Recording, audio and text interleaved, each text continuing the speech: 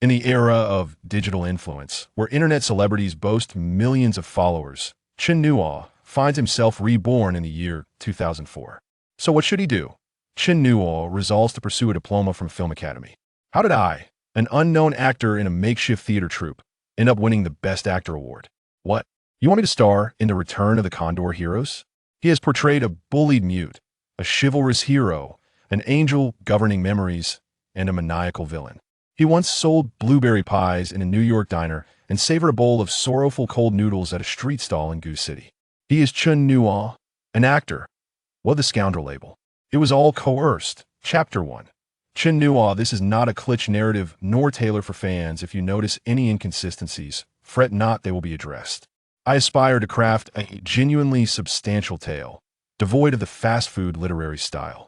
I hope you find joy in reading. In his previous life, after turning 30, Chen Nuo felt his body deteriorating. At this moment, he perceives rebirth as a man's salvation. Guess what I've written? In the darkness, Chen Nuo's voice was warm and thick. Stop it! The woman giggled softly, her laughter gentle and breathy. You little rascal, where do you conjure up so many tricks? Come on, guess what I penned? Too expensive. Right, the sun.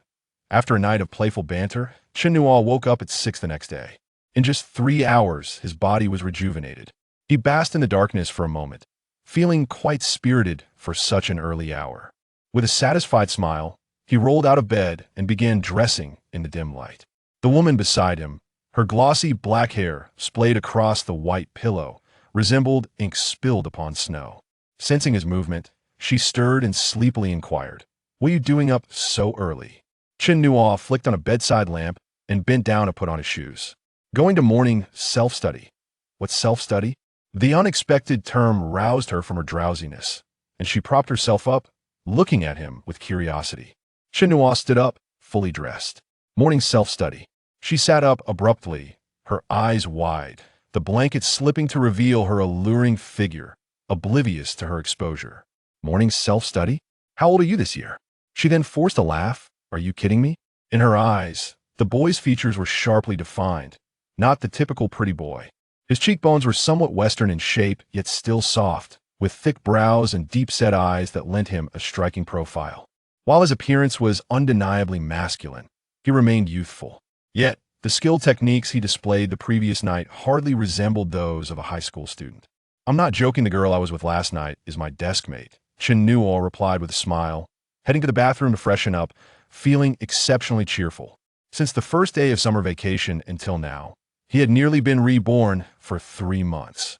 During these 3 months, he diligently studied, but last night he decided to indulge a little and skipped evening self-study to sneak out with Wang Jihan to play CS at an Internet CAF.AT the CF. He met this woman, and as they chatted, the virtual guns in CS lost their thrill, leading them to a hotel to engage in more intimate activities.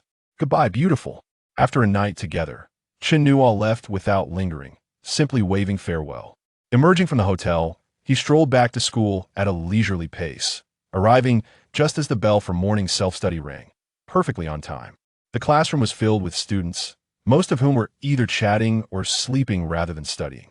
In this vocational high school, although he was in a regular class preparing for the college entrance exam, one could hardly expect a serious academic atmosphere.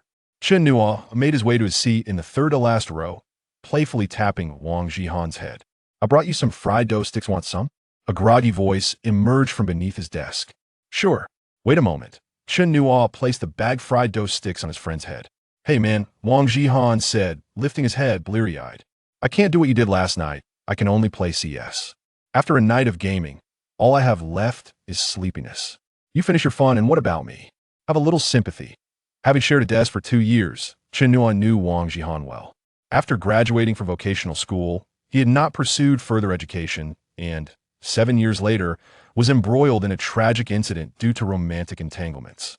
Chen Nuo was unaware of this at the time, only hearing about it later at a class reunion. Wang Jihan had been seriously injured, leading to a life-altering condition. At this moment, he remained just an ordinary, love-struck, internet-addicted youth. Sitting up straight, he expressed a tinge of envy. That girl from last night was stunning. No, was it exhilarating? Just eat your fried dough sticks. Indeed, the nurse was quite beautiful, particularly to a naive boy like Wang Zhihan, whose dreams were captivated by her long legs clad in black stockings. Yet, such charms held no sway over Chen Nuo. He had once been a scoundrel that, of course, the term scoundrel hadn't yet been coined in 2004. But a decade later, when the word emerged, nearly everyone who knew him would have described him as such. In 2003, during his second year of high school, he transferred to this small county to attend vocational school. The reason? His previous prestigious school had erupted in a scandal when a parent complained that a first-year boy was dating their daughter, who was in her final year. What initially seemed trivial escalated as the boy's name was leaked, prompting several other parents to come forward. The entire school was abuzz with gossip. Though the boy briefly became a legend, he could not continue attending school under such a reputation. That boy was Chen Nuo. In 2003, driven from his hometown by women's jealousy, he left the esteemed institution he had entered after paying a hefty admission fee and ended up at a vocational school in a county, merely passing the time. During those 2 years, he squandered his youth, engaging only in frivolous pursuits, such as chasing girls and gaming. In truth, he had not accomplished anything of substance since then. With too many girlfriends, he never married, living a nomadic life, knowing only physical pleasure, devoid of any understanding of true love. Ultimately, in that era of digital fame, he unexpectedly discovered a talent he had concealed for decades. His ability to connect with the camera was exceptional. He could cry or laugh on cue, immersing himself in a role with remarkable speed. Hand him a short script, and within minutes, whether as a domineering CEO or a street thug, he could embody any character. He gained fame by producing short videos, leveraging his charisma on camera, amassing a following of millions. However, he also attracted a legion of detractors, with many mocking him, claiming he was nothing but a pretty face flaunting wealth. And indeed, that was the truth. In the end, he was fatally stabbed by a hater right outside his garage. It may not have been solely due to a hater. Perhaps he could not control his desires and slept with the wrong person. Now, nearly 3 months into his rebirth, he had dedicated himself to studying at home. He had never attended university. In his past life, his father, Chen Bicheng, and mother Pan Chengrong had quarreled countless times over this issue, which was one of the reasons for their eventual divorce.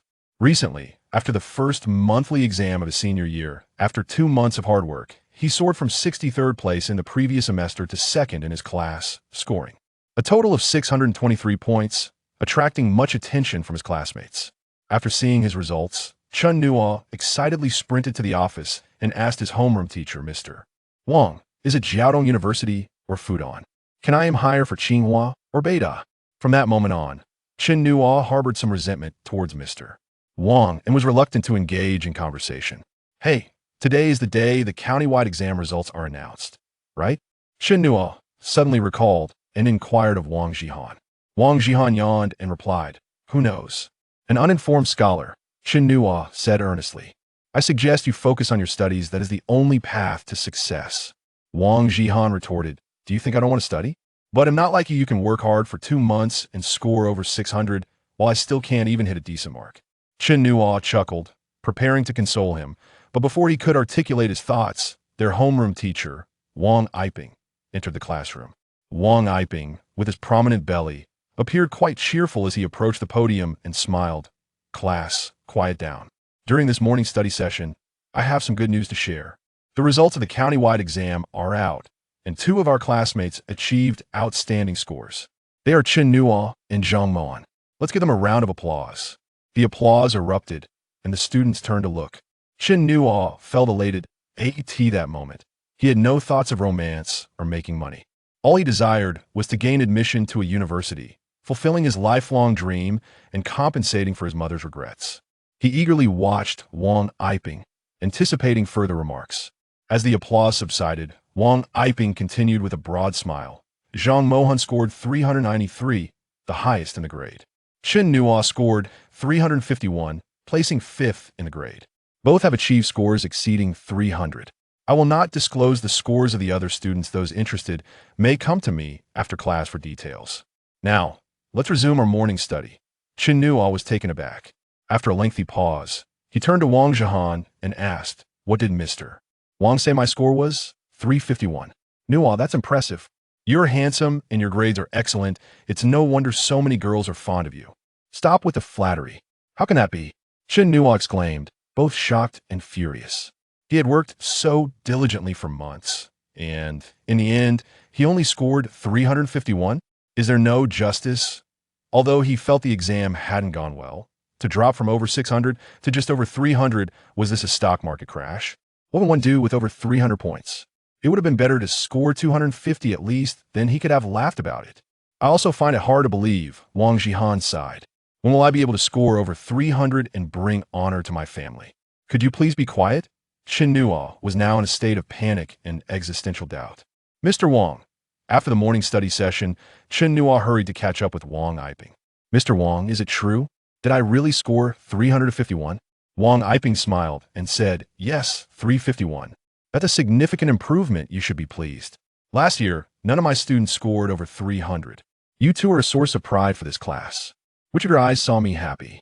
Chen Nuo's emotions surged as he gritted his teeth. But Mr. Wang, I scored over 600 in the last monthly exam. Why? Wang Yiping tapped his forehead and chuckled. The monthly exam questions are set by our teachers, which makes them a bit easier to keep at it. You still have over half a year. With your current level, aiming for a college diploma is possible. Aim for a college diploma, you say? I'm working my fingers to the bone for that. And you call it possible? Dad, I want to transfer schools. Chen Nuo realized that his college aspirations in this new life faced an enormous crisis. Just a day later, he took out his Nokia 3100 and called his father, Chen Biqing. Transfer? You're in your final year, you want to transfer? Chen Biqing asked, bewildered. Did you get into some kind of trouble again? Trouble? No. I feel there is no future for me at this school. I want to take the arts exam. The arts exam? Yes. I want to go to Beijing and apply to the Film Academy. Chapter 2. Not becoming a rich second generation. A week later, in the capital, Chen Nuo stood outside the capital airport, breathing in the thick smog as he gazed at the dust-laden road. He suddenly felt a sense of unreality. Ever since he made that call to Chen Biqing, his life seemed to have been accelerated, each moment passing by so swiftly that he felt somewhat dazed. Indeed, this was the path he had chosen after much contemplation. Since the route of academia appeared unfeasible, he had to carve out a new path. Without a doubt, the arts exam was such a route. Central Academy of Drama, Beijing Film Academy, Shanghai Theater Academy, any of these would suffice. Who knows what could happen? After all, the short videos he had created previously had garnered a fair amount of popularity, which might indicate some latent talent in this area. Could he perhaps leverage this to gain admission to a university? Upon hearing Chen Nuo's aspirations over the phone, Chen Biqing dismissed them as mere daydreams. Consequently, the two had an argument over the phone. Ultimately, neither father nor son could convince the other, and Chen Nuo, no longer insistent, used his saved pocket money to purchase a plane ticket. He left a note and flew directly to the capital. With over 10,000 yuan still in his account, he figured it was sufficient for rent and classes. Before he had even exited the airport, Chen Biqing called him. The first thing he said was, "You really went to Beijing?" "Yeah," Chen Nuo replied.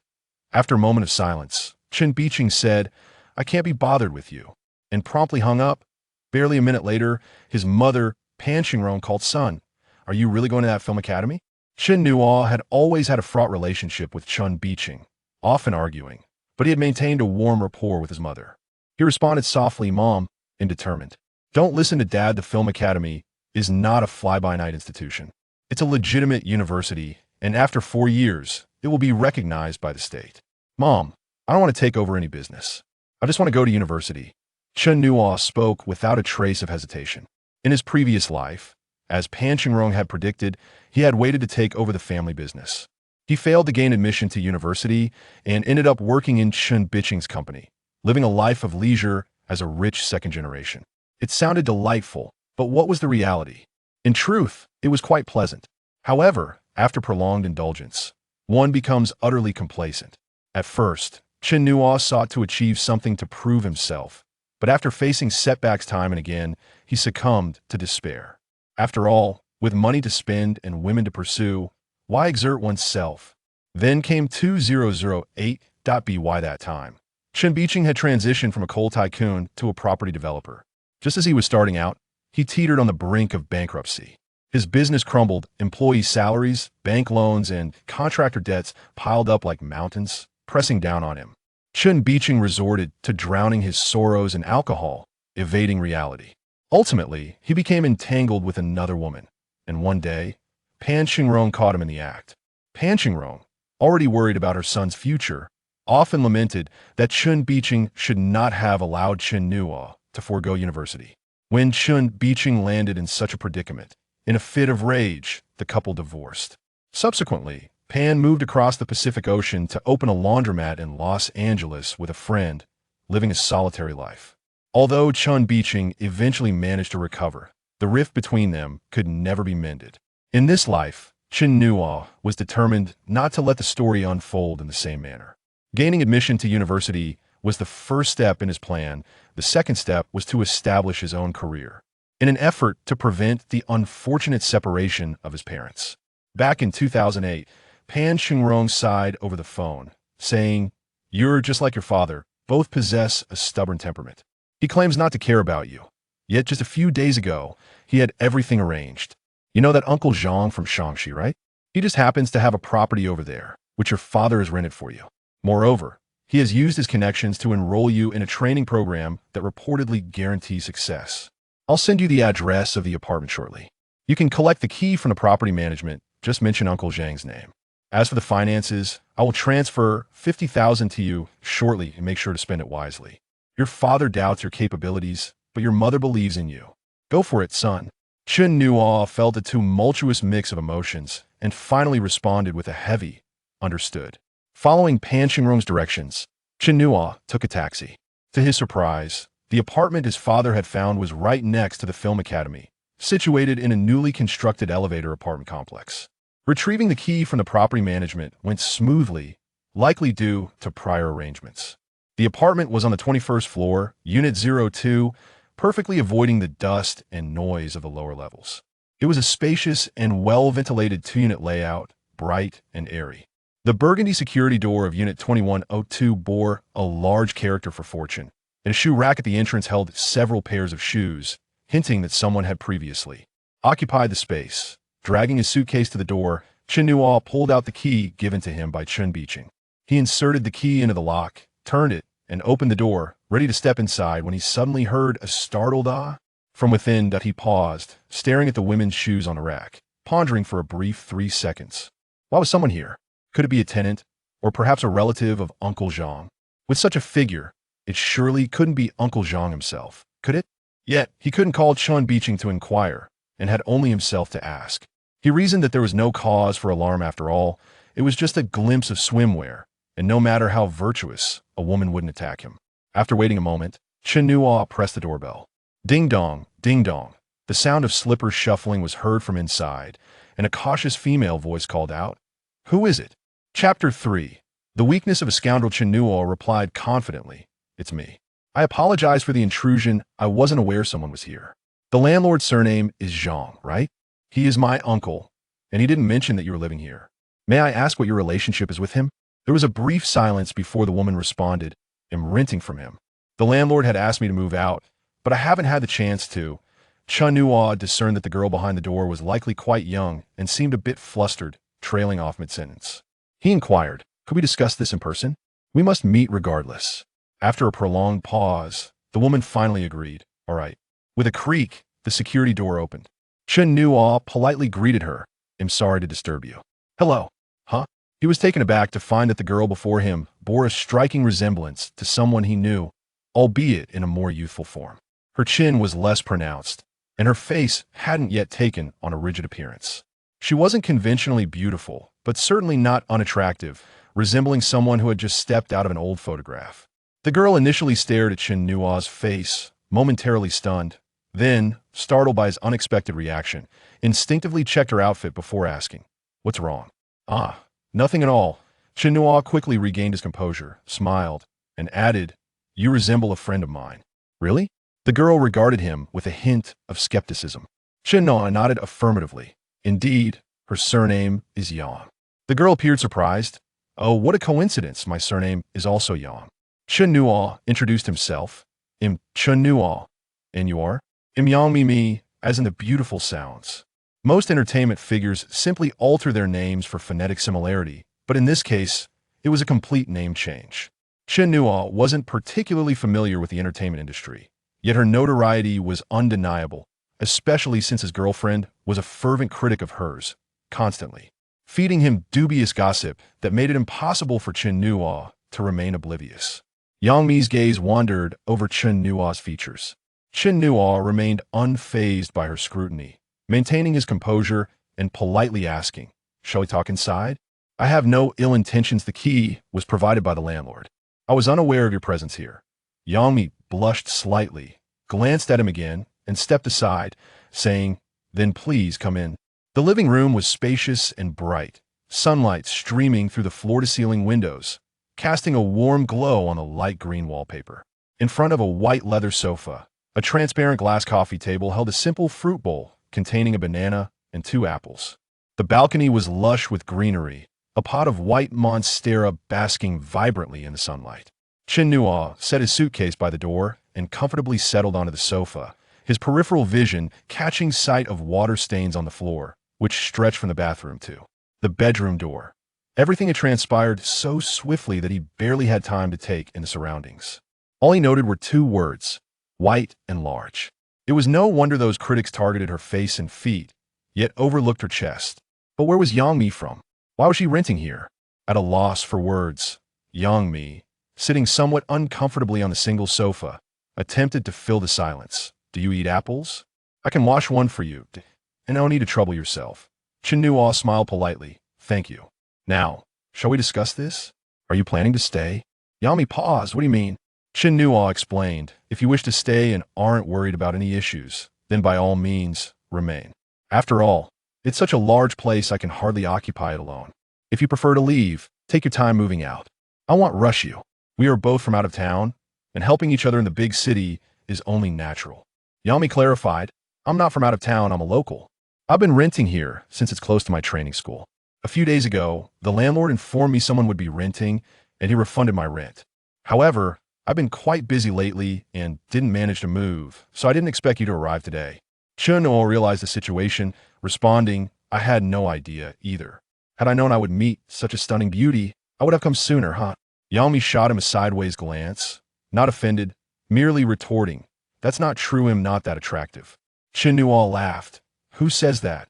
Even if you're not at your best now, you will undoubtedly grow more beautiful. Women transform as they mature. I believe you have more changes in store. Just a jest, don't take it to heart." His words inadvertently created a slightly awkward atmosphere. However, this was intentional on Chen Nuo's part.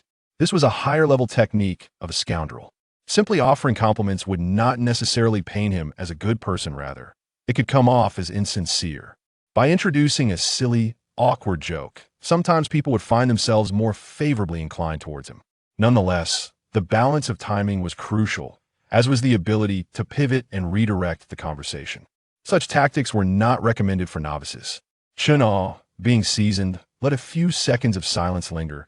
Sensing the moment was right, he awkwardly chuckled and scratched his head to break the silence. "So, you're renting here because of the training program nearby, preparing for the film academy, right?" Yang Mi's guard indeed lessened a few degrees, and with a natural demeanor, she nodded and remarked, "Indeed. Are you asking this because you're also interested?" Chen Nuo chuckled. "Yes, I am as well. What a coincidence, it turns out we are both aspiring students.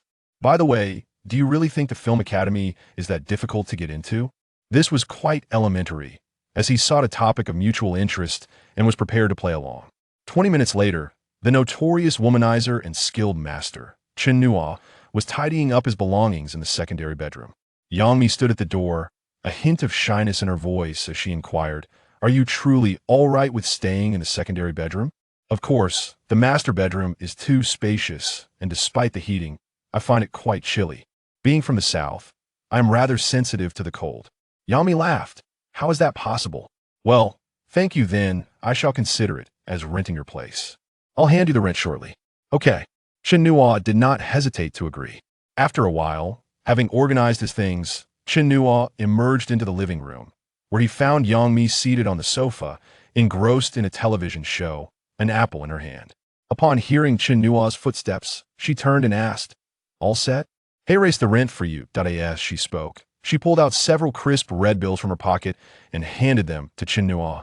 Chen Nuo glanced at the amount for notes and, without questioning how this figure was determined, he accepted them. Yang Mi appeared to relax a bit, seeking conversation. Have you seen this television series? The third season of Ji Xiaolan. Chen Nuo cast a glance at the screen. It was a must-watch series from his summer vacations, one he had already rewatched numerous times. A fourth season had been released later, but that was merely a continuation of a tale that had already concluded. I've seen a bit. What do you think of it? It's quite captivating. The strength of this series lies in the performances. The cast is comprised of seasoned actors. Our teacher encourages us to study their craft closely. Chen Nuo was taken aback by Yang Mi's enthusiasm for acting at this moment, as she seemed far from the image of a starlet fixated on trending topics, eager to seize every opportunity. While he too held a burgeoning interest in acting, hunger gnawed at him, and he decided not to pursue the topic further, suggesting, "I'm about to go eat. Would you like to join me?" Yang Mi replied with a chuckle, "No, I don't eat in the evenings. You go ahead." In later years, he had visited the capital numerous times, but he had never witnessed it at this particular moment in time. The scenery here was distinctly different from that of other regions in the country. Towering modern skyscrapers harmoniously coexisted with the vibrant alleyways and courtyard residences. On one side of the street, the architectural style retained the charm of the 1960s, while crossing to the other side could very well thrust one into the threshold of the new century. At that moment, he noticed a street sign indicating he had arrived near the film academy. Since he was here, he thought it prudent to take a look. In the era of viral fame, a strikingly beautiful internet celebrity finds herself reborn in 2004. So, what to do? Chen Nuo resolves to enroll in a film academy to earn a diploma. How did I, an unknown actor in a makeshift production, win the title of Best Actor? Wait, what? You want me to star in the return of the Condor Heroes? He has portrayed a bullied mute, a chivalrous hero, an angel who governs memories, and a deranged villain. He has sold blueberry pie in a New York restaurant and savored a bowl of heartbroken cold noodles at a street stall in Goosetown. He is Chen Nuo, an actor. What about being a scoundrel? That was forced upon him. Chapter 1. Chen Nuo. This is not a glitch narrative nor a fan service piece. If you encounter logical elements, do not fret, all will be explained. I aspire to write a genuine and substantial story, hoping it brings joy to all readers. In his previous life, after turning 30, Chen Nuo felt his physical prowess waning. At this moment, he considers rebirth to be a man's salvation. Guess what I've written? In the darkness, Chen Nuo's voice is warm and thick. Don't be silly. The woman giggles softly, her laughter tender and breathy. You little rascal, where do you get all these tricks? Come on, guess what I've written? Too expensive. Correct, it's the sun. After a night of revelry, Chen Nuo wakes at 6 the next morning. In just 3 hours, he feels re-energized. He savors the moment in the darkness, feeling quite invigorated for an early morning. With a satisfied smile, he turns and sits on the edge of the bed, groping in the dark to dress. The woman's long, dark hair sprawls on the white pillow, resembling ink spilled on snow. Noticing the commotion, she turns over, sleepily asking, "What are you doing up so early?" Chen Nuo switches on a bedside lamp, bending to put on his shoes. Going to early self-study. What self-study? The unexpected term jolts her awake, and she props herself up, looking at him in confusion. Chen Nuo, now dressed, stands up. Early self-study. She sits up abruptly, eyes wide, even as the blanket slips down, revealing a glimpse of her youthful allure. Early self-study? How old are you this year? Then she forces a laugh. You must be joking. In her eyes, the boy's features are sharply defined, not the typical pretty boy. His cheekbones are slightly western, yet gentle. His dark eyebrows frame deep-set eyes, giving him a strikingly masculine appearance, albeit youthful. Yet, last night's practice techniques hardly resemble those of a high school student. I'm not joking. The one who was with me last night is my desk mate. Chen Nuo smiles at her and heads to the bathroom to wash up, feeling unusually cheerful. From the first day of summer vacation until now, he has been reborn for nearly 3 months. During this time, he has diligently focused on his studies last night. However, he sought a balance between work and play, skipping evening study to sneak out with Wang Jihan to play CS at an internet CAF. He met this woman, and as they chatted, the virtual guns lost their allure, leading them to a hotel room for some real action. Goodbye, beautiful, Chen Nuo says, leaving without any lingering sentiment. Exiting the hotel, he strolls back to school, arriving just as the early self-study bell rings, perfectly on time. The classroom is filled with students, yet few are studying, some chat, others sleep. In this vocational high school, even though he is in a regular class preparing for college entrance exams, the atmosphere for learning is hardly to be desired. Chen Nuo takes his seat at the third-to-last row, casually tapping Wang Jihan's head. "I brought you some oil sticks, want some?" A muffled voice replies from beneath his head, "Sure, later." Chen Nuo places the oil sticks on his desk. "Man, come on." Wang Jihan lifts his face, sleepily mumbling, "I can't shoot real guns like you, I'm stuck with CS. After a night of playing, I'm left with nothing but drowsiness. You finish up with others while I'm left here? Have a little sympathy." Chen Nuo and Wang Jihan have been desk mates for 2 years. After finishing vocational school, Wang Jihan did not pursue further education and, 7 years later, became embroiled in a tragic incident due to relationship troubles. At that time, Chen Nuo was unaware, only learning about it during a class reunion. A severe injury left him disabled at this moment. Wang Jihan is merely an ordinary, inexperienced boy consumed by internet addiction. He straightens up, a hint of envy in his voice. That beauty from last night was stunning. No, wasn't exhilarating? Just eat your oil sticks. Indeed, the nurse was quite beautiful, particularly for a knave boy like Wang Jihan, who would be captivated by her long legs clad in black stockings. But such tactics hold no sway over Chen Nuo, for he was once a scoundrel that, of course, in 2004, that term did not yet exist. But a decade later, when the word scoundrel was coined, nearly everyone who knew him would say the same. In 2003, as a sophomore, he transferred to this small county's vocational school. The reason was that his previous prestigious urban high school had suddenly made headlines. The trouble began when a parent of a female classmate approached the academic office, claiming that a first-year boy was romantically involved with their daughter, a senior. This was initially a minor issue, merely a reprimand. However, someone leaked the boy's name, leading to 4 or 5 other parents coming forward. The entire school was in an uproar.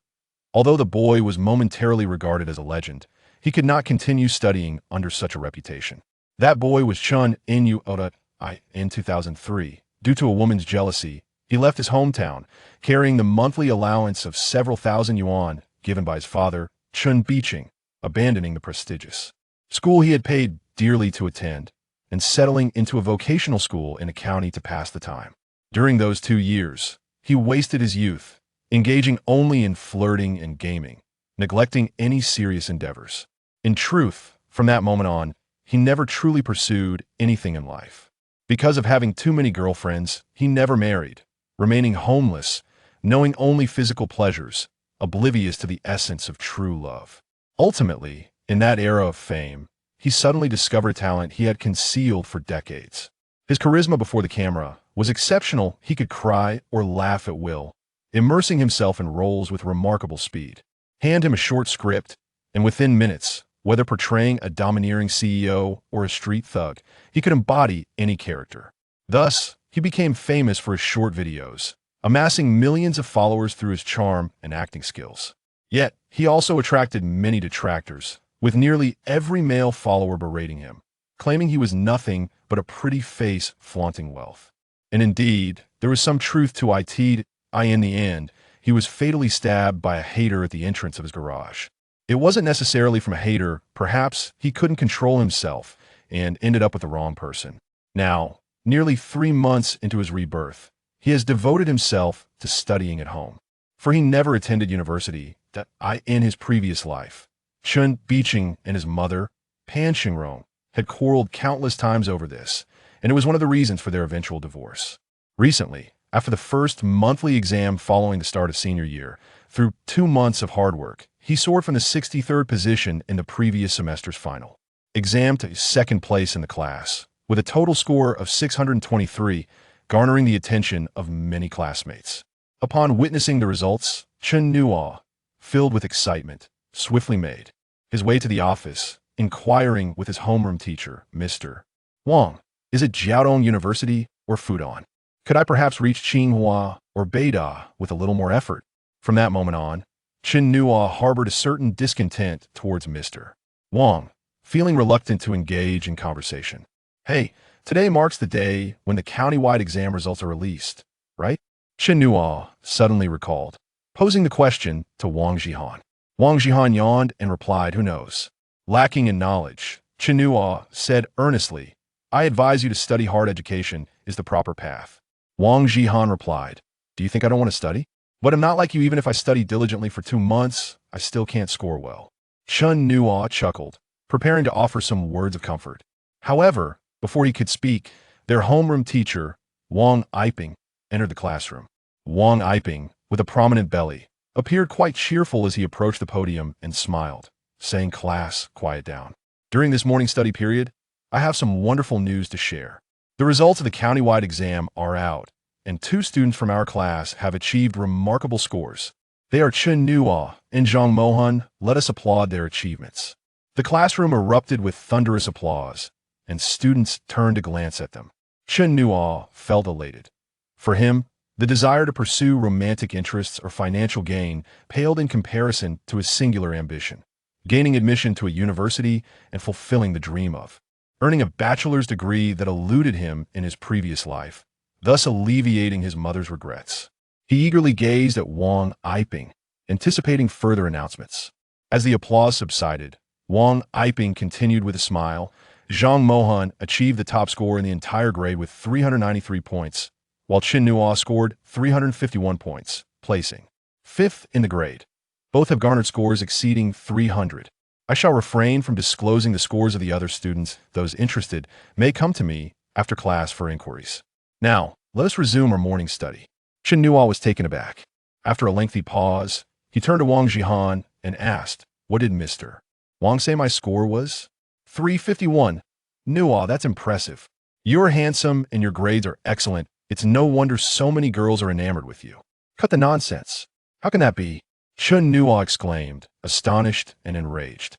After months of diligent effort, how could he have only scored 351? Is there no justice in the world? Although he felt the exam had not gone well, to plummet from over 600 to just over 300 was unfathomable. Was this akin to stock market manipulation? What could he do with a score above 300? He might as well have scored 250, which at least would have elicited a chuckle. "I too find it implausible," Wang Jihan sighed. "When will I be able to score over 300 and bring pride to my family?" "Could you please be quiet?" Chen Nuo was in a state of panic and existential doubt.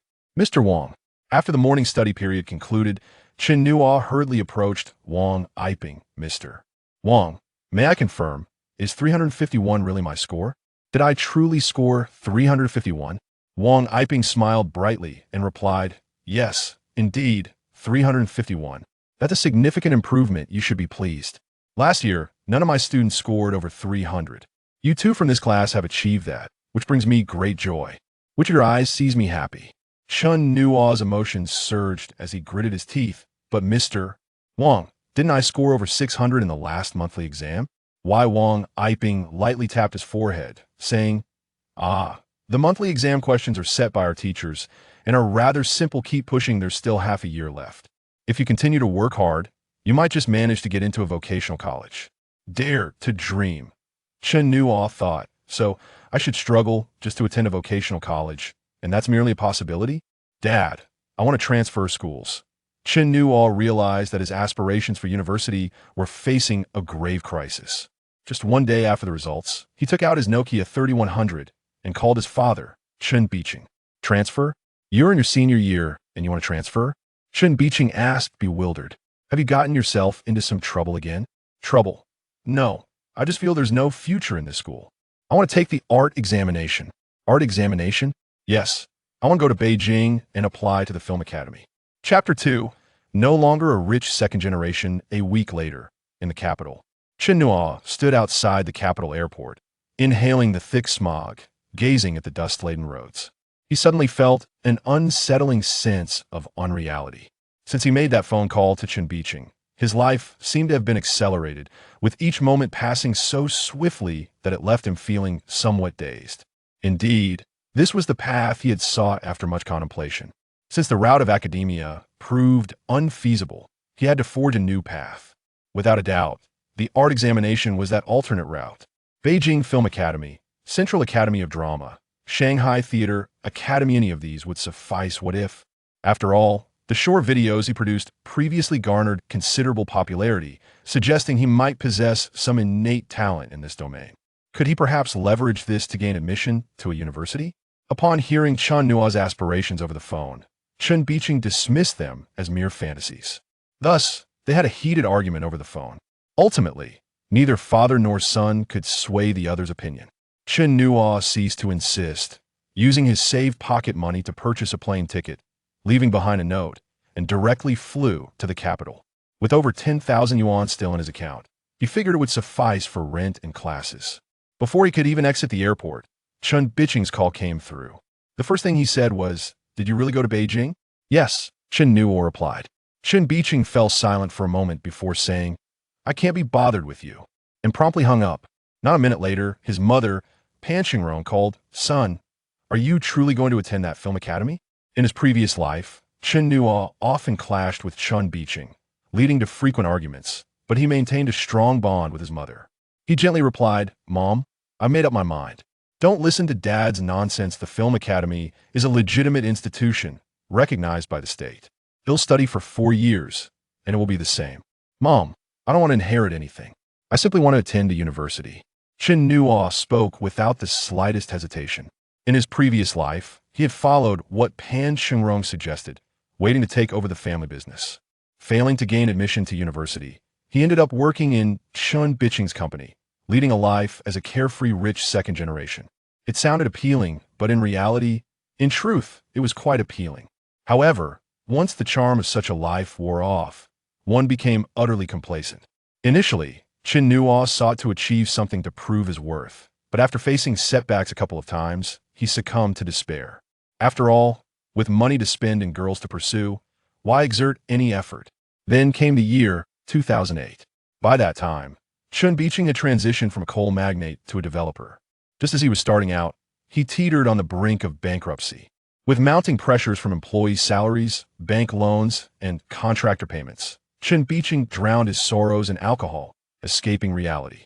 Ultimately, he found himself entangled with another woman, and one day, Pan Qingrong caught him in the act. At that time, Pan Qingrong was already deeply worried about her son's future, often lamenting that Chen Biqing should not have allowed Chen Nuo to forego university. Then, with this latest scandal, in a fit of rage, the couple parted ways. Pan eventually moved across the Pacific, opening a laundry with a friend in Los Angeles, living in solitude. Although Chen Biqing managed to weather the storm later on, the rift between them could never mend. In this life, Chen Nuo certainly would not allow the story to unfold as it had. Gaining admission to university marked the first step in his plan. The second step would involve establishing his own career. In 2008, in an effort to prevent the tragic separation of his parents, Pan Qingrong sighed over the phone, saying, "You are just like your father. Both of you possess a stubborn temperament." He claims he won't interfere, yet he has already made arrangements for you days ago. Your uncle Zhang from Shaanxi, you know him, right? He just happens to have a property over there, which your father has rented. Moreover, he has leveraged connections to enroll you in a training program that is reputedly guaranteed to ensure success. Wait, I will send you the address of the house. You can collect the key from the property management. Just mention your uncle Zhang's name. I will transfer you 50,000 shortly. Make sure to spend it wisely. Your father doubts your capabilities, but your mother believes in you. Go for it, son. Chen Nuo felt a mixture of emotions and finally responded heavily. Understood. Following Pan Qingrong's directions, Chen Nuo took a taxi.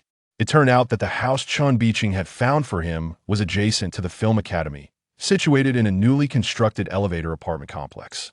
Obtaining the key from the property management was quite smooth, presumably due to prior arrangements. The apartment was on the 21st floor, Unit 02, perfectly positioned to avoid dust, featuring a spacious and bright corridor with a 2-unit flat structure. The brown-red security door of Unit 2102 was adorned with a large character for fortune, and a shoe rack by the entrance held several pairs of shoes, suggesting that someone had previously resided there. Dragging his suitcase to the door, Chen Nuo fished out the key given to him by Chen Biqing. He inserted the key into the lock, turned it, and opened the door, ready to step inside when an ah echoed from within. Bam! Staring at the women's shoes on the rack, he pondered for 3 seconds. Who could possibly be inside? Could it be a tenant or perhaps a relative of Uncle Zhang? Given her ample bosom, it certainly couldn't be Uncle Zhang himself, could it? However, he could not call Chen Biqing and had no choice but to inquire himself. He reasoned that it was not a big deal after all. It was just a glimpse of a swimwear figure, and no matter how virtuous one might claim to be, it was unlikely they would resort to violence against him. After waiting a moment, Chen Nuo pressed the doorbell. Ding dong, that he heard the sound of slippers moving inside, and a cautious female voice called out through the door. Who is it? Chapter 3. The Capabilities of Cat. Chen Nuo confidently replied, It's me.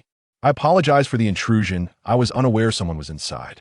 The landlord here is Mr. Zhang, right? He is my uncle, and he did not mention that you were living here. May I ask your relationship with him? There was a brief silence before the woman responded, I am renting his apartment. The landlord had asked me to move out, but I haven't had the chance to. Chen Nuo could tell that the girl behind the door was quite young and seemed somewhat flustered, her sentence trailing off without completion. He inquired, May I come in to discuss this face-to-face? Regardless of the circumstances, we ought to meet, don't you think? After a prolonged silence, the woman finally replied, All right. With a creak, the security door opened. Chen Nuo politely initiated the conversation. I apologize for the disturbance. Hello. He rarely lost composure in front of women, unless he was utterly unable to contain himself. To his astonishment, the girl before him bore a striking resemblance to someone he knew, a youthful version of that person. Her chin was less pronounced, and her face lacked the rigidity he associated with his acquaintance. She was not conventionally beautiful, yet certainly not unattractive, resembling someone who had stepped out from an outdated photograph. The girl stared at Chen Nuo's face for a moment, then, startled by his peculiar reaction, instinctively looked down to check her attire before asking, What's wrong? Nothing at all. Chen Nuo quickly regained his composure, smiled, and said, You resemble a friend of mine. Really? The girl regarded him with skepticism. Chen Nuo nodded affirmatively. Indeed, her surname is Yang. The girl appeared surprised. Oh, what a coincidence. My surname is also Yang. Chen Nuo introduced himself. I am Chen Nuo. What is your name? My name is Yang Mi, as in the sound of music. Most entertainment names are simply variations of the same phonetic sounds. But in this case, it was a complete name change.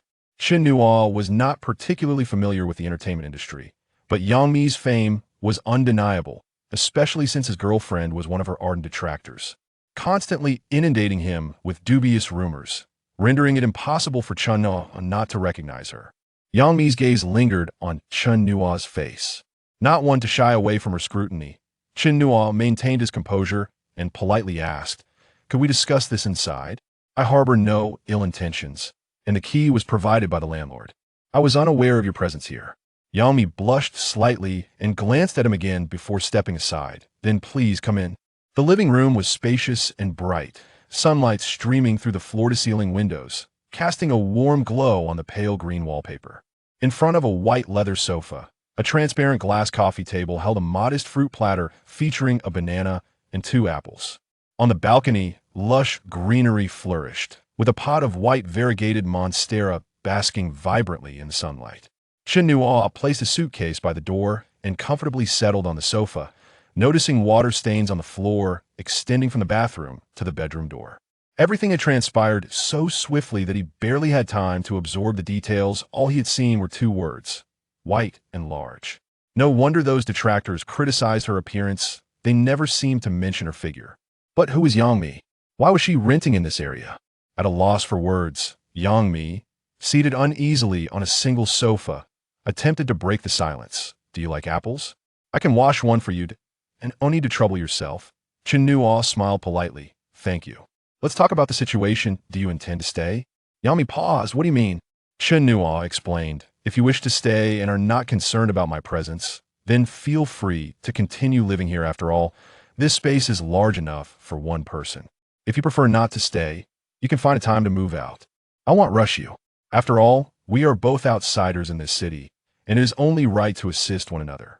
Yang Mi replied, I'm not from out of town. I am from Beijing. I have been renting here because it is close to my training school. A few days ago, the landlord informed me that someone would be renting, and he even refunded my rent. However, I have been quite busy and have not had the chance to move, so I did not expect you to arrive today. Chen Nuo realized, I see. I certainly did not anticipate this either. Had I known I would meet such a beautiful girl, I would have come sooner, huh? Yang Mi shot him a sidelong glance, but was not offended. Instead, she remarked, "Not at all. I am not that attractive." Chen Nuo chuckled. "Who says so? Even if you are not conventionally beautiful now, you will undoubtedly become so in the future. Women transform as they age, and I believe you have that potential." "Haha, just a joke. Please don't take offense." His words created a moment of awkwardness in the atmosphere. However, this was intentional on Chen Nuo's part. This was a technique employed by seasoned cats. Excessive flattery might lead a woman to view you as insincere or merely smooth-talking. Conversely, inserting a silly, awkward joke can sometimes leave a more favorable impression. Nevertheless, the sense of timing is crucial, and one must adeptly navigate the conversation to redirect the topic. It is not advisable for novices. Chen Nuo, being seasoned, allowed the silence to linger for a few seconds, gauging the right moment before he awkwardly chuckled twice, scratched his head, and broke the silence. "So, you are renting this place because you are attending a training course nearby in preparation for the film academy, correct?" Yang Mi's guard had indeed diminished a few notches, and with a natural nod, she remarked, "Indeed, that be why your question. Could it be that you are as well?" Chen Nuo chuckled, "Yes, I am." "What a coincidence. It seems we are both aspiring students. Tell me, do you really think the film academy is that difficult to get into?" This was a rather elementary approach, seeking a topic of mutual interest while playing the role of the listener. 20 minutes later, the master of dubious charm, Chen Nuo, was tidying up his belongings in the secondary bedroom. Yang Mi stood at the doorway, slightly embarrassed, and asked, "Are you truly fine with staying in the secondary bedroom?" "Of course, the master bedroom is too spacious even with the heating. I find it chilly. I'm from the south. You see, I'm quite sensitive to the cold." Yang Mi laughed. "How can that be?" "Well, thank you. Consider it as me renting your room. They'll hand you the rent shortly." "Okay," Chen Nuo replied without any hesitation. After a while, once Chen Nuo had finished organizing his things, he stepped into the living room and found Yang Mi seated on the sofa, engrossed in watching television while nibbling on an apple. Upon hearing Chen Nuo's entrance, she turned and inquired, "All set? Hey, raised the rent for you." She pulled out several crisp red bills from her pocket and handed them to Chen Nuo. Chen Nuo glanced at the amount for notes and accepted them without questioning how this figure had been determined. Yang Mi seemed to relax a bit, trying to make conversation. "Have you seen this TV drama?" "The third part of Ji Xiaolin." Chen Nuo cast a glance at the television. It was a series he had watched numerous times during his summer breaks, and it had since spawned a fourth installment, though that one was merely an unnecessary continuation. "I've seen a bit. What do you think of it?" "It's quite captivating. The key lies in the performer skills. They're all seasoned actors. Our teacher encourages us to watch closely and analyze their craft." Chen Nuo was taken aback by Yang Mi's enthusiasm for acting at this moment, a stark contrast to the image of someone who would later latch on to trending stars, seemingly eager to devour every morsel of fame. Although he too had developed an interest in acting, his stomach rumbled, prompting him to change the subject. "I'm about to head out for a meal. Would you care to join me?" Yang Mi chuckled. "No, I don't eat in the evenings. You go ahead." In later years, he visited the capital numerous times, yet he had never experienced it at this moment in time. The scenery here was strikingly different from that of other places in the country. Towering modern skyscrapers coexisted harmoniously with the lively hutongs and courtyard homes. On one side of the street, the architecture retained the charm of the 1960s, while crossing to the other side might transport one into the threshold of the new century. At that moment, he noticed a street sign indicating he had arrived near the film academy. Since he was here, he might as well take a look. Chapter 4. Comprehensive Learning. Chen Nuo visited the film academy in 2018. Over a decade later, he had a friend from the capital, a mischievous individual, who took him there for a few days of exploration. During his time, he encountered several female students from the academy, and he must admit that their variety and flair opened his eyes, a stark contrast to his humble background from Sichuan. This brief experience led him to perceive the film academy as anything but a serious institution. Unexpectedly, in 2005, thousands of applicants besieged the academy. The entrance had seemingly remained unchanged over the decades, and after surveying his surroundings and solidifying his goals for the upcoming months, he prepared to leave. At that moment, Chen Nuo noticed a group of artistic youths nearby, one of whom, cigarette in mouth, was fixated on him. Initially indifferent, he continued his walk until he heard someone calling from behind. "Hey, wait a moment." In Chen Nuo's eyes, such individuals were typically up to no good, either hustling or indulging in drugs. There were no other plausible explanations. "Hey, wait." The man caught up, and upon closer inspection, he appeared somewhat more appealing than anticipated. Likely in his 20s, his unique attire contrasted with his comically round eyes and thick brows, resembling a whimsical caricature of a hippie. "Hey, I'm talking to you. Do you need something?" Chen Nuo inquired, a hint of trepidation creeping in, fearing he was about to be drawn into an unpleasant situation. As expected, the man's opening line was, "Do you want to make a movie?" Chuckling softly, Chen Nuo shook his head, expressing his lack of interest, and attempted to walk past him. The man quickly sidestepped to block his path again, urging, "Don't be hasty. Aren't you from the film academy? Don't you want to make a movie?" Chen Nuo again declined, stating, "I am not, nor do I wish to." The man appeared taken aback. "Wait a moment," he urged, trying again to impede Chen Nuo's progress. Without hesitation, Chen Nuo noticed the man's accomplices approaching, sensing a potential threat of robbery should their scam fail. In this day and age, surveillance cameras were scarce, and even in the bustling capital, one had to rely on oneself for safety. Without further ado, he delivered a swift kick between the man's legs. He didn't exert full force, wary of causing unnecessary trouble.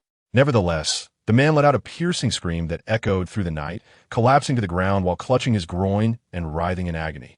Amidst the shouts of his enraged companions, Chen Nuo fled, running 2 blocks before finally stopping.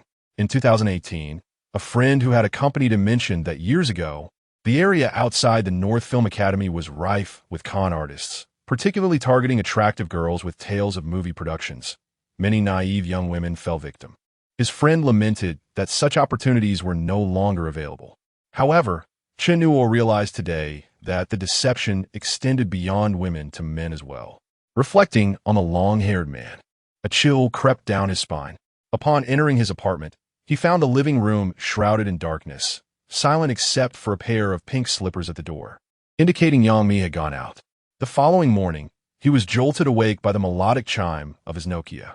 A stranger's number flashed on the screen. Groggy, he answered. "Is this Chen Nuo?" A mature, male voice inquired.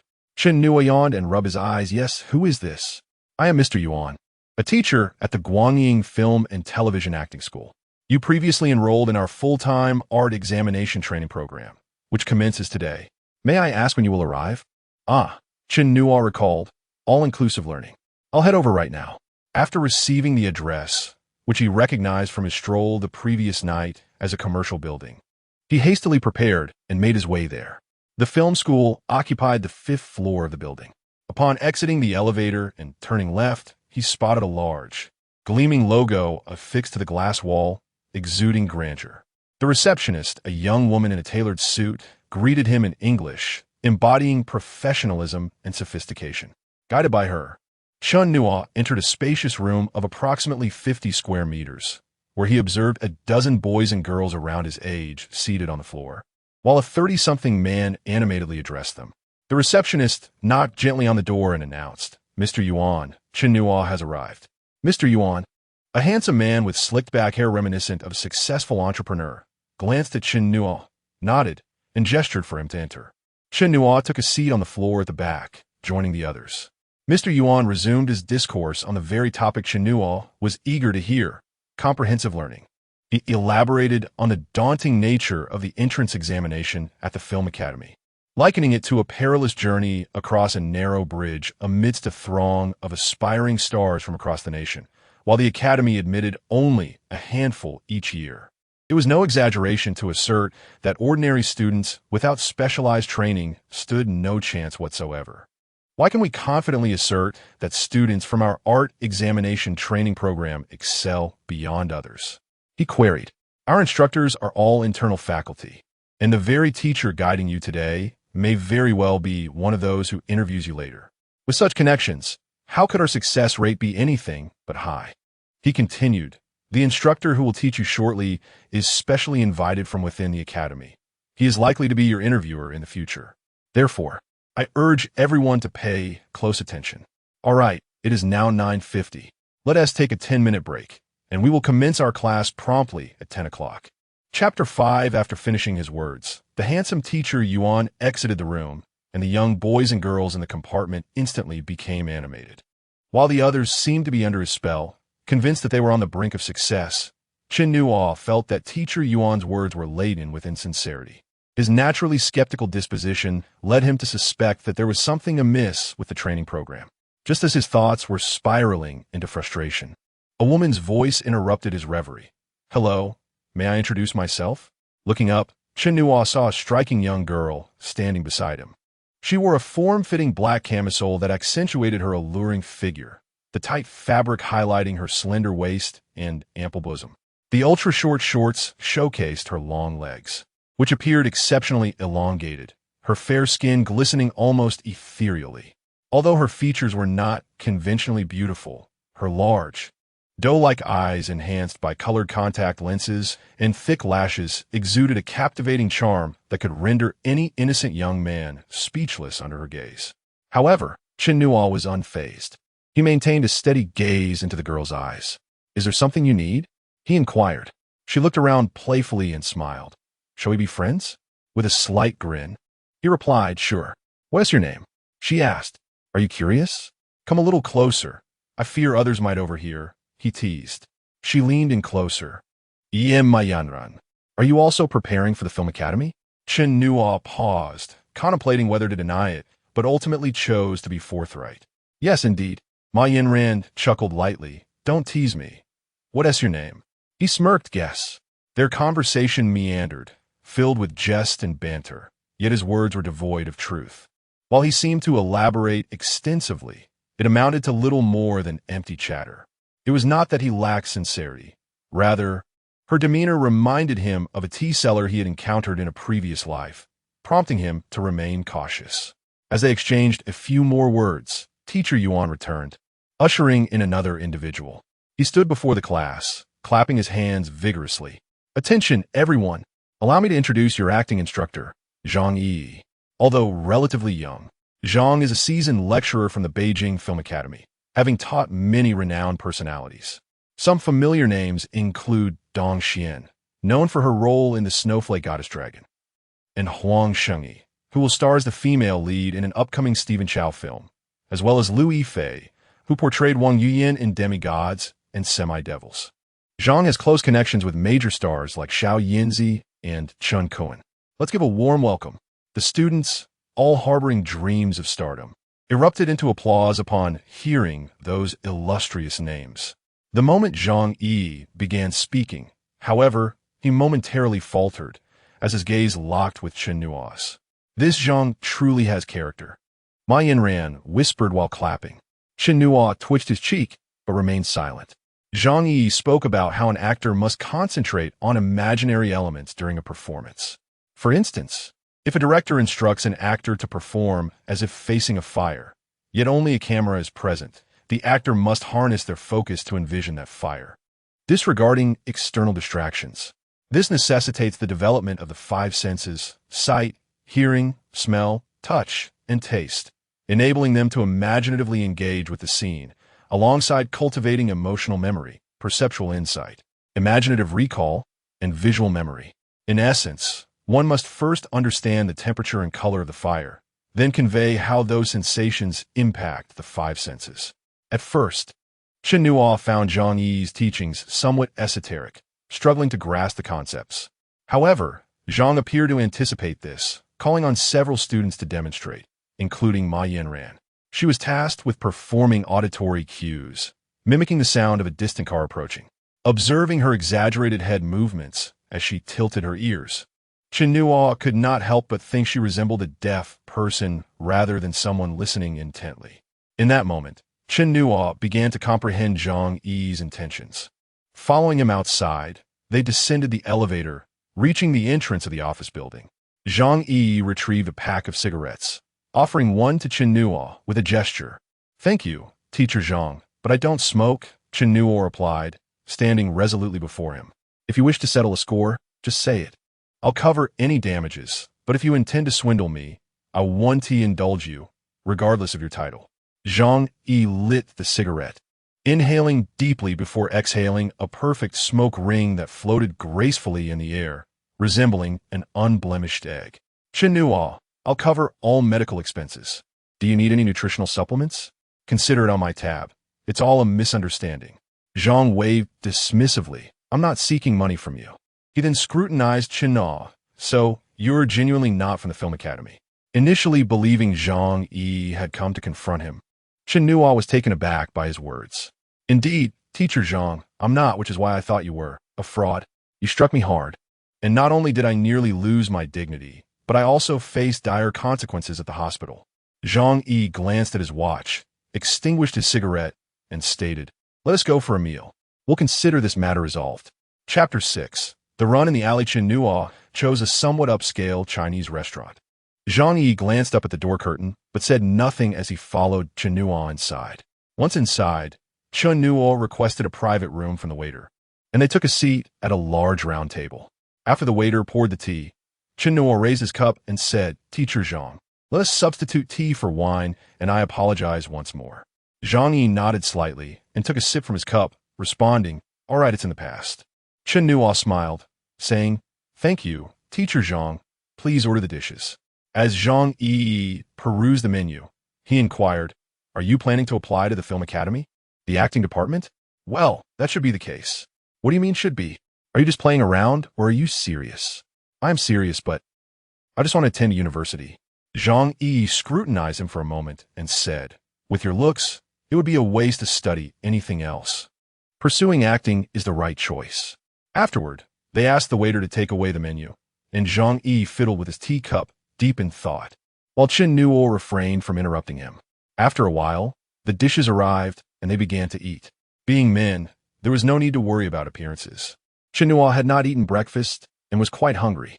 The two of them devoured the dishes almost as soon as they arrived, finishing most of the 4 dishes and 1 soup in no time. Teacher Zhang, shall we order a couple more dishes? Zhang Yi shook his head, patting his stomach, and replied, no, I'm full. Then shall I settle the bill now? Wait a moment. Let us sit for a while longer. Zhang Yi pressed down with his hand, hesitating before stating, let us discuss some serious matters. Currently, I do have a film in preparation. The script is my own. The funding is secured, and I've nearly assembled a crew, but I'm still missing a male lead. I haven't found a suitable candidate yet. Are you interested? Chen Nuo was taken aback that the matter was still pending, hesitating for a moment. Deep down, he was eager to try, as he was curious about how his self-assured talents would fare before professionals. However, he feigned reluctance and said, I wouldn't know how to act. By the way, Teacher Zhang, why don't you play the role yourself? Zhang Yi chuckled. With my looks, what could I possibly portray? Besides, I am a directing student. What would I act for? Chen Nuo was genuinely surprised. You're a director? But aren't you teaching us acting? Just because I teach acting doesn't mean I need to act myself. Can a director not teach? Zhang Yi scoffed. In your shabby school, a single class costs 300 yuan. What do you expect? Can you really afford to hire a big shot from the acting academy to teach you? Only broke, directing students like us would consider such a paltry sum. Let us not dwell on that. Do you have any interest? Chen Nuo understood. Indeed, Chun Bicheng had been taken advantage of by the school. Teacher Zhang, it's an honor that you see potential in me, but I fear I might not be able to contribute and would waste your time. I know. I'm actually worried about that too. Zhang Yi nodded. How about this? Do you have anything scheduled after school this afternoon? No. Then let us go after school and see how it goes. The afternoon class was a script reading session. Prior to class, Ma Yinran leaned in close to Chen Nuo and whispered conspiratorially, did you have lunch with Teacher Zhang? Feigning ignorance, Chen Nuo replied, what Teacher Zhang? Teacher Li? Keep pretending. It's the teacher who teaches us acting. I saw you two together. You can't deny it. Wow, you stalked me? Police, don't flatter yourself. I'm not that bored. I happened to see you two talking at the entrance when I went out for lunch. Hey, what were you discussing? Ma Yinran stared intently at Chen Nuo. Oh, not much. Teacher Zhang mentioned he's working on a film and asked me to play the male lead. You're joking. You knew each other before, right? Yes, we do. But when he asked me to play the lead, I was reluctant, and he was trying to persuade me during lunch. Well, whatever. Ma Yinran's expression turned cold as she shot him a glare before standing up and leaving. She didn't come to find him for the rest of the afternoon. After school, Chen Nuo followed Zhang Yi to a nearby alley called Damianhua Alley. A young man, seemingly of similar age to Zhang Yi and sporting a mohawk, stood waiting for them. "My goodness, it's really you." Upon seeing the two, he exclaimed, giving Zhang Yi a thumbs up. "What a surprise. You're casting him?" He then frowned, sizing up Chen Nuo. "What is so special about him?" "I don't see anything remarkable." Zhang Yi waved his hand dismissively. "Enough of that. Chen Nuo, this is Li Xiaotian, my film as producer. Now, I'll explain the scene to you, and you'll perform it for us. You'll play Zhang Yaba, a poor boy raised in the alleys of Beijing. His father passed away when he was young, and his mother went mad, leaving him to grow up on the kindness of strangers. He has a childhood sweetheart named Xiaozhu. As they grew older, their feelings blossomed, and they secretly fell in love. However, Xiaozhu's father insists she marry a wealthy man, wanting to move them out of the alley into a grand, bright apartment. One day, Xiaozhu, unable to resist her father's wishes, breaks up with Zhang Yaba to his face. "Now, you are Zhang Yaba. Xiaozhu has just broken up with you, and you're leaving her house, walking out of this alley. Do you understand?" Chen Nuo glanced at Zhang Yi and then at the seemingly judgmental Li Xiaotian, nodding. "I think I understand. Let me give it a try. If I don't perform well, please don't take it to heart, teacher Zhang." Zhang Yi replied, "I won't hold it against you, but you must take it seriously. Is that clear?" "Understood." However, he realized that short videos and films were certainly not the same, and Zhang Yi's expectations would differ as well. If after trying, Zhang Yi deemed him unfit, he could at least come to terms with his limitations and the illusion of having a natural camera presence. It would be wise to change paths early. He could pursue singing if acting didn't work, and if that failed, perhaps dancing or painting. In any case, time was of the essence to find a new direction. How should he perform? As Chen Nuo walked deeper into the alley, he pondered. First, he must avoid the previous over-exaggeration. Second, he needed focus, just as Zhang Yi had emphasized in today's lesson. Clear his mind and concentrate. And then, what else? After much contemplation, he felt fortunate that the scene Zhang Yi described was quite familiar to him. He had witnessed similar scenarios countless times throughout his life. Thus, he could draw from those memories to recreate the moment accurately. Chapter 7. The Mute's House. Thus, Zhang Yi and his companions beheld a figure stumbling towards them in the dimming alley, under the soft glow of the streetlight. From a distance, the person's face was obscured. They could only discern a swaying gait before the individual suddenly leaned against the wall, burying their head, shoulders trembling as if in tears. In an instant, he pushed against the wall with force. At that moment, the man's previously soft and bent legs straightened, returning to normalcy. He continued to walk, increasing his pace until he began to jog. His running posture was peculiar, his fists clenched tightly, swinging as if wielding two hammers. It seemed he was harboring some pin-up emotion, striving to break free from his shackles. Not far away, Chen Nuo reached Zhang Yi and the others, halting to catch his breath. "So, how is it, teacher Zhang? Did it work?" Chen Nuo was uncertain of his performance. Initially, he aimed to mimic a girl he had once parted ways with, but inexplicably, as he acted, something seemed to seep into his heart, manifesting in his portrayal. For instance, the manner of his running and the act of leaning against the wall. He knew not where these elements originated. Nonetheless, as he performed, they resonated within him. If one would articulate it, perhaps it was due to his incessant consumption of short videos, particularly those exaggerated performances, which during his enactment seemed to transform into something genuine. Zhang Yi regarded his countenance, which bore no trace of moisture. "What is the matter?" Chen Nuo inquired, touching his face. Zhang Yi exchanged a glance with Li Xiaotian. Li Xiaotian, inadaze, remarked, "Dumb. Wait, let me think." Zhang Yi stroked his chin, pondering for a moment before suggesting, "Continue performing. Imagine he has run for a while and finally exhausted himself, coming to a stop. At this moment, I hope you maintain the same emotional thread as before. Go on." "All right." Chen Nuo, as before, emptied his mind, focusing intently to immerse himself in the role. Zhang Yi observed as the boy stood there, the expressions on his face gradually fading. There was no sorrow, no anguish, nor the expected despair. He merely lowered his head, staring at the ground. His gaze was vacant, akin to that of a disturbed individual.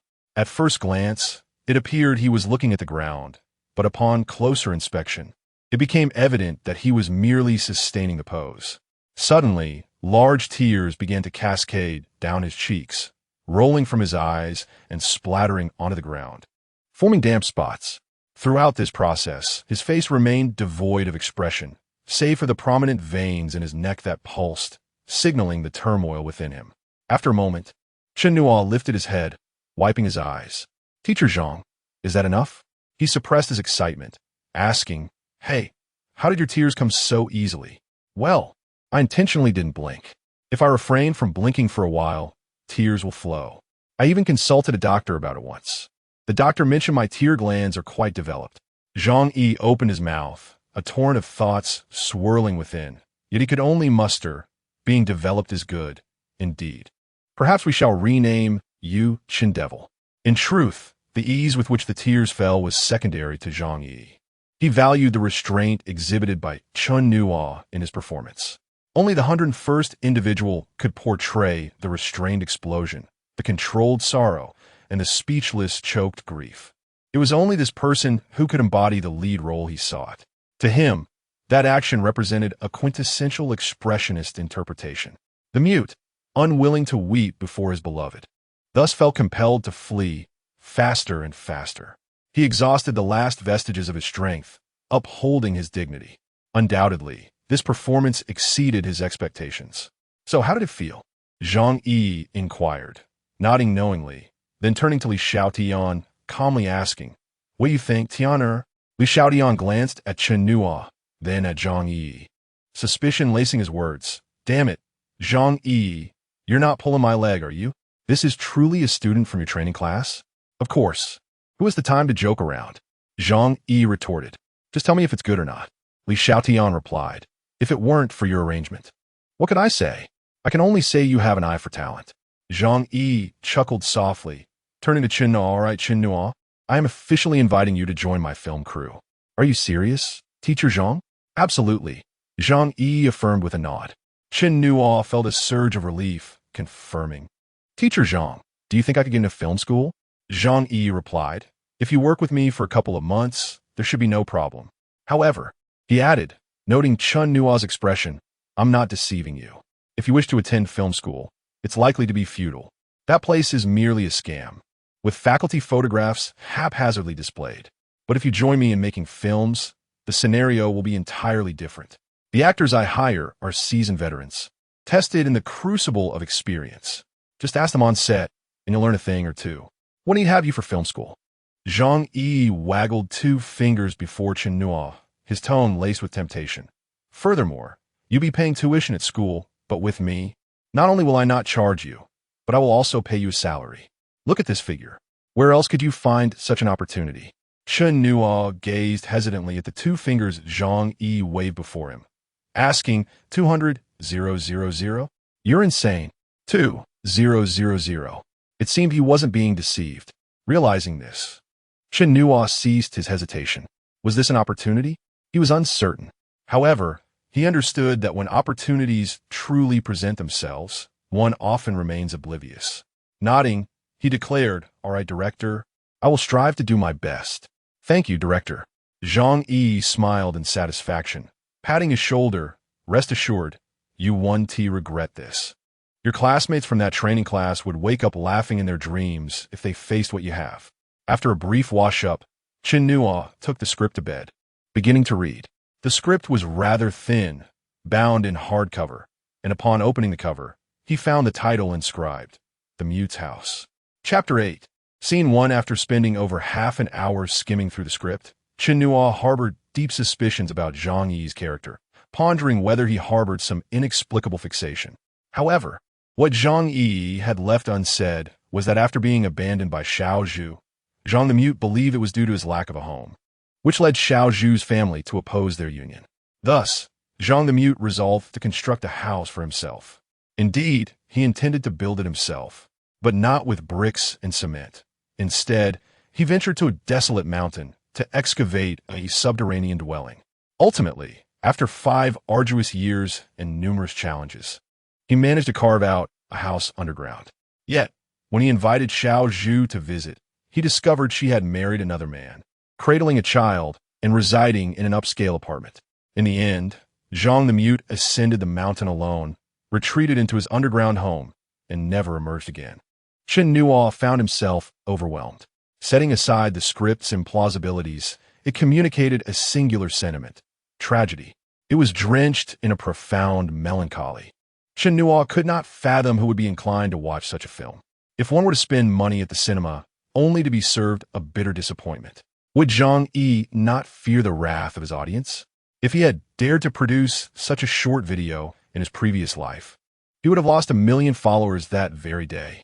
Was this truly the essence of cinema, the embodiment of art? Chen Nuo remained perplexed. Nevertheless, having committed to Zhang Yi, he resolved to delve into the script and discern what he could make of it.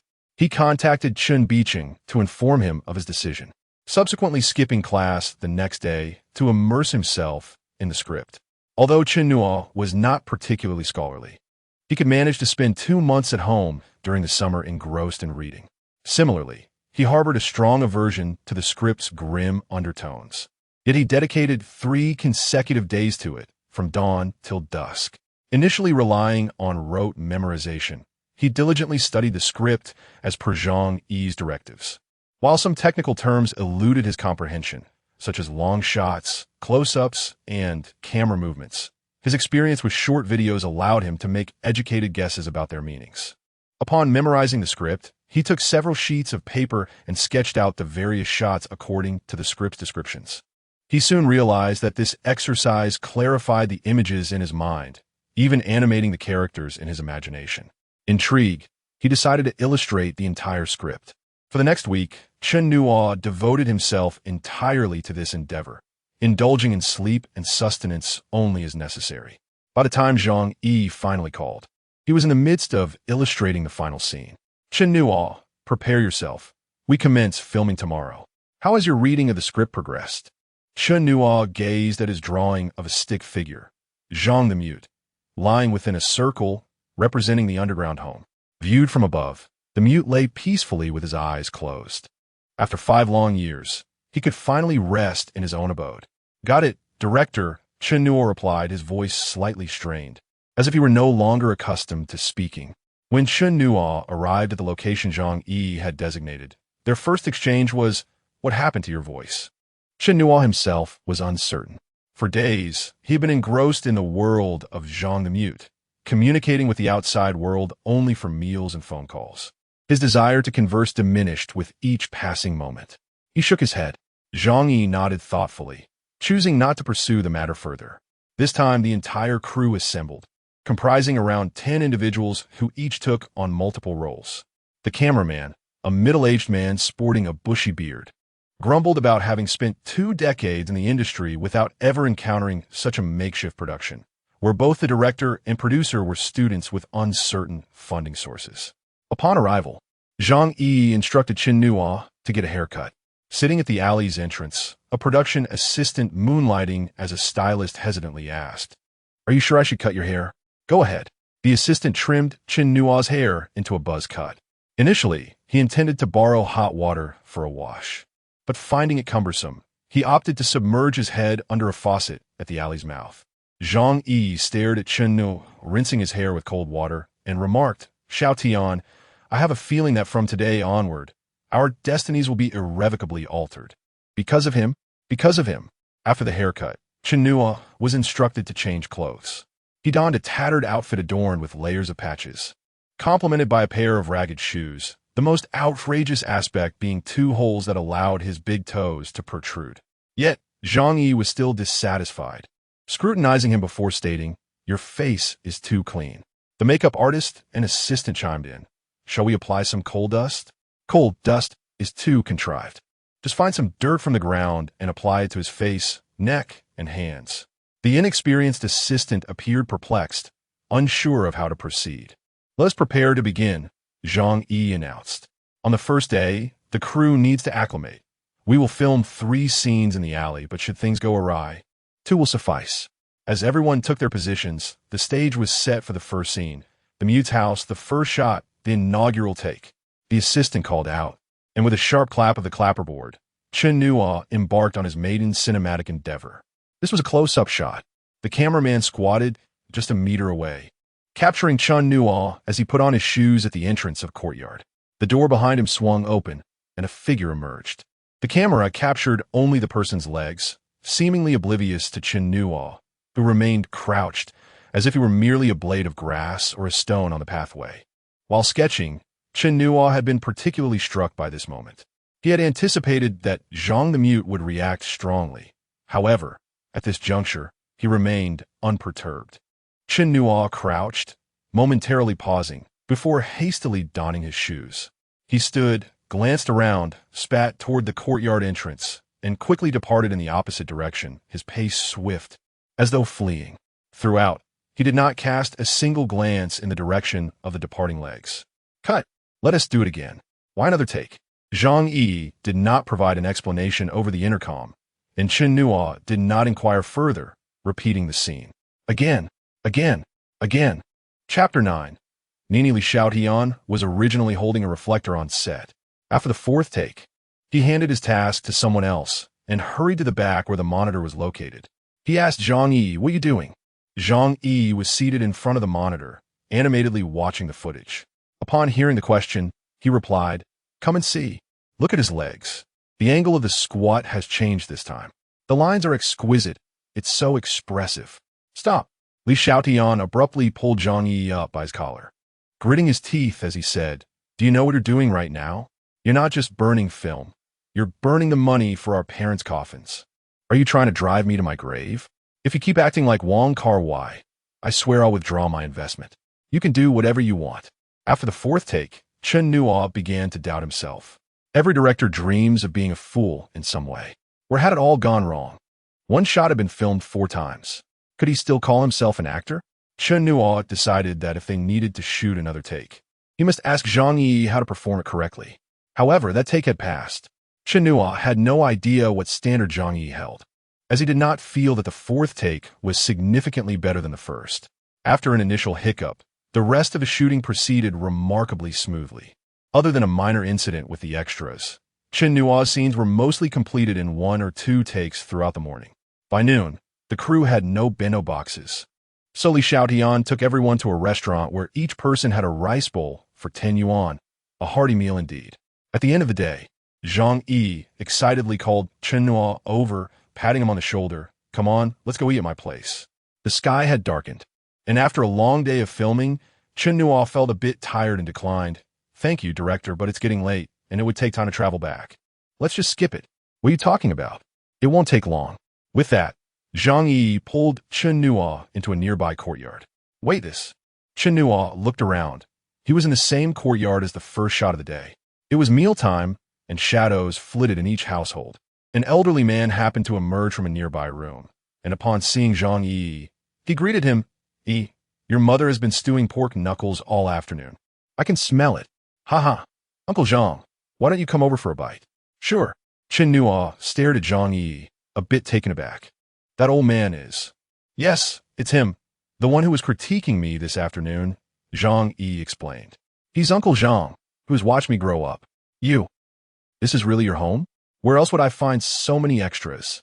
Zhang Yi responded with surprise. "All those neighbors from this afternoon are my acquaintances, purely helping out for free."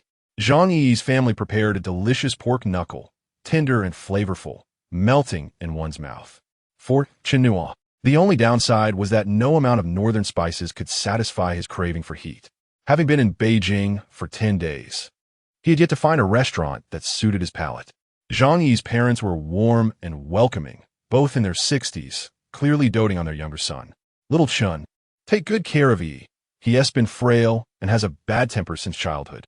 Chen Nuo couldn't help but imagine what their reaction would be if they knew he had once kicked Zhang Yi in a sensitive area. The next day, Chen Nuo woke up at 5:30. Zhang Yi had specifically asked him to arrive early, as the female lead would be joining them for a scene. "You two need to get familiar quickly. By the way, she's younger than you, so don't get any bad ideas." Chen Nuo was taken aback. Director, why do I feel like you're looking at me through tinted glasses? By 6:50, Chen Nuo had arrived. The sky in Beijing was brightening. And as he approached the filming location, he saw Zhang Yi animatedly conversing with a tall girl. Good morning, Director, Chen Nuo greeted as he approached. You're here? Let me introduce you. This is Chen Nuo from Sichuan. And this is Nini from Nanjing. You two are about the same age. So you should have plenty to talk about. Go ahead, shake hands and get acquainted. The girl was quite gracious, extending her hand first. Hello, hello. As Chen Nuo observed her face, he noted that despite her youth, she possessed an undeniable charm. Her brows were slightly wide-set, her eyes elongated and subtly upward tilted, exuding a certain spiritedness. He felt she looked familiar, and he had heard her name before. Clearly, she would become a rising star in the mainland. However, she didn't appear to be very famous. Otherwise, he would have recognized her immediately, even after spending considerable time in LA. All right, you two chat while I check on something over there. We'll start shooting at 8, Zhang Yi said before leaving. Chen Nuo and Nini exchanged glances, momentarily at a loss for words. It's my first time acting. How about you? Chen Nuo finally broke the silence. I did some commercials when I was very young. This is my first film. Are you close with director Zhang? He kept talking about you before you arrived. Nini's bubbly personality shone through as she responded naturally. I do say we're quite familiar. He is my acting teacher. Nini chuckled, her eyes narrowing into slits. What a coincidence. I also took classes in Beijing before. He taught me as well. So, we're like junior and senior siblings in the same school. Looking at her cheerful demeanor, Chen Nuo hesitated to clarify that they weren't exactly schoolmates, but rather comrades in hardship. After a bit of casual conversation, they began to change costumes. Their first scene involved Xiao Zhu secretly bringing a bowl of 8 treasure porridge to Zhang Yaba, who was drinking the porridge while Xiao Zhu looked on. It was then Chen Nuo realized that Zhang Yi indeed took the time to explain the scenes to the actors. Chapter 10. Encouraging sleep, not tears by the 6th retake. Zhang Yi could no longer contain his frustration. He is your boyfriend. Do you even understand what that means? Have you ever been in love? Would you wipe his mouth while he is eating? You are not his mother. Stop pretending to be in love. I want you to truly experience it. Do you understand? Again, this time, even Chen Nuo noticed the tension in Nini's demeanor, which was palpably strained. As expected, halfway through the scene, Zhang Yi called for a stop. Do you even know how to act? He shouted. What kind of expression is that? Does he owe you money? If you can't do this, then let us not shoot today. Nini's eyes instantly filled with tears as she sank to the ground, burying her face in her knees and sobbing softly. Zhang Yi took a deep breath and said, Forget it, everyone take a break. We'll resume later. He then approached Chen Nuo, gesturing towards Nini, and said, Go comfort her. Chen Nuo stared at him as if he were insane. You made her cry, and you want me to comfort her? Why should I? Zhang Yi replied coolly. Xiao Zhu is crying, and you're just going to stare? Fine then. However, comforting a 16-year-old girl not to cry was, for Chen Nuo, infinitely more challenging than persuading a 26-year-old woman to bed. He could only try his best, keeping Zhang Yi and the others at a distance. Chen Nuo squatted beside Nini and said, Hey, stop crying. If your eyes swell up, we want to be able to shoot today. It won't just be the director who gets angry. The entire crew will be furious. Nini lifted her face, relieved that she was wearing no makeup. Chen Nuo noticed that aside from her tear-streaked cheeks and red eyes, she appeared fine. He handed her a roll of tissue, saying, Wipe your face. You're about to let your snot drip into your mouth. Do you know what snot tastes like? Sweet. Nini, initially stern-faced, softened at his words, casting him a disdainful glance. You're talking nonsense. It's not. Oh, you're quite aware, so it seems you've tasted it before. I haven't tea, Nini retorted, unable to suppress a giggle. She took the tissue from Chen Nuo, dabbed her tears, and wiped her nose, asking gloomily, Am I really that terrible? This simple scene, I've done it so many times, yet I still can't get it right. Chen Nuo remained silent. Nini glanced at him curiously and asked, Why aren't you saying anything? Feigning surprise, Chen Nuo replied, You're asking me? How would I know? I'm just as inexperienced. That is not true. I think you're doing wonderfully. It's just that I don't know how to coordinate with you. You need to coordinate with me? How about you kiss me? What? Nini's cheeks flushed as she turned away. Just kidding, Chen Nuo said, making up a lie. My first kiss is still intact. I can't let you have it so easily. Such nonsense. Ugh, you're infuriating. Nini laughed briefly. Who would want that? Exactly, no one cares. Have you ever had those moments when, late at night, lying alone in bed, you suddenly feel incredibly lonely? Wishing someone could just hold you? Not for anything else. Just a hug. Have you? Maybe. Nini replied, looking at him. Why are you asking this all of a sudden? Because I want to be that person who holds you, Chen Nuo said softly, gazing into her eyes. Ah, you. Nini instinctively gasped, her face turning crimson. Don't say such things. Chen Nuo then asked, are you planning to attend university in the capital? I don't know. Nini glanced at him. My mom hopes I'll go to college in Jinling. But I feel being too close to home isn't good. It feels a bit stifling. There are some birds that cannot be caged. For every feather glimmers with the light of freedom. Nini exclaimed, The Shawshank Redemption. You like that movie too? Shawshank Redemption? Chen Nuo was taken aback. Wasn't he that one of those lines from pickup artist manuals? Of course I like it. It's my favorite.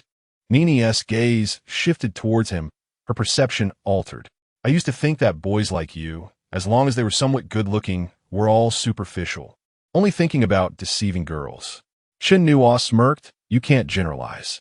Nini nodded, then suddenly glanced towards Zhang Yi, asking, do you think the director is still angry? Chen Nuo looked over as well. I don't think so. Look at his long hair.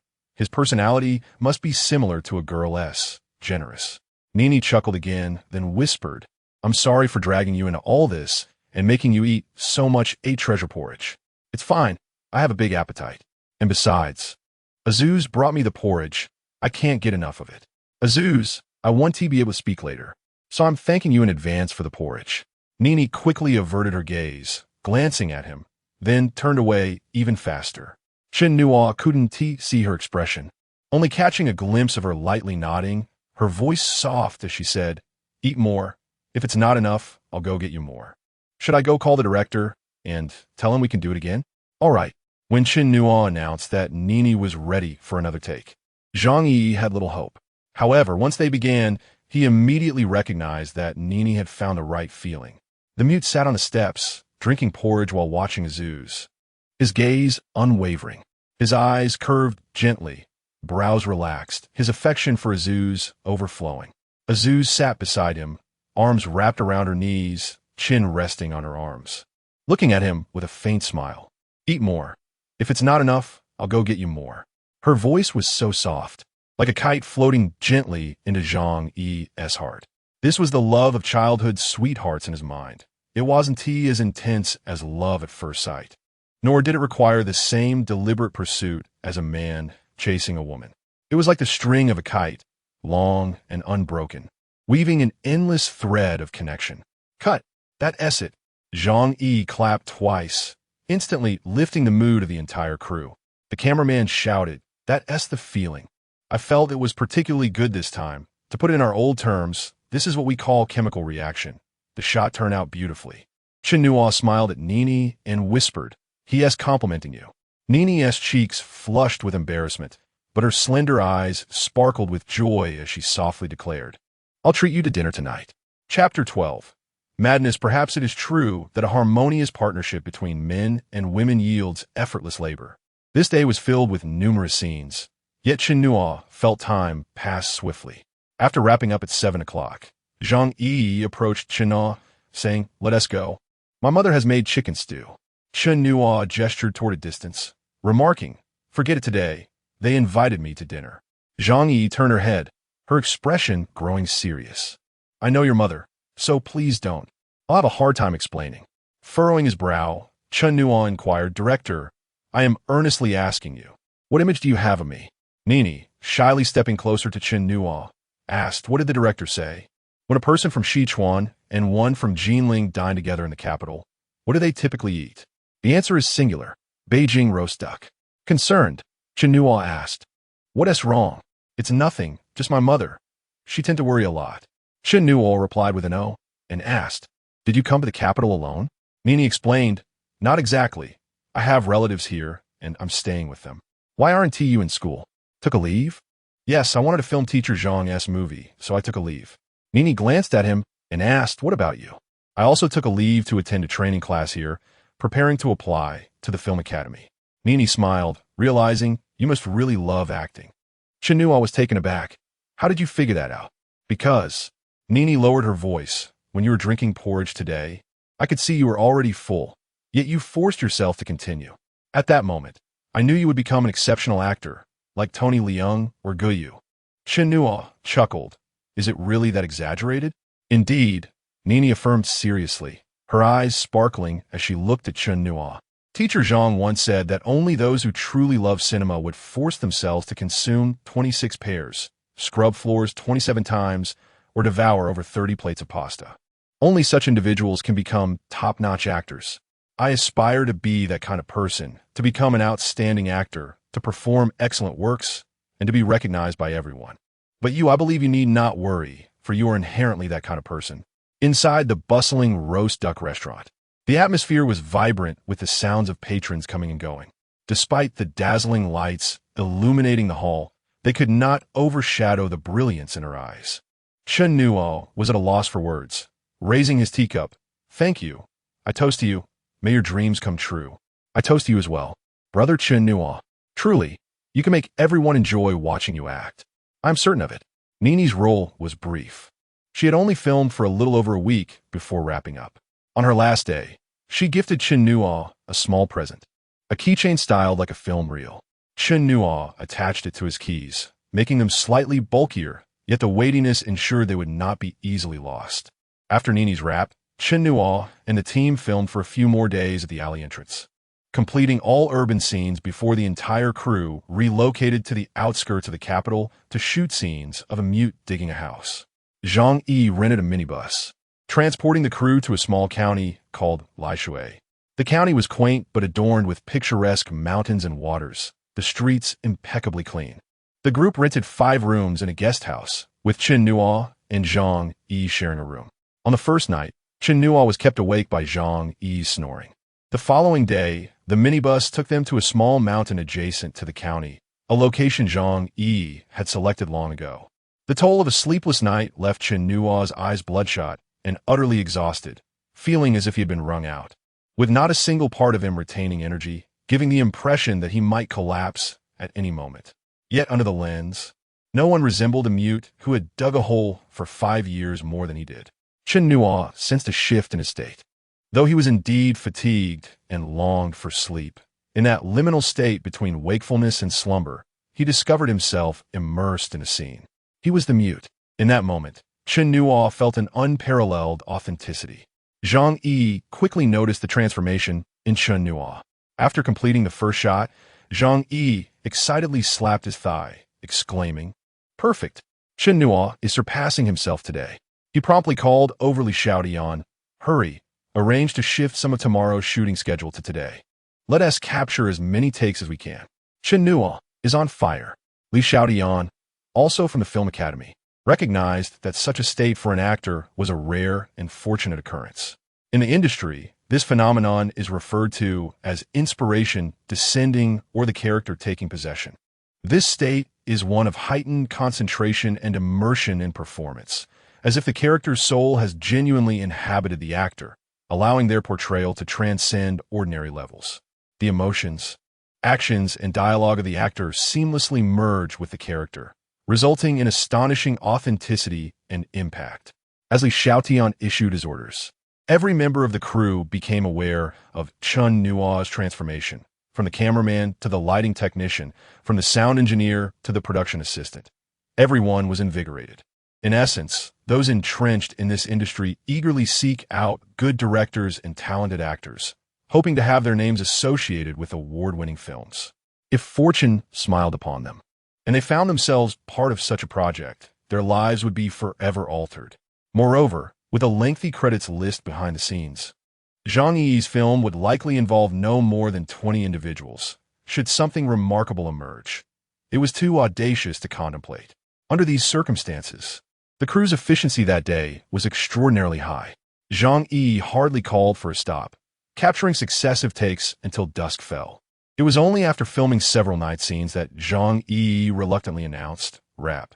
At that point, Chen Nuo felt utterly drained. He was genuinely exhausted, his toes barely responsive. He forced himself onto the bus and plopped down into his seat, instantly slipping into oblivion. When he awoke, Chen Nuo found himself in the guest house bed, still clothed, merely covered by a blanket, unaware of the time. The room remained unlit, cloaked in darkness, and it was exceptionally quiet, devoid of Zhang Yi's snoring. Wait, something was amiss. Chen Nuo suddenly realized he was lying on a large bed. Chapter 13. Surely, the Golden Horse award awaits with a sigh. Chen Nuo exchanged his life for a spacious room with a grand bed. Unable to sleep for a while, he rose to use the restroom, then lay back down, allowing his thoughts to wander aimlessly. Indeed, the day's filming had been arduous. The fatigue was unlike anything he had ever experienced in his lifetime, even more so than engaging in deep conversations about life with 3 female friends. Yet, why did he feel an inexplicable sense of exhilaration? Chen Nuo pondered for a long time, yet could not decipher the reason. Lost in thought, he unwittingly drifted back into slumber. Upon awakening again, he glimpsed the hazy morning light filtering through the curtains. Outside the door, voices could be heard, and he recognized Zhang Yi's voice among them. Rubbing his sleepy eyes, Chen Nuo approached the door. As he opened it, he was met with the collective gaze of Zhang Yi, Li Xiaotian, and 2 others. Zhang Yi exhaled in relief. Nuo, if you hadn't woken up, we would have had to call for an ambulance. The cameraman chimed in, his voice still booming in the early morning. Director, I told you Chen Nuo would be fine. Have you seen Dragon Ball? He asked like Goku, transforming into a Super Saiyan for the first time. After the explosion of power, he needs a moment to recover. Ignoring him, Zhang Yi turned to Chen Nuo. You know, you've been asleep for nearly 30 hours. The filming schedule for today is set. Are you ready to go? Chen Nuo nodded. Yes, give me 5 minutes. He was about to film a pivotal scene. After 5 years of digging, today he would finally unearth the house he had envisioned. Chen Nuo needed to convey the mute's emotions in this moment. Cut. Chen Nuo, come here for a moment. Chen Nuo struggled to articulate his feelings, finally admitting, I'm just not feeling it. Zhang Yi sighed. Do you feel today as filming lacks the same resonance as that day? Yes. Do you know what I felt when I watched you that day? What feeling? A miracle. Don't think I'm joking. When you were digging, it felt like watching Tony Leung in Days of Being Wilder Stephen Chow in A Chinese Odyssey. Don't forget, this is only your first film. What else could it be but a miracle? However, remember, even the greats like Tony and Stephen cannot maintain peak performance in every film. It's normal for an actor's state to fluctuate. But this does not imply you have regressed, understand? After a moment of silence, Chen Nuo nodded. Zhang Yi patted him on the shoulder. Remember, don't put too much pressure on yourself. Many seasoned actors say that acting is an art and a journey of exploration, one that may not have a definitive endpoint. Your performance that day has already proven your potential. Now, all you need to do is continue exploring to seek out that which excites you once more. Take your time. There's no need to rush. Understood. Okay, let's do it again. As the camera rolled once more, he hunched over, trembling hands poised atop a hillside, his face stained yellow with dirt, streaked with tears. Clenching his fists, he opened his mouth, yet no sound emerged. One might wonder, what was he doing? He was a mute.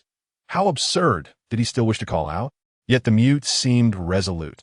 His neck flushed with effort, he strained to push forth a sound from deep within, as if expelling a parasite that had long taken residence in his body. At last, a thunderous roar erupted from his throat, shattering the confines of 2 decades. The mute began to scream toward the heavens, veins bulging, face contorted. It became clear the mute was not truly mute. He had merely been labeled so by others, and thus had played the part. He had never needed a gesture in sign language. He could hear every word spoken by Xiao Zhu.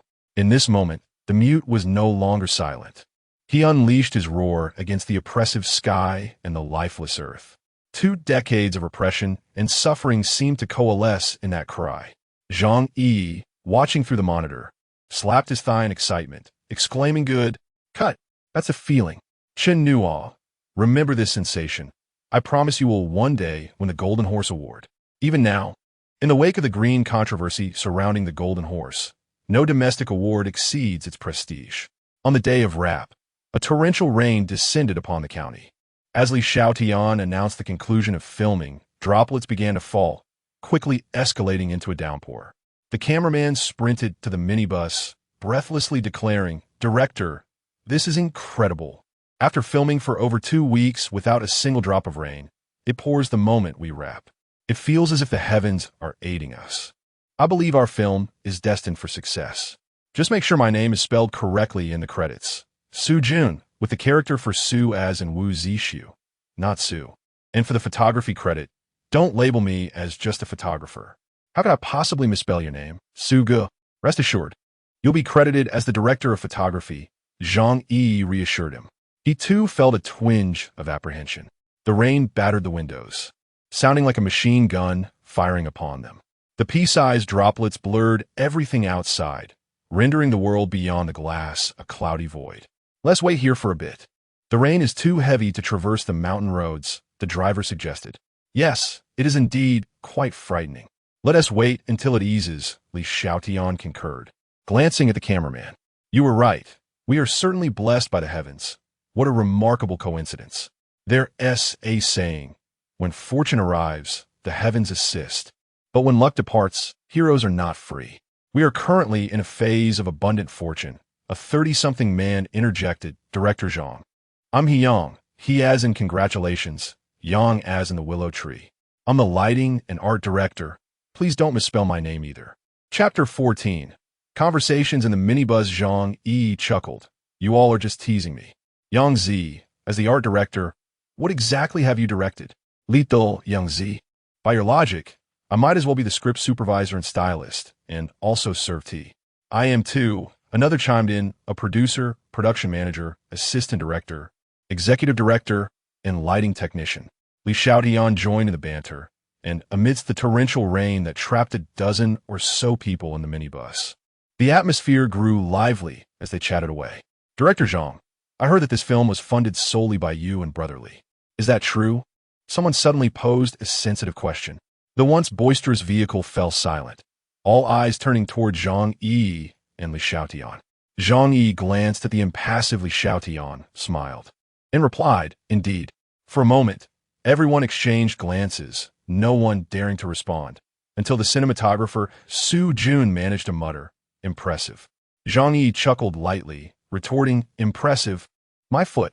Chen Nuo felt a smile creeping onto his face. The phrase Zhang Yi used was a dialect he had taught him, yet it exuded a unique Beijing flair.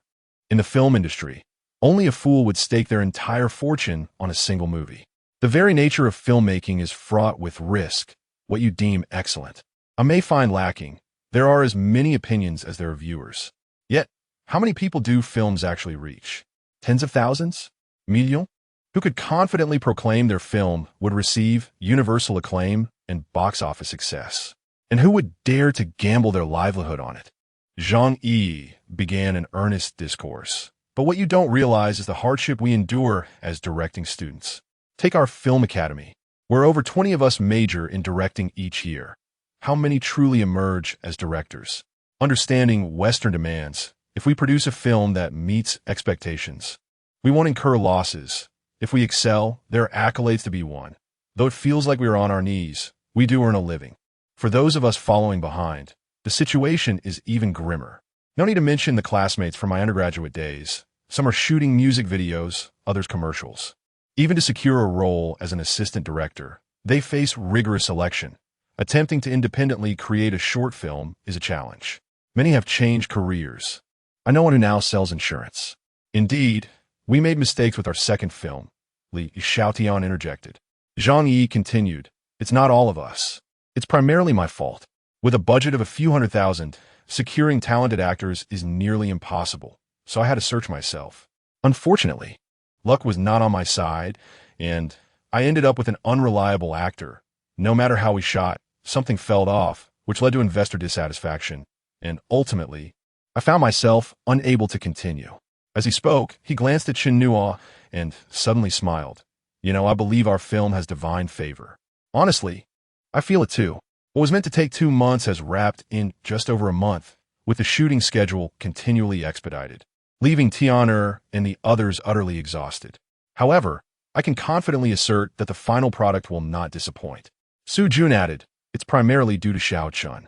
I've been in this industry long enough, and I can assure you, few actors possess his talent." "Hey, Xiao Chun, you must be quite young. When did you start acting?" Yong, the lighting and art designer, inquired. Chen Nuo opened his mouth, but felt as though a stone lodged in his throat prevented any sound from escaping. Zhang Yi interjected, "He's still in character. Let us not disturb him. I know his background well. This is his first film. He originally came to the capital for a mediocre training program, hoping to apply to the film academy, but I lured him here." At this, Zhang Yi chuckled. "I told him I had seasoned veterans who could teach him the craft, and that's why he joined." Haha. The group erupted into laughter. "Xiao Chun, heed my advice. Your skills don't require further learning. Who could possibly teach you?" Someone remarked. "Director, do you think Chen Nuo merely passes as adequate in looks?" A voice floated in, prompting another round of laughter. Uh-huh. This remark ignited a fit of laughter among the group. "Xiao Li, are you feeling envious?" Someone shouted. With the makeup artist's teasing, laughter filled the air even more. Zhang Yi joined in for a moment before saying, "This is precisely why I believe Chen Nuo's future is limitless. When you watch him act, you know he has the potential to become an outstanding actor. Yet when you look at his face, you might think it a shame if he didn't pursue a leading role. Such talent is truly rare to find globally. Therefore, if the Film Academy were to reject him, it would indeed be unjust. But don't elevate him too much. In our industry, whether one becomes successful often hinges on fate. Just like our film, while everyone speaks highly of it during production, what will the final outcome be? Who knows? It may end up unsold, gathering dust in some distributor's warehouse, never to see the light of day." Zhang Yi forced a smile. The atmosphere in the minibus grew somber. Indeed, a film with an investment of only a few $100,000, while the chatter was lively, seemed to hold little promise. In reality, it might end up gathering dust for a lifetime. The dream dissipated. The rain gradually softened, transforming from a torrential downpour to a gentle drizzle, caressing the Earth's surface. The vehicle finally resumed its journey. As they entered the city, passengers began to alight one by one. Each departure was casual, with a wave and a casual goodbye, reflecting the transient nature of their circle, constantly moving from one journey to another, from one destination to the next. Chen Nuo did not accompany Zhang Yi until the end. He disembarked at a subway station midway. Chapter 15. The performance class. Before departing, Zhang Yi took a moment to converse with Chen Nuo about the Film Academy, assuring him that he would help him find a reliable acting crash course within the next few days as a means of compensating for his previous deceit. On this occasion, Chen Nuo did not bring a suitcase for the shoot.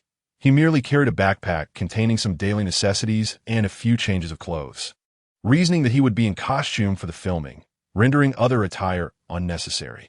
The outfit he wore now had been donned over 10 days prior and had been washed only once in between, emanating a faint, unpleasant odor that assaulted his nostrils. Had this been the old Chen Nuo, he would have hastily sought out a shop to purchase 2 new outfits, one to wear, the other to discard. Yet now, he remained indifferent. The silence of the past had drawn to a close, yet he felt as though he were still trapped within that mute existence. It was a peculiar sensation. Despite Zhang Yi's advice to swiftly disengage from the role, he found a certain enjoyment in this disorienting blend of self and other.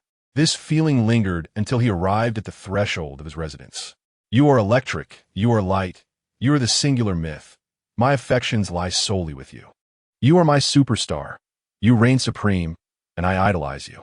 There exists no superior alternative. I can only adore you, for you are my superstar." Indeed, the living room of this apartment was graced with 2 subwoofers and surround sound, alongside a sound control system and DVD player, remarkably similar to the setup in Sichuan's home. Audio systems, televisions, and DVDs seemed to be the quintessential standards of contemporary households. Chen Nuo had never fathomed that anyone would actually use such equipment to sing karaoke in their home, and to his surprise, the sounds of a chorus filled the air. Fortunately, the soundproofing of the apartment complex was commendable. Standing at the door, the noise was bearable. After a brief hesitation, Chen Nuo turned the key and opened the door. A wave of sound immediately washed over him. 3 girls stood before the television wall, microphones in hand, leaping and dancing. On the coffee table lay several open bottles of beer, while the floor was strewn with sunflower seed shells. Yangmi stood at the center, clad in her bare pajamas and pink slippers, her cheeks flushed, whether from alcohol or excitement, as she sang in a microphone with closed eyes, "You are the meaning. The sky, the earth, the divine will." The short-haired girl to her left was the first to notice Chen Nuo's entrance, her entire demeanor freezing as she tugged at Yang Mi's sleeve with urgency. "What is wrong? Why are you pulling me?" Yang Mi opened her eyes, confusion etched on her face, only to catch sight of Chen Nuo. 30 minutes later, in the living room, the three girls sat primly on the sofa, the bottles of alcohol having vanished and the sunflower seed shells cleared away. Chen Nuo, feeling somewhat resigned, stated, "It's truly no trouble. You all should enjoy yourselves. I'll just take a shower and then retire for the night." The two girls seated beside Yang Mi were of similar age, one with long hair and the other with short. While they may not reach the star quality of an INI or Yang Mi in the future, their appearances were certainly above average. They sat upright, their gazes straight ahead. It must be noted that Chen Nuo's looks were not typically the preferred type for girls of their age. Yet when a face that one might only see on a movie screen appeared so close, it undoubtedly carried a certain impact. "This is Lu Siki, this is Zhang Jiejia, and this is Chen Nuo. Hey, Chen Nuo, why did you cut your hair?" Chen Nuo initially chose to ignore the somewhat overly excitable Yang Mi and turned to the two girls. "Hello, feel free to come over any time. I actually quite enjoy a lively atmosphere." Okay," the short-haired girl named Lu Siki replied nervously. Zhang Jiejia chimed in, "Hello, your hair is quite distinctive." Chen Nuo touched his hair, which felt prickly, and smiled. "It used to be quite long, but I recently decided to cut it." Yang Mi, curious, asked, "Why did you cut it?" "I filmed a movie." "A movie?" Yang Mi's eyes widened in disbelief. "Aren't you still in training?" "Not at all, I was working.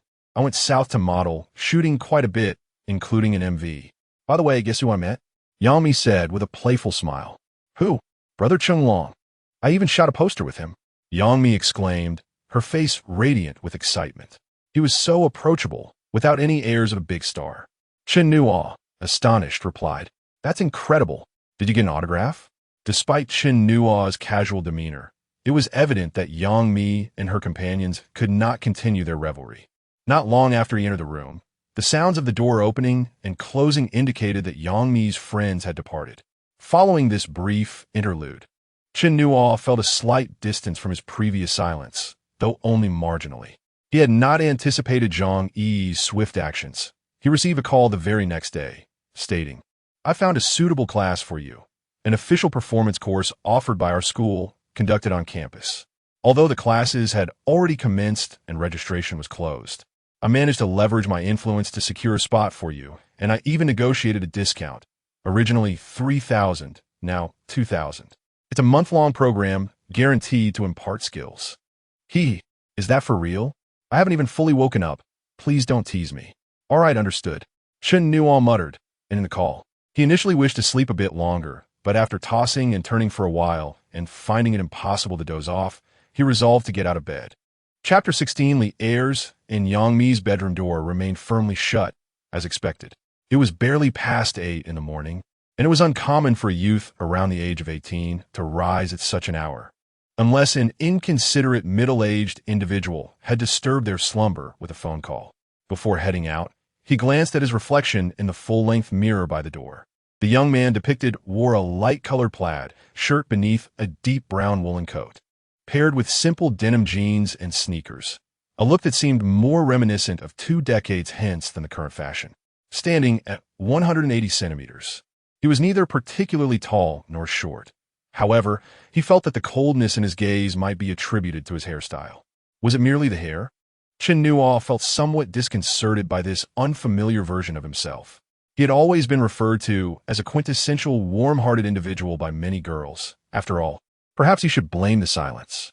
He forced a smile at the mirror, stretched his mouth wide, relaxed the muscles of his face, and gently lifted his eyebrows and the corners of his eyes with his fingers. Having spent over a month filming, he had become quite adept at adjusting his expressions. Indeed, the once stern visage in the mirror softened considerably. Chen Nuo stepped outside and purchased 2 steam buns on his way, munching on them as he strolled toward the film academy. Zhang Yi had introduced him to someone surnamed Yang, whose office was located on the second floor of a U-shaped building, marked with a sign for the admissions office. Teacher Yang appeared to be in his 30s, sporting a cheerful demeanor, though perhaps preoccupied, as he promptly requested Chen Nuo to pay his fees upon their meeting. After the transaction, he escorted Chen Nuo to an adjacent office, calling out, "Professor Li, we have a new student here for the training class. Please come out to greet him." Before long, a woman in her 40s emerged. She wore tortoiseshell glasses and had a slightly plump figure. Despite her age, she was well-preserved, with only faint lines gracing her face. Her makeup was exquisite, and her naturally wavy hair complemented her attire. A well-fitted deep blue sweater and a skirt adorned with intricate embroidery at the neckline and cuffs, paired with loose black trousers and tall boots. Since his rebirth, this woman was the most meticulously dressed individual Chen Nuo had encountered. "Another one?" she remarked, her expression slightly displeased. "Teacher Yang, the performance class has already commenced for several days. Why are you still admitting students?" Teacher Yang chuckled awkwardly. "This is the last one." "Truly the last one?" Professor Li scrutinized Chen Nuo and then turned to Yang. "This really is the last one. If anyone else comes, you'll have to teach them yourself." "Absolutely no more. My apologies, Professor Li. Please inform the student. I must take my leave now." Once Yang departed, Professor Li appraised Chen Nuo from head to toe before nodding. "Come in with me." Chen Nuo followed her into the office. "How old are you? Do you have any prior experience? What is your purpose for studying?" She settled onto the sofa in her office, gesturing for Chen Nuo to sit across from her. "Film? What film?" "It's a project by a graduate student in the directing department named Zhang Yi." Before he could finish, the woman interrupted. "Is it true that Zhang Yi chose you to play the male lead?" "Yes." With a furrowed brow, she continued, "I recommended someone to him, but he didn't find her suitable. He ultimately selected you? Have you finished filming?" "Yes, we completed it." "How long did it take?" "About a month." She assessed him with a discerning gaze. "Now, I have a task for you to gauge your foundational skills. Act as a middle-aged man in his 40s, indulgent and carefree. Today is his lover's birthday, but his wife has summoned him for errands, so he calls his mistress to make an excuse. What he says on the phone and how he conveys it is entirely up to you. Begin." "What? You want me to portray myself?" 5 minutes later, she instructed him to turn around in place. "What was your name again?" "Chen Nuo." "Chun from Dong, Nuo, as in promise." A smile threatened to break out within him during the filming of Mute, despite Zhang Yi and the crew praising his performance. He had always felt something was amiss when he observed himself on the monitor, unable to discern what was commendable about it. The disparity in style during short video shoots left him puzzled. However, when tasked with embodying an unfaithful middle-aged man, he felt an abundance of confidence. He could deliver an authentic portrayal. As anticipated, Professor Li's demeanor softened. "I am Li Er, renowned as the heir in the phrase famed far and wide. You may call me Teacher Li. I am the primary instructor for this pre-examination training class, responsible for your acting lessons. Our classes run from 9 in the morning until noon and from 2 to 5 in the afternoon, encompassing acting, physical training, dialogue, and vocal performance. I will provide you with a copy of the schedule shortly. Generally, our classes allow for flexibility, but the knowledge you acquire is yours alone. Therefore, I hope you will refrain from tardiness or early departures, lest your parents' hard-earned money go to waste." Chen Nuo had no desire to wander. He longed to rest upon the sofa where Li Er sat. However, it was evident that she preferred him not to linger in her office. So he complied with a courteous response and turned to leave. Once outside, Li Er picked up her phone and dialed a number. "Zhang Yi, are you not aware that classes have commenced? You still send students over to Teacher Yang? You think you can keep this from me? Parading around under my name, deceiving others, and you must sneak about for such trivial matters. Never mind. Today, I am too lazy to reprimand you. Have you finished your film? Send me a clip of Chen Nuo's performance." Your little film is quite secretive." "Yes, I think the appearance of this Chen Nuo aligns well. I wish to see how he performs before the camera." For a small production to find its way here, let me tell you, for a blockbuster with a budget of several tens of millions, he need not treat me to dinner. It's merely a matter of a few words. Ultimately, it depends on his own capabilities. Yes, do expedite. Chapter 17. Performance Training at the Beijing Film Academy. arguably the place with the highest density of beauty in all of China. Chen Nuo meandered downstairs for an hour, observing numerous stunning individuals, and in turn, being noticed by many as well. Whether this was a gain or a loss, one could hardly say. At 10:25, he ascended the stairs, and Li Er guided him to a classroom in the adjacent building. Inside, approximately 20 students were seated on chairs arranged in a semicircle, nearly all of them strikingly handsome or beautiful. On the way, Li Er instructed Chen Nuo to prepare for a self-introduction, and, as expected, upon entering, he announced, "Today we have a new classmate joining us. Come, Chen Nuo, introduce yourself." Stepping to the center, Chen Nuo stated in a conventional manner, "Hello everyone. My name is Chen Nuo. I look forward to your guidance." Li Er appeared dissatisfied with Chen Nuo's succinct introduction. However, after a slight frown, he refrained from commenting further and gestured for him to take a seat. As Chen Nuo made his way to the back row, he suddenly spotted Ma Yanran. Although her hairstyle had changed, Ma Yanran was staring at him with her large, spring-like eyes wide open. As soon as he sat down, she leaned over and whispered, "Why are you here? Didn't you hear that school was under investigation?" "Oh, why?" he inquired. "Due to false advertising. Is that true?" "Indeed." While the two conversed quietly, Li Er's gaze swept over them before calling out, "Chen Nuo, and that young lady, please come up and perform the exercise I just demonstrated." Instantly, all eyes in the classroom turned toward them. At that moment, Ma Yanran quickly asked, "What did the teacher just say?" The entire class was aware that the two had been singled out for their private conversation, and a hint of amusement lingered among their peers. Fortunately, Li Er did not seem inclined to revel in their embarrassment. Once they took the stage, he directed, "Now, express the four emotions: joy, anger, sorrow, and happiness. Chen Nuo, you go first." "All right, teacher Li." As Zhang Yi had previously noted, Chen Nuo was naturally unflappable. Upon hearing Li Er's request, he nodded and promptly portrayed joy, anger, sorrow, and happiness on his face, transitioning between them with remarkable speed and fluidity, as if he were donning four distinct visages in an instant. When it was Ma Yanran's turn, the disparity was starkly evident. While Chen Nuo's expressions were genuine, Ma Yanran seemed more like she was wearing masks of joy and sorrow. After her performance, Li Er remarked, "Ma Yanran, please return to your seat and observe how Chen Nuo performs." Chen Nuo now demonstrate varying degrees of sadness: 10, 30, 50, 80, and finally 100. Go ahead. The concept of facial control, as Li Er described, was indeed a form of performance training. In real life, no one would categorize feelings of sadness by percentage. However, in acting exercises, it is essential for actors to practice such nuances to convey emotions accurately before the camera. Chen Nuo had never engaged in such exercises before, but after closing his eyes and gathering his thoughts, he began performing according to his interpretation. A frown indicated 10 sadness. A pale visage indicated 30. Reddened eyes conveyed 50 sorrow. Tears streaming down, with trembling cheeks, represented 80 sadness.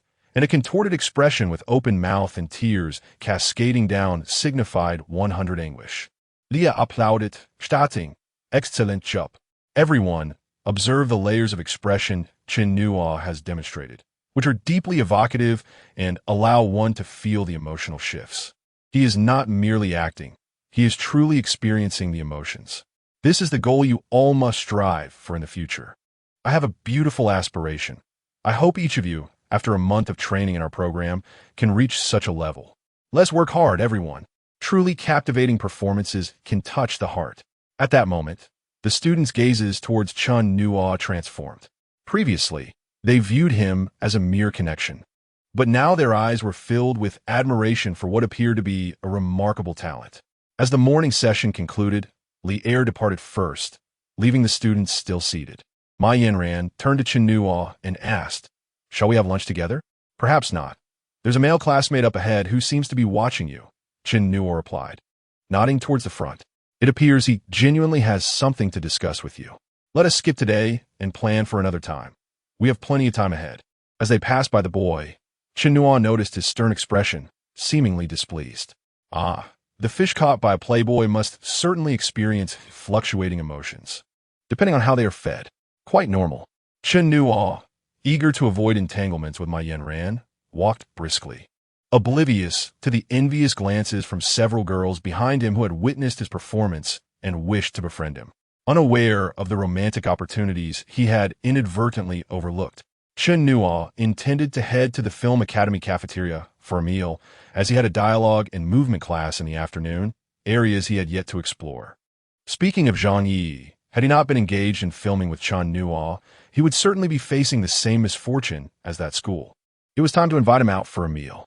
Without delay, Chen Nuo picked up his phone and dialed Zhang Yi. After a lengthy wait, the call connected. Director Zhang, did you know? The school you were attending has been investigated. Zhang Yi, in a spot with poor reception, responded intermittently, I knew that already. What's the matter? If it weren't for me, wouldn't you be in trouble too? Shouldn't you treat me to a nice meal? I'll treat you to something unpleasant. Do you want it? If you're calling just for this, I'm busy. Goodbye. Just like that, Zhang Yi hung up without hesitation. Chen Nuo arrived at the Film Academy cafeteria, ordered a potato and beef rice bowl, and settled into a corner to eat. After only a couple of bites, he noticed Ma Yanran entering and scanning the room as if searching for someone. He quickly turned around, facing away from her. Damn it. I don't wish to be a scoundrel right now. As fellow members of the Playboy clan, why must you pressure me? Chapter 18. Recommendations. Though Chen Nuo sensed a kindred spirit in Ma Yanran and thus adopted a strategy of avoidance, it appeared that the young lady was determined to engage with him.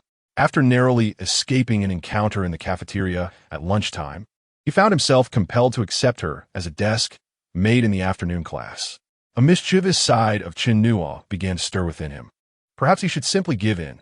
After all, it had been quite some time since he last indulged. Engaging in friendly conversation was not out of the question. Regardless, it was unlikely she would expect him to take responsibility. Indeed, should he attempt to do so, she might very well dismiss him with a sharp retort, accusing him of trying to take advantage of her. Yet, the more virtuous part of him remained robust. How had he admonished himself at the outset of this second chance? A scoundrel was not his desire, and the stakes of university life were higher. If it came down to a choice between a romantic entanglement and his aspirations in the semiconductor field, he would forsake both. Chen Nuo, have you forgotten your vows and resolve? He dared not forget. He silently rallied himself. The battle of the mind concluded with virtue prevailing. After class, Chen Nuo did not afford Ma Yanran the opportunity to speak. As the teacher departed, he slipped away swiftly, disappearing before she could catch up. When she finally emerged from the classroom, his figure was nowhere to be found. The other girls looked on in astonishment. How could he be so elusive? Thus, for 3 days, Chen Nuo engaged in a guerrilla war with Ma Yanran, successfully evading any opportunity to revert to his former ways. On this particular day, Lier summoned him once more for a performance class.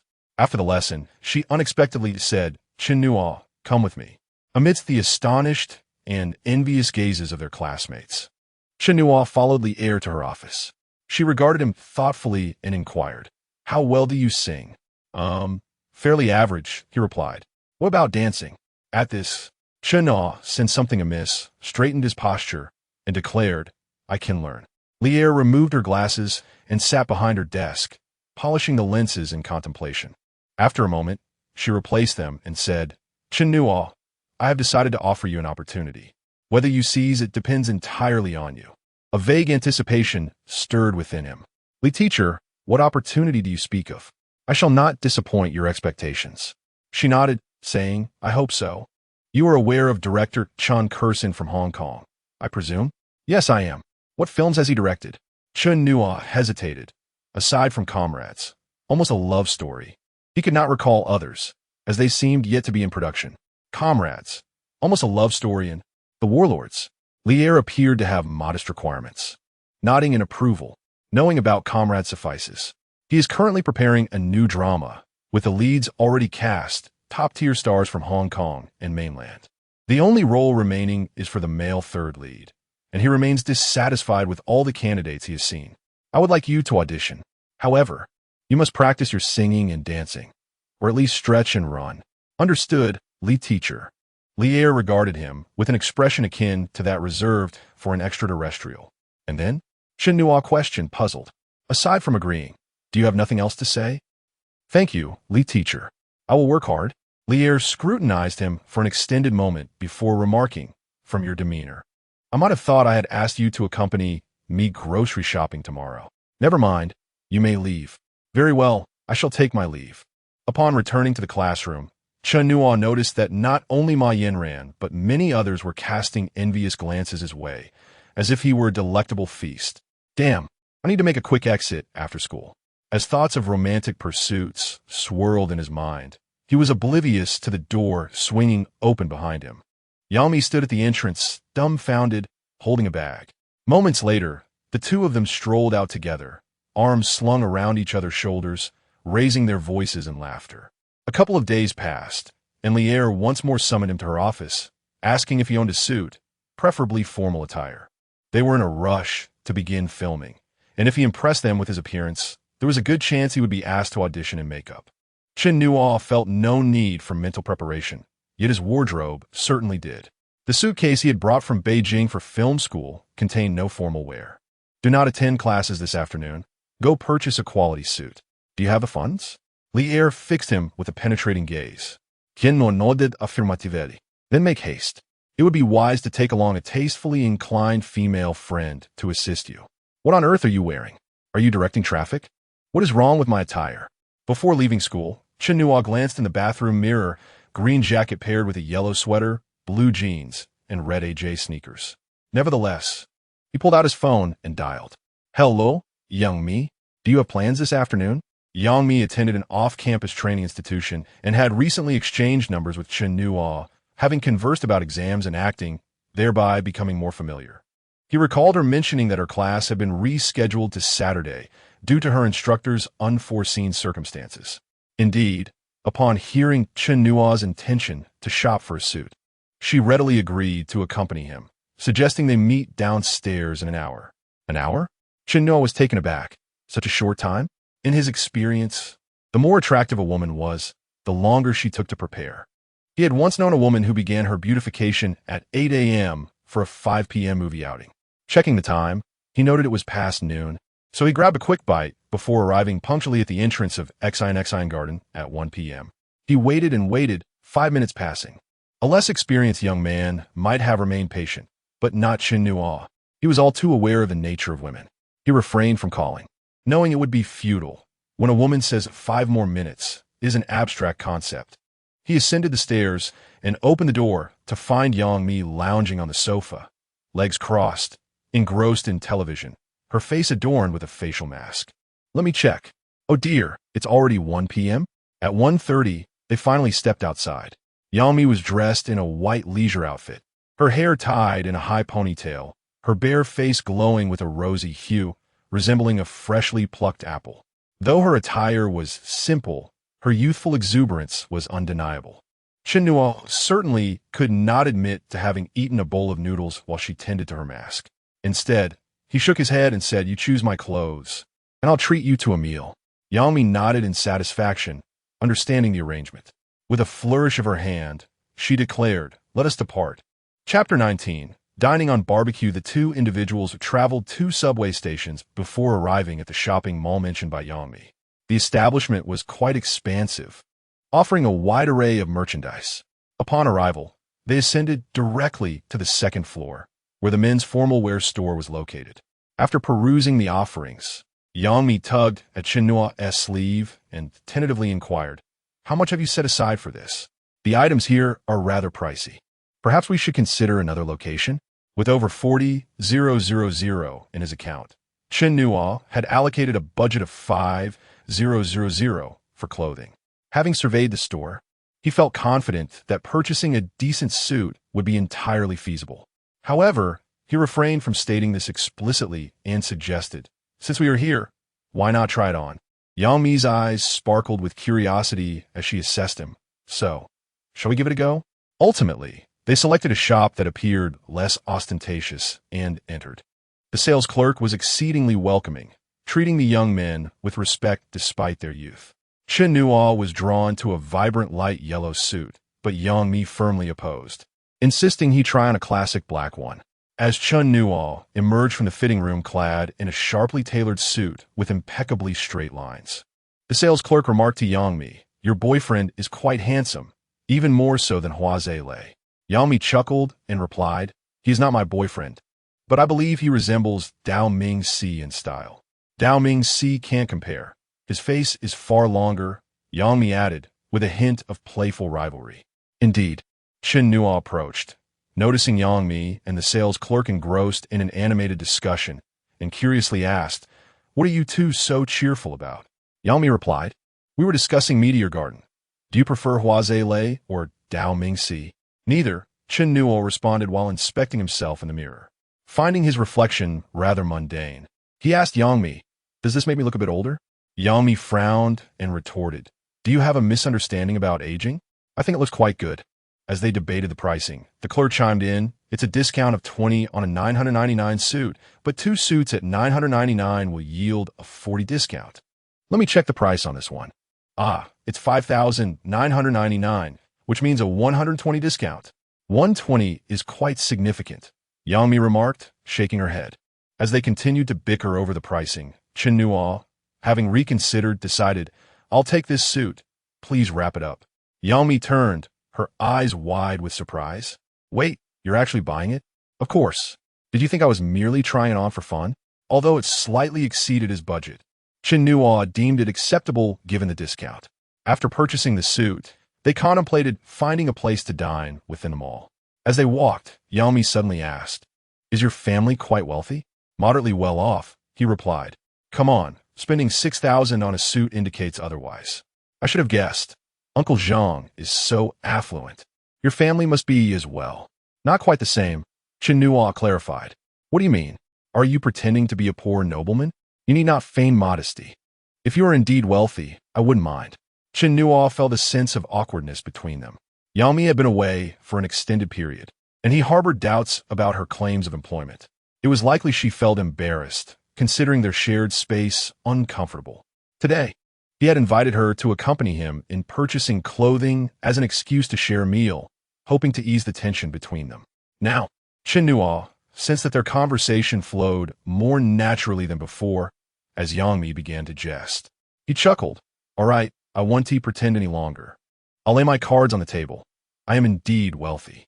Let us dine. The affluent shall treat you." "Very well. I shall not be courteous to the nobleman," she replied, and they continued to banter as they made their way to the dining floor. Chen Nuo selected a barbecue restaurant with an appealing facade, and they entered. Though they had intended to indulge in a lavish meal, once seated, Yang Mi's resolve softened as she glanced at the menu prices, exclaiming softly, "Wow, this is quite expensive. Are we really dining here?" "No worries. Let us enjoy," Chen Nuo responded. Yang Mi, though initially taken aback, eagerly perused the menu, ultimately ordering the 2 least expensive meat options. In contrast, Chen Nuo opted for the most extravagant selections and signaled a waiter for their order. While awaiting their meal, Yang Mi sipped her tea and inquired, "By the way, I haven't asked you. Are you not applying to film school?" "I am," he confirmed. "What do you intend to do?" "Why buy such an expensive suit?" Chen Nuo honestly replied, "I have an audition for a film." "A film?" Yang Mi's voice rose involuntarily, startling herself as she glanced around to ensure no one was eavesdropping. "What film is it?" "I'm not certain about the specifics. My training instructor introduced me to a director from Hong Kong," he explained. "Hong Kong? Is that true?" Yang Mi exclaimed, her voice even louder. "Well, it's still in the early stages. I'm just going for a meeting, and it's merely a supporting role." Yang Mi pouted. "That is still quite impressive. Did you really shave your head for this role?" "Yes," he answered. "What kind of film is it? A period drama?" "No, it's a contemporary piece, directed by a senior from film school. I have no idea why he noticed me. It's a small production, and they've been filming in Beijing for over a month." "Oh," Yang Mi nodded, her expression revealing a mix of relief and disappointment. "I thought it might be something else." "No worries. Let us strive together. One day, we shall act in films directed by great directors, you as the lead, and I as the heroine. We'll tackle works by Zhang Yimou, Chun Kaiga, and those Hong Kong directors like Wong Kar-wai and Shin Kursin. Filming a Chun Kaiga movie only to be dismissed by Chun Hong? That's hilarious. Absolutely. At that moment, their dishes arrived. Young Mi, evidently famished, ceased her chatter and focused on the food, hardly pausing her chopsticks. The restaurant's Wagyu beef was notably authentic, melting in the mouth, tender and juicy. Although Chen Nuo was not particularly hungry, he could not resist indulging in several pieces. Ultimately, most of the beef plates were consumed solely by Yang Mi, illustrating that some things indeed require sustenance to flourish. As they settled the bill, totaling over 600, Yang Mi felt a flush of embarrassment upon hearing the amount. Once outside, she turned to Chen Nuo and remarked, "If I ever achieve fame and fortune, I shall treat you to an even grander feast." Chen Nuo smiled. "It's a promise." Chapter 20. Another audition the following day. Chen Nuo rose early, adorned in the suit he had purchased the previous day, and quietly stepped out of the door. He had arranged to meet Li Er at the entrance of his community at 8:30 a.m., true to their plan. A red Beetle came to a halt by the roadside at 8:25, and, as the passenger window lowered, Li Er waved from the driver's seat. Once Chen Nuo entered the vehicle, Li Er swiftly pressed the accelerator and continued on their way. "You have chosen quite a fine outfit. It wasn't your selection, was it?" Li Er inquired, her hands firmly gripping the steering wheel, her gaze fixed ahead, not turning her head as she spoke. No. A friend acompanhou me. Chen Nuo replied. "Ah, Zhang Yi didn't inform you?" "No." Li Er drove at a leisurely pace, taking over half an hour before stopping at the underground parking garage of an office building by the second ring road. The Chen Kursin film studio occupied the 23rd floor, marked by an artistic sign in traditional characters. They approached a reception area where a young woman with long hair, seemingly in her 20s, was engrossed in writing. The sound of Li Er's heels echoed on the floor, prompting the receptionist to look up and rise promptly. Li Er approached her politely, nodding as she asked Shaolin, "Has the director arrived? We are scheduled to meet at 10. Professor Li, the director is already here. I will take you to him right away." Chen Nuo followed closely behind Li Er as the trio walked towards an office deeper within. The young woman tapped on the frosted glass door and announced, "Director, Professor Li has arrived." "Professor Li, thank you for introducing us to such talented actors." A slightly plump middle-aged man said in a clumsy Hong Kong accent as he rose from behind his desk, greeting them with a warm smile. His long hair was meticulously parted down the middle, in stark contrast to Zhang Yi's more casual ponytail. Every strand was carefully tucked behind his ears. He wore black-framed glasses that framed his small but spirited eyes. Also standing was a man and a woman seated on the sofa. The man, in his 50s, bore a round belly and sported a gold watch, while the woman, petite and delicate, was someone Chen Nuo recognized. She was surnamed Zhou. "Hello, Director, Mr. Liu, Miss Zhou." After Li Er exchanged handshakes with the two gentlemen, she embraced the graceful young woman, exclaiming, "It's been a while. I didn't expect you to be the lead actress in Director Chen's film. You certainly kept that under wraps. Professor Li, it's been a long time. The director has insisted on confidentiality, requiring all of us to remain tight-lipped." Zhou Sun replied with a bright smile, her eyes curving like crescent moons. Reminiscent of the charming figure Chen Nuo had seen on television in a past life, albeit appearing significantly younger, with a striking beauty. "Allow me to introduce our recommended actor, Chen Nuo, who is 18 this year and currently enrolled in my training class." "Hello, Director, Mr. Liu, and Miss Zhou." Chen Nuo stood obediently behind Li Er, greeting each in turn. On their way, Li Er had briefed Chen Nuo about the individuals they might encounter today, advising him to watch several classic works by director Chen Kursin, including Sweet Honey and Golden Branches and Jade Leaves. However, Zhou Sun's unexpected presence was something Li Er had not anticipated. Nonetheless, it was likely a positive development. Li Er exchanged a glance with Chen Nuo as they settled into their seats. They engaged in light conversation, sharing grievances about the weather in Beijing and reminiscing about the golden era of Hong Kong cinema in the 1990s, ultimately reaching a consensus that the future of Hong Kong films lay in collaboration with mainland filmmakers. At last, director Chen Kursin turned his attention to Chen Nuo. "Little Chen, you're only 18, correct?" "Yes." "What previous works have you been involved in?" "I have only participated in one film." "Is that the one Professor Li sent us?" "Yes." "Do you sing?" "A little." Come, sing your best song for us. All right. Chen Nuo stood up with confidence, ready to perform the song he had practiced diligently over the past 2 days, knowing he scored significantly higher than Yangmi, who fancied himself azing God on the karaoke scoring system. Upon completing the song Legend of the Hungry Wolf, Li Er's expression darkened, while Zhou Sun smiled gently, and Mr. Liu exchanged glances with director Chen Nuo. Li Er felt a pang of regret. They had vocal classes in their training program, and she should have consulted the vocal instructor about Chen Nuo's true capabilities. It appeared that his claim of knowing a little was a gross understatement, as he had only mastered the bare minimum. After a moment of silence, Li Er suddenly broke into a smile, her slightly plump cheeks forming 2 small dimples. Mr. Liu, you make a valid point. Director, what do you propose? Shall we conclude for today? Director Chen hesitated, glancing at Li Er before bursting into laughter. How about we? Although we are making a musical, it is still a film, not merely a musical play. Acting takes precedence. Since we are all here, let us proceed with the audition. Miss Zhou, could you kindly assist our student Chen Nuo? Of course.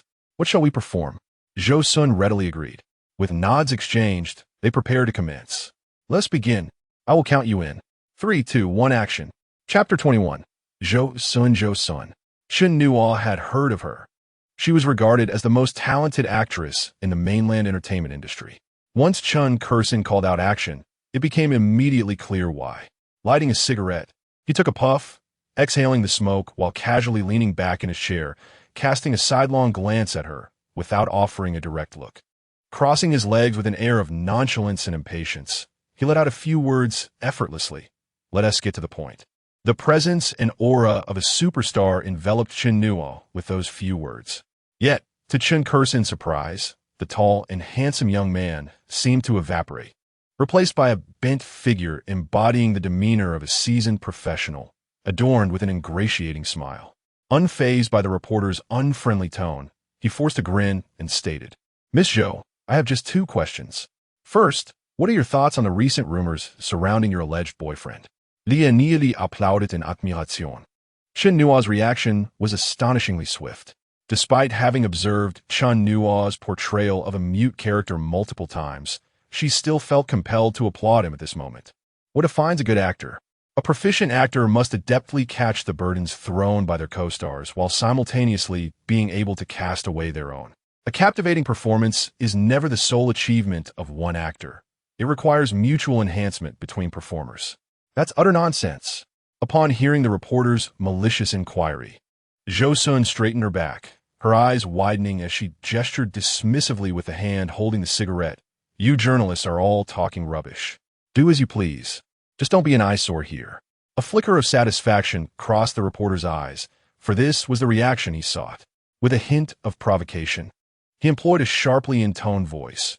Miss Zhou, are you suggesting that your boyfriend is not involved with other women, correct? Not only Zhou Sun, but even Li Er, listening from the sidelines, found a reporter utterly loathsome. His gaze, voice, and expression were all irksome, rendering every word he uttered repugnant. Zhou Sun turned her back, unaware that at that precise moment, the reporter's eyes began darting around the room, searching for any potential gossip, his gaze moving swiftly while his insufferable tone persisted. Miss Zhou, why are you upset? We are all just here for work. By the way, do you still keep in touch with your ex-boyfriend, Mr. Liang? She shifted her gaze towards Chen Nuo, a slight smile gracing her lips. What does it matter if one cannot sing? I ask, how many actors across the straits can sing beautifully? Actors are meant to act, and that must come first. Look at this. This is the caliber of a Jingying student. No, rather, the future promise of Jingying students. Yet this time, Li Er did not find him commendable. This was the consequence of an untrained actor, a product of lacking systematic education. In the absence of a script, the actor's instincts surpassed their consciousness. In other words, she believed Chen Nuo had lost control in this scene.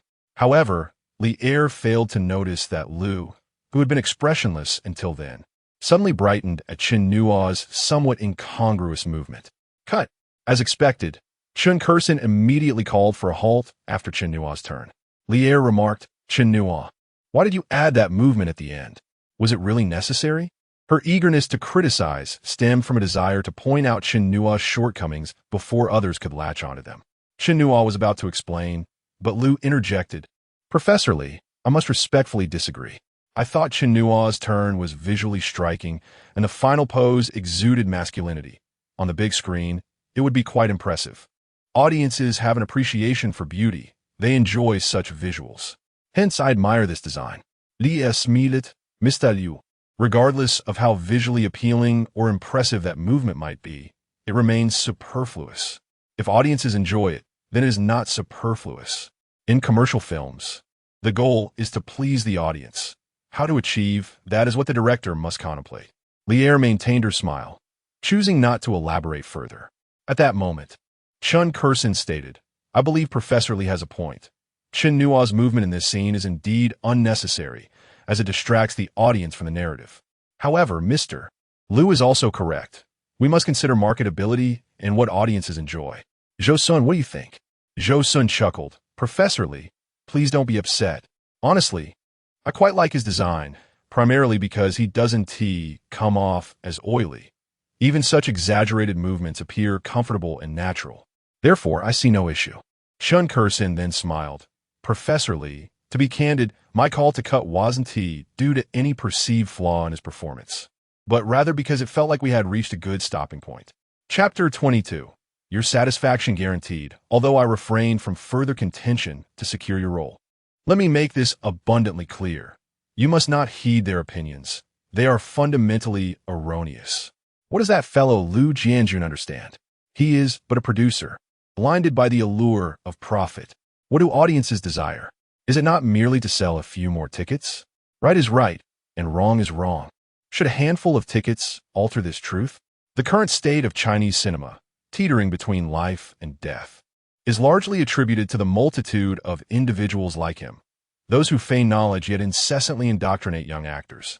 Seated in the passenger seat, Chen Nuo remained silent, grappling with his understanding of why Lier was in such a furious state, albeit partially confounded. After all, it was merely a scene. Was it truly worth such uproar? Straightening his posture, he asserted, it absolutely should not be added. 100% should not be added. I momentarily lost my senses. I knew at that moment I was in the wrong and wished to amend it, yet could not. Observing his demeanor, Lier, with a hint of a smile, remarked, You are speaking contrary to your heart. Do not presume I am oblivious to your intentions. Do you believe I am deliberately nitpicking your faults? Teacher Li, I genuinely feel I was in the wrong. Upon introspection, I realize I have yet to shed my past idol persona, which led to a series of missteps, culminating in that utterly futile gesture. I regret it profoundly. You, with an idol persona? You must be jesting. It's akin to a bout of sickness. Indeed, there are times when I glance in the mirror and feel quite nauseated. At last, Lier chuckled softly, saying, You possess a commendable self-awareness. Chen Nuo, I must inform you, during my tenure at the Film Academy, I have interviewed countless handsome and beautiful candidates each year. Should you possess blind confidence in your appearance, you are gravely mistaken. Your looks are merely average. Without acting prowess, you shall never attain the leading male role in your lifetime. Teacher, that is rather disheartening. Disheartening? I have yet to reveal more discouraging truths. Do you truly believe your acting is commendable? Huh. Any sophomore or junior from our school could outshine you effortlessly. You wouldn't even be able to glimpse their tailpipes. Teacher, am I truly that lacking? What do you think? I believe I might be considered one of your promising students. And your agent? Chen Nuo rubbed his head, feeling a twinge of headache. Do you have any recommendations? Do you wish to find an independent agent or an agency? Is there a difference? To put it simply, independent agents have fewer resources but lower commissions, while agencies offer more resources and can assist in finding roles, albeit at higher commission rates. After some contemplation, Chen Nuo replied, I think I shall seek an agent. Lier, with hands on the wheel, glanced at him and inquired, What is on your mind? I believe I should primarily focus on learning over the next few years. Lier nodded slightly in agreement. In the ensuing days, Chen Nuo found himself exceedingly fatigued. While others might neglect their assignments, he was invariably subjected to scrutiny. However, there are merits in stringent demands. Despite the exhaustion, he began to see results. After more than 20 days of diligent study, he finally grasped some fundamentals of singing. At the very least, he learned how to project his voice without veering off-key. As for his physicality, at the age of 18, there remained hope for improvement. He felt more agile and coordinated than he had a month prior. Time swiftly passed, and January 2005 arrived. The training program was set to conclude in just 1 week, and the Film Academy was about to commence its enrollment.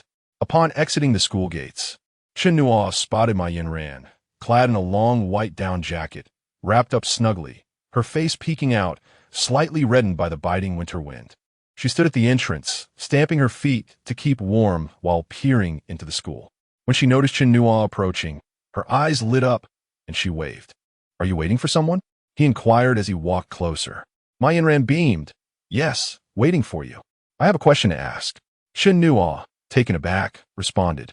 "What question could not be posed over the phone? Don't you have my number? Is it really necessary to stand out here in this cold for so long?" Ma Yinran sighed. "I wish to discuss it over the phone, yet you did not answer my calls. Is that so? I must have overlooked them. I shall pay closer attention next time. Please go ahead. Then I shall be forthright. Please do not take offense. Are you particularly close to Teacher Li?" "Ah, not at all. Come now, do not feign ignorance. We have all observed your interactions these past few days, Chen Nuo. I have inquired, and I learned that Teacher Li will serve as the chief examiner for several initial rounds of this exam. I only need you to speak with him on my behalf." Ma Yinran offered a gentle smile. "I would be immensely grateful to you. Your satisfaction is assured." Chapter 23. Qi Yin Tian, what should I do if my heart is stirred? Yet, once entangled with a woman like Ma Yinran, it is certain to lead to tumultuous troubles. Otherwise, I truly wish to experience just how satisfying this promised delight could be, and which aspects could elicit such contentment. However, for now, he could only sigh and say, "I really cannot bring this up with Teacher Li. If there is anything else I can assist you with, please do not hesitate to ask." "Chen Nuo, can we not discuss this here? Let us change venues. I would like to treat you to a meal, and we can converse while dining." There's no need for a meal. I have an appointment," Chen Nuo replied.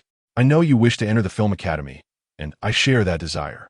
But I truly have no special relationship with Teacher Li, so please do not harbor any thoughts regarding me. Focus on your preparations. I believe you have the potential. I have engagement, goodbye."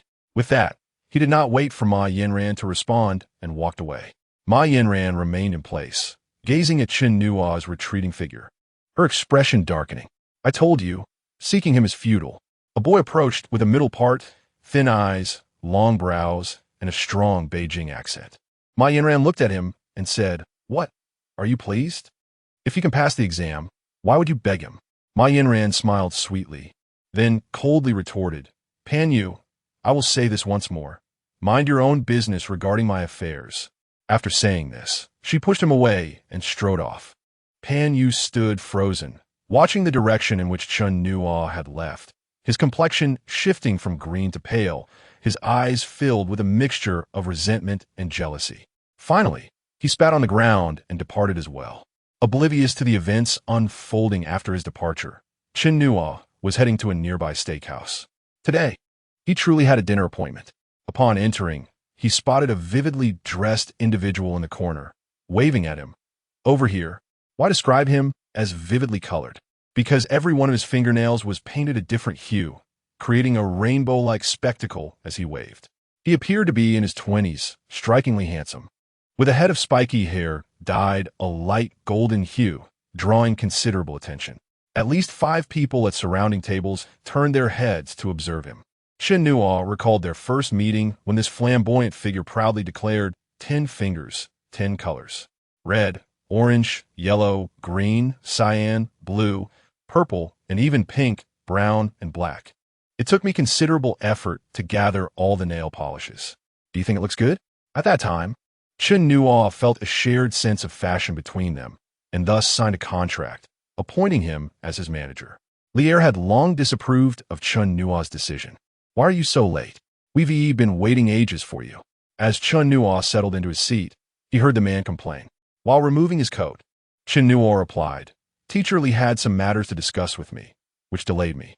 The man paused and asked, "What did she want? Did she tell you to terminate the contract with me?" Chen Nuo shook his head, reassuring him, no, it's about the exam. The man sighed with relief, saying, hey, if it were up to me, I would say forget about school. What is the point of that wretched institution? We could jump straight into acting and start earning money instead of wasting 4 years of youth. Chen Nuo perused the menu without looking up, retorting, you should dare to say that to your mother. What is wrong with my mother? I would say that even if she were present. I merely glanced at her phone, and now she won't stop nagging me. It's driving me insane. Indeed, this colorful youth was none other than Li Er's only child, or daughter, as one might argue. This character was conflicting. You disapprove of me, yet find yourself unable to eliminate me. His name was Qi Yuntian. This time, when Li Er was on the phone with Chen Nuo, inquiring about the manager, Qi Yuntian inadvertently overheard, sparking his interest. He secretly rummaged through Li Er's phone to find Chen Nuo's contact details. Stop teasing. What did they say? Qi Yuntian retrieved a contract from his bag, proudly declaring, easy as pie, 58,000 after tax. Chen Nuo gasped. How did you negotiate that extra 8,000? Qi Yuntian handed him the contract, grinning, for words, relentless persistence. My time is invaluable, so I simply dragged it out. With air conditioning, handsome men, and free tea, why should I be in a hurry? This time, Qi Yuntian was acting as the manager, signing Chen Nuo's performance contract with a producer named Liu. They had previously agreed on a starting price of 80,000, with a psychological bottom line of 50,000, not to dip below 30,000. To their surprise, Qi Yuntian managed to negotiate 58,000, exceeding their expectations by 8,000. As Chen Nuo examined the contract, he remarked, if it were me, I would surround you with a bevy of beauties and see if you would leave. Qi Yuntian chuckled. Fortunately, not everyone is as wicked as you. Training begins on January 5th. That's rather soon. I assenti it? Yes, it's a musical, so you'll need to practice dancing. I assured them you would prepare for the college entrance exam after the new year. They mentioned that your scenes are scheduled to be filmed first, and everything should be wrapped up before the year ends. If all goes smoothly, you'll only need to commit for a month. 58,000 is not bad at all. Seeing the astonished expression on Chen Nuo's face, Qi Yuntian chuckled. Don't look so shocked. Your role doesn't have much screen time, which is why it'll be shot quickly. By the way, do you know where your scenes will be filmed? Where? Shanghai. Wow. Let me tell you, I adore visiting Shanghai for its delicious food. It surpasses the offerings in the capital by a long shot. Calm down. Let us order first. Actually, I already placed the order. 2 portions of tomahawk steak at 388 each, split evenly. Chapter 24. The thrill of earning. I've made money. I made money.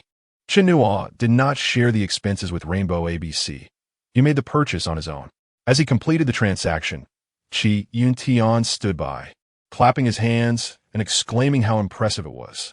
Chen Nuo paid little heed to the opinions of ABC.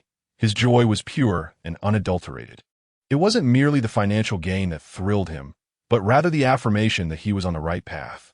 If Zhang Yi's success could be dismissed as mere luck, how could one question the accomplishments of Chen Kursin, a renowned director from Hong Kong? Was this not a clear indication that he had discovered the correct avenue to utilize his hidden talents?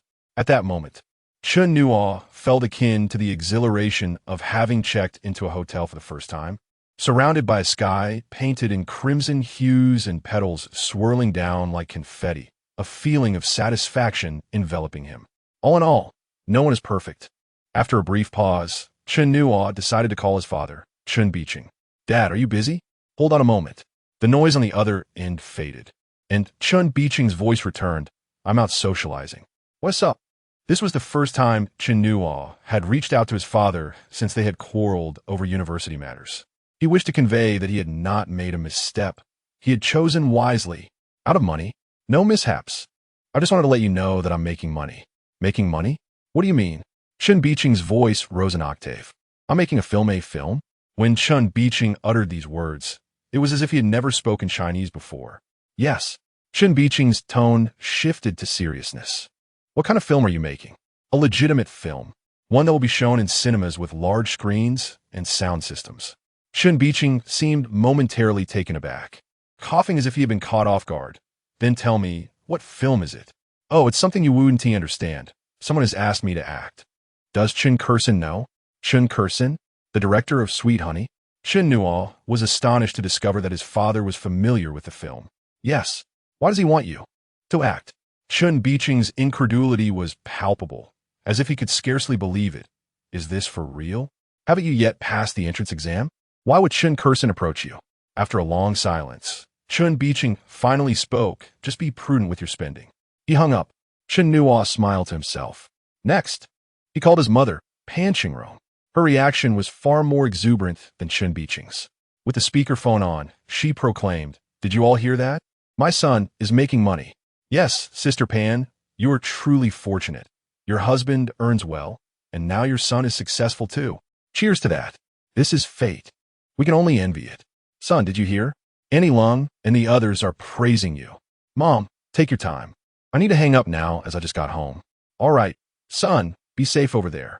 Work hard, and when you get into college, I'll celebrate your success."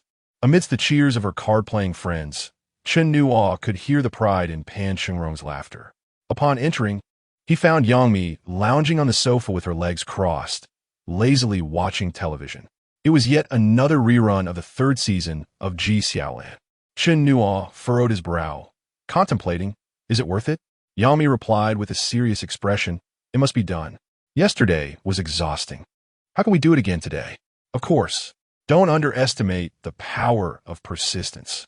A few minutes later, in a dimly lit room devoid of any artificial light, as all thoughts settled into silence, Yangmi was deeply engrossed in singing, swaying her head rhythmically. After she finished the song, Chen Nuo remarked, "Oh, I forgot to tell you, that movie I mentioned is happening. I'm starting on January 5th in Shanghai, and you'll have the place to yourself. Thank you for helping me choose the outfits." Yangmi gasped, "Really? When did this happen?" "I just signed a contract today." "Who asked the director?" Chen Nuo pondered for a moment. It seemed the production team had not explicitly forbidden him from disclosing this information. So he replied, "Chen Nuo." "Which Chen Nuo?" Yangmi's eyes widened in surprise, reminiscent of a cute little rabbit spotting its favorite carrot. "He's the director of Sweet Honey. Have you seen it?" Yangmi's eyes sparkled with excitement. "You're telling me you're going to film with Chen Nuo in just a few days?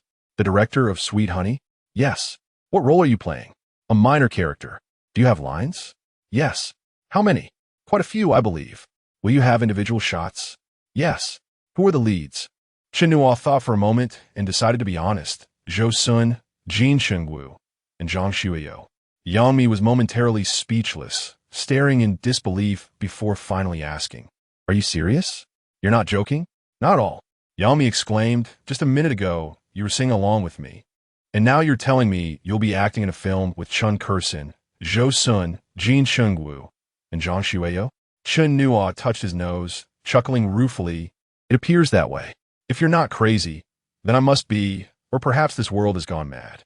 Chen Nuo underestimated the allure of acting in a film by a director like Chen Nuo for a girl who dreams of being an actress, as well as the incredible appeal of sharing the screen with stars like Jin Chengwu and Zhang Xueyou. The stark contrast of hearing such news from a roommate who seems just like everyone else added to the surreal nature of the moment. "You're not pulling my leg, are you?" Yangmi blinked, her eyes pleading. Chen Nuo felt a sense of pride swell within him. Yet he had to admit, "I'm not kidding. But it's not as grand as you think. It was just an opportunity. I tried out, and surprisingly, it worked out. Luck played a significant role." Yangmi collapsed back onto the sofa, exasperated. "Fine, stop trying to console me. You can make movies now while I'm stuck doing some rubbish posters. It's infuriating." After a moment, she suddenly perked up, her eyes gleaming with determination. "Chen Nuo, if you really become famous, you must help me out as your roommate. Just promise me, and I'll give you a massage every night. And don't underestimate me. I worked with big names when I was 5, someone you could never imagine." Chapter 25. Finding fault, isn't it just a brief cameo in Stephen Chow's film? What's so surprising about that? In later years, your fans incessantly referred to you as the destined Phoenix Girl, the original starlet. My ears are practically calloused from hearing it. However, seeing Yangmi's enigmatic demeanor, Chen Nuo chose to remain silent. "You really dare to hire him as your agent? Aren't you concerned about jeopardizing your own future? I find Qi Jia to be quite amiable, possessing a gentle and kind nature. His fashion sense is distinctive. And he is a graduate from a prestigious university with a master's degree in business administration. Having him as an agent seems like a gross misallocation of talent. Yet, he lacks any resources domestically. What can he do for you? Chen Nuo remarked, teacherly, when I arrived in the capital, I had no resources either. Yet, I still managed to act. It's essential to connect with the right people. If the person is right, even if we share a humble meal, it will taste sweet. There was a truth he held back, but you are still here, right? Supporting the crown prince. The princess commands the queen. Li Er feigned exasperation. I scold you a little, and you retort with a lengthy explanation, even more than I do. Forget it. I won't bother with you. Just hand me the registration form. When are you planning to head to Shanghai? Brother Chi suggested we arrive a couple of days early. We might not attend class tomorrow. We need to familiarize ourselves with the area and find a suitable place to stay. After all, we'll be there for a month, and hotels are too expensive. It will be a hassle if it's far from the filming site. Is the production team not arranging accommodations? They didn't mention it. Li Er cast a deep glance at him and nodded. Chen Kurson likely won't concern herself with such trivialities. As for the others, well, Chen Nuo, I hope you remember today. Well, it's not a significant matter. If you need a rent, then rent. Please inform Teacher Gao and Teacher Zhang. They have genuinely shown concern for you these days, not merely out of regard for me, but out of true care. Do you understand? By the way, what happened to your shoulder? You seem to walk oddly. Chen Nuo hesitated to speak. Last night, Yami had mentioned she could give him a massage, so he asked her to try, resulting in this predicament. Who would have thought that such a seemingly frail girl could exert so much strength? This morning, he noticed several spots on his shoulder that ached when he moved. It's nothing.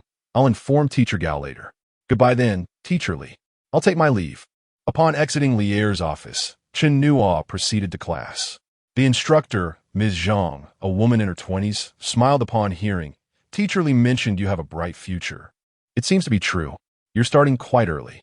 All right, go ahead, but remember to practice the fundamentals I discussed in class every day. It will greatly benefit you in the future. Keep up the hard work. I'll be waiting for you at the Film Academy. After exchanging words, as Chen Nuo turned around, he noticed a slender male student leaning against the doorway, arms crossed, with a nonchalant expression. Chen Nuo, do you have a moment? I need to discuss something with you. Chen Nuo recognized this student as Pan Yu, the one he had encountered on his first day in class. The one entangled with Ma Yinjin, though he was uncertain of Pan's intentions now. Why should he care? In this rebirth, would he still fear confrontations? Just as Chen Nuo prepared to approach, his phone rang. It was Qi Yuntian. Class is over? Yes. I brought the script for you. Come downstairs to pick it up. All right, wait for me. Glancing back at Pan Yu, Chen Nuo descended the stairs. Qi Yuntian was already there, hopping in place against the cold. With his distinctive style, even in a fashion-forward environment like the Film Academy, he stood out like a sore thumb, attracting numerous curious glances. Accustomed to being the center of attention, Qi Yuntian paid no heed to the onlookers. Upon spotting Chen Nuo, he gracefully approached, handing him script. It's freezing today. Here, take this. But keep it under wraps. I had to sign a confidentiality agreement to obtain it. My family is still sorting things out, so I must leave. Take care. Chen Nuo replied. Qi Yuntian waved goodbye and got in his red Mazda, speeding away. Chen Nuo examined the script in his hands. It was thin, perhaps just a few pages, yet exquisitely crafted with a matte black plastic cover, feeling much more refined than the tattered script he had previously received from Zhang Yi. Opening it, he found only 2 English words. Chen Nuo murmured, possibly love? If love? He felt he had heard of it, but had never seen it. This film seemed to lack a flop. Now was not the time for a thorough read. Chen Nuo intended to head back upstairs with the script. Just as he turned, he felt the script being snatched from his grasp. Chuckling, he remarked, indeed, a script, and a major production at that. I just signed the contract yesterday. Taking this script out entails a confidentiality agreement with a penalty fee. Imagine if, after some time, rumors circulate and the production team seeks compensation. Would I bear the cost myself? The surveillance camera above you is glaringly evident. Before he could finish, Pan Yu flinched as if bitten by a venomous snake, abruptly tossing the script back at Chen Nuo. Grasping it, Chen Nuo noticed the cover was slightly crumpled and raised an eyebrow, asking, did Ma Yinjin send you? Pan Yu, On guard, replied, "No, it has nothing to do with her." Chen Nuo had an inkling of the situation, smiling as he said, "You like her, don't you? And when she ignores you, you take it out on me, right?" Pan Yu fell silent. Chen Nuo recognized he had hit the nail on the head. This was a typical reaction from a boy under 25 displaying jealousy. Any man over 25 would have steered clear of such situations because a truly admirable girl would never inspire jealousy. Chen Nuo felt a twinge of pity for Pan Yu. It seemed he was hopelessly captivated by Ma Yinjin. He inquired further, "Does she know you like her?" Once again, Pan Yu remained mute. With a sigh, Chen Nuo realized there was little more to say. Shaking his head, he decided to ascend the stairs, feeling that entangling himself with such a juvenile was utterly pointless. Chapter 26. A new role the following day. Chen Nuo flew solo to Shanghai. Qi and Tian had suddenly developed appendicitis and was admitted to the hospital the same day.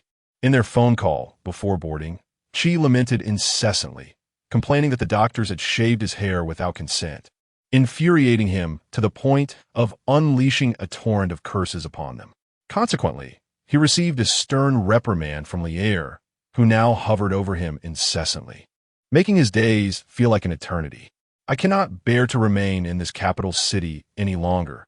I must escape to the Grand Shanghai to mend my shattered spirit. Otherwise, you might as well call my mother and tell her that you need me on your side, so she will let me go. Goodbye." Chen Nuo hung up the phone abruptly. Shortly after 2 in the afternoon, Chen Nuo arrived at Shanghai Hongqiao Airport. His destination was a quaint town on the outskirts, a film shooting base established by the local government at the turn of the last century. Struggling to navigate the chaotic traffic of Shanghai, he reluctantly hailed a cab from the airport, spending nearly 200 yuan to reach his destination. Upon arriving in the town, Chen Nuo discovered it was divided into 2 parts. The eastern section housed the film base, while the western part featured a historically renowned old street, characterized by black-tiled roofs and white walls, with quaint bridges and flowing water, embodying the quintessential style of Jiangnan from the Ming and Qing dynasties. Furthermore, numerous houses were available for rent, alleviating any concerns about finding accommodation. Through an agency, Chen Nuo swiftly secured a monthly rental room furnished with 2 beds, a wardrobe, and all necessary appliances, which would also accommodate Qi Yuntian when he arrived. Unlike the later bustling metropolis, a month's rent plus agency fees amounted to only 500 yuan, filling Chen Nuo with a sense of fortunate discovery. The apartment was located on the 2nd floor of a small building by the Songjiang River. The landlord was an elderly couple in their 60s, whose son and daughter had moved to Shanghai for work, leaving several rooms vacant for rental. As Chen Nuo entered with his suitcase, the elderly lady offered to help. Chen Nuo, wary of burdening her, hastily declined, prompting her to break into a wide smile, her eyes narrowing into slits as she spoke in a thick Shanghai dialect. "Ha, good. Chen Nuo managed a polite smile in response. The old man chimed in, chuckling. "She says she doesn't speak Mandarin. You can't understand her, can you?" Chen Nuo nodded earnestly, admitting, "No, I cannot." The old lady then remarked, "Young man, you look good. Would you like to stay and be our Shanghai son-in-law?" Following this amusing exchange, the couple genuinely seemed to consider Chen Nuo as their prospective son-in-law, inviting him to dinner that evening to savor authentic Shanghai cuisine. Chen Nuo gladly accepted the invitation. After settling into his room and unpacking, he sat on the bed and opened the script. The cover was somewhat crumpled, bearing the marks from Pan Yu's previous handling. In truth, Chen Nuo had deceived Pan Yu. The script he possessed was not the complete version, containing merely an outline of the story and his own role. The penalty for breach of contract was certainly not the rumored 500,000 yuan. Only a fool would believe such a figure. Having already perused the script the previous night, he found himself perplexed. Though he had heard of the film, he had never seen it, remaining oblivious to whether it had been a box office success or a failure. Nevertheless, having accepted the role, he could only strive to perform to the best of his ability. Yet, he could not comprehend the purpose of the character Monty within the film. Was he merely an extra, a background figure, or just someone passing by? It seemed that in this production, his role consisted solely of singing, dancing, projecting charm. delivering a few lines to Zhou Sun, exchanging a couple of sentences with Zhang Xueyou, and chatting with Jin Chengwu. Beyond that, there was nothing more. To categorize him merely as a supporting character would be an overstatement. Eliminating his role entirely would not disrupt the progression of the plot in the slightest. Why then? Had Chen Nuo chosen to create such a character? He found himself at a loss, unable to identify a point of entry. This role was entirely distinct from the previous mute character, whose script was rich in imagery and continuity, allowing him to visualize each unfolding scene. Conversely, in this film, Monty appeared as a specter, flitting through the corners of each narrative, appearing unexpectedly and vanishing without a trace. At times, he emerged in Zhou Sun's room as a journalist. At other times found himself in the midnight streets, sharing a bowl of beef noodles with Zhang Xueyou, or playing a taxi driver, coldly observing Jin Chengwu's tears and sorrows. He possessed no objectives or tasks within the film. He was not central to the narrative. He merely served as a punctuation mark, turning or connecting within the sentences of the story. A bystander, a chronicler, rather than a participant or character within the tale. This left Chen Nuo in a state of deep frustration, uncertain of how to approach his role. Chapter 27 Cindy, Chen Nuo, found it challenging to immerse herself in the role. Seizing the opportunity to seek guidance from Zhang Yi regarding the dilemmas she faced while reading the script. I cannot, like a mute, fully embody the character, she lamented. After a moment of silence, Zhang Yi's tone on the phone became particularly grave. Do you truly believe it is possible for Chen Nuo to create a superfluous character within the script? If you feel unable to comprehend the role, it merely indicates that your efforts have been insufficient. Chen Nuo retorted, how am I to exert myself when I possess only half of the script? After hanging up, she once again picked up the script, this time adopting an entirely fresh perspective. No longer did she endeavor to step into Monty's shoes. She ceased merely reciting and memorizing lines. Instead, she began to conceive the overarching narrative, envisioning the story's intricate development. Like a detective novelist, she deduced the causal relationships from the known elements at hand. Unbeknownst to Chen Nuo, while she believed she had gleaned invaluable insights from Zhang Yi, he was laughing heartily on the other end of the line, nearly doubled over with mirth. However, after indulging in his amusement, he mused that if this child truly succeeded, she might indeed become a comedic luminary in the future. In the ensuing 2 days, apart from meals, Chen Nuo did not step outside her room, becoming utterly engrossed once again. Over these 2 days, she meticulously filled every blank space in the script with tiny, densely packed handwriting. Should Zhang Yi chance upon this, he would undoubtedly be astonished, for what he had jokingly suggested, Chen Nuo had earnestly accomplished. On January 5th, 2005, at 8:30 in the morning. At the entrance of the film and television base, Lu Wenjing, the assistant director of the If Love production, was glancing at his watch. The crew was currently filming outdoor scenes in the capital, while preparations were underway in Shanghai. At this moment, he awaited the arrival of an actor for an important role on their first day of filming. Lu Wenjing had not anticipated that after such an extensive selection process, they would ultimately settle on someone so young, only 18 years old, having previously starred in a low-budget film that could scarcely be called a production. Was this young man perhaps a nepotism hire, or the scion of a prominent family? Though discomforted by such thoughts, Lu Wenjing understood that work remained work. A man of meticulous diligence, he typically left no room for error. The previous day, he had been informed that the actor would arrive at 9 o'clock, so he arrived at the entrance half an hour early. As he observed the passing vehicles, he noticed a young man clad in a black down jacket and jeans, carrying a backpack, approaching alone. The young man noticed him as well, and upon nearing, smiled and inquired, "Are you Director Liu?" "Yes, I am. You must be Chen Nuo." "Indeed, it's a pleasure to meet you, Director Liu." After a brief handshake, Lu Wenjing led Chen Nuo into the base. "Where did you come from?" "I live in a town across the river. I thought it was close, so I didn't take a car." "All by yourself?" "Yes. My agent had some matters to attend to, so I came alone." "That is perfectly fine." Noticing his gaze, Lu Wenjing explained, "Your scenes will be filmed here. Today, I brought you in to walk through the choreography with the dance instructor to give you a foundational understanding. Little Chun, since I'm slightly older. May I call you that? Is that all right?" Of course you may. Although Lu Wenjing's earlier demeanor had altered his impression of the young actor, lingering doubts remained. He spoke quite directly without excessive pleasantries. Chen Nuo sensed that the assistant director did not harbor a particularly favorable view of him, so he merely nodded and replied, "Okay, I will." The dance instructor, named Cindy, was introduced by Lu Wenjing as a dancer from the local dance troupe.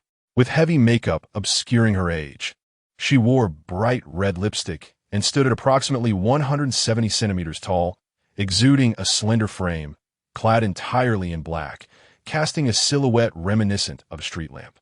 After Lu Wenjing introduced the two, he left Chen Nuo in Cindy's care and returned to his duties. "You must be quite young," Cindy remarked, her voice slightly hoarse, leaving Chen Nuo uncertain whether it was due to fatigue or a natural rasp. "I'm about to turn 19. So, you're only 18? She replied, intrigued. "Once the dance is choreographed, I will take you to see the venue, and then we will head to our troupe's dance studio. If all goes well, we can commence practice this afternoon. Is that acceptable?" "Absolutely," Chen Nuo affirmed. Thus, he followed Cindy on a brief tour of the set. Afterwards, she inquired, "Has your company arranged transportation for you?" "Oh no. Then you can ride with me," Cindy offered. "You're here alone?" Chen Nuo chuckled awkwardly, admitting yes. "My agent is preoccupied, so I came by myself." Cindy nodded, refraining from further comment. Her vehicle was a yellow Cherry QQ, a compact car that had gained immense popularity during the early 2000s, easily attainable for just a few thousand yuan. Despite its limited space, it was evident that the owner possessed a youthful spirit, as the interior was adorned in vibrant pink, exuding a pleasant fragrance. Not long after hitting the road, Cindy initiated a conversation. "You're still in university, right?" Seated in the back, Chen Nuo noticed Cindy's gaze reflected in the rearview mirror. He suddenly realized that her eyes appeared youthful, seemingly at odds with her mature exterior. "Not yet. I'll be sitting for the college entrance examination this year." Cindy fell silent for a moment before exclaiming, "I truly envy you. At such a young age, you get to play the lead." Chen Nuo felt compelled to correct her, asserting that his role hardly qualified as a leading part, yet Cindy remained silent thereafter. Chapter 28. "My name is Xia Yi." Cindy led him to a dance studio situated within a large courtyard, marked by a sign for the SH City Starlight Dance Troupe. Inside a 3-story building were numerous dance practice rooms. Cindy guided Chen Nuo to an unoccupied studio, where she initially introduced some fundamental dance techniques before proceeding to practice each movement step by step with him. After approximately an hour of rigorous practice, they sat on the floor to rest, beads of sweat causing Cindy's makeup to smudge slightly. She glanced at the mirror and sighed. "Your foundational skills are better than I expected. You must have practiced before, right? I thought we were meeting a celebrity today, so I dressed up." Chen Nuo, panting, replied, "I must have disappointed you." Cindy shook her head. "Not at all." After a brief silence, she continued, "Did you know that Zhou Sun used to dance too? She was part of troupe in Jiangsu and Zhejiang, though not as skilled as ours." Chen Nuo nodded and took a sip of bottled water. After a while, Cindy stood up and said, "Let us continue. The more tired you get, the easier it is to form muscle memory. With every drop of sweat, you gain another brain cell." That day, Chen Nuo felt as though his mind could scarcely contain any more cells. The next morning at 10 o'clock, when Chen Nuo dragged his sore muscles back to the studio, he noticed a girl in her 20s stretching. She wore a form-fitting black dance outfit, complemented by white tights. Her figure was graceful, with long, straight legs and a well-toned backside. As she extended her right arm and leaned sideways, she resembled an elegant swan preening its feathers. The studio was empty, and Cindy had yet to arrive, so Chen Nuo prepared to stretch as well. "You're quite punctual today," a familiar voice chimed in. Chen Nuo turned in surprise to see the girl. "Who are you?" Her skin was as fair as snow, embodying the delicacy and warmth characteristic of southern girls. Her features were striking, yet her eyes held a hint of fatigue, sparkling as they met Chen Nuo's gaze in the mirror. Noticing his astonishment, the girl smiled slightly. "What's the matter? Didn't recognize me? I'm not Cindy today. I'm Xia Yi. You can call me Teacher Xiaohe." Chen Nuo looked her up and down. "Teacher Xiaohe, you seem quite different from yesterday. I mentioned that I dressed up yesterday because I thought I was meeting a star. Turns out it was all for naught," Xia Yi complained. "Is that what you call dressing up? What else would you call it?" She shot back with a playful glare. Chen Nuo thought she appeared like a different person without makeup. Not only had her appearance changed, but her manner of speaking was also markedly different, as if she had aged 10 years. Teacher Xiao, you can't be that much older than me, can you? Is it your place to ask a woman her age? Just know that I am older. She commanded. Hurry and change. We have a lot to learn today, and we can't leave until we finish. That morning, Chen Nuo practiced diligently, while Xia Yi taught with unwavering focus. Occasionally, others entered the studio, but everyone seemed to be absorbed in their own routines, creating a lively atmosphere. Before long, noon arrived, and Xia Yi announced, "Let us go. I'll treat you to lunch at our troop cafeteria." "No need, you go ahead. I'll find a place to rest." "All right then. See you back in the studio at 2 o'clock. Be prompt, don't be late." "Okay, you can count on me." In a hazy moment, Chen Nuo felt someone nudging his back, jolting him awake. He turned to find a pair of legs clad in snug dance pants, standing just inches from his face. Following the long, straight legs upward, he was met with a charming face adorned with large, expressive eyes, filled with astonishment. "Isn't that Xia Yi?" Chen Nuo rubbed his eyes and sat up. "What time is it?" "Doi Zokloki." The girl had changed into a fresh dance outfit and appeared invigorated after a shower. Asking incredulously, "Did you sleep here all afternoon?" "Yes, why?" "You're an actor. How can you sleep on the floor?" Chen Nuo chuckled. "I'm not a big star." "Why shouldn't I?" Xia Yi scrutinized him for a moment before responding. "Aren't you uncomfortable?" Perhaps it was merely Chen Nuo's imagination, but it seemed that more people came to practice in the afternoon than in the morning. Some stretched, while others leaped, all seemingly engaged in basic training, creating a bustling environment. By 3:30 p.m., the number of practitioners dwindled, and by 5 o'clock, only Chen Nuo and Xia Yi remained. Chen Nuo was absorbed in his dance practice and felt he had made slight progress compared to the previous day. "All right, that's enough for today," Xia Yi said after guiding him through the last move. "Your learning pace is quite impressive. I believe you'll master it in less than 3 weeks." "All thanks to teacher Xiao He's guidance," Chen Nuo said, wiping his sweat and heading to the back of the studio to down a bottle of water. Xia Yi approached him, her expression oddly enigmatic, a half-smile playing on her lips. "Let us go. I have some matters to attend to at the base, and I can give you a ride." "Okay, thanks." After changing clothes, Chen Nuo followed Xia Yi to her car. At a red light, she turned to him and asked, "Did you notice that more people came to our studio today?"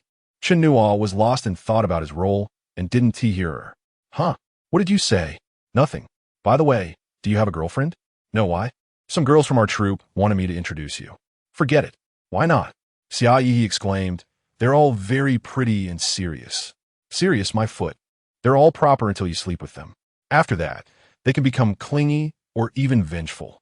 Do you think I'm unaware of women's nature? Right? Don't take too long." Chen Nuo firmly shook his head. "I really don't want to." Just then, the light turned green, and the car resumed its journey. Xia Yi, driving, expressed her irritation. "Had I known, I wouldn't have agreed. I thought you would definitely be interested. How should I explain to them?" "Just tell them you don't want to. They'll assume I'm the one causing trouble and will surely resent me." "Is it really that serious?" "Maybe you don't understand, especially in a troop dominated by women. Interpersonal relationships are quite complex." Xia Yi sighed, looking somewhat distressed. "Hey, you wouldn't happen to dislike women, would you?" she asked suddenly, seemingly lost in thought. Chapter 29. A bit unhinged Chen Nuo extended a curved finger, pointing forward, and said, "Don't speak carelessly. Focus on driving." "Ah." Summer Yeha gazed at his bent finger, her expression one of shock. Chen Nuo said nothing. Yet Summer Yeha believed she understood. Chen Nuo hesitated. "Isn't that a bit inappropriate?" "What is inappropriate about it?" "Let us go," Summer Yeha replied. Chen Nuo, wearing a serious expression, insisted, "It truly is inappropriate. I'm a boy. There are distinctions between genders." Summer Yeha chuckled lightly. "What distinctions?" "You stop talking and let us go." "Hey, with you acting like this, I really fine. Summer Yeha's dormitory was rather small, furnished with 2 beds and 2 cabinets, with a narrow aisle barely wide enough to walk through. Upon entering, Summer Yeha announced, "I'm going to take a shower first. The red bed is mine. You can sit there." Chen Nuo settled beside her bed, which was soft and comfortable. He and T meant to overthink it. He was merely in the mood for some playful banter with his little teacher. He and T anticipated that Summer Yeha would be so naive, actually allowing him to tease her, ultimately leading to this situation. Reflecting on it, he felt it was a tad unethical. However, he had said nothing, and it was their mutual understanding that had led to this moment. Besides, after the demanding dance practice, the allure of a cozy place for a midday nap was irresistible. As he surveyed the room, there wasn't much to observe. The decor was quite simple, save for the numerous movie posters adorning the wall by Summer Ye's bed. He approached the posters, examining them one by one, when he suddenly heard the bathroom door open. It seemed Summer Yeha was emerging. "All done. You can wash up now," her voice called out. "Okay." Chen Nuo turned to glance at her, only to freeze momentarily. Smoothly, he crouched down, rummaging through his bag on the floor, muttering, "Hey, where is it? I distinctly remember bringing it. What are you looking for?" Summer Yeha inquired, crouching beside him. "Didn't T bring change of clothes?" The scent of her shower gel wafted over, causing Chen Nuo to stiffen. He refrained from turning around, yet in his peripheral vision, he caught a glimpse of her strikingly fair skin. "Seems like it. You should get dressed. It's cold." "It's not cold. The water was too hot. I'm sweating. Do you want me to help you find it?" Summer Yeha leaned forward, her upper body fully exposed before Chen Nuo. She wasn't completely undressed, but her undergarment was a tad small. Strangely, while her figure was otherwise slender, that particular area was notably different, creating a stark visual contrast. Especially now, as she bent forward, her upper body suspended in the air, while attempting to assist him, it was all too dizzying for Chen Nuo. He enjoyed burying his face in fluffy pillows to sleep, enveloped in their sweet, milky scent. He had once been a professional dancer, typically immune to such distractions. Unless he truly couldn't help it. The abruptness of the situation left him entirely unprepared. Moreover, the scant clothing Summer Yeha wore was almost akin to being unclothed. What to do? He faced two choices: confront the tiger or retreat. "Ah, I suddenly remembered something. I'll see you in class." Chen Nuo, fearing repercussions, swiftly opted for the latter, grabbing his bag and fleeing, not daring to straighten his posture as he ran. Summer Yeha resided on the second floor of their troop's single dormitory. Chen Nuo dashed down the stairs in one breath. It took a while for his racing heart to calm. He had expected Summer Yeha to confront him later, or at least inquire about the incident. But to his surprise, she said nothing and asked nothing, her demeanor in class entirely unchanged, as if nothing had transpired. 3 days passed in this manner. At this point, "You must move your legs in the air. Remember to engage your core," she instructed. "Yes, just like that. Once more splendid. Okay. Hold on to that feeling. 10-minute break." "Apologies, but I have an engagement today." Summer Yeha smiled politely, then elegantly raised her neck, sipping water from a bottle. Chen Nuo noticed a boy gazing at her exposed neckline with an almost ravenous expression. Once Summer Yeha finished drinking, the boy regained his composure, stating, "Many from the troop are going, and my mom specifically said you should join us. As the deputy leader, you must comply." Summer Yeha's voice softened. "But I truly have plans. I'm sorry." The boy pressed, "Who are you meeting? Can't you change the time?" Summer Yeha appeared flustered, her gaze evasive. "I had already made plans. It's difficult to reschedule. I'm really sorry." The boy advanced 2 steps, his tone aggressive. "What is so difficult? Come on, call your friend. I'll speak to them." Summer Yeha took a step back, waving her hands. "No, that is not necessary. It's really not appropriate." She cast a pleading glance at Chen Nuo. Clearing his throat, Chen Nuo interjected, "The time can't be changed. I 1T agree." "What did you say?" The boy turned, seemingly just noticing Chen Nuo. Chen Nuo replied, "Summer Yeha's appointment is with me. I do prefer not to change. I apologize." The boy paused, then forced a smile that didn't reach his eyes. "Brother, it's my birthday today. Please show some courtesy and let them reschedule." Chen Nuo shook his head. "That's not possible. It took quite a bit for Summer Yeha to agree to let me treat her. Postponing isn't an option. How about you show me some courtesy and change your plans?" The boy retorted, "It's my birthday. How can I change the date?" "Chen Nuo replied earnestly. "Change it to next year or the year after. You celebrate every year, so why the rush?" The boy's expression darkened. "Don't think you're special. just because you're a performer. Do you know who my mother is? Chen Nuo chuckled.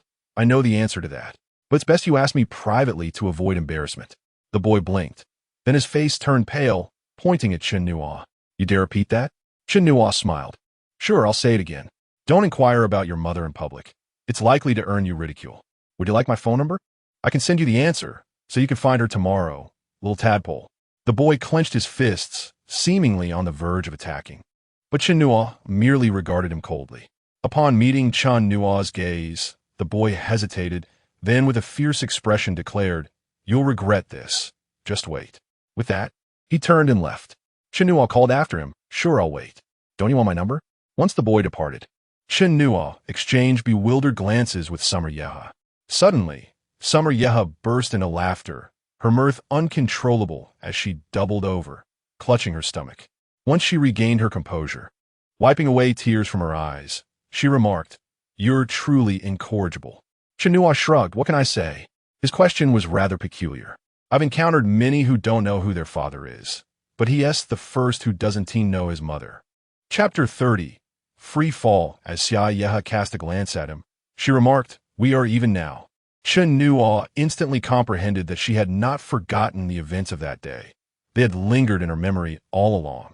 However, maintaining his composure, he feigned ignorance and chuckled, Teacher Xia, I genuinely wish to treat you to a meal.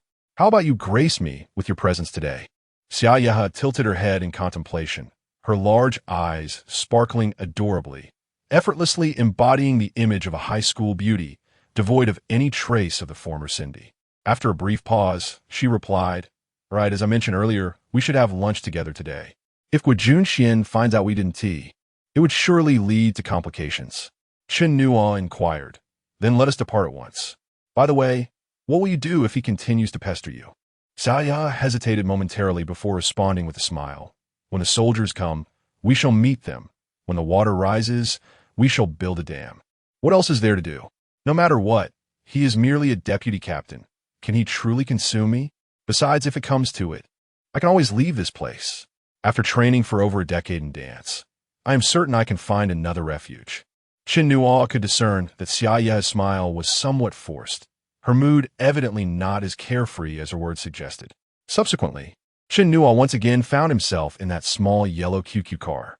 Upon exiting the dance troupe's gates, Xia Ye drove for over 20 minutes before halting beside a barbecue restaurant. The establishment appeared to be struggling, with only a few seats occupied inside. After disembarking, the two entered and chose a corner to sit. Xia Ye seemed to be a regular patron. As soon as she sat down, a young waitress in her 20s approached with the menu, greeting her with familiarity. Jia, you haven't been here in over a week. Have you been on a date? Is this your boyfriend? He is quite handsome. Xia Ye's face flushed slightly as she waved her hands dismissively, saying no. Don't say that. He is a colleague. The waitress chuckled and turned to Chen Nuo. Sorry about that, handsome. Jia is a wonderful person, and we've known each other for a long time, but this is the first time I've seen her bring a guy here. My apologies for the misunderstanding. Chen Nuo laughed. No problem at all. Xia Ye, slightly flustered, instructed, Xiao Tian, you go ahead and attend to your duties. We'll call you once we've decided on our orders. Sure thing, replied the waitress named Xiao Tian, elongating her words. Take your time, don't rush. Xia Ye buried her head in the menu, but Chen Nuo noticed her ears were slightly red. She lowered her voice and said, I frequent this place. The prices are very reasonable and the taste is excellent. The owner lacks funds, so the decor is shabby, and it doesn't look appealing from the outside. Many hotels and inns nearby are filled with couples dining together, and they often overlook this place. How did you discover this place? Chen Nuo asked. I live nearby. The environment is poor, but the rent is affordable, making it suitable for people like us who are financially constrained. Chen Nuo expressed his surprise. Aren't you supposed to have accommodation within the troupe? Xia Ye replied. The troupe's dormitory just had a vacancy last month, and I recently moved in. I had previously rented here and paid a year's rent in advance, but the landlord won't refund it, so I sometimes stay here as well. Hurry up and order. I'm starving. After they placed their orders, the owner quickly prepared the skewers, which soon arrived at their table. The taste was indeed delightful, particularly the grilled eggplant, charred yet not burnt, and infused with a spicy flavor that perfectly suited Chen Nuo's palate as a resident of Sichuan. Seeing Chen Nuo relish the food, Xia Yehe appeared quite pleased, saying, "Take your time.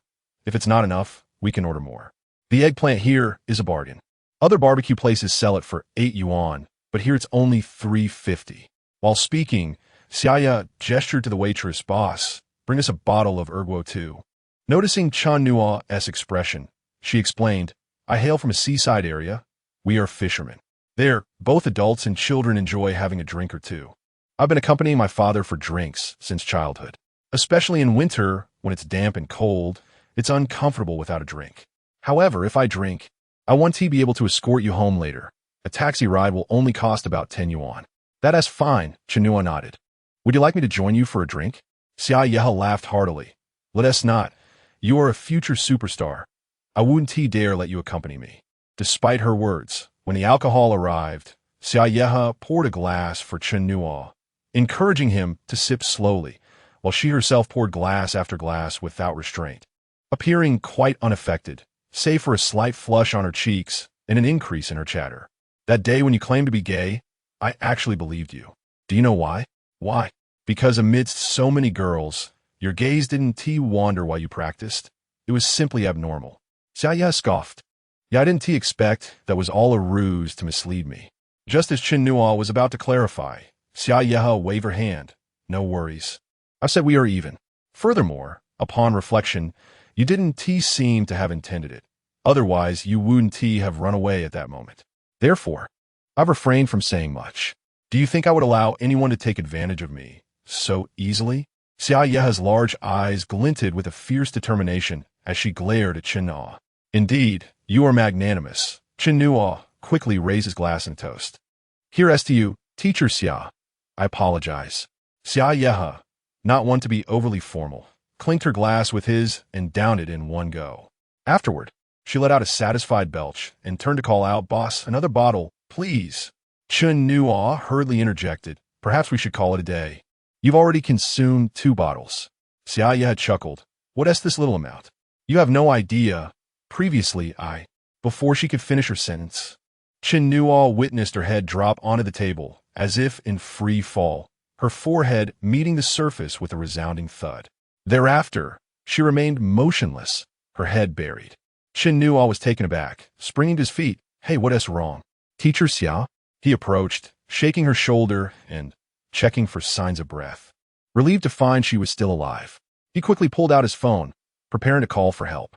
At that moment, the previous waitress approached nonchalantly, glanced at the still figure of Xia Yehe on the table, then turned to Chen Nuo, asking, "Shall we switch roles this time? Would you like to carry her?" Chapter 31. Laughter and jest. It turned out that Xia Yehe's residence was situated directly above the barbecue restaurant. Chen Nuo carried Xia Yehe on his back while the waiter, Xiao Tian, led the way ahead. Xia Yehe was indeed quite light, yet it was no trivial task to ascend the stairs with her. Those who have borne the weight of inebriated individuals know that once a person is drunk, they become remarkably heavy. The building comprised 6 stories, a relic from the 1980s. There was no elevator, and the stairway was narrow with steep steps. By the time Chen Nuo reached the 4th floor, where Xia Yehe's apartment was located, he was already drenched in perspiration despite the winter chill. Xiao Tian, familiar with the routine, rummaged through Xia Yehe's bag to retrieve a key and unlock the door. Previously, it was just the 2 of us lifting her. Our boss wasn't particularly pleased, but now that you're here, it will be much easier, she remarked. Chen Nuo managed a wry smile as he carried Xia Yehe into the room. At that moment, Xia Yehe received a phone call. It seemed there were customers at the restaurant, and her boss urged her to hurry downstairs. "I'll head to the restaurant now. You can just lay Hiji on the bed," Xiao Tian said, placing the key on the shoe cabinet before descending the stairs. Inside, only Xia Yehe and Chen Nuo remained. The room was sparsely furnished, containing only a bed, a television stand, and a 20-inch color television. There was no air conditioning, nor even a wardrobe, just a clothes rack. As Xia Yehe had mentioned, she had already moved many of her belongings to the dormitory, leaving the room feeling desolate. The cold wind whistled through the gaps around the windows and doors, sending chills deep into one's bones. Chen Nuo laid Xia Yehe on the bed, removed her shoes, and pulled 2 blankets over her. He draped several thick garments atop the covers, uncertain if it would suffice to keep her warm. However, surveying the sparse surroundings revealed no further means of warmth. After a final glance at Xiaoya, who lay with her eyes tightly shut, he resolved not to take advantage of her vulnerable state, despite his flaws. You had your chance. You weren't up to it, he thought, and without lingering, he quietly closed the door behind him. What Chen Nuo did not realize was that the moment the door clicked shut, Xiaoya, who had appeared unconscious, suddenly opened her eyes. She was indeed intoxicated and had momentarily lost her memory. Yet as they ascended the stairs, her consciousness gradually returned, compelling her to continue feigning oblivion. Outside, dusk had descended, casting a dim light through the window from the street lamps. In the darkness, Xiaoya widened her eyes, her gaze flickering as she pondered something unknown. The following morning, Chen Nuo received a phone call from Chen Kursen early in the day. Chen Kursen seemed to be in high spirits, saying, "Nuozi, I'm in Shanghai. Let's have lunch together today." Chen Nuo was taken aback. "Ah, Director Chen, have you finished shooting your scenes in the capital? I haven't perfected my dance yet." Chen Kursen chuckled. "Not yet. I'm here because the higher-ups summoned me.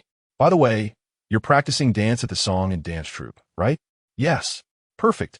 I need to go there to discuss some matters. We'll chat when we meet." After hanging up, Chen Nuo glanced at the clock and was startled to discover it was already past 8:20. The morning alarm either failed to ring or he had simply not heard it. In any case, he was now half an hour late, certain to arrive tardy.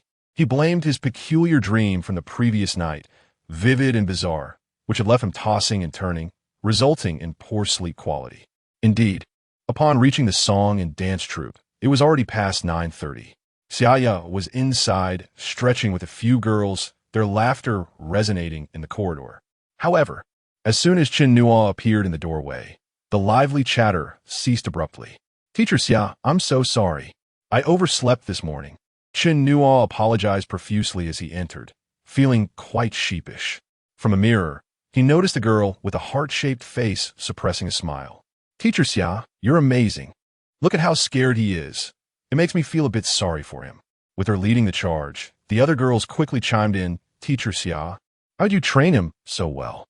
What a good student. I want one too." "Yes, Teacher Xia. Don't hog him all to yourself. Let us borrow your student sometimes." A slightly plump girl twirled around, striking a pose and casting a flirtatious glance at Chen Nuo. "Chen Nuo, what do you think of me? I can do what Teacher Xia teaches you too." With Chen Nuo's extensive life experiences, he had encountered all sorts of individuals. However, after such a long period of solitude, he found himself blushing at their exuberance, not to mention Xiaoya, whose delicate face turned crimson like a ripe peach. She stamped her foot and exclaimed, "Lu Jiaojiao, stop messing around. Get out. I need to start teaching dance." "Ah." Lu Jiaojiao feigned surprise, covering her mouth. "Do we need to leave for Teacher Xia to teach? What kind of dance are you going to teach us? The clothed kind or the unclothed kind?" Her words sent the other girls into fits of laughter, tears streaming down their cheeks. Furious, Xiaoya reached out to pinch Lu Jiaojiao's waist. In response, Lu Jiaojiao dashed away, sparking a playful chase around the dance studio, while the others cheered them on, creating a lively atmosphere. Suddenly, a stern voice rang out from the doorway. "What are you all doing? This is working time." A middle-aged woman, wearing glasses, stood at the entrance with a particularly serious expression, her sharp gaze piercing through the lenses like daggers, ready to strike. Xiaoya and her companions fell silent, standing obediently with their hands behind their backs and heads bowed, resembling schoolchildren caught in mischief. "See, Mom? I wasn't lying. They treat this classroom like a playground, running in and out without practicing dance, completely disregarding your authority." Lu Jiaojiao's companion chimed in. Chen Nuo recognized the man standing behind the woman as Guo Junxian, the very individual he had encountered the day before. The stern woman, clearly his mother, was Vice Director Li. "Vice Director Li, we didn't," upon hearing Guo Junxuan's words. Xiaoya could not help but interject. However, she barely uttered 2 words before Vice Director Li interrupted sharply. "You didn't, T? What did I just witness? Early in the morning, you all were giggling and frolicking around here. What else could you possibly be doing, if not treating this place as a playground?" Xiaoya, The reason you got into the movie is because of my goodwill. Have you forgotten how you begged and pleaded with me? Do you still dare talk back? Chapter 32. A talented individual upon being shouted at. Xiaoya's small face instantly turned pale, her teeth biting down on her lower lip to the point of drawing blood. The other girls stood frozen, terrified that the ire might shift toward them. At that moment, a male voice interjected, "Teacher Xiaohe, it's getting late. I would like to start practicing dance. Shall we begin?" The girls couldn't help but glance up curiously, observing Chen Nuo with his hands in his pockets. His expression serious and somewhat intimidating, a stark contrast to the playful youth they had previously encountered. They exchanged furtive glances, and somehow, the weight in their hearts lifted slightly. Deputy Captain Li snorted disdainfully. "Practice what dance? You haven't even finished your sentence. You're the actor who came to our troupe to learn dancing, right? I've heard quite a bit about you over the past few days. I warn you, you better abide by our troupe's rules." Chen Nuo raised an eyebrow, inquiring, "What have you heard about me? What do you think?" Deputy Captain Li retorted sharply, "Since you're here to practice, focus on that and refrain from any distractions. I've seen plenty of celebrities. Someone like you, a third-rate actor, is nothing in my eyes. You better behave yourself, or I'll inform Director Chen Nuo to replace you. Do you believe me?" Just as her words faded, a thickly accented voice chimed in from behind her. "What are you telling me? Replace whom?" However, her enthusiasm seemed to go unnoticed, as Chen Nuo strode in, leading a group into the dance studio. Spotting Chen Nuo, he promptly embraced him, saying, "Nuozi, I heard you've been working hard." Thank you. Chen Nuo replied, "It's no trouble. It's my duty." Releasing him, Chen Nuo scrutinized Chen Nuo and remarked, "I've heard from Lu Tuan that you've been arriving daily by 8 and practicing until 6 or 7 in the evening, sleeping in the dance studio at noon due to the lack of a place to rest. I've informed them that I promised Teacher Li to take good care of you, so how could I let you sleep on the floor? Rest assured, the crew will find you a place to stay." A well-dressed, middle-aged man in his 50s chuckled, "Director Chen, you needn't worry about the accommodation. With so many rooms in this dance troupe, surely we can arrange one for this young comrade to rest." "Of course," said Lu Tuan. "I'll ensure arrangements are made for this young comrade." Chen Nuo pulled Chen Nuo closer, introducing him. "Nuozi, let me introduce you. This is Deputy Minister Li from the city's publicity department, and this is Troop Leader Lu." Quickly thanked both leaders for their attention. Chen Nuo had indeed heard from Xiaoya that the troop leader's surname was Lu, and he was quite amiable, though often away for business or meetings. He had yet to meet him, yet it seemed Lu Tuan was well informed and attentive to his situation, even aware of his midday naps in the dance studio. Chen Nuo promptly expressed, "Thank you, Minister Li, and thank you, Troop Leader Lu, for your concern." Deputy Minister Li appeared indifferent, his attention primarily on Chen Nuo. Casting a cursory glance at Chen Nuo and casually complimenting, "A talented individual. Director Chen truly has an eye for talent."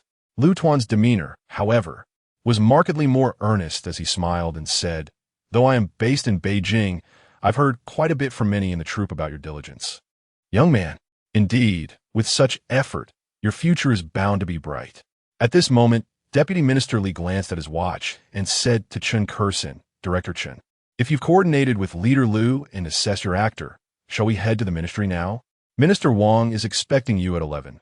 The time is nearly upon us." "Very well, let us proceed and not keep Minister Wang waiting," Chen Nuo replied, taking a few steps toward the door before turning back to Chen Nuo.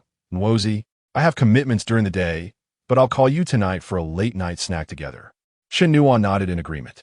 As the group reached the exit, Chen Nuo suddenly halted and addressed Deputy Captain Li. "What were you about to tell me earlier?" Li's expression stiffened slightly as she shook her head. "It's nothing." Chen Nuo smiled. "If I recall correctly, you're Deputy Captain Li. Am I right? We have indeed met before. I heard what you said earlier, and I would like to thank you for your guidance toward Chen Nuo. Young ones can be thoughtless. I kindly ask for your understanding and generosity." Deputy Captain Li forced a smile. "Not at all, Director Chen, you are too kind." As Chen Nuo departed with Minister Li, Troop Leader Lu remained. Casting a neutral glance at Deputy Captain Li Jie, the city leaders regard Director Chen's film highly, viewing it as significant promotion for our film and television base. As you can see, Deputy Minister Li personally came to invite him to the ministry meeting. Therefore, be mindful of your words and actions. After all, you are in your 50s now, and perhaps it's time to step back and focus solely on cultural initiatives, leaving other matters aside. With that, he turned to Guo Junxian. You're Xiaogua, correct? Guo Junxian nodded silently, head downcast. Deputy Captain Li left, her expression transformed, perhaps wishing to speak to Chen Nuo, but ultimately could not bring herself to do so. Guo Junxian followed her, his face ashen, as if he had just been struck. Once everyone had departed, only Chen Nuo and the remaining girls were left in the classroom. They sat in silence for a moment, until Lu Jiaojiao suddenly remarked, "That old witch finally got her comeuppance." The deputy captain's sidelining signified a loss of trust from her superiors. If she maintained decorum without making enemies, she might be fine. But those who flouted the rules and engaged in unscrupulous behavior could only await their downfall. After all, one carrot for one hole. If she were not uprooted, how could others progress?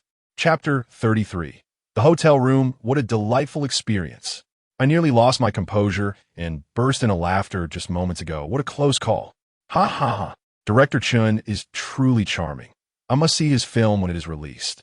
Indeed, I shall rally my relatives and friends to support it. Did you notice Li Hongying's expression earlier? Ha ha ha.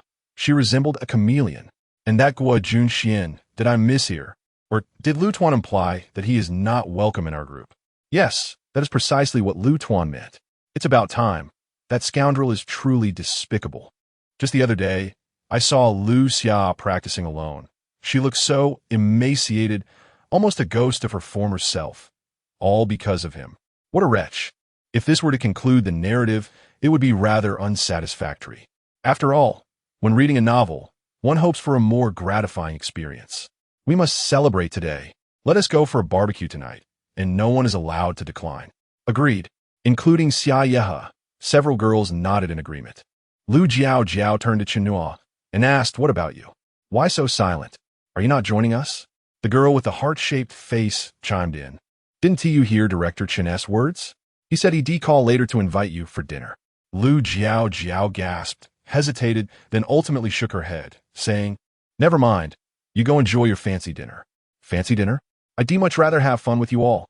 Chen Nuo thought for a moment and said, "If things wrap up early over there, I'll join you." "Oh yes." Lu Jiaojiao cheered softly, then added, "All right, it's settled. You all go to class now. We'll head off to practice. Let us meet at the main entrance after work." The girls giggled as they exited, leaving only Xia Yehe and Chen Nuo in the classroom. Perhaps due to the earlier commotion, no one dared to return. The two practiced throughout the morning, remaining the only occupants of the room. "All right, that's enough for this morning. Let's go eat. You helped me out today. Lunch is on me," Xia Yehe declared. Chen knew Xia Yehe was usually frugal. When they dined together in the cafeteria, she typically ordered only a single dish with rice. Today, her offer to treat him indicated she was in high spirits. "Actually, today has little to do with me. It's all for my teacher's sake," Chen Nuo genuinely thought. Chen Kursin defended him earlier, but was it truly because he, as a small actor, held such significance? Impossible. The reason lay in what Chen Kursin herself mentioned, that Li Er had instilled such concern in her. Though Li Er had left Qi Yuntian in the capital to recuperate, it appeared that she had assumed all his managerial responsibilities without informing him. To encounter such a teacher was indeed fortuitous for him. Ultimately, Xia Yehe insisted on treating Chen Nuo, even purchasing him a luxurious meal of 3 meats and 1 vegetable, while she opted for merely a small bowl of rice and a dish of tofu. Once their meals were prepared, they sat together to eat. Xia Yehe took a piece of tofu and, unexpectedly, asked, "Are you going to sleep with me this afternoon?" Chen Nuo replied earnestly, "That can be considered." Xia Yehe realized the implications of her words. Her cheeks flushed as she clarified, "I meant, will you come to my dorm for a nap? No funny business. We'll sleep separately." Chen Nuo inquired, "Aren't you afraid?" Xia Yehe shot him a glare and said, "As long as you're not afraid, I'm not." Chen Nuo chuckled, "What is there to fear?" Xia Yehe replied, "Fear of rumors. Don't stars in the entertainment industry worry about that?" Chen Nuo understood, "Oh, that." Xia Yehe narrowed her eyes at him. "So you are afraid?" Chen Nuo laughed, "Afraid of what?" Since they were both fearless individuals, they reached a mutual understanding. Chen Nuo finally enjoyed a peaceful nap. When Xia Yeha woke him at 1:50, he felt invigorated, all fatigue erased. Xia Yeha, somewhat annoyed, remarked, "You slept soundly on my bed, snoring like a thunderstorm. I couldn't get a wink of sleep all afternoon." Chen Nuo quickly apologized. "I'm sorry. I must have been too tired these past few days. I'll wear a mask tomorrow when I sleep." Xia Yeha replied, "Ah, their essay tomorrow? Well, if you snore again, I won't let you sleep over." Around 4 in the afternoon, Chen Nuo called, instructing him to go to a restaurant named for 7 p.m. Chen Nuo asked Xia Yeha if that place was far. She said, "I've heard of it, but never been. It's supposed to be quite expensive, a meal that could cost me a year's salary." Chen Nuo laughed. "Then I'll make sure to eat enough for several months." And he did. This time, Chen Nuo hosted a gathering for some leaders from the film base, with Chen Nuo as a mere minor participant, going unnoticed. Amidst the clinking glasses, he quietly devoured his meal, but his small portion left him only 7/10 full, hardly enough, even for a year's worth of Xia Yeha's wages. After the feast, Chen Nuo bid farewell to Chen Nuo and the others, glancing at the time. It was nearly 10 o'clock. Just as he hesitated about calling Xia Yeha, her call came in first. Hearing the raucous sounds on the other end, Chen Nuo asked, "Where are you? It's so noisy." Laughter erupted before someone else took the phone and said, "We're at the bar. Hurry and come save your little teacher. She's about to pass out. If someone else takes her away tonight, you'll regret it." After confirming the address, Chen Nuo hailed a cab. He couldn't help but admire the girls. They must have indulged in drinks during dinner and continued at the bar. Upon his arrival, he found Xia Yeha slumped over the table, motionless, while the 3 other girls were also inebriated, tilting precariously in their seats. Reluctantly, Chen Nuo had to assist each of them into a taxi. They were still somewhat conscious and even directed him to where Xia Yeha's car was parked. Chen Nuo refrained from taking advantage of the situation. After ensuring they were safely inside their taxis, he moved on. When it came time for Xia Yeha, he had no choice but to lift her as he had done before, finding her yellow QQ car on the road and placing her in the back seat. Chen Nuo hadn't drunk any alcohol, but it had been nearly 20 years since he had driven a manual transmission. He stalled the car twice before finally getting it moving. Not long after, he realized something was amiss. It was nearly midnight, and a large sign loomed overhead, adorned with colorful lights, akin to a heavily made-up woman flaunting herself in the night. The sign read, Echeng Hotel. Chapter 34. A petal of snow white. Little did he expect that the receptionist at the hotel merely cast a glance his way, seemingly accustomed to such situations. She spoke in a nonchalant tone. "We have only one king-sized room left, priced at 200 for the night, with a deposit of 200. Checkout is before noon. Should there be any blood on the sheets, the deposit will not be refunded." With that, she resumed her knitting. All right, but I didn't bring any identification." He hesitated. "An additional 50, she replied. Well, since this is so straightforward, Chen Nuo decided to dispense with his trepidation. Handing over 450 yuan and taking the room key before ascending the stairs with Xia Yeha. The presence of an elevator made this ascent considerably easier than the last. Upon turning around, he noticed that Xia Yeha had opened her eyes at some point, staring at him without blinking. After a moment of silence, Chen Nuo remarked, "I'm leaving now. Goodbye." As he turned to take a couple of steps, Xia Yeha's slightly inebriated voice drifted from behind him. "To be honest, are you really gay?" Chen Nuo paused, turning back. Xia Yeha, having consumed a fair amount of alcohol, had rosy cheeks and half-lidded eyes, as though she might slip back into slumber at any moment. Her gaze was hazy and somewhat dreamy. She maintained her earlier reclining position, her long legs slightly crossed, presenting a soft curve from his vantage point. Her attire was slightly disheveled, the neckline lowered to reveal a luminescent swath of her neck. Clearing his throat, Chen Nuo replied, "I am not."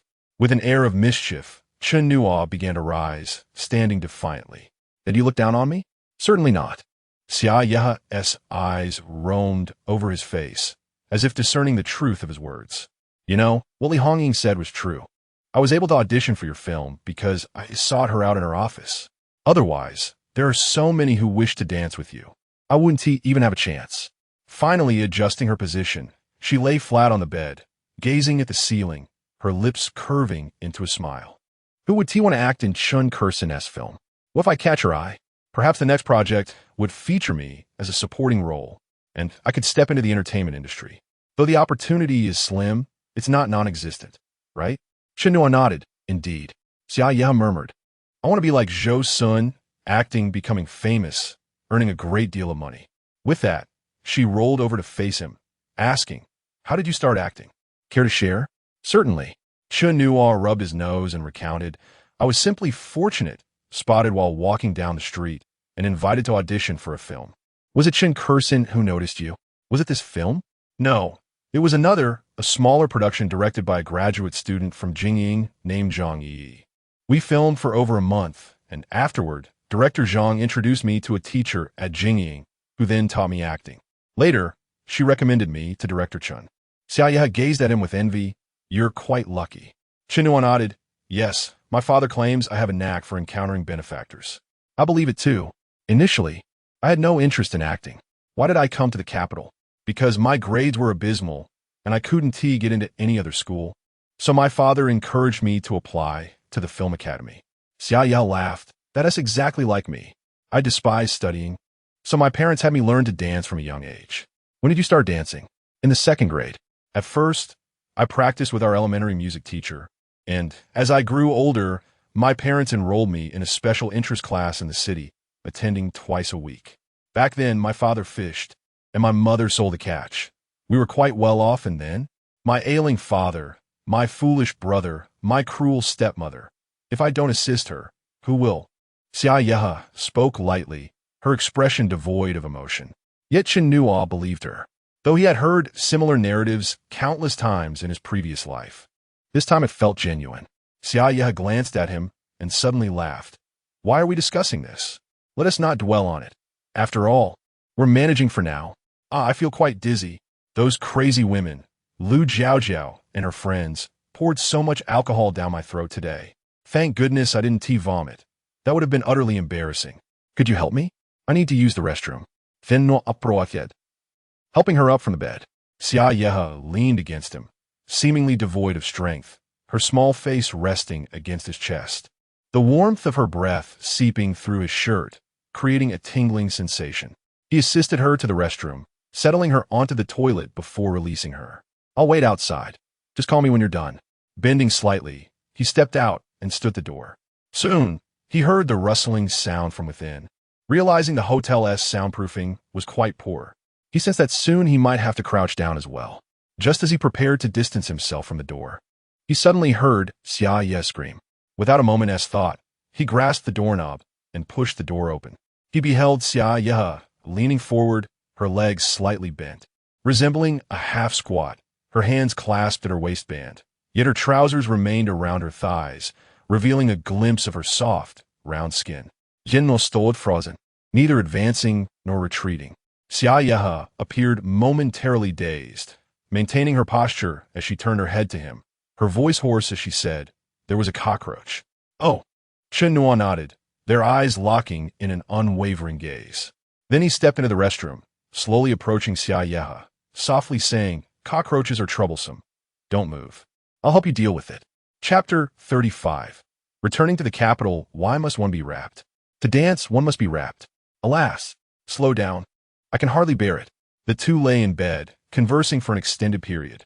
Chen Nuo expressed all the unspoken words he had harbored over the past few months, feeling considerably relieved thereafter. He then lifted the covers to inspect the sheets. Damn it, the deposit is non-refundable. Xia Ya lay beside him, her chest still rising and falling. After their conversation, the two had grown noticeably closer, their interactions becoming much more natural. The blush on the girl's face had not yet faded, resembling a delicate layer of rouge on white jade. Beneath her elegantly curved neck lay a pair of deep collarbones, her eyes still glistening with moisture, the corners damp, akin to the bite marks on his shoulder, remnants of their shared experience. What had transpired moments ago was undoubtedly intentional on Xia Ya's part. No one could be convinced otherwise. Perhaps sensing Chen Nuo's thoughts, she suddenly spoke. These past few years have been exhausting. I just want to relax. After today, let us forget this matter. No one is to mention it again. You will go to your university. I will continue dancing. and we shall not contact each other. How could such words not have been meant for her to say? Chen Nuo rubbed his nose, momentarily at a loss for words. Then let us not speak of it. Xiaoya suddenly sighed, saying, your hand. That night, Chen Nuo and Xiaoya talked almost until dawn. In the morning, they rose together and practiced dance for hours at the troupe. By noon, Chen Nuo shamelessly made his way to Xiaoya's dormitory for a nap. By the end of the day, as Xiaoya remarked, she felt as though she had narrowly escaped death at least 10 times.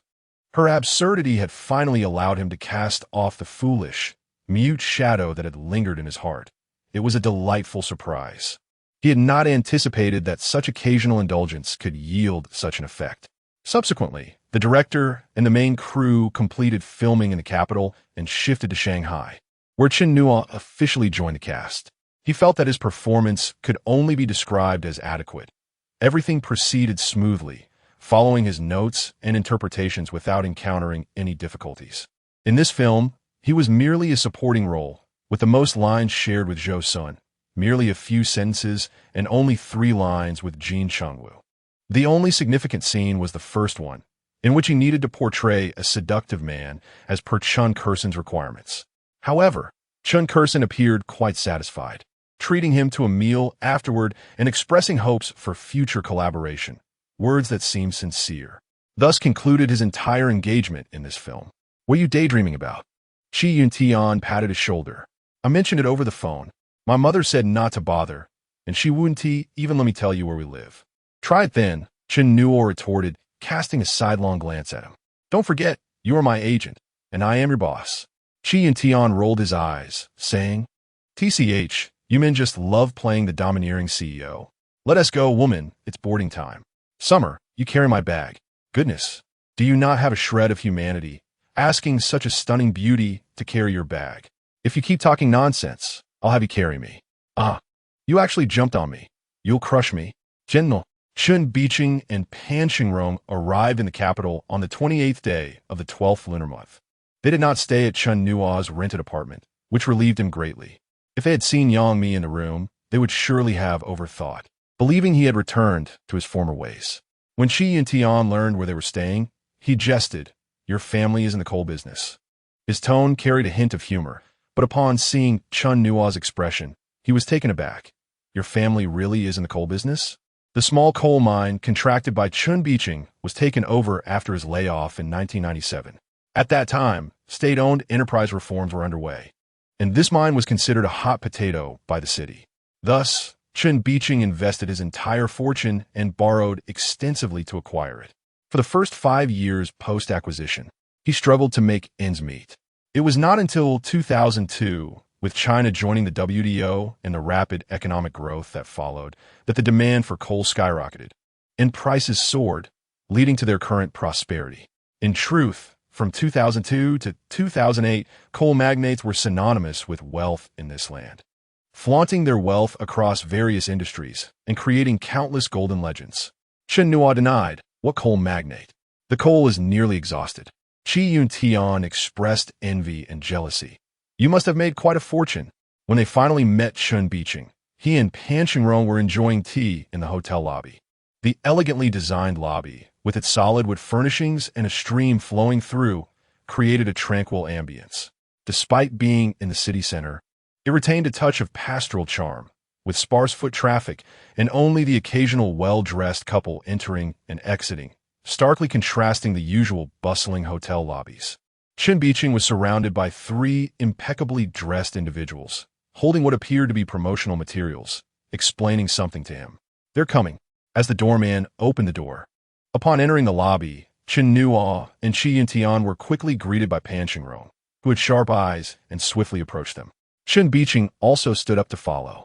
As Pan Xingrong drew near, her eyes filled with tears as she hurried forward and embraced Chen Nuo, exclaiming, Son, why have you become so thin and dark? Chen Bicheng, come look. Did you make your son suffer? Look at what he has become. He resembles a beggar on the street. You don't care about your own flesh and blood, do you? Chen Bicheng scrutinized Chen Nuo, frowning as he replied, I wanted you to experience life, but I didn't mean for you to mistreat yourself. You should eat and drink well. What are you doing? Chen Nuo responded, I eat quite well. I haven't lost weight at all. By the way, Mom, Dad, let me introduce you. This is my agent, Chi Yuntian. Chi Jia, these are my parents. Chen Biqing, accustomed to grand occasions and having been informed by Chen Nuo over the phone, showed no reaction upon seeing Chi Yuntian's eccentric attire. He shook hands with Chi Yuntian and said, "Hello, Xiao Qi. Chen Nuo has always been headstrong since childhood. Please take good care of him." Chi Yuntian was equally courteous. "Uncle, Chen Nuo is exceptional and quite driven. We look out for each other." As Pan Qingrong shook Chi Yuntian's hand, she noticed his manicured nails and remarked with a smile, "Xiao Qi, your nails are beautifully painted. Annie will send you a few bottles of different colors next time." Chi Yuntian genuinely smiled, saying, "Then I shall thank you, Annie. Let us sit down." Chen Biqing beckoned. The well-dressed individuals had been closely following Chen Biqing throughout this exchange, and, upon seeing them finish their greetings, gathered around him. "Ah, Chen Zong, your son is truly handsome and promising. Come, let me carry your bags. Sir, allow me to assist you with your bag."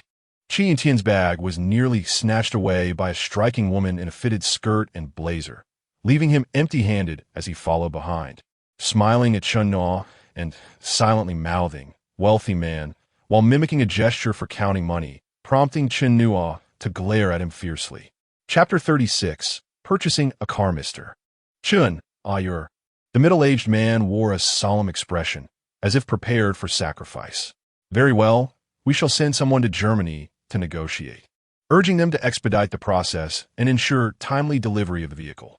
"However, Mr. Chen, in light of this, we must increase the deposit slightly. I hope you can understand." "How much more?" "At least 500,000. After stating this amount, the middle-aged man felt a twinge of regret, wondering if he had asked for too much. Although he was aware of the financial standing of the person before him, 500,000 was still a significant sum. Yet, without hesitation, Chen Biqing picked up a travel bag from the side and, with a resounding thud, placed it on the table. With a swift motion, he unzipped the bag, and stacks of cash began to emerge. At that moment, aside from Pan Qingrong, who was engaged in small talk with Chen Nuo, silence enveloped the room, with all eyes fixated on Chen Biqing's hands and the bulging bag. 50 stacks of cash were neither excessive nor insufficient, ultimately forming a small mountain on the table. Of course. The middle-aged man in a suit felt his legs weaken, closing his mouth that had dropped open, glancing around before clearing his throat. "Xiao Wang, Xiao Li, why aren't you counting the money?" Without a counting machine, the two did not meticulously count each bill, but gave a rough estimate before reporting to the middle-aged man, "Manager, indeed, it is 500,000. Logically, this method of operation was rather crude and did not adhere to financial regulations. If there were counterfeit bills amongst those 50 stacks, or if they were even a couple thousand short, it would go unnoticed. However, upon hearing his subordinates, the manager showed no hesitation and began writing a receipt. Once completed, he respectfully presented it with both hands, saying, "Mr. Chen, please let us know when you have time to finalize the paperwork at our store. We will be open tomorrow, even on New Year's Eve. After all, this is a vehicle worth over $1 million. It is no trivial matter and requires a contract." Chen Biqing pointed to Chen Nuo, saying, "You can ask him. The contract should be signed by him." Upon hearing this, everyone's gaze fell squarely on Chen Nuo. The man's tone softened. "Young Master Chen, on behalf of Huayu BMW, I welcome you as our esteemed client. When might you be able to come to our store to sign the contract? We can arrange transportation for you." Chen Nuo, who had been silently observing, was taken aback to learn the car was intended for him. He realized that Chen Biqing was attempting to mend past grievances. Initially, when he expressed his desire to attend a film academy in the capital, Chen Biqing had vehemently opposed it. Now, recognizing his error, he could not bring himself to apologize to his son, so he resorted to the means of a wealthy coal tycoon, attempting to compensate with money. Chen Nuo sighed, "You bought this car for me? A 500,000 deposit? What kind of car?" With a wave of his hand, Chen Biqing replied, "You tell me." The man signaled to a young woman in her 20s beside him, who eagerly chimed in, "It is our company S740i, sir. I can provide you with a detailed introduction. It boasts the pinnacle of luxury configurations currently available worldwide." perfectly suited for both social and business engagements, reflecting your esteemed status. Chen Nuo was speechless, recognizing the typical taste of a coal tycoon in this era, either a BMW or a Mercedes. He lamented, "I don't even have a driver's license. Why are you buying me a car?" Before Chen Biqing could respond, the young woman sweetly interjected, "Young Master Chen, we have a driving school we are affiliated with. You can enroll for free. We will provide you with a dedicated vehicle and a personal instructor, ensuring you pass within a month." She gazed at Chen Nuo, contemplating the wealth of his father, her legs instinctively tightening. Another pass-guaranteed offer. Chen Nuo felt exasperated at hearing that phrase. He turned to Chen Biqing, "Dad, I'm still in school. Do you think it's appropriate for me to drive such a car?" The young woman, quick to respond, interjected before Chen Biqing could speak, "Of course. It sounds perfectly suitable to drive such a car to school. When your classmates see it, it will undoubtedly ignite their ambition, leading them to study harder." "Thank you." Qi Yuntian, standing nearby, rolled his eyes in disbelief. Chen Nuo, weary of making excuses, insisted, "Don't buy it. It's too expensive. If you're going to buy one, at least get a more affordable model." Chen Biqing waved dismissively, exuding confidence. "Money is not a concern for you." Han Qingrong then interjected, "All right, son, look. Your father cares for you. He doesn't even drive such a fine car in Sichuan. He knows you'll soon be interacting with people from society, and he wants you to have a good one, fearing you might be looked down upon. Just accept it. After the new year, find a time to sign the contract. I'll handle it for you." In the Chun family, Pan Qingrong was generally quiet, but when she spoke, everyone listened. With her intervention, Chen Nuo felt hesitant to voice any further objections in front of so many people. Yet, he couldn't help but feel a pang in his heart. Currently, he earned merely 50,000 for a film role. To accumulate 1,000,000, he would need to act in 20 films. Yet, he was now exchanging that for a car he couldn't even drive. Thus, when a manager inquired about when he could come to sign the contract, he found himself at a loss for words. In the end, it was Pan Qingrong who came to the rescue. "Let us say tomorrow morning, after the new year. Things will get busy, so we won't fuss over the date."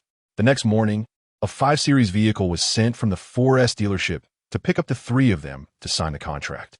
On the last day before the new year, the dealership was surprisingly bustling with potential customers. However, the employees at this 4S store seemed a loss for tasks. As Chen Nuo sat signing the contract, at least a dozen people gathered around, despite the manager's repeated attempts to disperse the crowd. "My sincerest apologies, Mr. Chen." The sales manager feigned a look of regret as he addressed Chen Biqing. "Currently, our staff is abuzz with chatter about how exceptionally handsome your young master is. Coupled with his excellent family background, everyone wants to catch a glimpse." The young woman who had accompanied the manager the day before smiled brightly, yet internally seethed with envy. Had there not been so many people around, she would have ensured to cling to him, striving to leave a lasting impression. If the opportunity arose, engaging in more intimate activities on New Year's Eve wouldn't be out of the question. Upon hearing the manager's words, Pan Qingrong burst into laughter. "Our family's circumstances are nothing special in the capital. We are really quite ordinary. However, Chen Nuo has always had a charm that draws people in."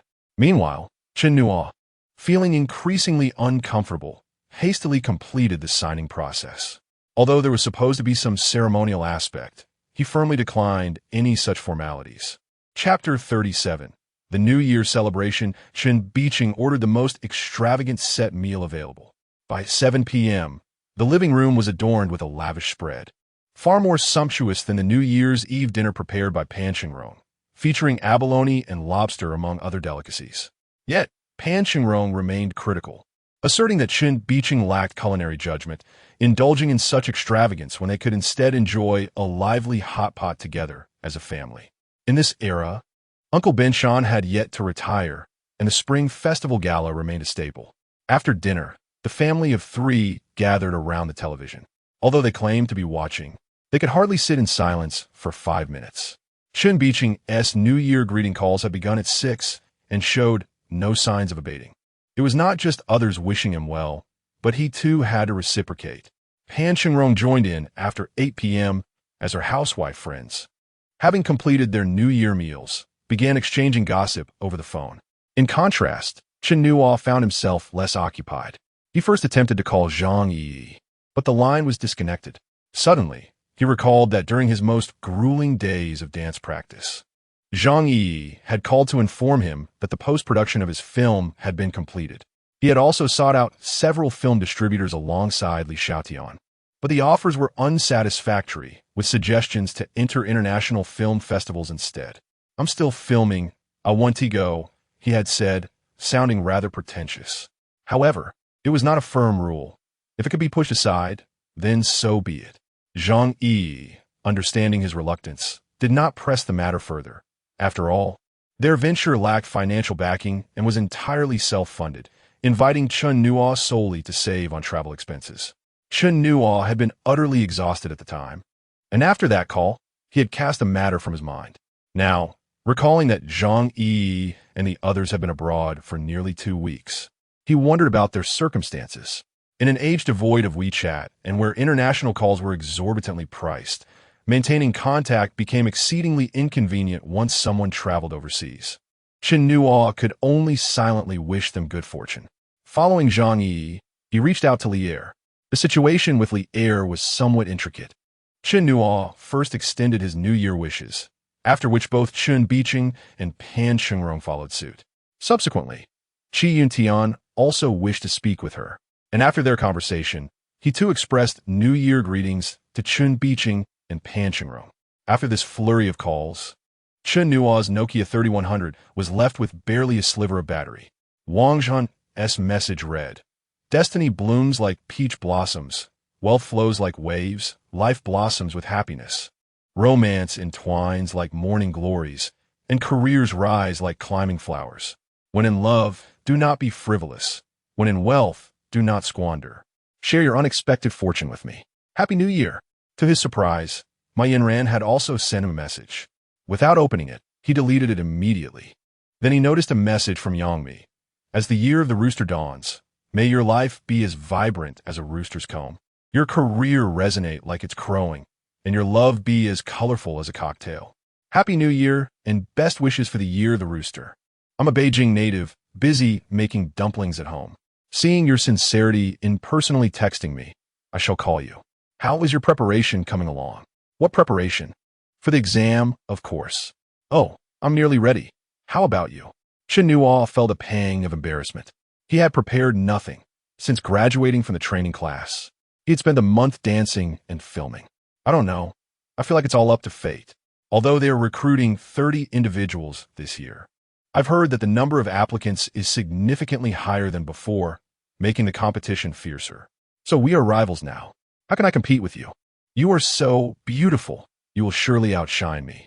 There are far too many beauties. What am I? I've been sleepless for days, and after washing my hair, it falls out in clumps. It's terrifying. What about you? How does it feel to film alongside major stars and directors in Shanghai? Have you met Jin Qingwu or Zhang Xueyo?"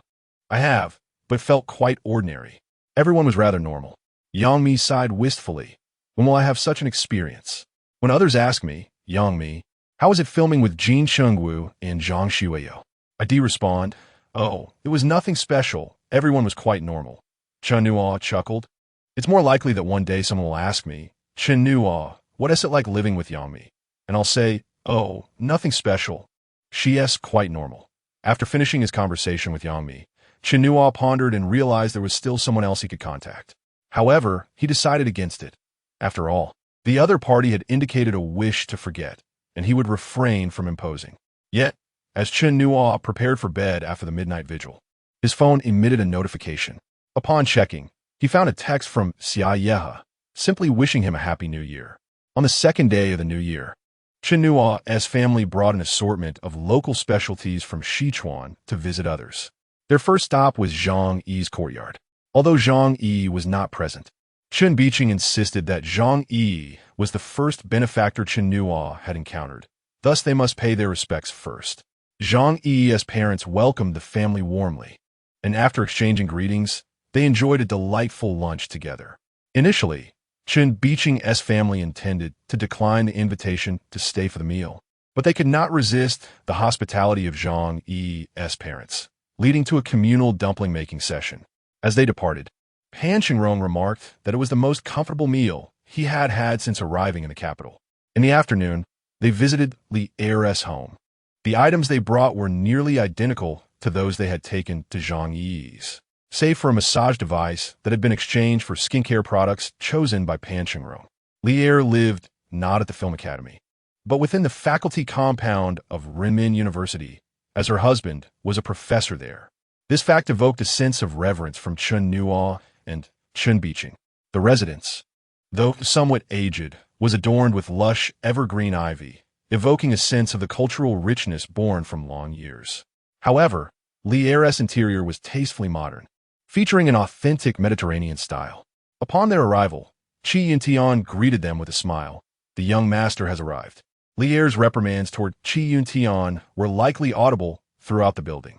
Li Er's husband, Qi Yifei, taught economics at Renmin University. He appeared slightly older than Li Er, with graying hair and glasses, exuding a refined demeanor that starkly contrasted with Chen Biqing's robust coal-barren image. Yet, when they conversed, Chen Biqing and Qi Yifei surprisingly found common ground, with Qi Yifei nodding along as Chen Biqing recounted his experiences as a coal boss. Brutal growth is not a sustainable strategy. A comprehensive industrial plan is necessary. Standardization and integration are crucial. We need regular troops, not guerrilla tactics. Otherwise, catastrophe is inevitable. As an economics professor, Qi Yifei's insights were enlightening. Pan Qingrong, visibly excited, chimed in, "Indeed, Professor Li, we truly do not understand what films he makes." When we asked him a few questions, he simply replied that we wouldn't comprehend. We may not understand, but we are genuinely curious. Chen Biqing added, "Ultimately, it doesn't matter much to us. We simply seek the excitement. We primarily wish for you, Professor Li, to provide feedback and guidance," pointing out Chen Nuo's shortcomings to help him improve. "Did you hear that, Chen Nuo?" "I did." Soon after, Li Er drew the curtains, which effectively darkened the room. Except for the slightly inferior sound from the small speaker, the atmosphere felt akin to that of a cinema. The moment the television screen illuminated, the first image displayed was none other than Chen Nuo's face. There was no prelude. His features abruptly filled the 42-inch screen. His face, marred with dirt and grime, was strikingly handsome, as though the northern sands had sculpted his chiseled features over countless years, exuding a raw masculinity imbued with a sense of time and texture. Only his gaze. What a feeble and pitiable pair of eyes they are. Timid, frightened, and shrinking, these eyes resemble a rabbit caught in a snare, utterly resigned, unable to break free, awaiting its skinning. Despair envelopes them, hence the trepidation reflected in their depths. And then the mouth, twisting and contorting on the screen, pulsating rhythmically, again and again. This individual yearns to present a pleasing smile, one meant for the unseen observer beyond the frame. Yet, he lacks even the courage to offer a complete smile. Each attempt to muster his resolve dissipates in an instant, resulting in a nervous quiver. His expression and appearance form a bizarre contrast, evoking a visceral discomfort and unease. Suddenly, a hand strikes from beyond the screen, delivering a resounding slap to his face. With a sharp crack, the image fades to black. The words "the mute" appear in stark white on the screen. Chen Nuo hears Pan Qingrong drawing in heavy breaths. The image brightens once more. A gaunt old man, hopping with fury, berates the mute, slapping him repeatedly on the head, body, and legs, sending him scurrying in panic. "If you dare to bother Xiao Zhu again, I will beat you to death." The mute bends low, head downcast, sporting a sycophantic grin. He opens his mouth but cannot utter a sound, fleeing in a state of disarray, his silhouette resembling that of a dog. Chen Nuo notices out of the corner of his eye that Pan Qingrong is already wiping away tears, and he hears Chen Biqing clear his throat softly. Xiao Zhu brings him porridge, a love story of innocent childhood friends. The late-night parting, the stumbling figures in the dark alley, and the silent weeping form the final impression of this alley, a veritable hell of humanity. In this moment, Chen Nuo feels as if he perceives the film through two pairs of eyes. One pair beholds the mute, while the other sees himself. Zhang Yi had once told him that every act of creation is akin to a process of childbirth and nurturing. It is not merely about bringing a character into existence, but also about fostering their growth, nourishing them with one's body, mind, and spirit until they mature and ultimately depart from one's grasp. Chen Nuo wishes to convey to Zhang Yi that at this moment, he finally comprehends. He has painstakingly coalesced the mute's flesh and blood from his own being, weaving the mute's soul from his emotions, and has created this character from the void. Yet, his ultimate aim is not to bind the mute to himself, but rather to grant the mute an independent existence, entirely disconnected from him. He is the mute, yet the mute is not him. After parting ways with Xiao Zhu, the mute resolves to build his own house. Barefoot, he leaves the city, ascends the mountains, and begins to excavate his dwelling. Initially using his hands, he later scavenges to acquire a hoe and a dustpan. Just as he begins to make progress, a torrential downpour obliterates all his efforts, forcing him to start anew. Thus ensues a cycle of relentless setbacks and reconstruction.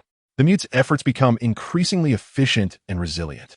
He learns to fortify the earthen walls, level the ground, and transform the excavated space into a semblance of a room. He masters the orientation of openings to withstand the onslaught of rain and discovers how to catch mice for sustenance. In the wilderness, there is nothing to be had. In the city, everything is available, yet the mountains offer the mute all he needs, while the city has stripped him of everything. Ultimately, when the mute bellows a cry of despair and fury to the heavens, Chen Nuo finds himself unwittingly teary-eyed. This crushing blow shatters the mute entirely. The camera ascends higher, piercing through the earth. For the first time, the audience views the mute's dwelling from above. It is merely a mound of earth, a structure that is not a house at all. It is a grave, his predestined final resting place. Chapter 40. The great actor as Chen Nuo perused the script. He recognized it to be an exceedingly poignant film. During the filming, he often grappled with a self-destructive impulse.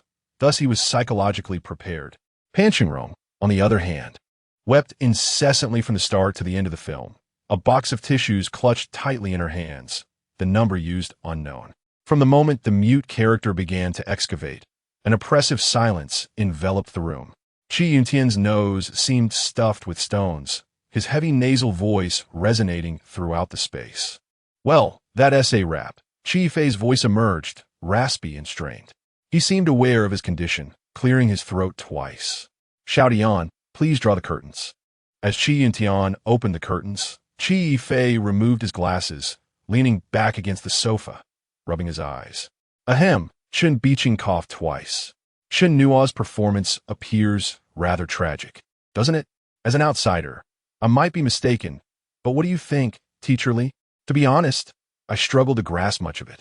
Lier, producing a roll of tissue from somewhere, held it in hand, the number of crumpled papers before him rivaling those at Pan Qingrong's side. It has been an eternity since I encountered such a moving film. Zhang Yi has crafted a masterpiece, and Chen Nuo, you have portrayed a character that will be etched in my memory for a lifetime, as well as that of everyone present. As your teacher, I extend my congratulations. As an actor, I find myself envious, even jealous of you. Je ne cite uncomfortably. Teacher Li, your words are too kind. Not all. Perhaps I am overly emotional at this moment, but I can assert with certainty that this work will not fade into obscurity. It will secure its place in the annals of Chinese cinema. While I am currently unable to rationally analyze the cinematographic language, the metaphors, or the critiques of reality embedded within, I can say that, disregarding those elements based solely on the characters, the narrative, and the evocative performances, it stands as one of the most captivating works I have witnessed in a decade. I am genuinely envious of you, Chen Nuo. At such a young age, you have encountered a role so remarkable, delivering a performance that is both natural and profoundly moving. Lier composed himself before continuing, your father has requested my critique. But what can I truly critique?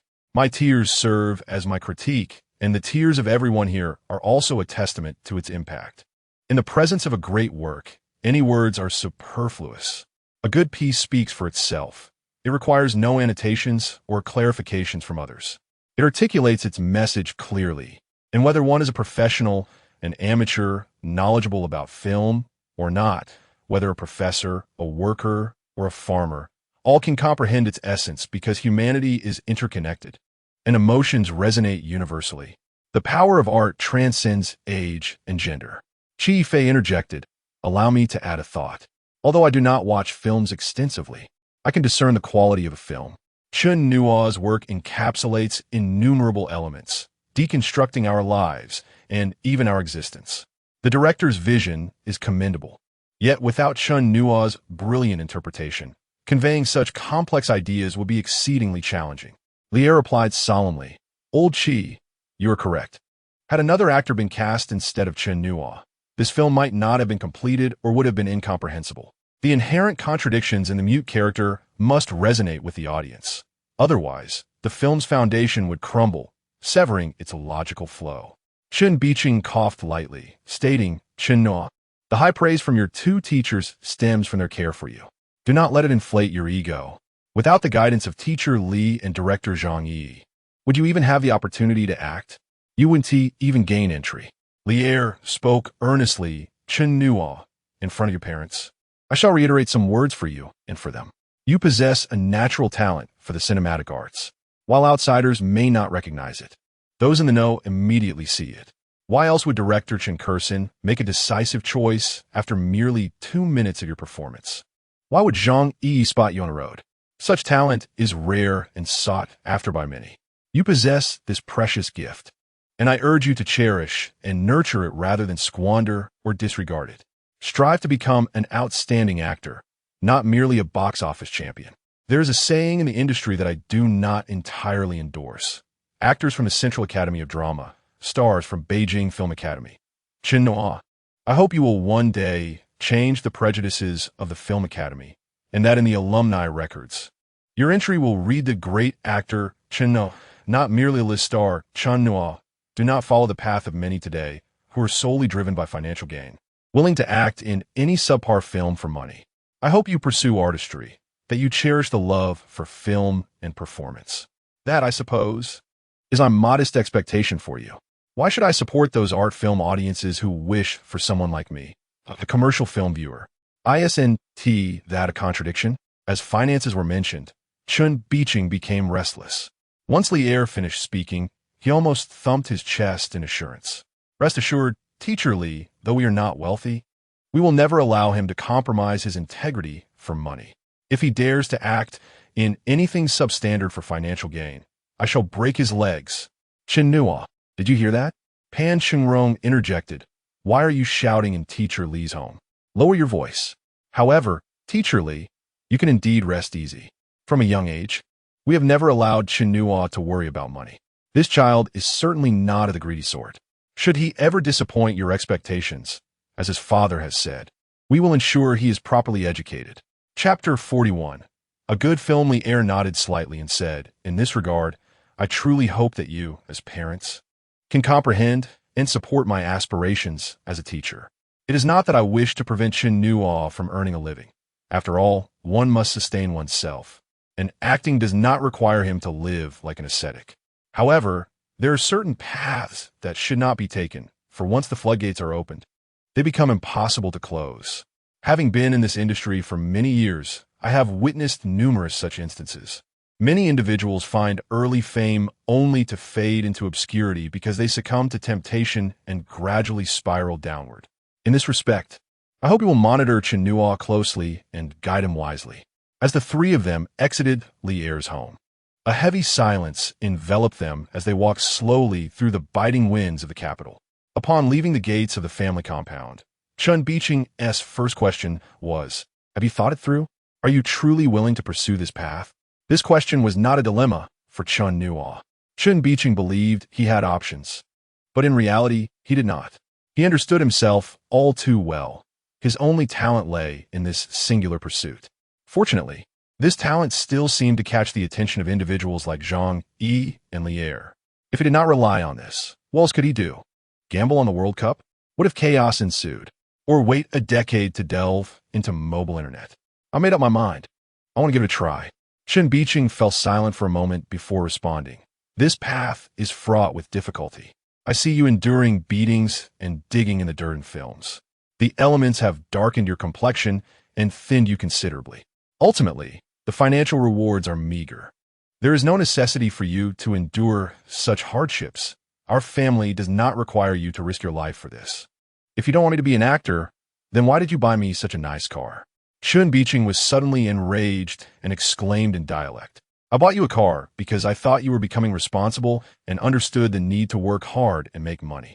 I assumed you were filming movies of substance, not digging holes and enduring slaps and kicks. What era are we in? Are you still acting in films about underground warfare? Did you not see how heartbroken your mother was just now? She cried terribly. That was all pretend. The slaps aren't real. It's all staged. What about being darker and thinner? That's just makeup. Mom, don't listen to Dad.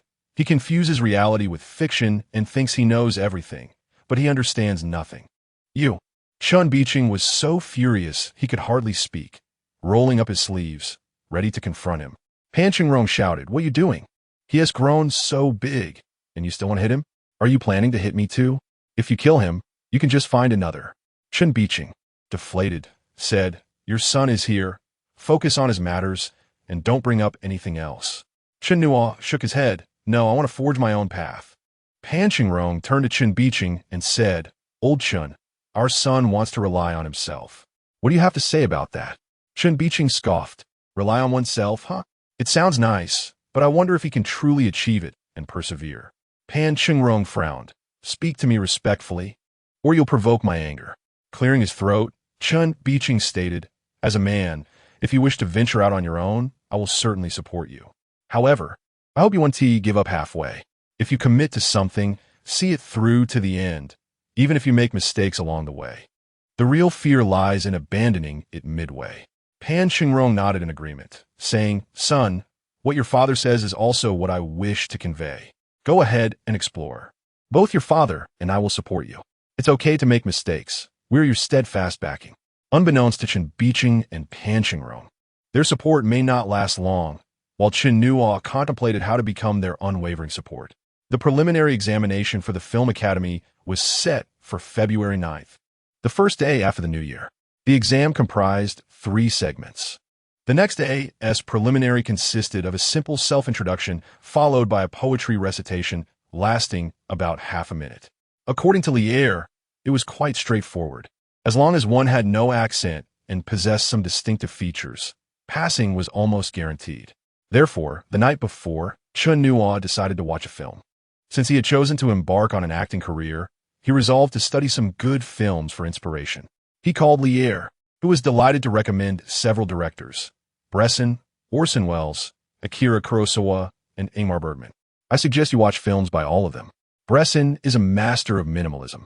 Orson Welles is a pioneer of nonlinear narrative structures, and Bergman is arguably the godfather of modern cinema. As for Kurosawa, which Asian filmmaker hasn't seen his works? Once you watch their films, you'll have a solid understanding of cinema. As for acting, don't worry about imitating others. Just be yourself." Chen Nuo felt somewhat lost. Teacher Lee, did you say Bresson?" "Bresson. Do you have any films by someone named Bresson?" "Yes, Bresson." "Oh right, Bresson. Do you have any?" "Sorry, the boss says he doesn't have any." With no other options, he asked the DVD rental shop owner for a recommendation. The owner looked him over and pulled out a disc without a cover from a box beneath him. "Other films require a deposit of 20. This one is 50. Chen Nuo said, "In addition to this good film, I'd like to rent another of that caliber." The owner gave him another scrutinizing glance, opened a drawer, and handed him another disc. Happy together, seeing the cover featuring the stars, he decided to rent it, thinking that following the footsteps of great actors could only lead to success. Thus, when Yang Mi opened the door and entered the room, the television in the living room was already screening scenes from the film. Yang Mi gazed at the screen, her expression shifting, and said, "I'm sorry. Did I interrupt you?" "Almost, but fortunately, I just changed the film." Chapter 42. The candidate Yang Mi arrived a day early to prepare for the examination, as her home was far away and her parents had work commitments, preventing them from accompanying her. The next morning, the two set out together, dressed similarly to other candidates. They wore fitted clothing beneath long down jackets, Yang Mi in white and Chen Nuo in blue. Yang Mi smirked. "You really do prefer vibrant colors, don't you? You wouldn't happen to be gay, would you?" She was the second person to pose this question to him recently, the first having already confirmed the answer. "Chen Nuo Siget. I've explained before. I'm merely observing acting techniques. Could you refrain from viewing cinematic artistry through a prejudiced lens? Yami chuckled. Those who have acted in films are indeed different. Now you're discussing art with me. Does having filmed make a difference? Besides, couldn't you have knocked before entering? What if I were engaging in something inappropriate? Huh. Why didn't you knock when you opened the door back then? At this juncture, Chen Nuo found himself at a loss for words. To dispel the awkwardness, he hastily rubbed his nose and said, "Why are we discussing this so early in the morning? Let us hurry. It's almost 8:30. When they arrived at the entrance of the film academy, a sea of parents and students greeted them. As they made their way inside, they were suddenly halted. A heavily made-up woman with a microphone, followed by a cameraman, obstructed their path and cheerfully inquired, "Hello, handsome and beautiful. Are you here for the film academy examination?" Yangmi, with poise, replied, "Yes, is there something you need?" The woman smiled. "Could we take just 2 minutes of your time?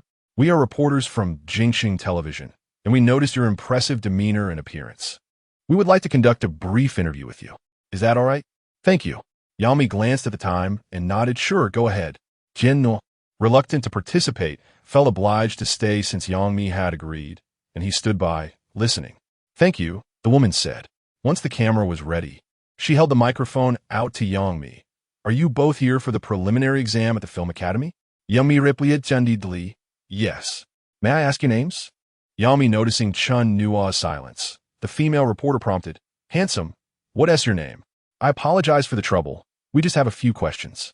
In truth, her primary focus was Chen Nuo.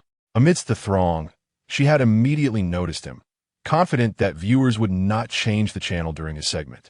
Chen Nuo remained composed. "Wang Xiang." Yami shot him a glance, a hint of amusement gracing her lips. "I see that you two came together. May I inquire about your relationship?" Yami answered, "Friends." "Just ordinary friends?" the woman asked, her eyes twinkling. Yami's expression became serious. "Yes, very ordinary friends." "All right, Yang. May I ask why you wish to attend the film academy?" Yami explained, "I have loved acting since childhood. Pursuing a career as an actor is my dream, and I aspire to excel in the performing arts."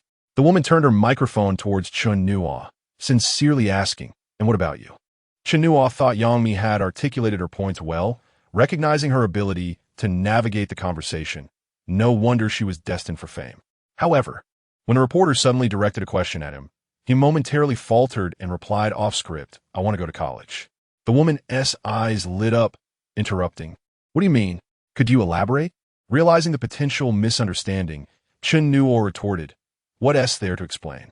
Isn't every student here aiming to attend college? But your implication is that the film academy holds no particular significance for you.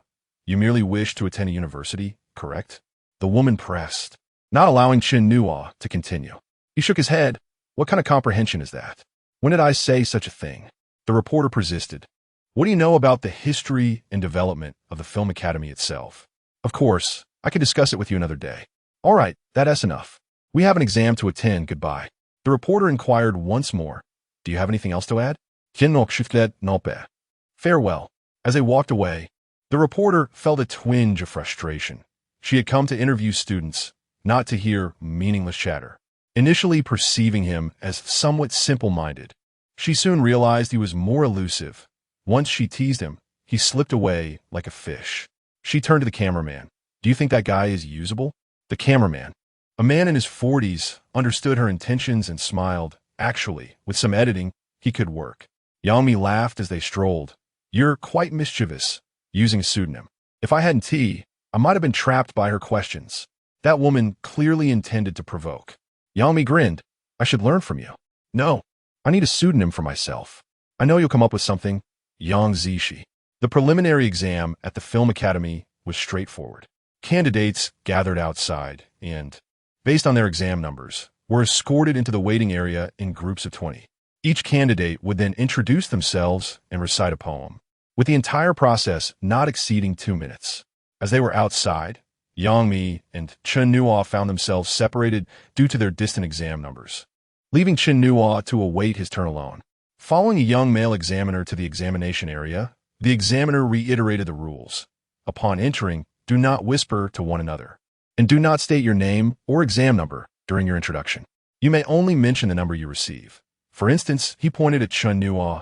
You are candidate number 1, understood? Chen Nuo nodded. At that moment, a girl asked, Sir, why can't we say our names? The examiner replied seriously.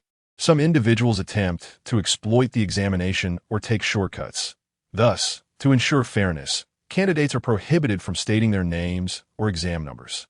Every candidate is treated equally, with no special privileges. I see. That makes sense, the girl said cheerfully. Thank you, sir. The examiner nodded. Fairness is crucial. In our film academy, opportunities are reserved for those who are prepared, not for those who seek shortcuts. All right, let us proceed. Candidate number 1.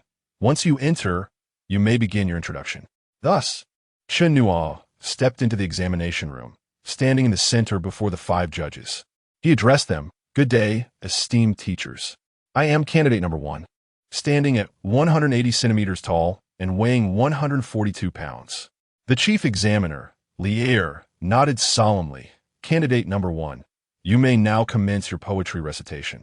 Chapter 43. The preliminary tryout. Chen Nuo prepared the poem Farewell to Cambridge as selected by a female professor from the Film Academy's acting department, whose surname is Li. The expectation was for a conventional performance, devoid of ostentation. Given your qualifications, there's no need to stand out in the preliminary tryout. Simply avoid any unexpected mishaps. The professor advised.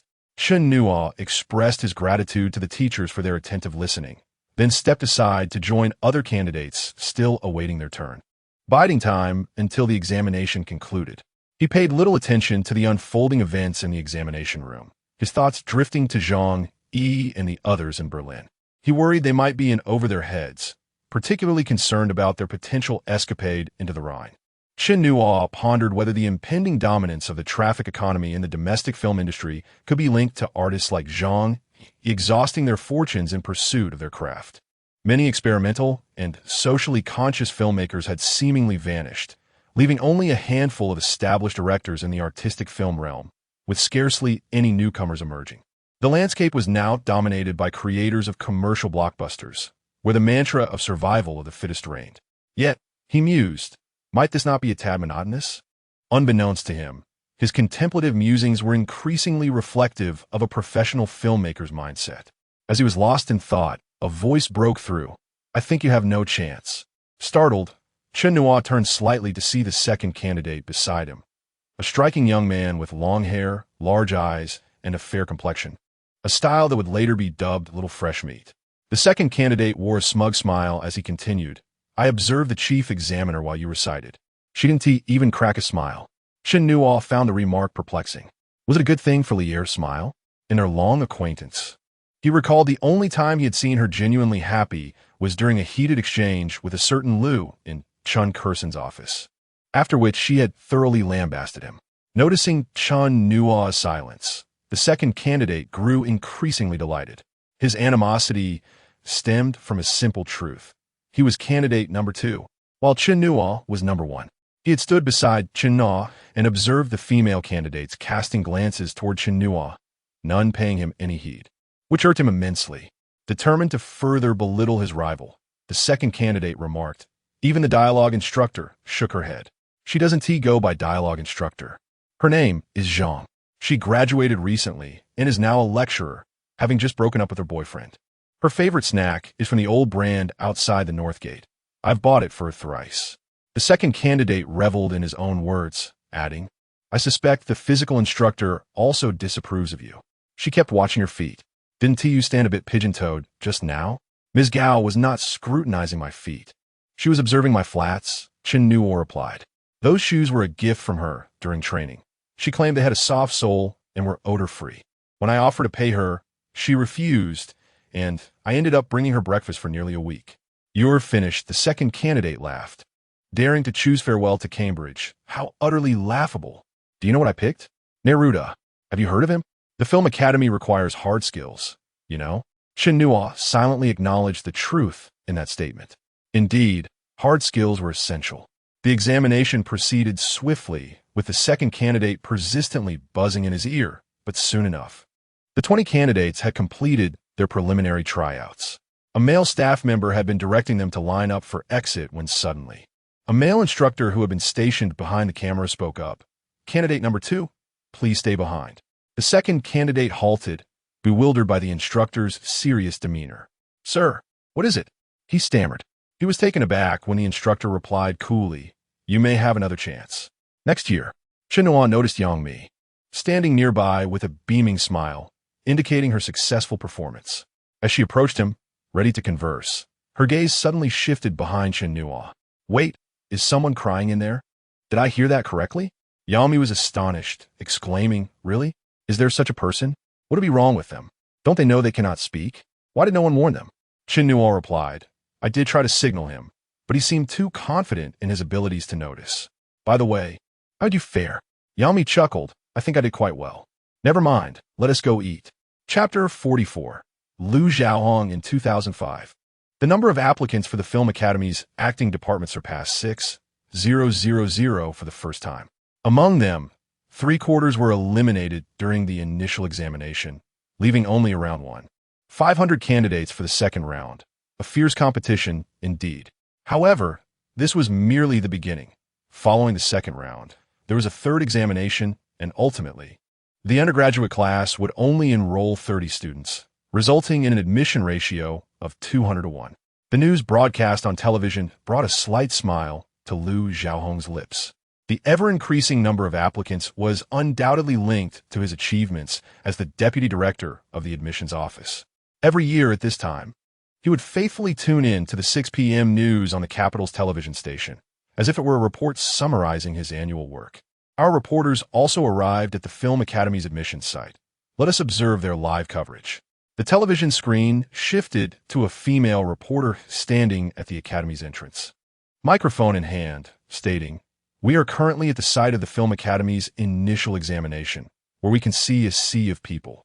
We will interview some students here to inquire about their reasons for applying to the Film Academy. Lu Xiaohong took a bite of his dish and sipped his wine, while his wife frowned disapprovingly beside him, urging him to drink less, asserting that he had already had enough for the day. I know. It's a rare occasion. I'm happy. You're both about to retire. What is there to be happy about? He replied, having worked at the Film Academy my whole life and witnessing its annual growth, of course, I'm pleased. As he conversed with his wife, the news continued to play on the television. The female host began interviewing students at the entrance.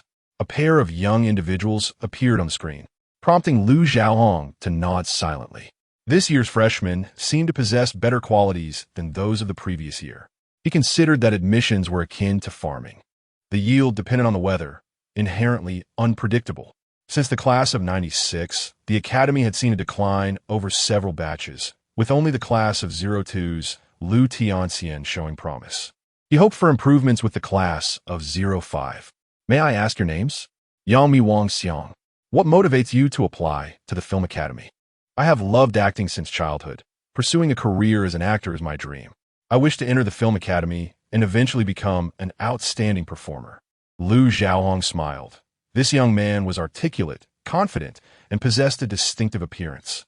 Yang Mi, he thought, although not young anymore, his memory remained sharp, and he quietly noted the name. The reporter's voiceover continued. However, during our interviews, we discovered that some candidates view the Film Academy as a second choice due to their unsatisfactory academic performance. And what about you? Why do you want to apply to the Film Academy? I just want to attend university. Lu Xiaohong's brow furrowed immediately.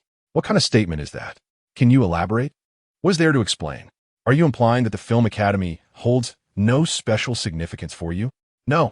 The scene then shifted to a panoramic view of the Academy's entrance, with a voiceover stating, the disparity in the quality of applicants has been a prevalent issue in recent years concerning the admissions at the Beijing Film Academy.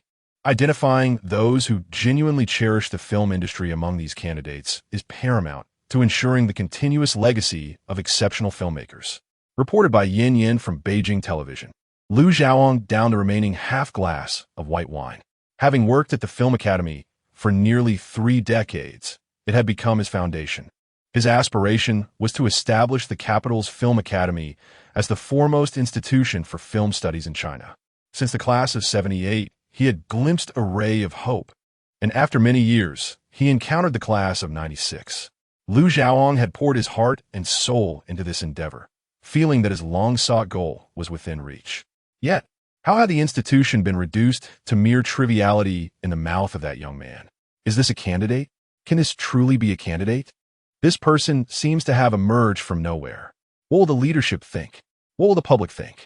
What will those from the Central Academy of Drama or Shanghai Theater Academy think? If such individuals were allowed admission, would the Film Academy not become a fallback option for those who failed? Absurd. Lu Xiaohong paced back and forth in his living room, growing increasingly agitated. He picked up his phone, dialed a few numbers, but hesitated and ultimately refrained from making the call. Never mind, students like this, even if they pass the initial examination based on their appearance, will never succeed in the subsequent tests. There is no need to make a mountain out of a molehill. Besides, it's merely an exaggerated, sensational interview. One might even wonder if this young man was a plant by the reporters. To escalate this issue would be excessively naive. Time passed swiftly amidst the busyness. Following the initial examination was the second round, where the more than 500 candidates who had progressed were once again subjected to a significant culling. Ultimately, only 386 would advance to the third examination. After the third round, approximately 100 would remain, and after the final health check and cultural exam results, the best among them would be selected, with only 30 being admitted. To say that applying to the Film Academy was akin to a vast army crossing a narrow bridge would not be an exaggeration. As the deputy director of admissions, Lu Xiaohong sat in the second row, slightly left of center on the first day of the third examination for the acting department. He had once pondered whether he might someday occupy the central position, but as time passed and he crossed the threshold of 58, such aspirations had faded. "Old Lu, you've worked hard," remarked Zheng Zhongjian, who sat in the center, appearing to be in his 40s, a prime of life. With an encouraging expression, he added, "I heard from Professor Li of the acting department that this year's applicant quality is quite good. Your contributions are invaluable." Lu Xiaohong offered a slight smile. "Thank you for the praise, Principal Zheng. The achievements of our admissions office are merely the result of our collective efforts under your leadership." Chapter 45. Without Brother Zhang Tianyu. Disregarding the barbs in Lu Xiaohong's words, smiled and said, of course, it's only right. If we cannot choose the day, we might as well seize the moment. Since Principal Zheng is visiting our Performing Arts College today to offer guidance, let me treat everyone to a casual meal outside the school this noon." Zheng Zhongjian shook his head and replied, "Let us pass on that for today. Let us endure a little longer and stand our posts until the end. The work of recruitment is what I value most throughout the year." When the former dean asked in a meeting who was willing to lead the admissions office, I volunteered. Why? Because the progress of our film school to this day is due to the foresight of our predecessors who discovered exceptional talent. As these students achieve honors both domestically and internationally, our school has gained its current reputation and standing. Now, the task of identifying new talents falls upon us. If we wish to avoid future generations pointing fingers at us for lacking discernment, we must sharpen our eyes and resolutely prevent any overlooked gems from slipping through in our Film Academy. When the leadership speaks, everyone must take heed. Consequently, the originally planned outing for the examiners was canceled and replaced with boxed lunches from the cafeteria. The 2-hour lunch break was shortened to 1 hour, with the chief examiner leading the way, arriving early at the examination venue to review the preset questions once more, striving to ensure an equitable difficulty level across all questions to treat each candidate fairly.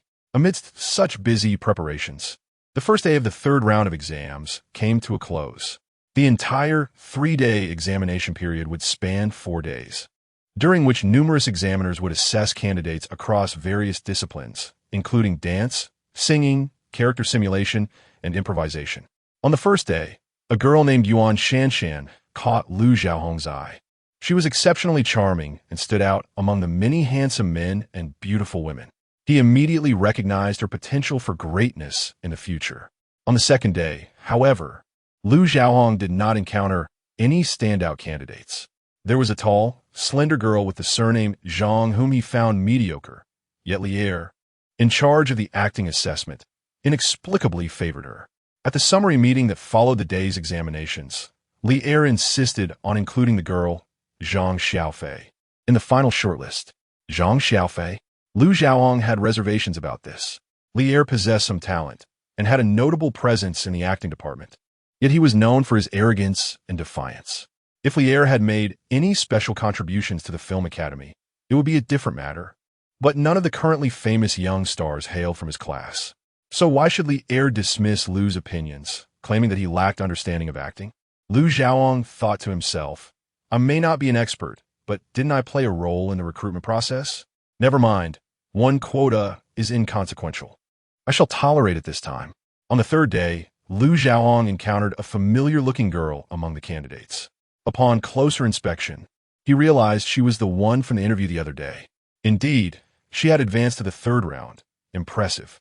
At the subsequent meeting, noticing her scores were commendable, Lu Xiaoyong voiced his support for this candidate, ensuring her place on the final list, where she temporarily ranked first in her specialty. Though he had no obligation to visit the Performing Arts College daily, Lu Xiaoyong felt compelled to do so. After all, he could not afford to offend those in the directing department. If he were to avoid the Performing Arts department, would there be any other specialties at Beijing Film Academy? He not only needed to be present, but also to diligently carry out his duties, demonstrating to those who believed he should step aside that he still had much to contribute. Thank you, teacher. A youthful and radiant girl bowed and expressed her gratitude before departing. At this moment, it was 10 a.m. on February 19th, the first session of the final day of the Film Academy's admission examination. Good day, esteemed examiners. I'm candidate number 4. My height is 180 centimeters, weight. A pleasant male voice resonated from the stage.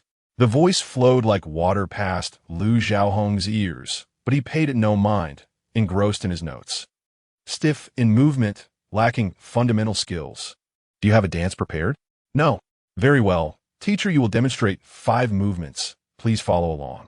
Is that all right? Yes. When the first no was heard, Lu Xiaohong wrote, should not be accepted. Upon the second no, he noted consideration, followed by the thought of adding should likely pass. Upon hearing the second no, he paused his pen. These 2 refusals mirrored a particular memory with uncanny precision. The tones may differ slightly, yet the essence remained unchanged. Like the Yangtze River flowing eastward, washing away all, I ask you the meaning of the no that is brotherless. He set his pen down, donned his reading glasses with steady hands, slightly lowered his chin, and raised his gaze through the lenses. A tall young man with a fit black outfit and short hair stood before him, exuding vitality. His features were distinct, a type admired by women and pleasing to men, reminiscent of Hong Kong's Tony Leung or Hollywood's Leonardo DiCaprio. Handsome, yet not effeminate, rather possessing a hint of masculinity. It could be said that this was the most suitable face for the screen that Lu Xiaohong had encountered in recent years. It was him, indeed. He had actually made it to the third round. Chapter 46. In the week following the preliminary examination, Chen Nuo's spirits remained high. Not only had he successfully passed both the preliminary and the retest, but 3 days after the initial trial, Zhang Yi finally called him for Berlin. The exuberance in Zhang's voice nearly shattered Chen's eardrum. This time it's a sure thing. I knew it was fate when I saw you at the Film Academy. That little kick you gave me was the final test from the heavens. Damn, I'm just glad I made it through. Absolutely. Definitely. Well, hopefully. Zhang's excitement dwindled slightly. I suppose I could snag an Alfred Award, right?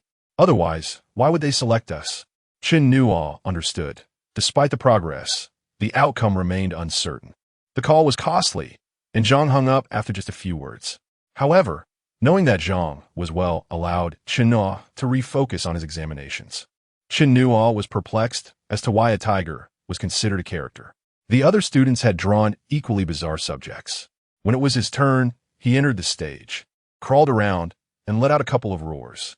Unsure of his performance, he glanced at Lier, whose serious demeanor suggested he was at least adequate. A male and female student drew the same topic, forming a trio of 2 males and 1 female. After the drawing, the candidates had 15 minutes to confer. They moved to a corner of the examination room, and the female student eagerly stated, I'll play. Is that okay with you both? Before Chen Nuo could respond, the male interjected, I object. I want to play A. The female retorted, why? It's obvious that A is a girl who has frightened because B is peeking at her, and her boyfriend, C, comes to help her. What is wrong with me playing A? The male responded, there's no gender specified. Why can't it be you peeking at me? And then my friend comes over. The female made a face of disgust and said, "Come on, don't be so narcissistic." The male laughed. "Narcissistic? You're the one being self-absorbed. Just because he is looking at you doesn't mean he has ulterior motives. He could just think you look familiar, or maybe you have something unsightly on your face." Flushed with anger, the female turned to Chen Nuo. "What do you think, handsome?" Chen Nuo found the male's argument reasonable. After all, it was an open-ended exercise, and the relationships among the characters had infinite possibilities for development. Conversely, if they adhered strictly to the female-esque conventional approach, it wouldn't benefit their group and might even disappoint the examiners. Yet, he sensed that her insistence stemmed not from ignorance, but from the fact that A was the most prominent role, while B and C risked being relegated to the background. Nevertheless, he was indifferent to the roles, as he believed that a character was a character, regardless of its significance. Furthermore, Lier had previously stated a similar sentiment. "How about we draw lots?" he suggested. They decided to use small paper balls for the draw. In the end, the female was assigned A, as she desired. The male became B, and Chen Nuo was C. During a brief interlude, when the female went to the restroom, the male looked at Chen Nuo with a frustrated expression and said, "Why didn't you fight for it? Why concede to her? This isn't the time to showcase your chivalry. If you take a step back now, you might find yourself outside the academy gates. Do you understand? All your years of hard work could be wasted on this mere draw. Isn't that tragic?" Chen Nuo smiled and replied, "I once heard a teacher say, there are no small roles, only." Before he could finish, the male interrupted, "Only small actors, right?" "Ah." With a look of disbelief, the male said, "Enough of your nonsense. Let us get back to rehearsing." Since the male was unwilling to listen, Chen Nuo chose to remain silent. He had previously rehearsed 3 times, twice with Zhang Yi and once with Chen Kursen, who had paired him with an actress named Zhou Sun. At that time, Zhou Sun had already starred in renowned works, hailed as one of the most talented actresses in the mainland. Now, however, he found himself acting alongside nameless male and female candidates, their skills light years apart from Zhou Sun's. This disparity left Chen Nuo feeling rather disheartened. The female said, "Aren't you supposed to look up? You need to glare at him. He is harassing your girlfriend. Why aren't you reacting?" Chen Nuo replied, "But he is just looking at you. He hasn't actually harassed you." She scoffed. "Do you even know how to act? Have you ever heard of the method school? Have you read Stanislavski?" Chen Nuo honestly admitted, "I haven't." The female shook her head in disdain. "You haven't even read that? Ugh, B, come here. Let us rehearse together." Thus, Chen Nuo found himself sidelined, and B teamed up, ignoring him. The C, he too wished to join in, to reform the trio, or even pair with AC or BC. Lier had said that a captivating performance requires collaboration between actors. However, both A and B dismissed him, a thought he knew nothing, while B deemed him hopeless. Consequently, Chen Nuo was left as a solitary C. When their group was called to perform, the examiners witnessed a rather peculiar scene unfold. A screamed in terror, "I'm so scared. See, where are you? This person is trying to assault me." B cackled, "Don't be afraid, beautiful. I just want to be your friend." C hurriedly stepped in front of A, his expression a mix of astonishment and fear. "What did he do to you? Who are you?" Yet A fled in panic, sprinting around the room, crying, "No, B, don't follow me. I'm calling the police." B laughed heartily. "I haven't done anything. What can the police do to me?" With A running away, C had no choice but to stand before B, feeling apprehensive and inching backward. "Can we discuss this calmly?" As A dashed in circles, she shouted, "Hit him! You need to hit him now! My heavens! How can such a pervert exist? It's terrifying!" B began to roar. "Am I a pervert? I merely glanced at you. And you say that? I can't take it anymore. I'll kill you." A, now pale with fear, started to weep, collapsing onto the ground, choking out, "No, don't come any closer. My boyfriend is here. He'll protect me." C glanced between A and B, visibly frightened and at a loss. He bravely spread his arms in front of B, attempting to appear courageous as he quietly said, "Can we all sit down and talk this through?" Many of the examiners watched him with keen interest. The lead examiner, Cui Xinqing, a veteran teacher with a long list of star pupils, including the renowned class of '96, remarked, "All right, that's enough. Next group." She then leaned toward the air and whispered, "The gap between A, B, and C is too vast. Lier nodded expressionlessly. There was no collaboration. It wasn't he a performance. C didn't he do well either. Chui Xinqing chuckled and shook her head. Little Li, your expectations are too high. In an examination, we mainly assess individual capabilities. This C, in terms of both appearance and acting, is someone our film academy would not want. Even the Central Academy of Drama would find it laughable. Please note his name for me. Indeed, this was an arts examination, and the Central Academy of Drama, as well as the Shanghai Theater Academy, would surely find it amusing. Understood, Professor Chui, Lier acknowledged. Chapter 47. The meeting tonight. It remains uncertain until what hour the meeting will extend. I wager it will conclude by 10 o'clock. A meal is my stake. I bet on 10:30 for 2 meals. I too place my bet on 10:30. Is anyone joining? You wager 12 o'clock. I shall accept whatever you all offer. The assembly of Film Academy instructors gasped in astonishment, exclaiming, Teacher Wang, surely not 12 o'clock? On what grounds? The 30-something Teacher Wang merely nodded behind him, indicating for them to observe. Dean Zheng has arrived, and today, the final list will undoubtedly be decided. With over 300 students, you can do the math yourselves. Those who need to call their husbands or ask their wives for leave, do so. Do not blame us for not reminding you. Teacher Wang said languidly, hands clasped behind his back, as he strolled into the meeting room. Zhang Tianyi remarked, I just heard from Teacher Tian and others that there are indeed a few girls with particularly outstanding qualifications. Dean Zheng nodded and inquired, what about the boys? None stood out a few days ago. I was unable to attend today due to other commitments and have not reviewed the recordings, so I am still unaware, Zhang Zhongjin sighed. I am not worried about the girls. Historically, our school has produced exceptional talent, and in recent years, there have been notable prospects, such as Liu Yifei from the class of 2002, who possesses commendable looks. However, the boys, this has always been our school's Achilles heel. Aside from a few from the class of 96, we have not encountered anyone with the charisma of Chen Nuo in the past decade. It is a source of concern, as we cannot allow people to associate our film academy solely with selecting female stars while neglecting male actors. That would be quite improper. Zhang Tianyu looked troubled. Yet, I did not observe anyone particularly impressive a few days ago. Of course, we will certainly consider gender ratios when finalizing the list. Zheng Zhongjian waved his hand dismissively. There is no need to overly concern ourselves with that. We must prioritize the candidate's abilities. Both professional and cultural evaluations should seek excellence, and we shall admit those who truly merit it. Whether or not they meet the criteria is fate. We simply need to fulfill our responsibilities. On February 19, 2005, at 7:30 p.m. Beijing time, the 12th enrollment meeting for the acting department officially commenced in the third-floor conference room of the Film Academy's office building. Several instructors began distributing the list.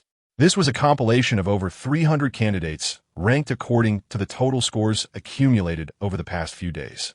This time, the list included not only examination numbers, but also the candidates' names, ages, genders, and places of origin. Zheng Zhongjian began reviewing the list. The first name was Yang Mi, with near-perfect scores in vocal, physical, and performance assessments.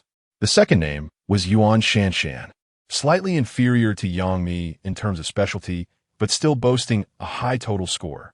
The third was Wang Meng.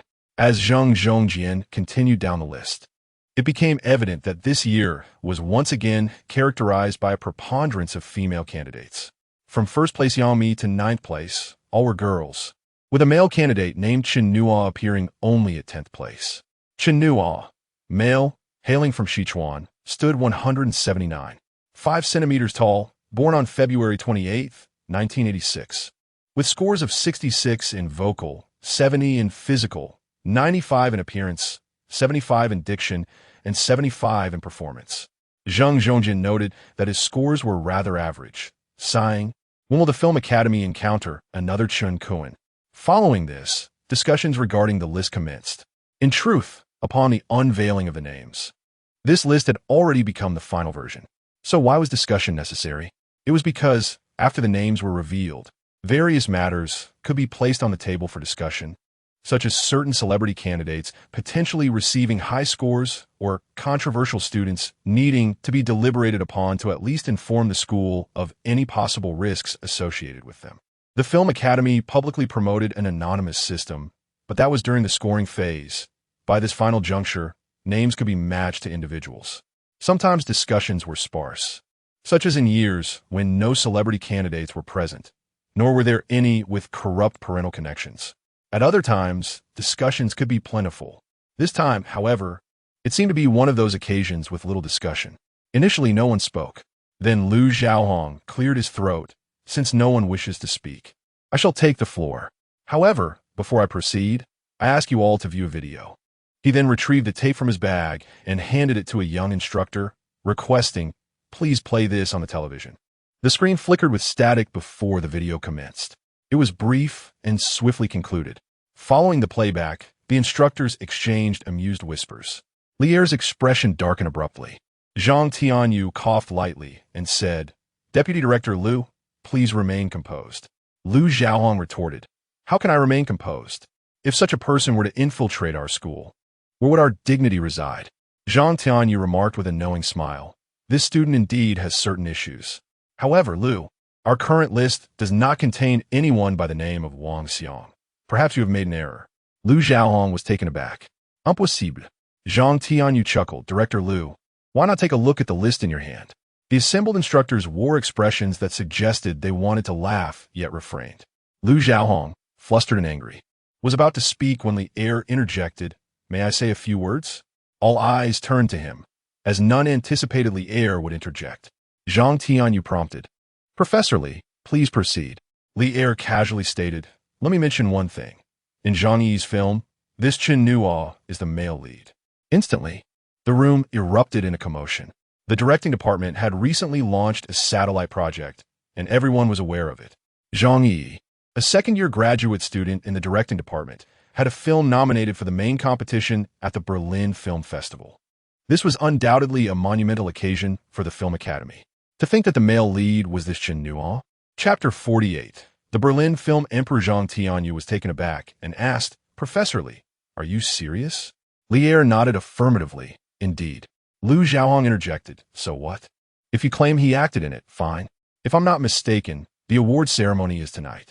If he truly possesses talent, he could win Best Actor. Otherwise, merely being nominated is the director's achievement, not his."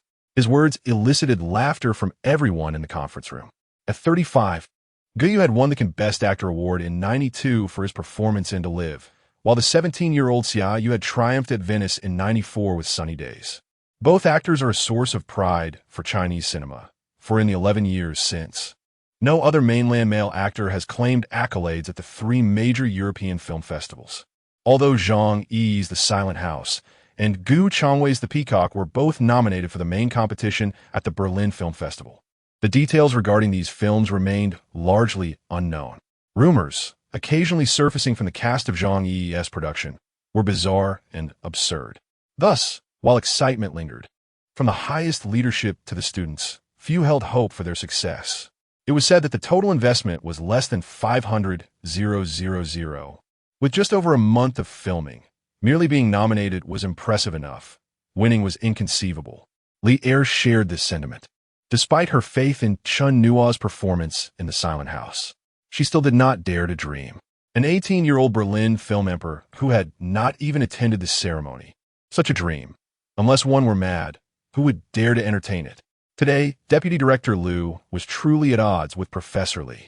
Everyone in the conference room was whispering among themselves. Li Er pondered, was it Chen Nuo, or was it herself? If it was her, who could possibly be behind it? Surely not Liu Xiaohong himself. Perhaps it was some outsiders? At that moment, the conference room door swung open, and a man in his 30s entered. His expression one of disbelief. His gaze landed squarely on Zheng Zhongjian, and with a look of astonishment, he exclaimed, "Director Zheng, the results from Berlin are out. Zhang Yi and his team have won an award." "Huh?" Zheng Zhongjian, who had been seated with an unflappable demeanor, suddenly sprang up, his chair flying back. "They won? Really?" His eyes widened, and before anyone could fathom it, the usually mild-mannered Director Zheng's voice boomed. ringing in the ears of those nearby. He rubbed his eyes and said nasally, "It's reported on Sina that S incredible." With a loud thud, Lier shifted in her chair too abruptly, nearly losing her balance. Everyone turned to look at her, their minds racing to process the influx of information. First, Deputy Director Liu had claimed that a student named Chen Nuo had problematic thoughts and should have his exam results annulled. Then, Professor Li stated that Chen Nuo was the male lead in Zhang Yi's film. Soon after, news broke that Zhang Yi's film had won the Silver Bear for Best Actor. Seeing the expressions of those in the conference room, Li Er smiled. This time, it was a genuine smile. Almost everyone in the room, save for Li Er, was now standing, their eyes fixed intently on her. Li Er felt no need to elaborate further. She even removed her glasses to rub her eyes, murmuring lightly. Zhang Zhongjian, with a serious demeanor, picked up the list of names in his hand, donned his reading glasses, and scrutinized it for 3 seconds before looking up to ask, "Did Sina mention the name of the male lead?" The male teacher shook his head. No, it was a text news flash, only mentioning the awards won, nothing else. However, the awards ceremony surely announced the names. It's just that Sina may have deemed the names unfamiliar and hesitated to report them. I expect in due time. Names will be confirmed. Zhang Zhongjian nodded thoughtfully. Lu Zhaoong forced a smile and said, "Director Zhang, it may not necessarily be Chen Nuo." Zhang Zhongjian shot him a glance and replied, "Deputy Director Liu, you are absolutely right. We cannot be 100% certain yet. And this is merely a statement from one internet media outlet, lacking the endorsement of authoritative sources. So, Professor Li, you likely have Chen Nuo's number, correct? Could you give him a call and see if he has any updates? Also, let us hear if the student is as arrogant and rude as Deputy Director Liu claims." Lier took out her phone, set it to speaker mode, and called Chen Nuo, placing the phone on the table in front of Zhang Zhongjian. Beep. Beep. The phone rang twice before being answered. A pleasant male voice resonated from the other end. "Good evening, Teacher Li. What can I do for you?" In contrast to before, Zhang Zhongjian swiftly seized the phone and cheerfully said, "Is this Chen Nuo? I am the Deputy Director of the Film Academy. My surname is Zhang. Professor Li is right beside me." "Ah, Director Zhang, hello." Chen Nuo responded. "Zveng, Zhongyan Bomet, Congratulations, Chen Nuo. We just received word that you have claimed the title of Best Actor at the 55th Berlin Film Festival. You are the first male actor from our mainland to win this honor. On behalf of the Film Academy, I extend my heartfelt congratulations." "Oh, really?" "Indeed. It's quite a coincidence. When the news came in, we were in a meeting discussing this year's admission list. And your academic performance happens to be at the top." Zhang Zhongjian laughed heartily. "This is the bond between you and our Film Academy, as well as the connection between our institution and Berlin.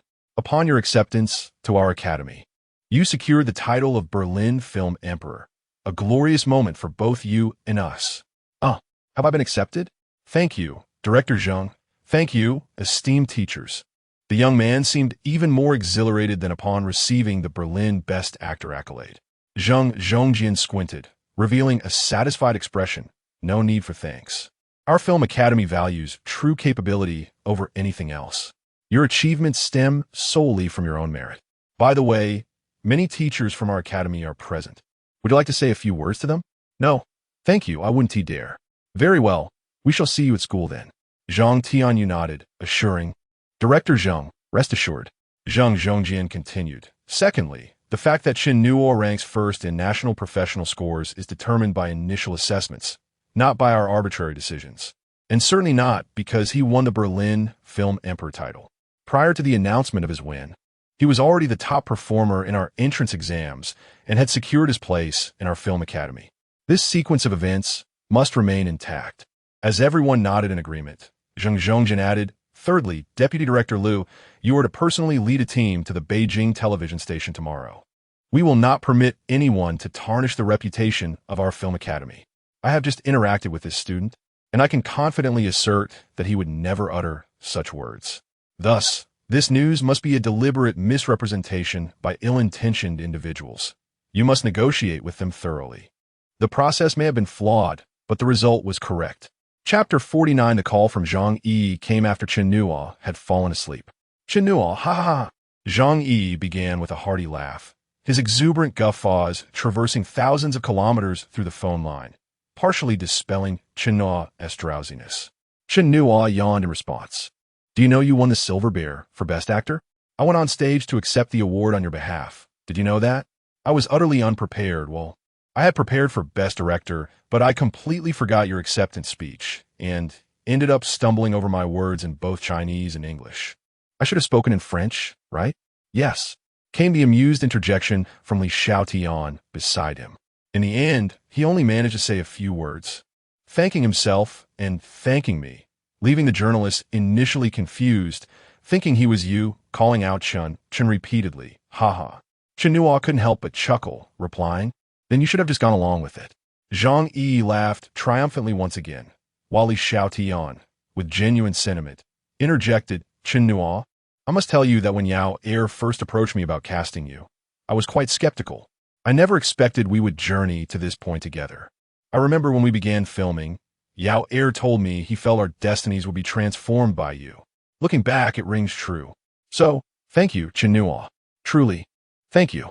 After finishing the call with Zhang Yi, Chen Nuo was preparing to sleep when another call came in from Qi Yuntian. Oh my goodness, as soon as he answered, he was met with Qi Yuntian's exuberant shouting, punctuated by countless exclamations. Berlin Film Emperor, Chen Nuo. I was still asleep when my mother woke me up to scold me, saying how could I be your manager and not know such significant news? I told her, the only artist I manage is currently striving to get into film school. How could I possibly think he would win Best Actor? Isn't that a stretch for my imagination? However, I'm ready to amend my ways. Where are you? I'll come find you right away. Chen Nuo soothed Qi Yuntian's excitement after much persuasion. All right, now that we've discussed this, let us strategize. What are your plans moving forward? Qi Yuntian's tone turned serious. The list was just released tonight, and tomorrow media outlets will respond. I bet before noon, both our phones will be ringing off the hook. Do you wish to leverage this momentum to gain some fame, or do you prefer the latter option? You really don't want to be a star? If I'm not even a decent man, why would I want to be a star? The following day, Chen Nuo rose early, tidying his belongings and glancing at the clock, which read 6 o'clock a.m. Yang Mi's room had yet to open. She had gone to sleep when he received the call the previous night. She likely remained unaware of his news, and thus, he decided not to disturb her. Chen Nuo left her a note, knowing she would certainly fulfill her dream of entering film school. The note contained only 2 sentences. I won't check the rankings anymore. I'm leaving first. We'll gather again at our school in the future. As Chen Nuo wheeled his suitcase out, he spotted Qi Yuntian's red Mazda arriving at the community entrance around 6:20.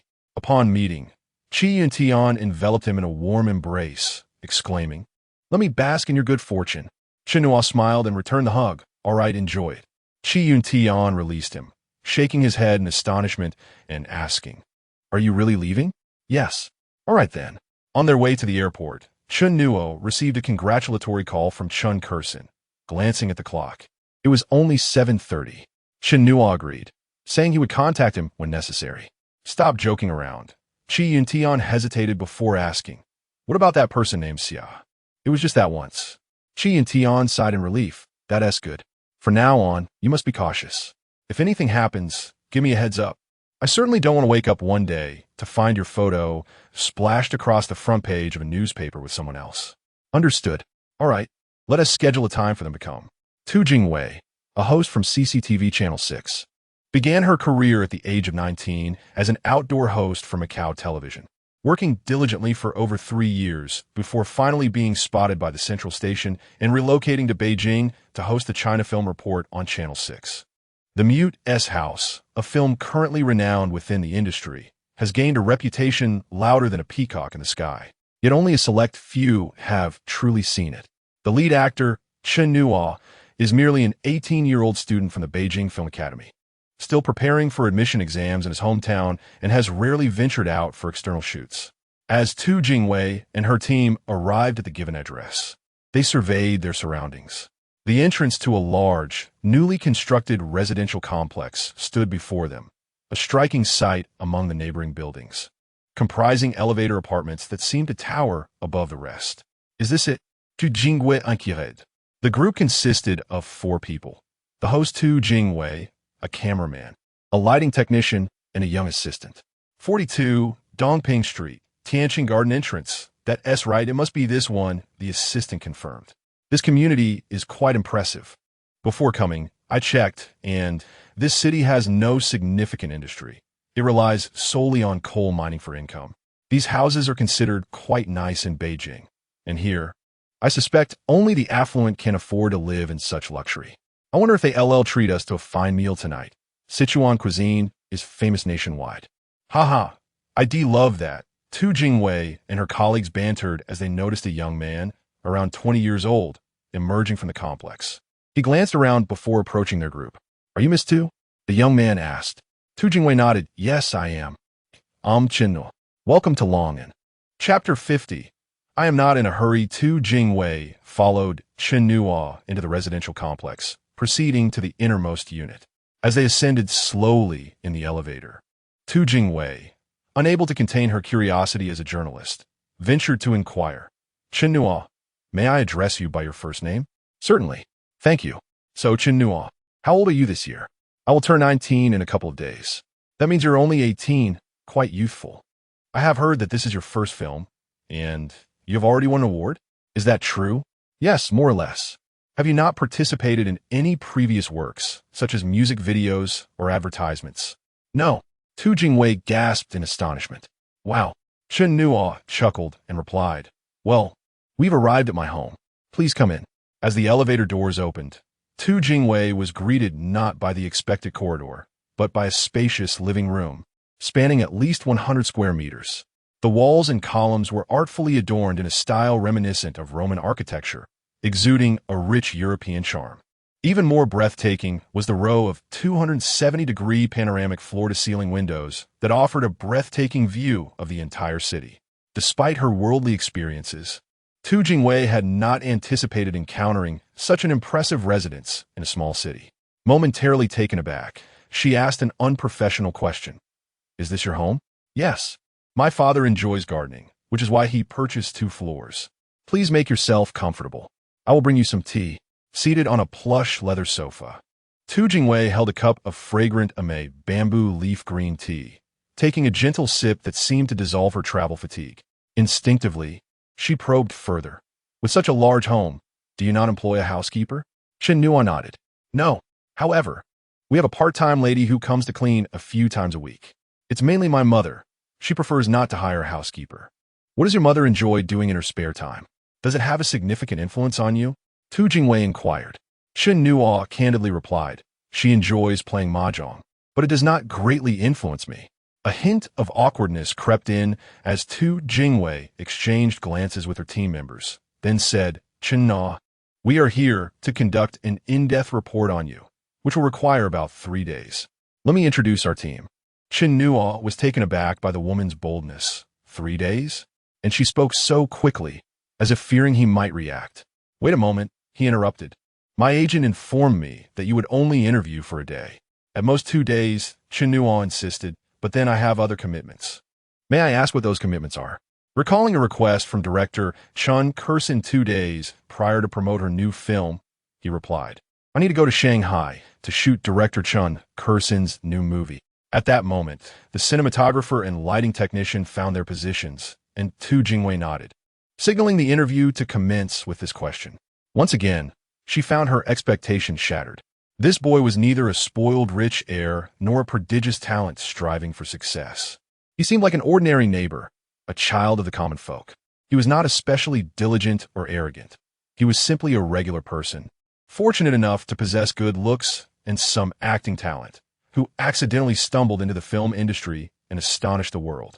Moreover, he exuded an inexplicable sense of maturity, not the precocious kind, but rather that of a big boy with an unblemished innocence. Or perhaps a grown man bearing a touch of naivety and charm. So, when director Zhang Yi decided to cast you, you were unsure how to make a film? Yes. I still don't quite know. Why not? Logically, having won the Best Actor award, you should have your own understanding, shouldn't you? Not really. Why? Chen Nuo smiled. The answer to that question is something I hope everyone will seek in the film itself. You may visit the cinema. Oh, it seems our film won't be released domestically, which is unfortunate. Tu Jingwei suddenly grasped what he intended, but based on her favorable impression, she was willing to lend him support. Such an excellent film. I believe the relevant authorities will take notice, and perhaps one day we will see it in theaters. Chen Nuo's impression of the journalist improved significantly. Indeed, since he was being interviewed, he was not inclined to do so without reciprocation. He wanted to seize the opportunity to assist Zhang Yi. For the presence or absence of a film in domestic theaters was a dividing line between notoriety and obscurity for any director or actor. Thank you for your kind words. Now, let us discuss your aspirations. Tu Jingwei smiled. After winning the Silver Bear Award, do you have any new goals? To study, to fall in love. Tu Jingwei was taken aback. To fall in love? Why? What do you mean, why?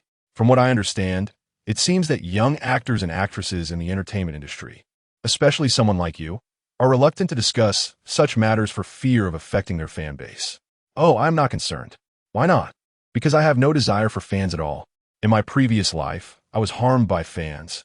I remember it clearly while lying in the hospital. Chen Nuo smiled. Because I am an ordinary person. Tu Jingwei chuckled. So apart from studying and falling in love, do you wish to aspire to other prestigious awards? Like the Oscars? Chen Nuo laughed. He did not regard the Oscars as particularly significant. While he was unfamiliar with the Chinese entertainment circle, he was well-versed in Hollywood matters. Having spent considerable time in the United States, he found Hollywood far more familiar than Hungarian. What are the Oscars? Merely a selection process, where a bunch of elderly men and women from the Film Association seize the opportunity to rake in money and gifts each year. The selection process is entirely opaque. He was well aware of the Harvey Weinstein scandal that had made headlines in America. The Oscars had become a playground for such predators, losing all sanctity. Now, as Tu Jingwei sought to steer the conversation toward the Oscars, he could not help but chuckle. I might give it a try if the opportunity arises. Tu Jingwei laughed in response. We all know that it is quite challenging for Chinese actors to win an Oscar. Aren't you afraid? What is there to fear? Do you not think that goal is somewhat distant? However, I am not in a hurry. Chapter 51. Popular cinema. Chun Bicheng did not say much about this, but he insisted that after Chen Nuo gained some fame, he should hold himself to stricter standards and refrain from his previous antics.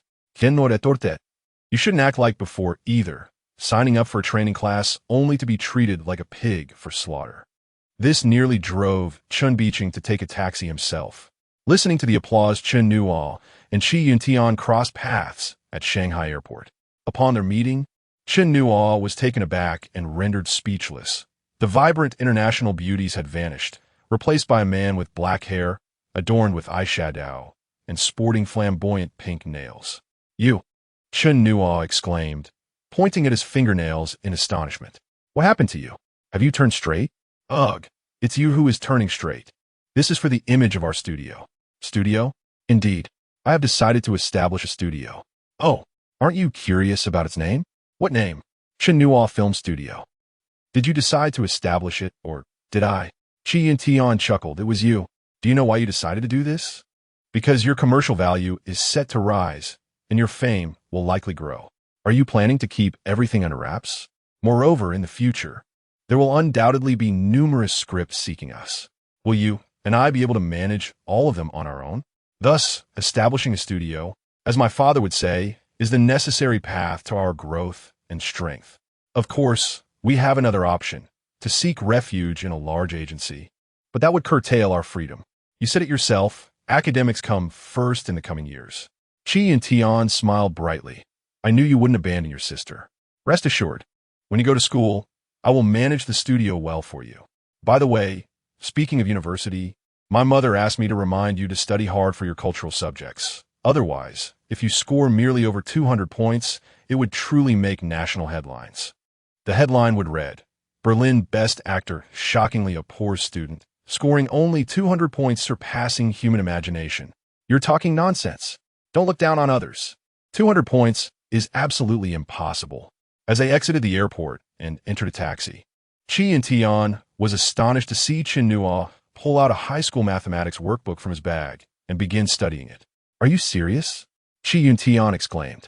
Chen Nuo shot him a glance. He never approached studying frivolously. This time, He not only brought mathematics and English exercises, but also political, historical, and geographical simulation papers. Gazing at the lofty ambitions he had set for himself, Chen Nuo's eyes shone with determination and fervor. As the saying goes, lofty aspirations accompanied by arduous tasks require relentless effort to scale new heights. Then you might as well take a look at this. Qi Yuntian tossed a magazine towards him. Chen Nuo picked it up. The magazine was titled Popular Cinema. The cover was monochromatic, featuring a long-haired man in a suit sitting elegantly in a chair. Zhang Yi. His hair had never appeared so neatly styled, cascading over his shoulders like Chen Nuo's. He wore only one shoe, while the other foot sported a red sock.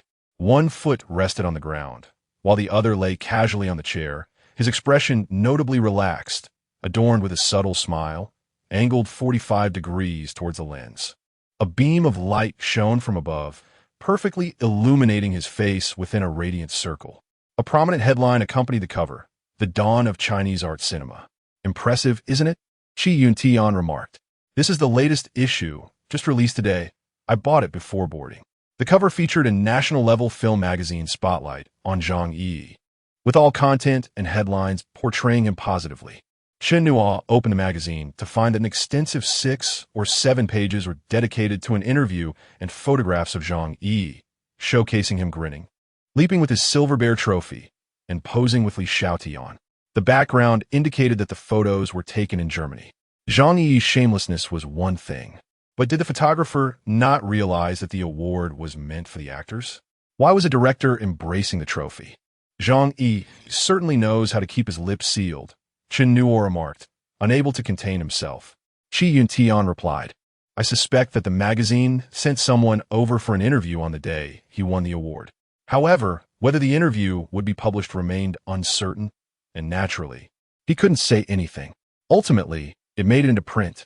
Given the rarity of our domestic awards on the international stage in recent years, the winds have now shifted, and people below have learned how to adapt. Chen Nuo glanced at him. "You, an overseas ABC, seem rather attuned to national sentiments. Did your father teach you this?" Qi Yuntian smirked, unzipping his backpack to reveal a collection of books. "What? You think you're the only one studying?" Chen Nuo looked inside and saw various titles: brand management and communication, managing artist agencies, from beginner to expert, entertainment legal handbook, artist management, and packaging. A half-full bag of books weighed down Qi Yuntian's shoulders, reddening them from the burden. "How new? The covers are still on. You haven't even flipped through them, have you?" Chen Nuo couldn't help but chuckle. He was certain that Qi Yuntian had intentionally bought these books to flaunt them in front of him. Chapter 52. Return to Shanghai. It was still the familiar film base. However, this time, from a distance, Chen Nuo noticed a crowd gathered at the entrance. As he approached, he saw Chen Nuo standing there with nearly the entire crew. He even thought he spotted Zhou Sun among the throng. When they were still a little way off, Qi Yuntian called for the taxi to stop. Given the situation, if they drove any closer, someone might just open the door for them. For these two inexperienced youngsters, that was a burden they could hardly bear. As soon as they stepped out of the car, Chen Nuo and the others noticed them and came over directly. Chen Nuo took a couple of quick steps forward and heard Chen Nuo's Cantonese greeting. "Welcome, welcome. Nuozi, I've seen it in you all along. You were bound to shine, but I didn't expect it to happen so soon." Chen Nuo beamed as he drew near, arms wide open, and embraced Chen Nuo. "Congratulations. It's truly remarkable. Berlin's best actor. Something even Hong Kong doesn't have." Chen Nuo smiled shyly and replied, "It's just luck." Chen Nuo shook his head. "In our industry, there's no luck, only talent. When will it be released domestically? I can't wait to see it." "I'm not sure if it will be released domestically." Chen Nuo laughed. "It certainly will. CCTV has reported it. How could it not be released? Come on. You don't need me to introduce you. You should know everyone here. They all want to get a glimpse of the new best actor. Director Liu." Chen Nuo greeted Liu Wenjing, the assistant director behind Chen Nuo. Liu Wenjing, with a beaming smile, said, "Congratulations. I've been to Berlin with others. The competition there is fierce. When the news came, we could hardly believe it. I'm truly happy for you." He brimmed with enthusiasm, seemingly transformed from their last encounter. Thank you, Chen Nuo replied as he shook hands with the crowd, and then he suddenly spotted Zhou Sun, who stood smiling gently at the back. He hurried over and embraced her lightly. Sister Sun, what brings you here? Zhou Sun replied, I came to see you, to see if you've changed after winning the award. Chen Nuo, what do you think? Zhou Sun said, so far, I can't tell. You still have that smug vibe. During their previous filming, Chen Nuo had gotten along well with Zhou Sun, sharing similarities in both personality and age. They had dined together a few times and even gone karaoke, establishing a relatively close relationship. After some more private conversation with Chen Kursin and Zhou Sun had to leave for another engagement, allowing Chen Kursin to begin discussing the scenes he needed to shoot. Chen Nuo listened attentively and quickly grasped that, like Shi and Tian had mentioned, they were primarily reshooting some close-ups and dance sequences that were not pivotal to the plot. In essence, it was an attempt to capitalize on the buzz. Chen Kursin was not the kind of director to stand on ceremony. He would do anything for box office success. Yet, this was also a testament to his regard for Chen Nuo, which made Chen Nuo listen with great interest. They even discussed how to shoot certain scenes. While Chen Nuo might not have expertise in many areas, he was quite knowledgeable about how to present his face, being a short video expert. After their discussion, Chen Kursin patted his shoulder, saying, Nuozi, you're truly impressive. No wonder you're the best actor.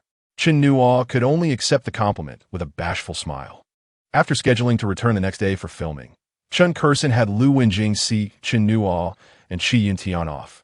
Qi Yintian looked around the set before turning to ask, Director Lu, is there a dancer named Xia who didn't show up today? Qi Yintian nodded with a smile. Yes, did something happen at her home? Her father passed away. Oh, Lu Wenjing escorted them to the entrance of the set. He had intended to arrange for a car to take them home, but Qi Yintian firmly declined. After Lu Wenjing left, Qi Yintian and Chen Nuo stood still for a moment, neither moving. Qi Yintian remarked, let us go check on her. Chen Nuo shook his head, let us forget it. Qi Yintian chuckled, come on, do you think I can't see through you? He shot Chen Nuo a glance before turning to call out, hey, Director Lu, shut up. Chen Nuo pulled back, let me make a call. However, when Chen Nuo took out his phone and hesitated for a moment before dialing, he found that Xia Yeha's phone was turned off. Qi Yintian asked in surprise, how long has it been since you last contacted her? Chen Nuo calculated, over 20 days. Qi Yintian shot him a glare and retorted, you stay here. Where are you going? I'm going to ask the girls for the address. After about 10 minutes, he returned. I found out it's in Jiangsu and Zhejiang, not too far. What are you doing? Taking a taxi there. I'm going to ask Director Chen for a leave of absence. Then go borrow a car from him. We'll drive over. Chen Kursin was somewhat surprised by Chen Nuo's return, but when he heard that Chen Nuo wanted to postpone filming for 2 days, he readily agreed. Originally, he was scheduled to film another project, and Chen Nuo's shooting had been a last-minute change, so it didn't disrupt any of his plans. What about the car? Did he agree? He did. Chen Nuo spread his hands, revealing a black oval key with a shiny silver 3-pointed star.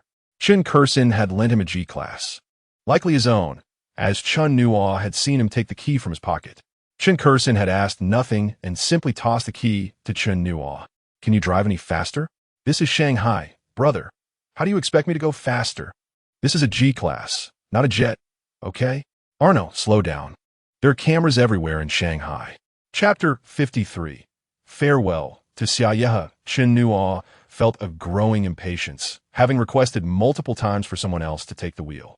However, upon learning that Qi Yintian did not possess a driver's license, his requests were firmly denied.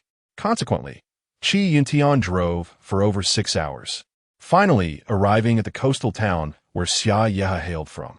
As he rolled down the car window, the pungent scent of the sea enveloped him, and the breeze caressed his face like the gentle touch of a lover. Yet, Qi Yintian, lacking in romantic sensibility, lamented about the corrosive salt in the air affecting his skin. The address Qi Yintian inquired about was vague, lacking specifics regarding street or building. Upon reaching the town, Chen Nuo and Qi Yintian, an actor and his manager respectively, displaying remarkable audacity, drove down one street after another, seeking out shops that sold funeral supplies. The town was small, and luck was on their side. At the third shop they approached, the proprietor nodded in recognition, stating, Ah, the Xia family. I have arranged their morning haul. Having confirmed the location, they set off in that direction. Departing Shanghai around noon, it was now nearly 8 in the evening.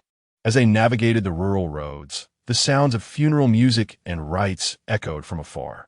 After a few more minutes of driving, the sounds ceased, and Chen Nuo spotted the morning hall. It was situated on a gentle slope by the roadside, seemingly a designated area for such somber events. A brick building stood at the top, surrounded by a spacious clearing. Qi Yuntian gently pressed the accelerator, and the powerful engine of the large SUV effortlessly climbed the incline. Upon spotting Xia Yeha's distinctive yellow QQ parked in a corner of the clearing, Qi Yuntian recognized the vehicle and parked beside it, turning to Chen Nuo and inquiring, "What do we do now?" "It seems my second brother has arrived," announced a loud voice belonging to a plump woman in her 40s. "Look, it's a car for Shanghai. I knew my brother would come today. Xiaobing, why did he go fetch your sister?" She continued, "That stubborn girl is still inside crying, just weeping away. Hurry and bring her out to bow to the guests." Xiaobing, a young man around 28 or 29, robust in build and with a hearty complexion, wore a pair of soiled jeans and draped himself in mourning attire. He nodded silently and turned to enter the brick building. As he stepped inside, he called out, "Sister, Mom's relatives are here. We need to greet them." Xiaobing, with a hint of confusion, asked, "What should I call her?" "Never mind," replied Xia Yeha, struggling to rise from the soft cushion before the coffin. Clad in white mourning garments, her face was weary, her eyes swollen like peaches, devoid of the spirited clarity they once held. Emerging from the mourning hall, Xia Yeha asked, "Where?" Xia Yimu gestured, "It's that car over there." "Ah, Mercedes.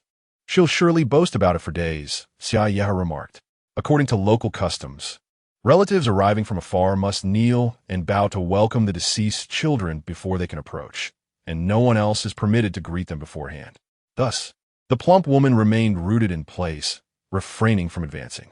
Upon seeing Xia Yeha emerge weakly from the hall, she disregarded the surrounding relatives and began to berate her. "Xia Yeha, how could you behave like this as your father's daughter? My brother traveled such a distance and is now waiting on you. Why are you dawdling?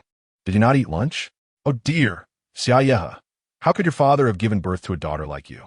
Listen, you need to go over there and bow to your second uncle properly. I had to borrow money from everywhere to arrange your father's funeral, and I'm deeply in debt, just hoping for some kindness from others to lend us a bit." Xia Yeha gazed at her with a face ashen as death, uttering not a word, and walked alongside Xiaobing towards the parking area. Just as they took a few steps, another vehicle approached with a rumble, this time a fairly new white Mazda, also bearing a Shanghai license plate. Xiaobing hesitated. "Sister, which car should we greet first?" "Whichever," Xia Yeha replied slowly. "They're all her relatives." "Then let us go to the one in front," Xiaobing decided. As Xia Yeha drew nearer, Qi Yuntian and Chen Nuo caught sight of her through the rearview mirror. Qi Yuntian grasped Chen Nuo's sleeve and remarked, "The young lady looks so pitiable." Chen Nuo opened the car door, preparing to step out, but Qi Yuntian halted him. "Wait, there's so many people around, and you haven't clarified your relationship with her. Why are you going out? Let us wait and see what she has to say." Thus, Chen Nuo remained in the vehicle with Qi Yuntian, observing as Xia Yeha approached. He noted that she appeared to have lost considerable weight since their last encounter, her features more gaunt than before.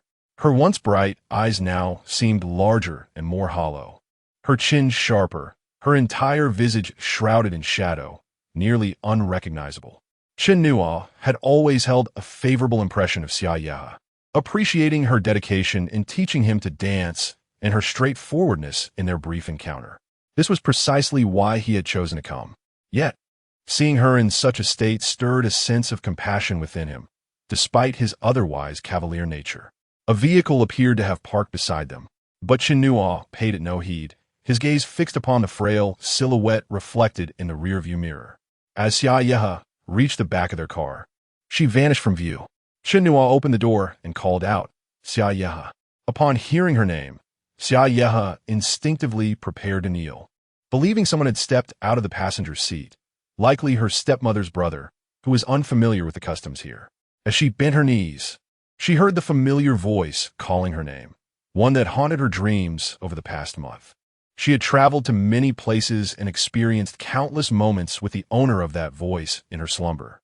Chapter 54. Be my girlfriend in an instant. Xia Yehe burst into tears. The dam she had built within herself, forged from pride and resilience, crumbled entirely at that moment, unleashing a torrent of accumulated sorrow and heartbreak. She wept freely, tears cascading down her face. For days, she had yearned to cry wholeheartedly, yet reality had stifled even her tears. At long last, she allowed herself to let go. Although it was merely a dream, Xia Yehe felt a sense of contentment. She cried as she ran forward, losing one of her shoes in the process. Yet she did not pause, determined to seize every fleeting second, for the dream might end at any moment. Xia Yehe practically threw herself into Chen Nuo's embrace. However, she was so slender that he barely felt her presence. She sobbed in his arms, wiping her tears and snot on his chest without reservation. Chen Nuo opened his arms to embrace her, but when he brought his hands together, he realized he could hardly perceive her existence. With a sigh, he noted the sudden diminishment of her cries. Xia Yehe, her tear-streaked eyes still glazed with emotion, looked up at him with a hoarse, indistinct voice asking, "Could you say a few words?" Chen Nuo gently replied, "Of course. If there's anything I can do to help, please do not hesitate to tell me." Xia Yehe felt a profound sense of satisfaction as she closed her eyes. If she were to awaken from this dream now, she would still consider it worthwhile. Reflecting on the previous New Year's Eve, she regretted that despite having so much to express, her message had been disappointingly brief. Sometimes, she truly did not understand herself. How could she have given him the most precious part of her life, something she had cherished for over 20 years, yet stubbornly insisted on dismissing it as a mere fling?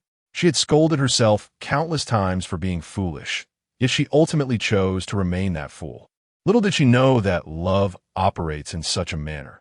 No one can possess both love and wisdom simultaneously. The warmth of his embrace and the reassuring rhythm of his heartbeat revealed to Xia Yehe that even in dreams, one could feel the pulse of life. "Sister, is this your friend?" A voice, filled with confusion and uncertainty, called out from behind. At that moment, Xia Yehe was in a daze, not quite comprehending the words. The voice grew louder. "Sister, are they your friends?" She thought it sounded like her brother's voice.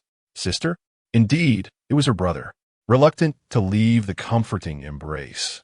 Xia Yehe made an effort to create some distance and turned to look back. Xia Bing regarded her and repeated his question, "Sister, is this your friend?" Sensing something was amiss, Xia Yehe pondered why the tactile sensations felt so vividly real, why the scene mirrored reality so closely, and why her brother was present in her dream. Though Xia Yehe remained silent, Chen Nuo felt compelled to speak, introducing himself. "Hello, I am Xia Ye's friend. My name is Chen Nuo. Are you her brother?" "I am," Xia Bing responded. "You are a friend? What kind of friend?" he inquired, eyeing Chen Nuo warily. Chen Nuo felt a bit awkward and replied, "I suppose you could say we are good friends." Suddenly, Xia Yehe pushed Chen Nuo away forcefully, springing from his embrace. Her large eyes widened in astonishment, fixed on Chen Nuo's face, as she repeated, "Wait. What is it?" Chen Nuo asked. Xia Yehe raised her voice, "Don't speak yet." She then turned to Xia Bing, asking, "Brother, you are my brother, right?" "Sister, what's wrong?" Xia Bing queried, puzzled. Chen Nuo nodded, "Yes, Chen Nuo." Xia Yehe's expression shifted to one of confusion, as if she were beginning to comprehend something. "Where did you come from?" "Shanghai," he replied. "How'd you find me?" It was me," Qi Yuntian interjected, having exited the driver's seat. He added, "I asked your group members, and they told me your home was here. So we drove for over 6 hours to come and get you." Xia Yehe rubbed her face with her hands, peering at Chen Nuo through her fingers, murmuring, "I'm not dreaming?" Qi Yuntian chuckled. "You couldn't possibly dream of someone as handsome as me." At that moment, a shrill voice echoed from a distance. "Xia Yehe, what are you doing? Who are these people? Have you contacted your second uncle yet?" After this statement, the door of a Mazda opened slightly, revealing a middle-aged man who awkwardly said, Xia Bing and Xia He, right? I'm your second uncle." Xia Yehe and Xia Bing bowed their heads respectfully towards the man who, along with his wife, exited the vehicle to embrace the siblings and offer a few words of comfort before heading towards the morning hall, leaving the four young individuals exchanging glances. Sister, I will go ahead, Xiaobing stated. Qi Yuntian added, Hey, brother, take me to where you keep the accounts. Xiaobing scratched his head, sheepishly replying, Is that necessary? Of course. Let's go.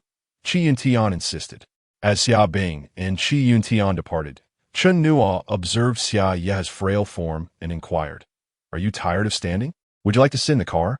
Xia Ye stood there like a silent statue, her gaze hollow as she stared at the ground, responding with a low, Chen Nuo opened the rear door for her, and she stepped onto the vehicle's side step before sliding inside. He then circled the car to the other side, entered, and closed the door. As soon as the door clicked shut, Chen Nuo felt a pair of soft hands encircle his neck and warm, tender lips pressed against his own. 2 minutes later, with her face nestled against his neck, Xia Ye murmured, as if in a dream, You really came. Why did you come? Why wouldn't I come? He replied. Xia Ye countered, But we are not. Chen Nuo could easily discern the contradiction in her words, the hesitation hanging in the air. If he would engage in a long-term relationship with Xia Ye, it might not be an unappealing prospect. In truth, he was indifferent to whether the narrative featured a singular female lead, multiple female leads, or none at all. However, this girl at present did not seem suited to be the protagonist. Her frequent bouts of drunkenness rendered her less appealing, overshadowing her other admirable qualities. Overall, Xia Ye embodied the essence of a well-behaved and understanding individual, unlikely to be overly clingy or troublesome. Chen Nuo was confident that she would not be the type to smother him with attention. With the atmosphere charged with unspoken tension, it seemed inappropriate to remain silent. So he ventured, Would you like to? Chapter 55, Selective Reincarnation. Chen Nuo inquired, Are you so joyful just because I haven't been in a relationship? Would you prefer the truth or fabrication? Undoubtedly, the truth. I must admit, I'm quite pleased. As your manager, if you were to embark on a romantic relationship at your age, I would have to rally support for you. And I can only imagine the scorn I would face from my peers. Fortunately, Xia Ye is wise and has not acquiesced. Indeed, last night, Chen Nuo had thought that Xia Ye had reconsidered and wished to engage in a romantic liaison with him. To his surprise, she had no such intentions.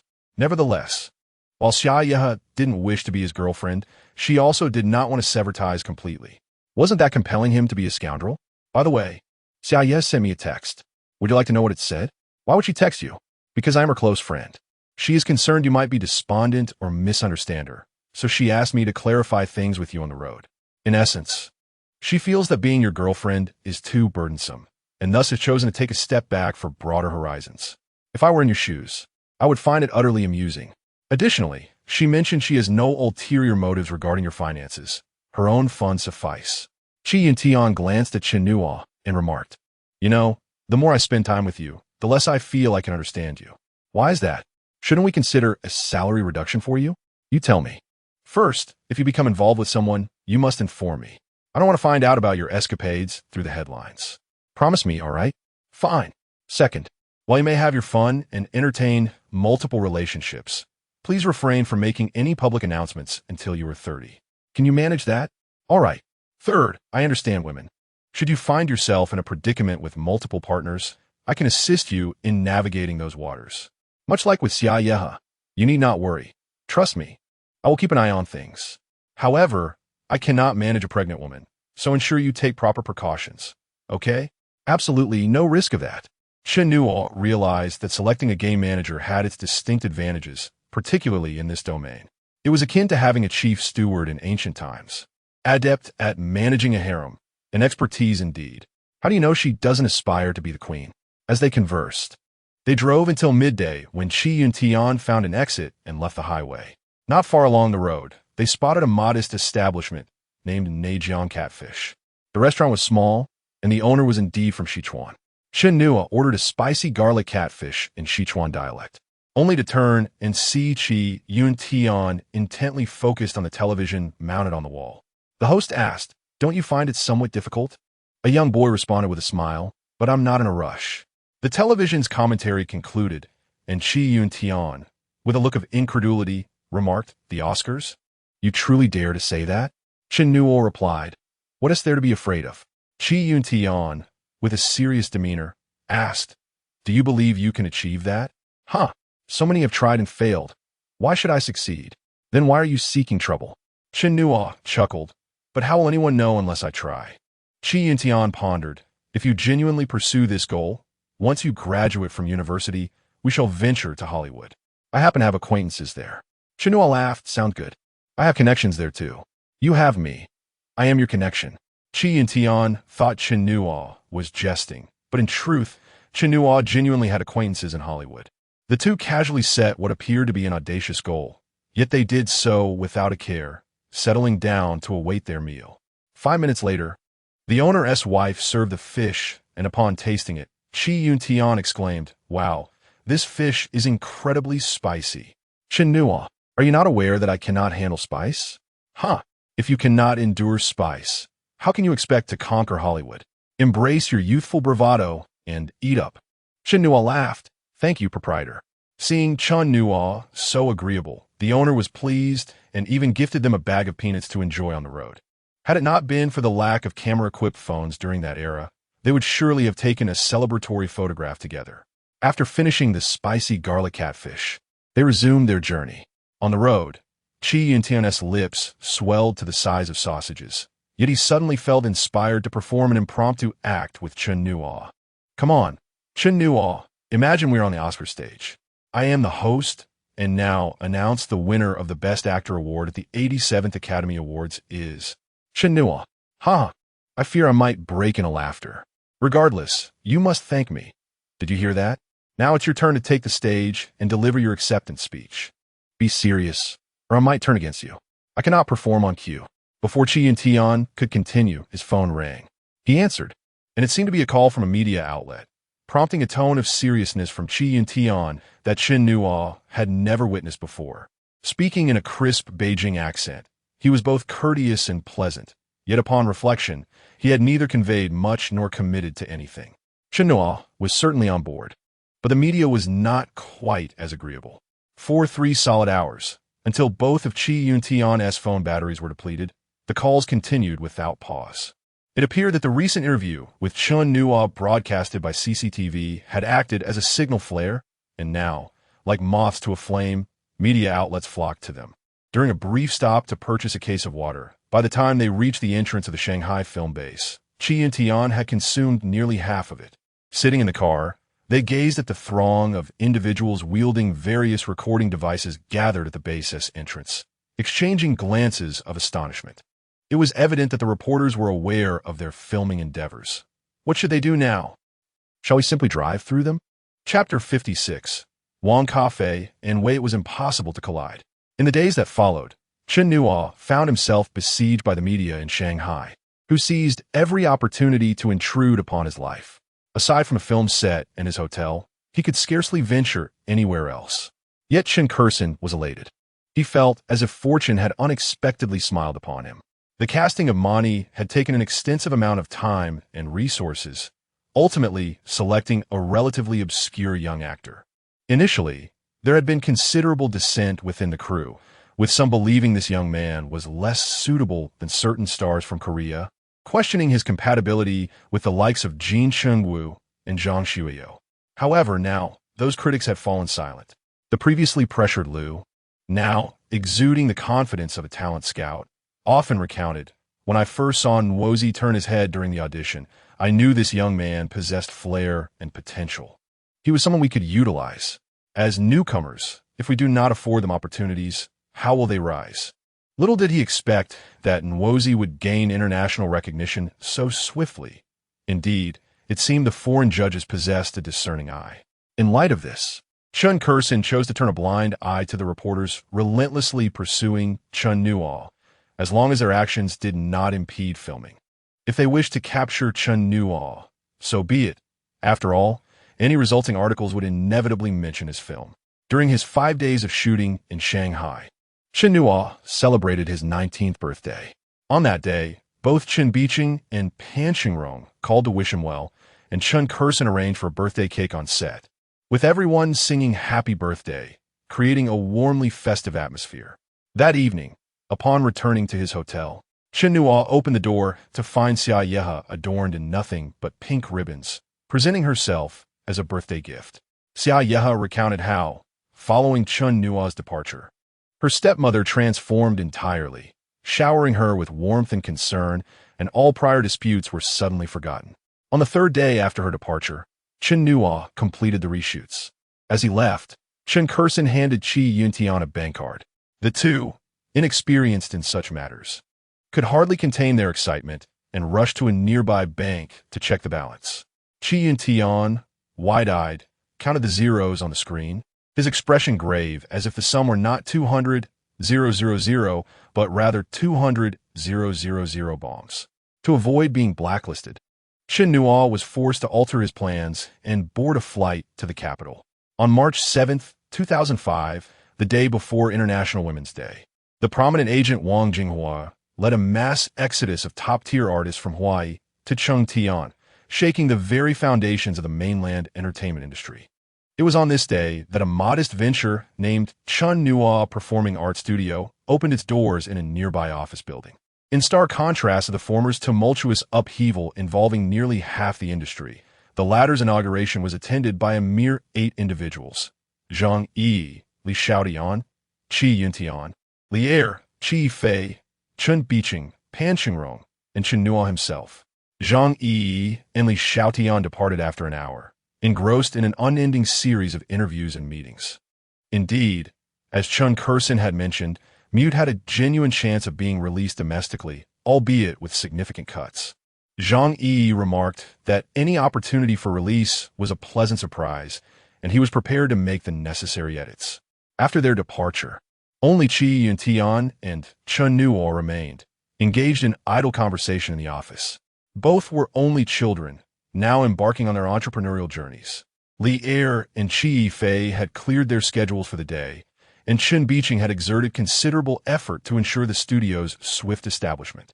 Qi Yuntian, with a mischievous grin, urged Chen Nuo to adapt quickly to this new phase of life, lest he attract unwanted attention on dates, which could lead to scandal. Pan Qingrong, intrigued, turned and exclaimed, "Chen Nuo, are you in love again?" Chen Nuo shot a glare at Qi Yuntian and replied no. Qi Yuntian stifled a laugh and explained, "Andy, I was merely jesting. Chen Nuo is very honest. He simply has high standards, making it difficult for him to find a girlfriend." Pan Qingrong humbly interjected, "Chen Nuo's circumstances are merely average. Our family is only somewhat well off in the countryside of Sichuan, and in the capital, we are nothing special. As long as the girl possesses good character and can manage a household, both his father and I have no objections." Li Er remarked, "Chen Nuo is still young. I believe it is a bit early for him to be dating, as it may not benefit his future prospects.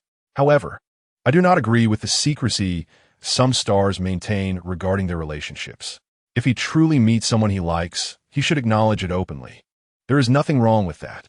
Chen Biqing coughed lightly and stated, "Once he has chosen this path, he must proceed with determination and avoid wavering." Pan Qingrong shot him a sidelong glance and gently added, "I merely suggested that if he eventually finds love, marries, and has children, he may find it challenging to secure film roles. Just a thought, do you understand?" Chen Biqing retorted, "How could I not understand? I was merely speaking off the cuff. By the way, Teacher Li, I sincerely appreciate your guidance in helping Chen Nuo achieve top marks in his studies." Li Er replied, "This success is entirely Chen Nuo's doing.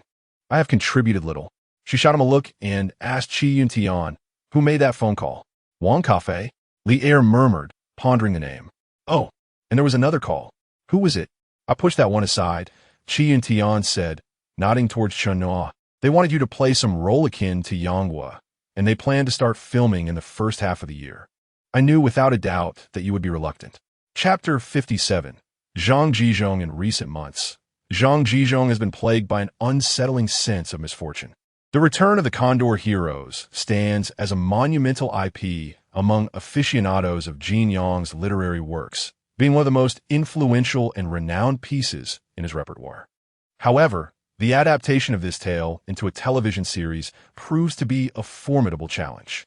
The 1995 rendition featuring Louis Koo and Li Ruodong is regarded as a classic.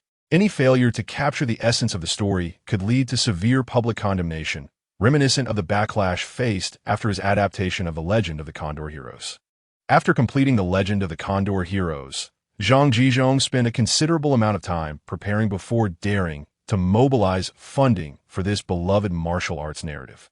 With an investment of tens of millions, touted as the largest budget for a historical drama in the nation's history, the project encountered tumultuous setbacks from the outset. The cast had been finalized the previous year, with the female lead, a third-year student from Beijing Film Academy, being a familiar face, having previously starred in his Tianlong Babu. The male lead had also been secured through a competitive selection process, a handsome star, a graduate of the same academy, who had invested significantly in the role. Yet, just as the production was about to commence in Juzegu, Sichuan, last July, tragedy struck. The male lead was involved in a serious car accident. Fortunately, no pedestrians were harmed, and the car door was accessible. However, he sustained severe injuries, particularly a grave concussion, necessitating a lengthy recovery period. Now, 6 months later, he has just begun to regain the ability to rise from bed, leaving the timeline for his return to the set uncertain. Zhang Zhizhong's patience has run thin. He is now compelled to consider recasting, even if it means refunding the initial investments. This incident, while not catastrophic, has certainly cast a shadow over the project.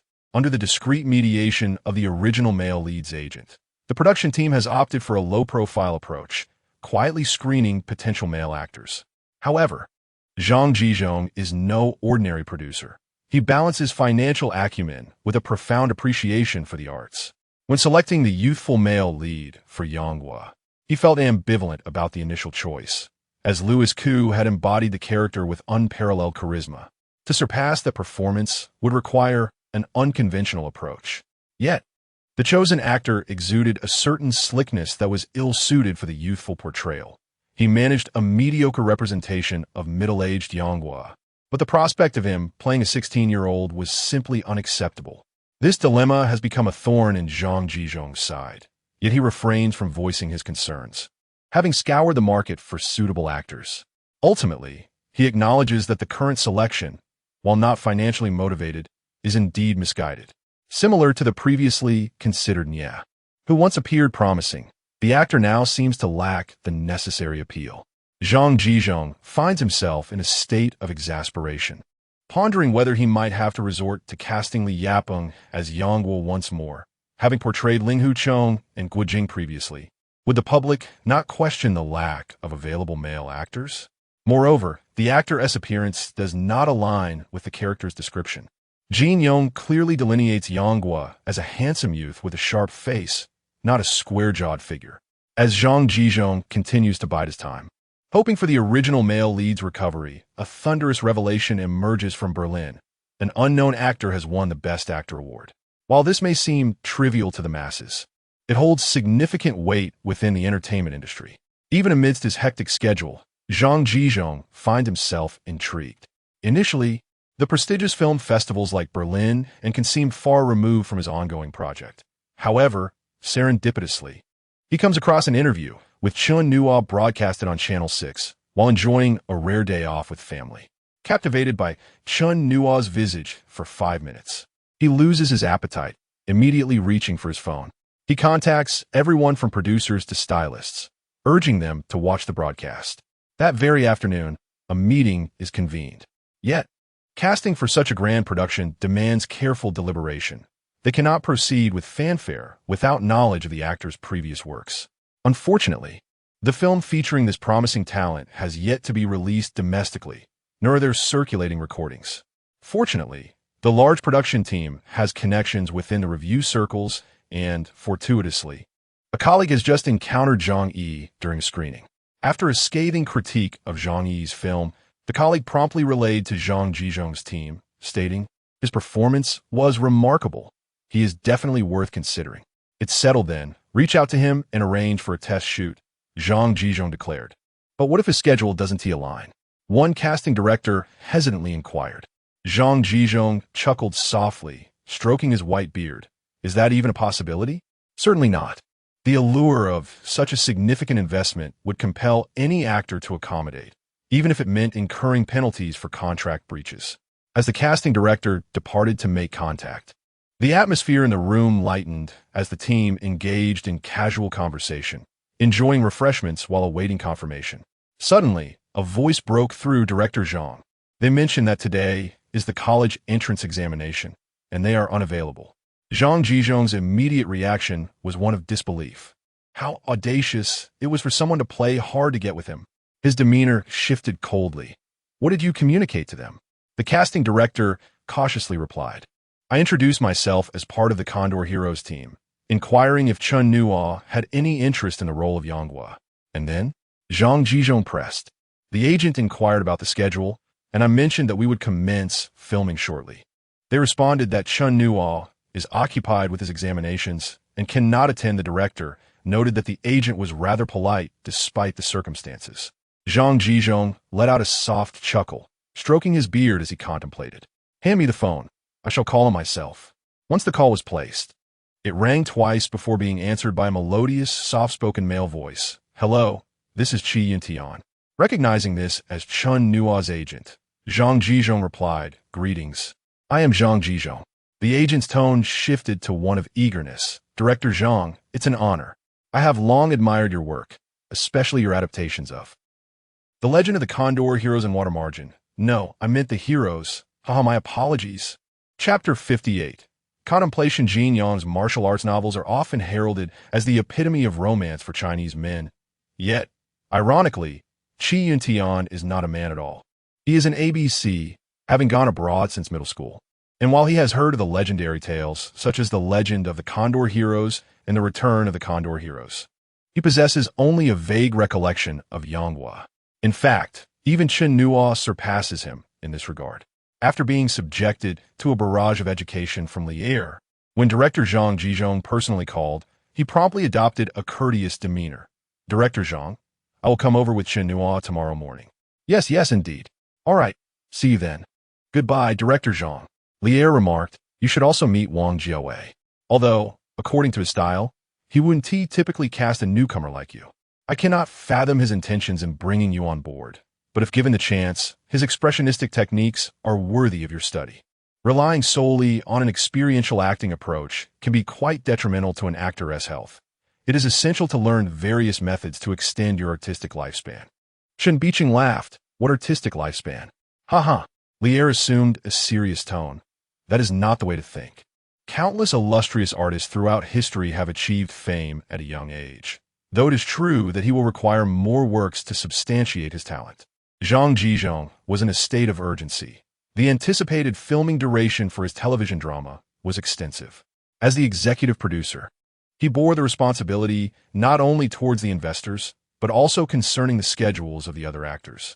The start of production had already been delayed by 4 months, which is undoubtedly the limit for many actors, and this was only possible because the key supporting roles had been reserved well in advance.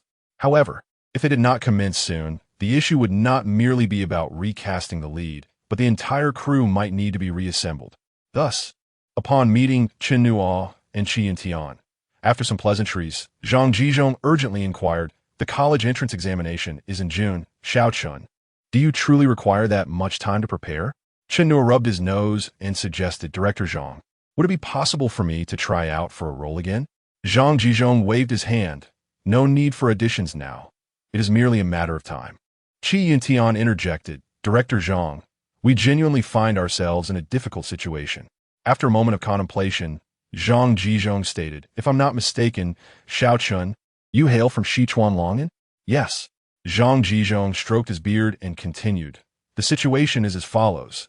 Ideally, we should have commenced filming last October, but due to various reasons, we have been delayed until now, and it truly cannot be postponed further. Of course, I recognize that the college entrance examination is indeed a significant event. How about this?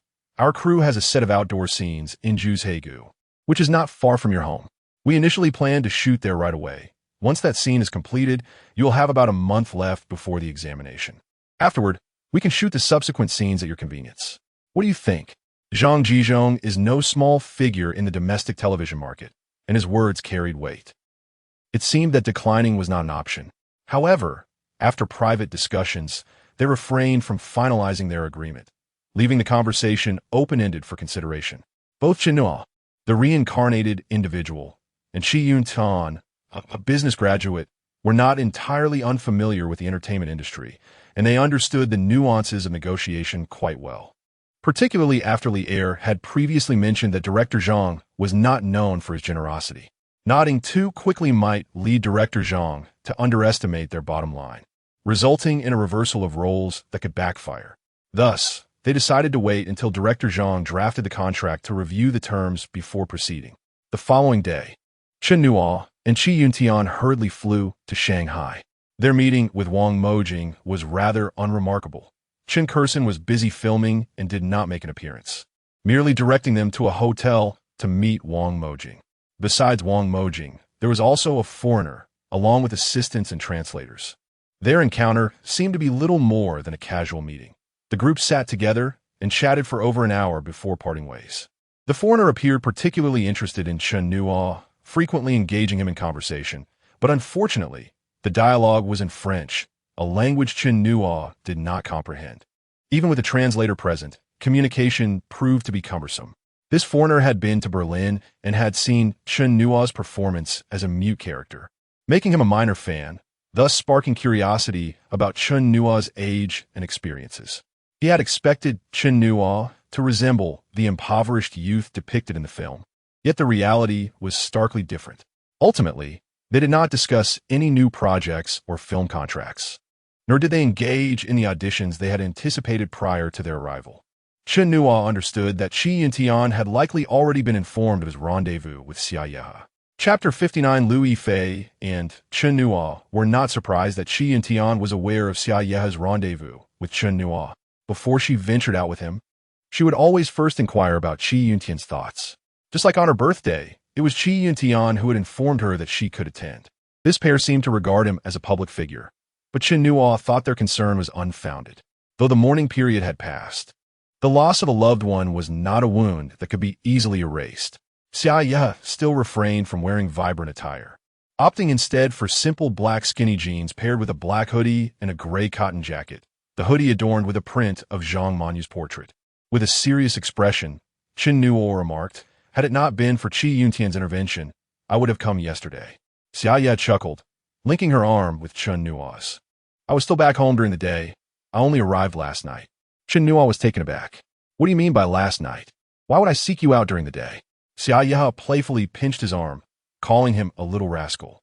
Chen Nuo turned to glance at her, noting her delicate features, round face, strikingly clear eyes, and skin that was even fairer than the character on her hoodie, smooth as a freshly peeled egg, devoid of any blemishes. She was a far cry from the heavily made-up woman he had first encountered. "Does Sister Cindy still fear that I might tease you?" Cindy is quite formidable. Having trained in dance since childhood, her waist is more agile than a snake. If anyone should be wary, it ought to be me. Xia Ye blushed and teasingly responded, "You should be afraid. Humph. No matter how you call me sister tonight, I won't let you off the hook." "Huh.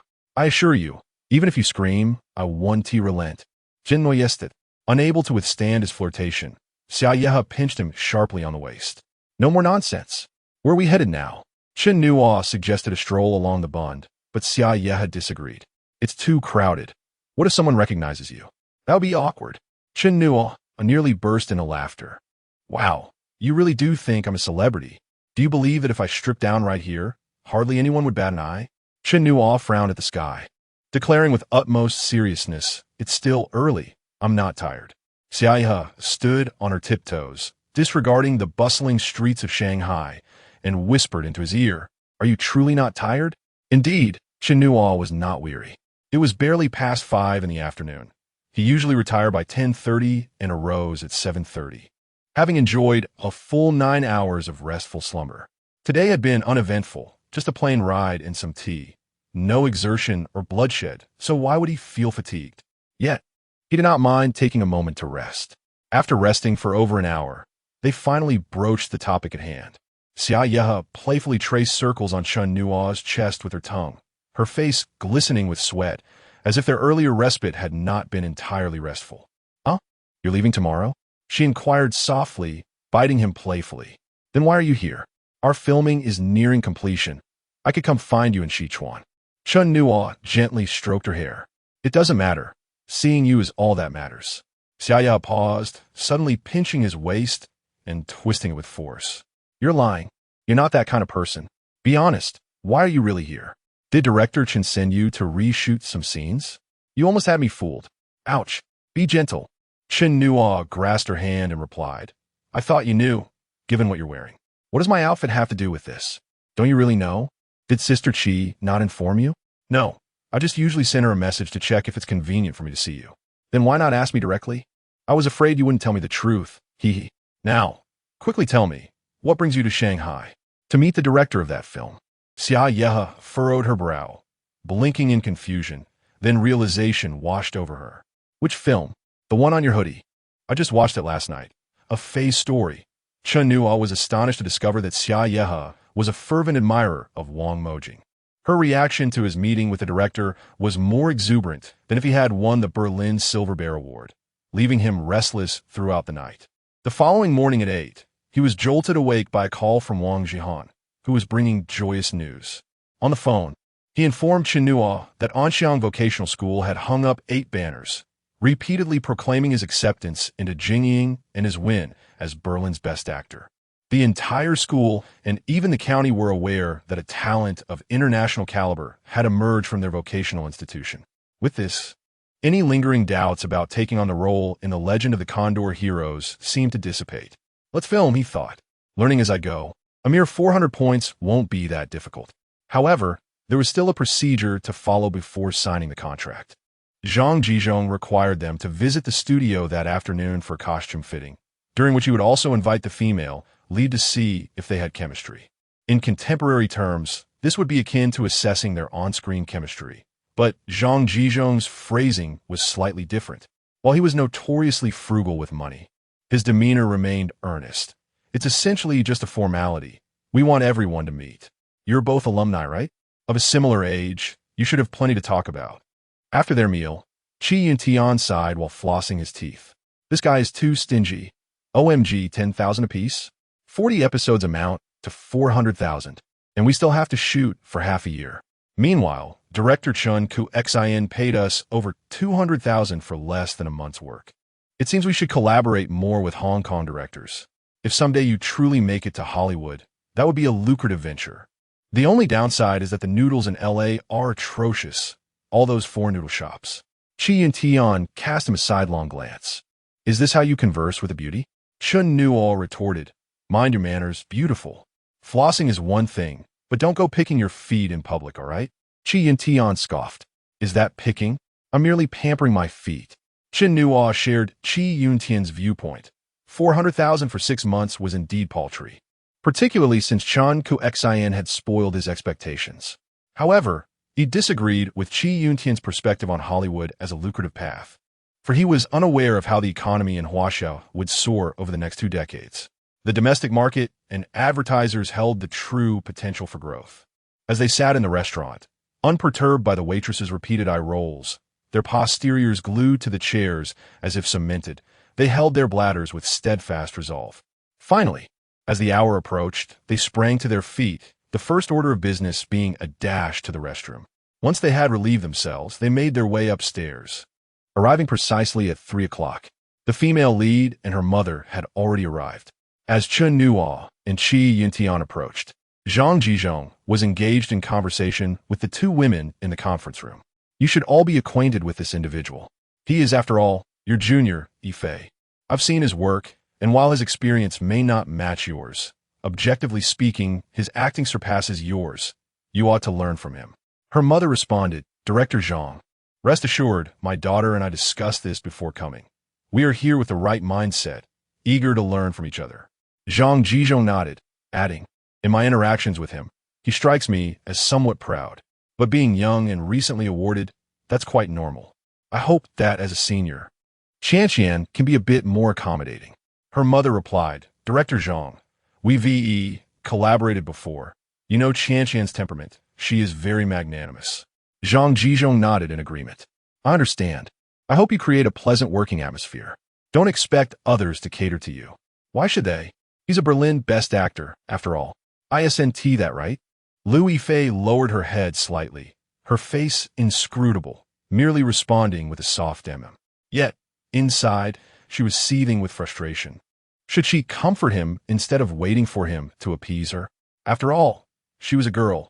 How could she be the one to console?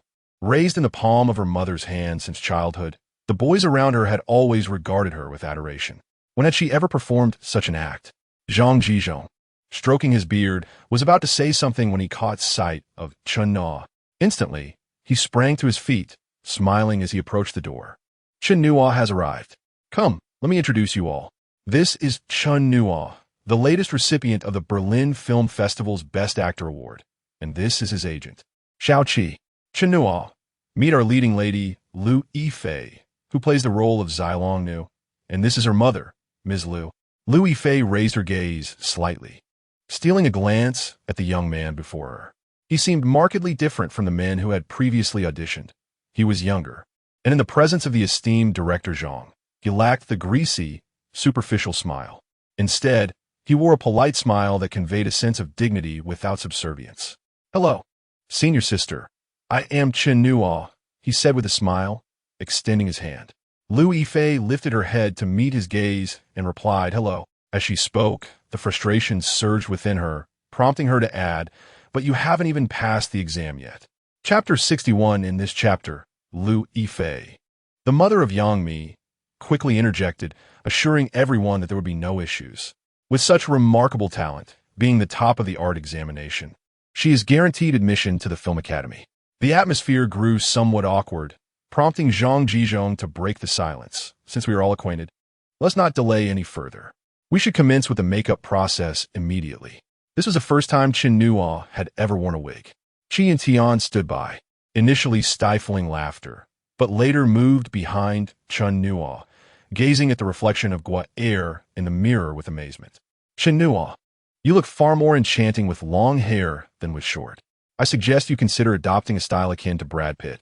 It would be particularly alluring. Qi Yuntian's words were hardly credible, for even the shape of his chin could not compare to that of Chen Nuo. Not only Qi Yuntian, but when Chen Nuo gracefully emerged from the makeup room, Zhang Jizhong was momentarily taken aback. He had been engaged in conversation with the photographer, but his words faltered as his gaze remained fixed on Chen Nuo, unblinking.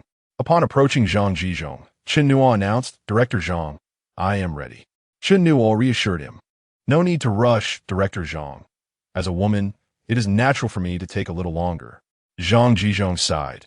Yifei does possess an admirable appearance, resembling the little dragon girl, yet her personality is far too introverted. Alas, she is simply too young.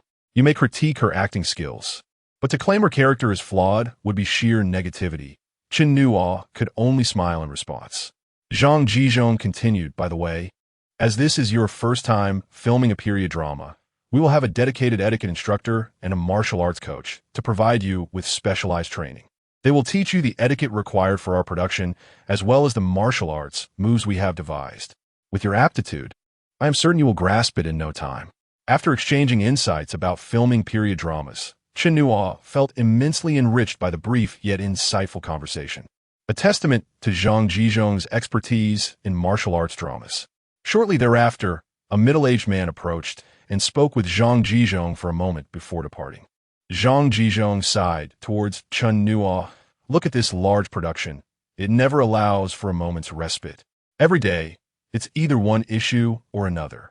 Just as we settled on you for Yanghua, the actress for Guoxiang has informed us she has joined another production and cannot come. I'm truly exasperated. Unperturbed by this, Chen Nuo chuckled lightly, and Zhang Jizhong, shaking his head in resignation, casually inquired, do you know any spirited young women who have acted before and can endure hardships? Upon hearing this, Chen Nuo immediately thought of a friend's face. However, as he hesitated, Zhang Jizhong quickly sensed the change. Typically, given Zhang Jizhong's nature, he would not hesitate to assign a clear value to roles, regardless of whether it was Guoxiang or Guofu. Yet, having recently viewed the new portrayal of Yanghua, which exceeded expectations, and given the urgency of the situation, he decided to overlook such trivialities and responded cheerfully. Really? You do know someone? Chen Nuo replied, indeed, I know someone. Zhang Jizhong suggested, why not ask her? If she's willing, she should come for an audition as soon as possible. We cannot afford any further delays. Very well, I should make a call. Chen Nuo stepped aside to contact Yangmi. It appeared she was out shopping, as the background was somewhat noisy. Nevertheless, upon answering Chen Nuo's call, Yangmi was both surprised and delighted, exclaiming, Chen Nuo, you actually remember me. Those around her joined in the excitement, contributing to a raucous atmosphere. After the commotion subsided, Yangmi asked eagerly, so what is up, brother? Need a massage? I brought along 2 good friends who can help you. Just cover the airfare. Chen Nuo chuckled. I'm in Beijing. Why don't you come over now? I have other matters to attend to, so I won't keep you long. By the way, do you know Zhang Jizhong? He is a director, and he has a new production. Since you're aware, it makes it easier. A role has opened up, and the director asked me for a recommendation. It's a minor role, and the pay might not be substantial. Are you interested? Yang Mi's voice trembled with excitement. Which role has opened up, brother? Guoxiang. Guoxiang. Yang Mi erupted in a shriek, prompting Chen Nuo to hastily hold the phone away from his ear. I'm going to play Guoxiang, girls. Zhang Jizhong's the legend of the Condor Heroes. I'm playing Guoxiang. I'm going to lose my mind. Nuoge, are you still there? Yang Mi babbled incoherently. I can't contain my excitement, brother. I'm very interested, extremely interested. Do you need me to come over right now? Is there anything I should prepare? I can be there in half an hour. Just give me an address. Chen Nuo glanced at Zhang Jizhong, who was still conversing with the photographer, and replied, let us postpone it to tomorrow morning. I'll arrange with the director and send you the address and specific time shortly. Sure, no problem. I'll be on standby at any moment. Brother, how do you know Director Zhang? Why did he ask you for a recommendation? Have you really reached such a level in your career? I'm so touched that you haven't forgotten to support your little sister. By the way, do you need a girlfriend? I have a friend. Yangmi eagerly inquired. All right, that's enough for now. I have other matters to attend to. I'll hang up. Okay, goodbye, brother. After ending the call, Chen Nuo couldn't help but laugh. Yangmi was undoubtedly the most vivacious and spirited person he had ever encountered. Her appearance seemed promising, likely meeting Zhang Jizhong's expectations. It appeared that the legend of the Condor Heroes truly held significant renown, considering Yang Mi's excitement. However, he recalled that when the show first aired in Sichuan, he was unaware of which television station broadcasted it. All he remembered was that after his disappointing college entrance examination results, he had joined Chun Biqing's company to assist, spending his days at work and nights courting women, leaving him no time to watch television. He hadn't even seen a single episode. Chapter 62. Ethereal beauty Lu Yifei adorned herself in a flowing white robe, cinched at the waist with a delicate azure ribbon. Her hair was elegantly styled in an updo, embellished with exquisite jade hairpins, as she glided gracefully towards us. In her previous life, Chen Nuo had glimpsed Lu Yifei on television, where she was affectionately dubbed the Eternal Fairy. However, at that time, she had already surpassed her most radiant years. Although she was beautiful, her charm lacked the youthful vibrancy and spirited energy that characterized her present self. How curious it is that I felt she appeared somewhat wooden during her youth, lacking the delightful allure of a girl. I found Jing Tian at 18 to be far more animated. Alas, the makeup styles of the early 2000s indeed exuded an air of clumsiness, reminiscent of a hairstyle crafted in a rural salon. Yet, one cannot deny that her appearance is truly remarkable, exuding an otherworldly grace. I dare say, no one in all of China embodies the essence of Xylon more than she does, Zhang Jizhong proclaimed with pride. Chen Nuo, of course, could not express anything contrary, and simply nodded in agreement. Indeed, truly exquisite. Director Zhang possesses an impeccable eye. The subsequent photo shoot for the character was executed flawlessly. Yet Chen Nuo and Lu Yifei exchanged no words throughout the process. He assumed the role of a mere tool, adapting to the photographer's requests with ease, drawing upon his past experiences as an internet celebrity to convey a spectrum of emotions in front of the camera. Upon completion, the photographer dramatically declared, unmatched in beauty. A true pair of elegant souls. Zhang Jizhong, standing beside him, stroked his bushy beard, grinning like a blooming chrysanthemum. With such a pairing of Yanghua and Xiaolongnu before him, there was no reason for this production not to succeed. According to Zhang Jizhong, they would need only a week to finalize the preparations. Chen Nuo spent this week at home, primarily indulging in novels and scripts, with only occasional glances at his textbooks. The nature of television scripts differs from that of films. While film scripts tend to be more concise and complete, television scripts are typically partitioned due to the greater number of scenes and characters involved. For an actor like Chen Nuo, this undoubtedly complicated the immersion into his role. After reading the script, he found it challenging to grasp the main points. Thus, he ventured to a bookstore to acquire a copy of The Return of the Condor Heroes. Prior to this, he had only intermittently watched the television adaptation and had never fully engaged with the original story in book form. He approached the first page with the intent of studying the script. Amidst the autumn waters, the maiden gathers lotus flowers, her narrow sleeves of fine silk revealing golden bangles. Gazing at her reflection amidst the blossoms, her beauty rivals that of the flowers, while her heart is tangled with silk threads of longing. At the riverbank, as the evening winds rise, the mist thickens and the smoke lightens, obscuring the companions of yore. Faintly, the sounds of song drift away, evoking bittersweet memories along the southern shore. In his previous life, Chen Nuo was an avid player of World of Warcraft, engaging in the game from the level 45 era until the closure of the Chinese server.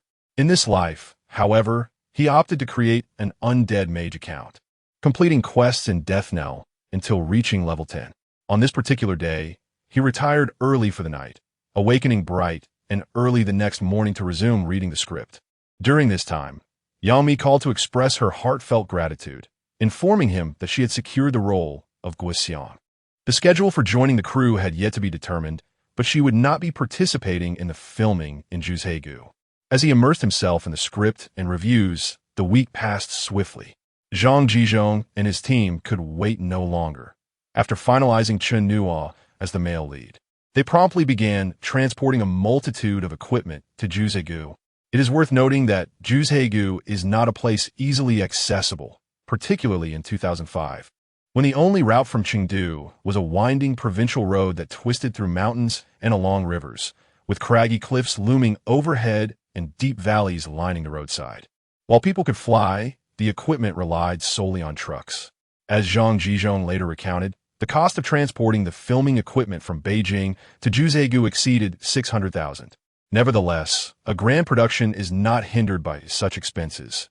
In Xiangshan, Zhejiang, he even constructed an expansive film studio specifically for this project. Upon his arrival in Juzhegu, Chen Nuo discovered that Zhang Jizhong and the team had already been there for 2 days. As he stepped out of the vehicle, the damp, cold mountain air enveloped him, causing him to sneeze.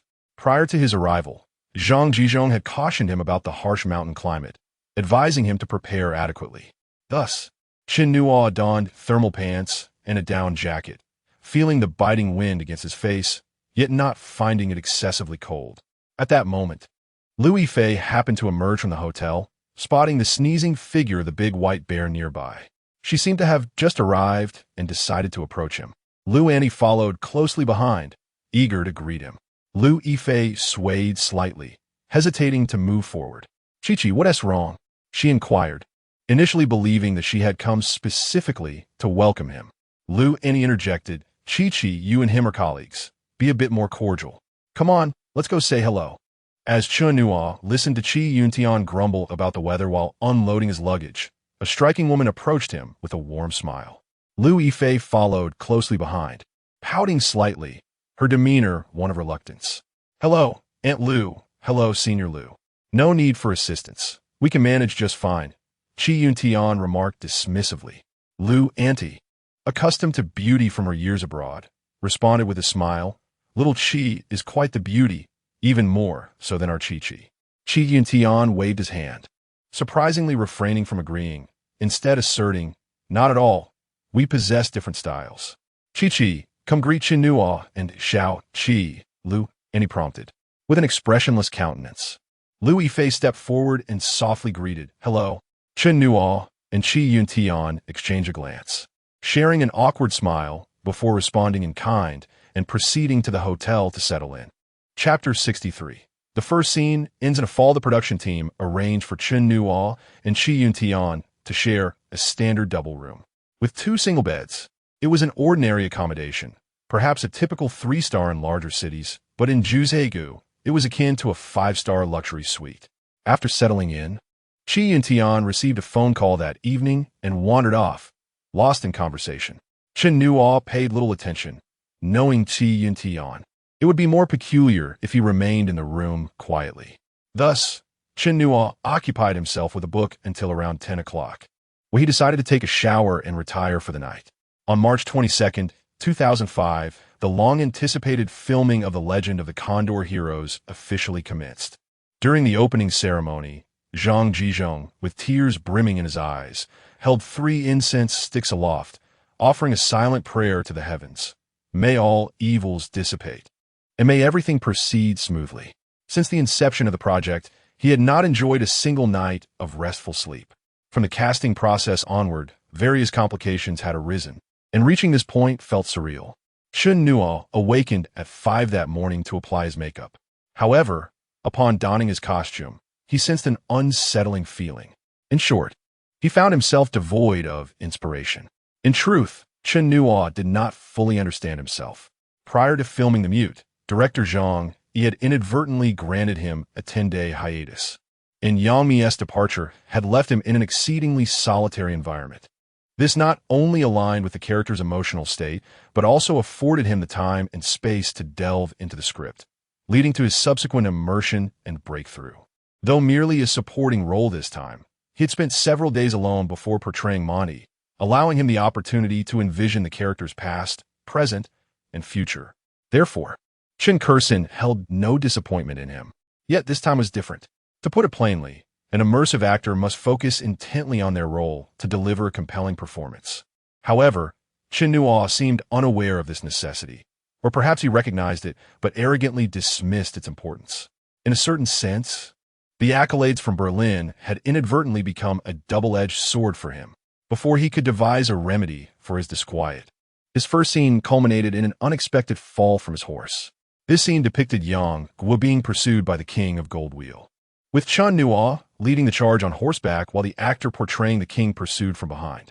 After 9 attempts, the alignment of the camera's movement and Chen Nuo's trajectory remained elusive, necessitating repeated retakes.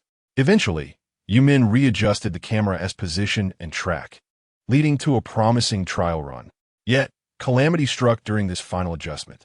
Zhang Jizhong had inquired whether Chen Nuo could ride a horse, to which he had confidently replied in the affirmative.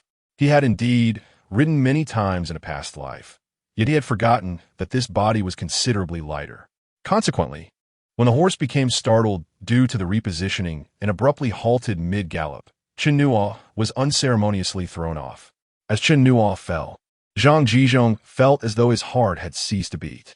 He was the second person to rush to Chen Nuo's side, quickening despite nearing 60, outpacing many younger crew members. "Chen Nuo, are you all right?" Chi Yuntian's voice boomed, startling birds from the trees.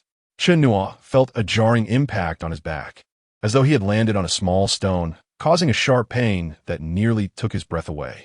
Hearing Chi Yuntian's voice, he took several deep breaths, attempting to speak, but was unable to articulate due to the pain. "Do not move him." The resident physician rushed over to examine Chen Nuo. Fortunately, there appeared to be no significant injuries. After checking his limbs and finding no damage, the physician encouraged him to sit up slowly, despite the discomfort in his back. Chen Nuo reassured Zhang Jizhong, "I'm fine, we can continue." Zhang Jizhong regarded him intently, asking, "Are you certain?" Chen Nuo nodded. "Let me rest for 10 minutes. I am certain." Chi Yuntian's urging to take a break seemed to emanate from a distant realm, faint and indistinct. 10 minutes later, the scene was shot for the 10th time.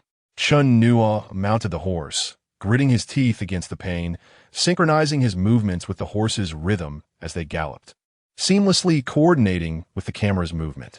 The wind rustled through the trees, tousling his hair and causing beads of sweat to trickle from his forehead. "All right, we've got it. Let the actors rest." Yumin observed Chen Nuo's expression through the monitor, feeling as though something heavy had struck him. He spoke into the intercom. Chapter 64. Chen Nuo's dramatic performance prior to this. It was not merely an issue of camera angles. Both Yumin and Zhang Jizhong felt that Chen Nuo seemed to be out of sorts. This, of course, was quite normal for them.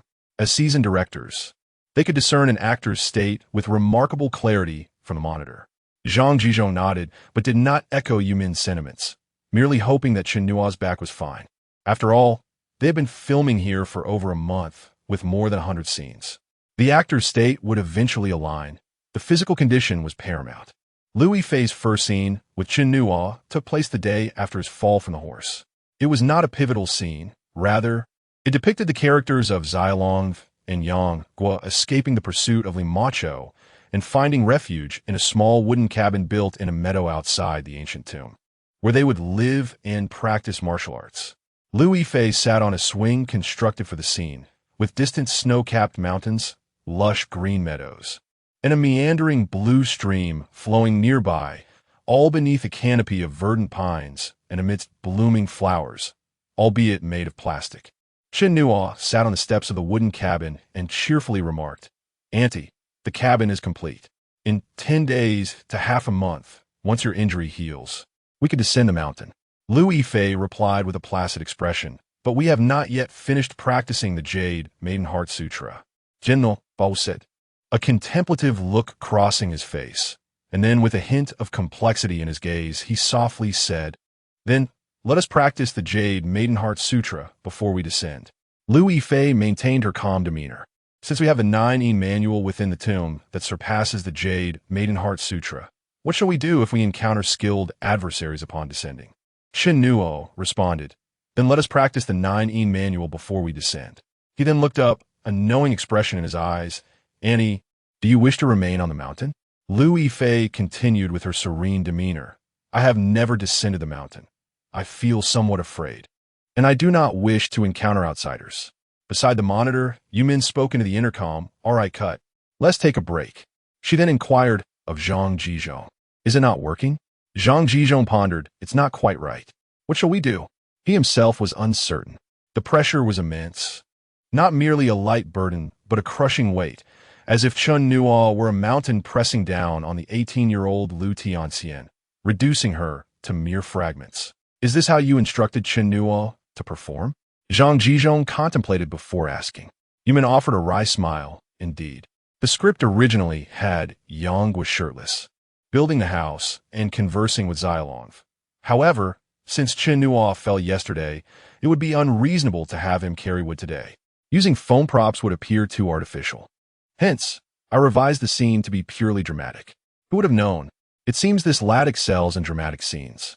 Dramatic scenes, characterized by the absence of extensive action or combat, focus on dialogue and emotional exchanges between characters. Because such scenes lack movement, the essence of the character's personality, relationships, and narrative progression must be conveyed through the actor's dialogue and facial expressions.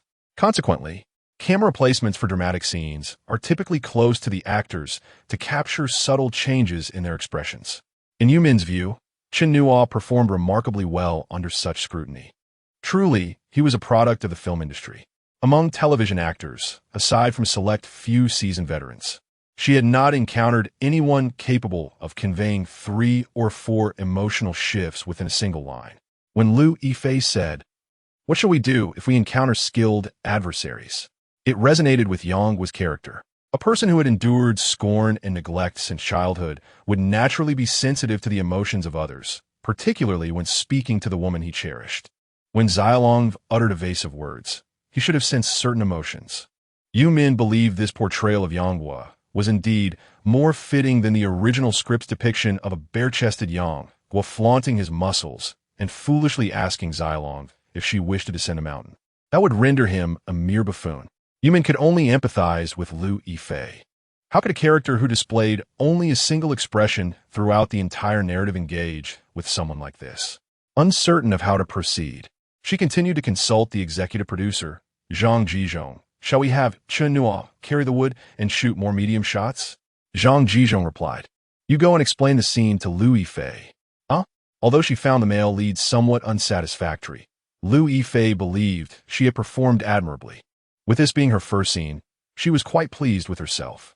Having familiarized herself with the script beforehand, her lines flowed smoothly, with appropriate pauses and emotions, culminating in a smile that she felt would look splendid on camera. Thus, when Yumin approached to discuss the scene, she was slightly bewildered. Yumin spent 5 minutes explaining to Liu Yifei, ultimately emphasizing one key point. Her focus should be on Chen Nuo.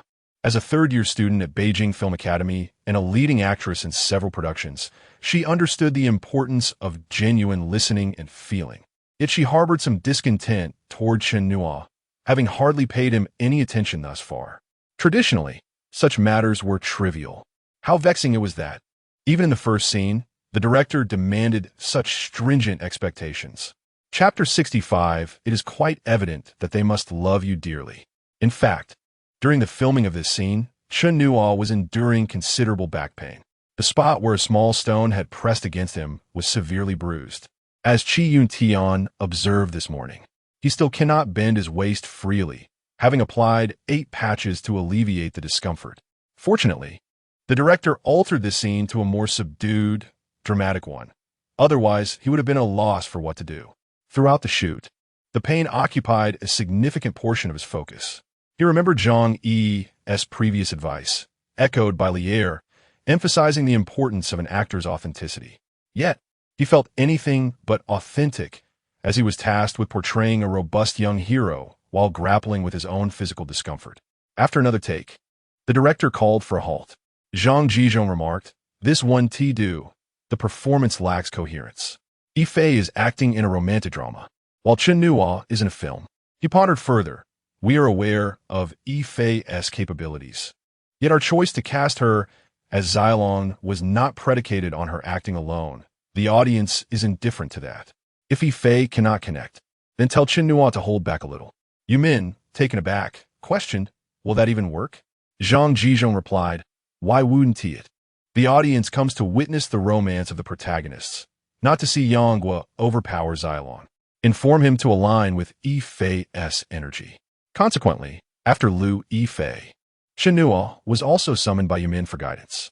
She drew him aside and posed an abstract question. "Little Chen, have you ever played table tennis? In singles, you are akin to a promising young athlete capable of medaling at the Olympics. However, the coaching staff has suddenly reassigned you to mixed doubles, where your partner mainly garners recognition through her playing style. While she can compete, her prowess is akin to that of a 4-string player. What should you do in this situation?" Chen Nuo, bemused, responded, "Director Yu, I'm already part of the national team. Why would I pair with someone from school team?" Yumin gazed at him intently and said, "Because the national team is too professional for the average viewer to comprehend. We need to cultivate some charming faces from the school level to attract casual spectators." After a moment of silence, Chen Nuo inquired, "Are you suggesting?" He remained silent. Yumin continued, "Reflect on this deeply. Once you have clarity, we will proceed with the next shot." The impact of Yumin's analogy struck Chen Nuo profoundly. He interpreted her message as a call for a more exaggerated, theatrical performance, essentially to adopt the style he had used for short videos in his past life. This method of acting was familiar to him, yet it contradicted everything he had learned from Zhang Yi, Li Er, and even Chen Kursen. However, as a paid actor, he understood that he must unconditionally adhere to the director's vision. The next shot transitioned from a medium close-up to a close-up. Chen Nuo stood and approached Liu Yifei, a gentle smile gracing his face. "Didn't you say you want to share the joys of the world with me?" Liu Yifei, maintaining a placid demeanor, replied, "If I kept you on a mountain with me, wouldn't you feel bored?" Chen Nuo reached her, his eyes filled with affection. His voice soft yet resolute. "Not at all. If you wish to remain on the mountain, then we shall not descend." Liu Yifei finally smiled, though her expression soon returned to its earlier neutrality. "However, remaining on a mountain with me would not bring you much joy." "All right," the director called, signaling the end of the take. Yumin spoke into the intercom, turning to Zhang Jizhong. "This actor is impressive. He grasped the scene with just one take. No wonder he won an award in Berlin. Zhang, you truly have an eye for talent." Zhang Jizhong displayed a satisfied expression. His performance was flamboyant, yet not overdone. Superficial yet heartfelt, slightly pretentious yet easily understood. He seamlessly transitioned from an artistic portrayal to a period idol, and remarkably, every movement was calculated for the camera. His sense of framing deserves a perfect score. After this take concluded, Zhang Jizhong and Yu Min praised Chen Nuo effusively, leading him to a sudden realization that television dramas and short videos share a common formula. Suddenly, a throng of middle-aged tourists surrounded Chen Nuo, clamoring for photos and autographs. It was his first encounter with such a scene, and he quickly said, all right, I'll sign. Please, one at a time. He took a pen from a lady in front of him and, without hesitation, inscribed his name on her white down jacket. Chen Rulong Fei, Nuo Ru Fengwu. The lady looked at her jacket, her expression stiffening as she grasped his sleeve. Young man, why did you write this Chen thing on my jacket? Arente you, young cool. I wanted you to sign this book. You must compensate me for my jacket. As Louis Fei approached, she witnessed Chen Nuo's flustered state amidst the crowd of ladies, and, upon hearing the explanation from her assistant, hurriedly lowered her head to slip past. She entered the car first, and a while later, Chen Nuo joined her, a black smudge on his face, perhaps a remnant of the chaos. Louis Fei turned her gaze to the window. Chen Nuo, feeling awkward, surveyed the vehicle and noticed the only available seat was next to the female lead. Reluctantly, he made his way over and sat down.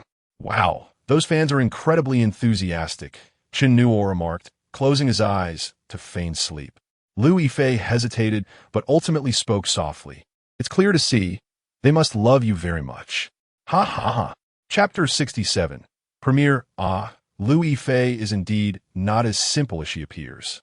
Ms. Liu sat behind, while Chen Nuo pretended not to hear her words. The car started and drove out of the ravine. The journey from the filming location to the hotel took approximately 30 minutes. The daily relocation and maintenance of the filming equipment was quite a significant undertaking, which kept Zhang Jizhong, Yu Min, and others exceedingly busy. In contrast, actors like Liu Yifei and Chen Nuo, as long as they could complete their filming tasks on time, had it relatively easy compared to everyone else. Chen Nuo closed his eyes to rest and did not engage in further conversation with Liu Yifei. As they approached the entrance of the ravine, his phone suddenly rang. It was Zhang Yi. Chen Nuo was quite pleased. Congratulations. Zhang Yi replied with a smile. Congratulations to you as well. In just over a month, the film will be released. After discussing with T on Air, we decided to allocate some funds for promotion and roadshows. Learning from the Peacock. Will you participate? Chen Nuo responded, I definitely want to be able to make it. I have the college entrance examination. Zhang Yi acknowledged. I know about your exams, but we're currently planning to hold the premiere in Sichuan, and you must attend. No debate about it. Also, if promotional interviews are needed, you and your agent must not refuse. Chen Nuo said, I'm in Juzhegu. Anyone who wishes to interview can come. I'll be staying here for over a month. Surprised, Zhang Yi asked, what are you doing in Juzhegu? I forgot to tell you. Qi Jie has secured a new project for me. Chen Nuo briefly explained, and soon they arrived at the hotel. Upon hearing that Chen Nuo was filming in such a remote location, Zhang Yi chose not to press the issue of interviews and reiterated the importance of attending the premiere before ending the call. Unexpectedly, the next day, during a break in filming, Liu Yifei brought up the topic again. At that moment, they had just finished makeup and the photographer was changing the film. It was just the two of them. Liu Yifei flicked her hair and asked, your movie is about to be released? Chen Nuo was momentarily taken aback. Ah, yes. Liu Yifei displayed a hint of curiosity. What is it about? Feeling slightly embarrassed, Chen Nuo replied, it's quite a tragic film. You probably wouldn't be interested. Liu Yifei frowned and inquired, what do you think I'm interested in? Big productions, like Disney films, he suggested. Liu Yifei responded, I will definitely go see it. Huh? Your movie? Chen Nuo was increasingly puzzled. Thank you. Suddenly, Liu Yifei asked, what do you think of my acting skills? I think it's quite good, he replied. Liu Yifei remarked, I've been observing your performance these past few days. I realized we belong to the same type. Chen Nuo was flattered. Thank you. But I must learn from you. You've acted in so many dramas, and I've only done one film. Liu Yifei fell silent for a moment, then said, they all say I'm just a pretty face. That's just jealousy, Chen Nuo retorted. Director Zhang said your acting is far superior to mine. Director Zhang is getting older. It's normal for his eyesight to be less than perfect. Director, you advised me to observe how you perform when I'm acting. He even discussed the scenes with me since we have to play against each other and must pay attention to one another. What year were you born? Chen Nuo felt Liu Yifei was a bit off topic, jumping from subject to subject. 86. In the future, if there's anything I do poorly, feel free to tell me directly. Chen Nuo was taken aback, repeatedly saying, I wouldn't dare. Before he could finish, the director called for preparation. In the blink of an eye, Chen Nuo had spent a month filming in Juzhegu. The filming process went remarkably smoothly, and even Zhang Jizhong praised him several times, noting the growing chemistry between Chen Nuo and Liu Yifei. As for Liu Yifei's performance, he dared not comment, as Ms. Liu was present on set the entire time. On April 28th, Chen Nuo completed all his scenes there and left Juzhegu the following day, mindful of Zhang Yi's impending premiere. Having missed the global premiere in Berlin, Chen Nuo was quite excited about his first film being screened on the big screen. On the afternoon of April 29th, he invited Chen Biqing and Pan Qingrong to the provincial city. Chen Biqing initially had other commitments and was reluctant to attend, but after Pan Qingrong's earnest persuasion, he decided to come. The premiere of Mute took place at the Chengtian Cinema in the city center. Other cinemas were hesitant to allocate more screenings for an art film, despite the seemingly good box office performance of Peacock, which had won an award at Berlin earlier in the year. The actual results did not meet expectations. Now, facing another art film, several major cinema chains were exceedingly cautious, especially with the release of Wuji, a commercial blockbuster with over 100 million in investment and top-tier cast, directly competing with a small-scale art film. Even the Chengtian Cinema, which allocated 35 of its screenings to Mute, had given it the most showings compared to other theaters. Before heading to the cinema for the premiere, Chen Nuo received a call from an INI, who was very excited and informed him that she would also be attending the premiere. She cheerfully shared that her mother had agreed to let her study in the capital and asked about the keychain she had given Chen Nuo. Upon hearing that Chen Nuo had been using it, an INI was overjoyed and couldn't help but boast about it to someone nearby. After finishing the call with an INI, Chen Nuo and his family, along with Qi Yuntian and his party of 4, set off for the cinema. Chapter 68. A Million is a Million. The premiere commenced at 10 p.m., and Chen Nuo and his companions arrived at the Chengtian Cinema by 8:30. Upon entering the cinema, they were greeted by a large display board featuring the poster for Mute. The poster was divided into 2 sections. The lower half depicted a dark silhouette holding a hoe, bent over as if digging into the yellow-green slope, while the upper half showcased the film's title against the backdrop of side profiles of Chen Nuo and an INI. It was not visually appealing. Chen Biqing stood before the display, hands clasped behind his back, evaluating it through the lens of a coal magnate's aesthetic, declaring it rather ordinary. Pan Qingrong retorted in anger. What do you know? Chen Nuo then instructed, Mom, you and Dad take the tickets and head into Hall 5 first. I'll find the director and the others. See you later. All right, Pan Qingrong replied, pulling Chen Biqing along. Zhang Yi had reserved about 10 tickets for Chen Nuo, but he only took 3 for Chen Biqing. Pan Qingrong and Qi Yuntian, neglecting to mention the rest of his relatives and friends. After inquiring about the location of the cinema's lounge, Chen Nuo noticed the young staff member's astonishment, likely due to the rarity of a star seeking directions. Fortunately, his visage adorned a sizable poster, and the young man escorted him to the cinema's manager's office, where Zhang Yi, Li Xiaotian, the cinema manager, the host, and several other staff members were engaged in animated discussions about the upcoming premiere. As Chen Nuo entered, the atmosphere grew even livelier. The cinema manager had seen the film in advance and seemed quite impressed with Chen Nuo's performance, shaking his hand vigorously. After exchanging pleasantries, Chen Nuo and Zhang Yi stepped out of the office, seeking a quiet corner in the stairwell to converse. As Zhang Yi lit a cigarette, Chen Nuo pointed to the no smoking sign on the wall. Zhang Yi spat in jest and extinguished the cigarette. Chen Nuo chuckled, cut back on smoking. Your lungs are turning black. Zhang Yi shot him a glance and retorted, sometimes I can't fathom you. You're handsome and wealthy, yet you don't smoke, drink, or chase women. Are you 18 or 48? If I had your advantages, I'd indulge in revelry daily.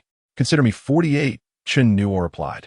Speaking of today, as premiere, is it just the 3 of us, you, me, And Li Xiaotian?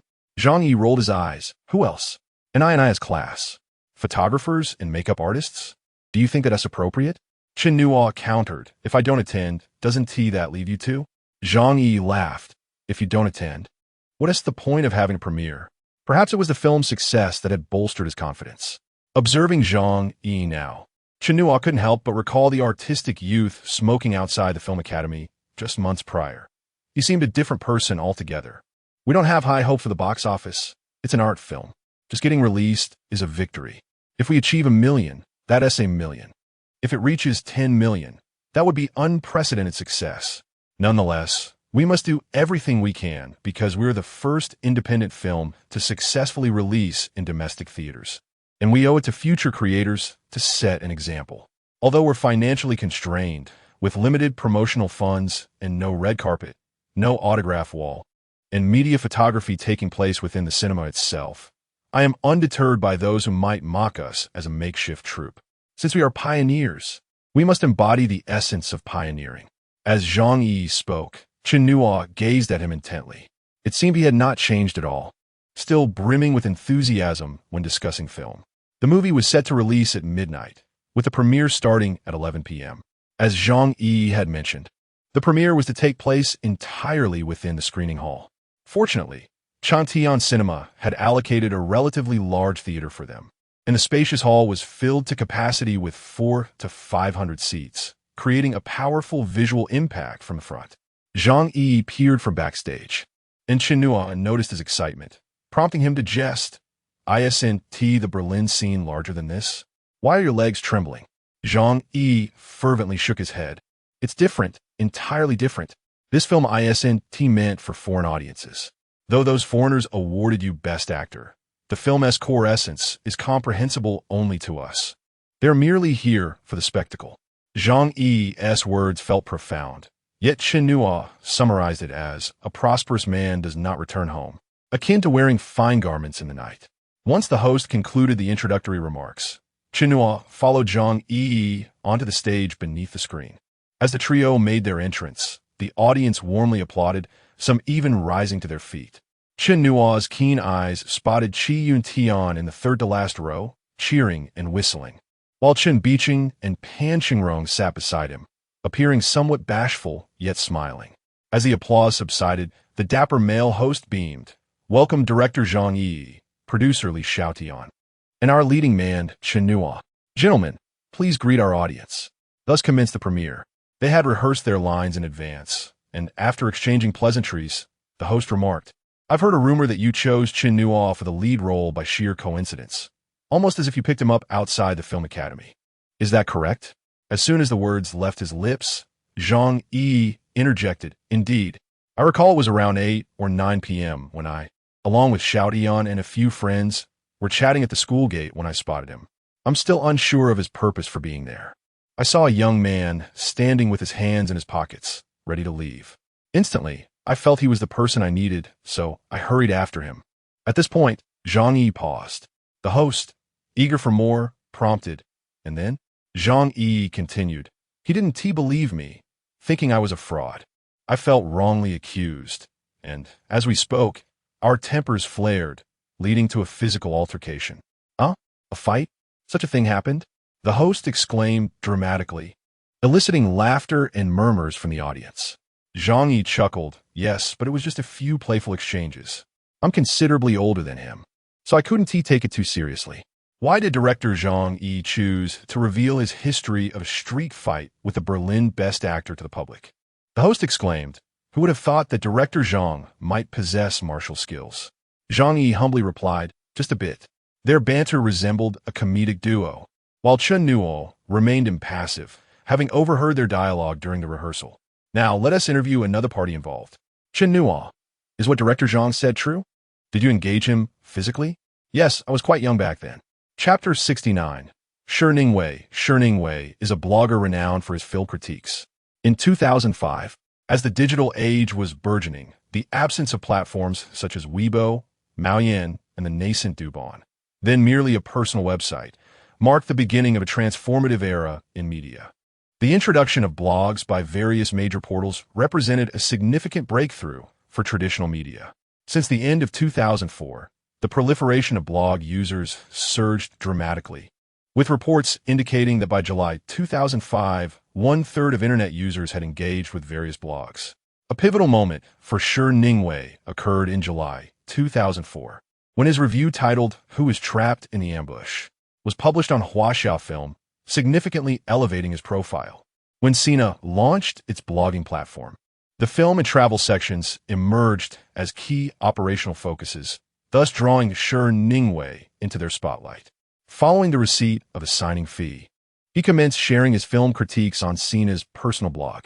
His primary motivation for this venture was his intrigue with Chen Nuo, but captured the attention of the entire entertainment industry. Chen Nuo vividly recalls the evening of the Berlin Film Festival, when messages erupted in his numerous QQ groups with the rapidity of fireworks. From film critics to agents and executives across various entertainment, music, and film companies, everyone posed the same question: who is Chen Nuo?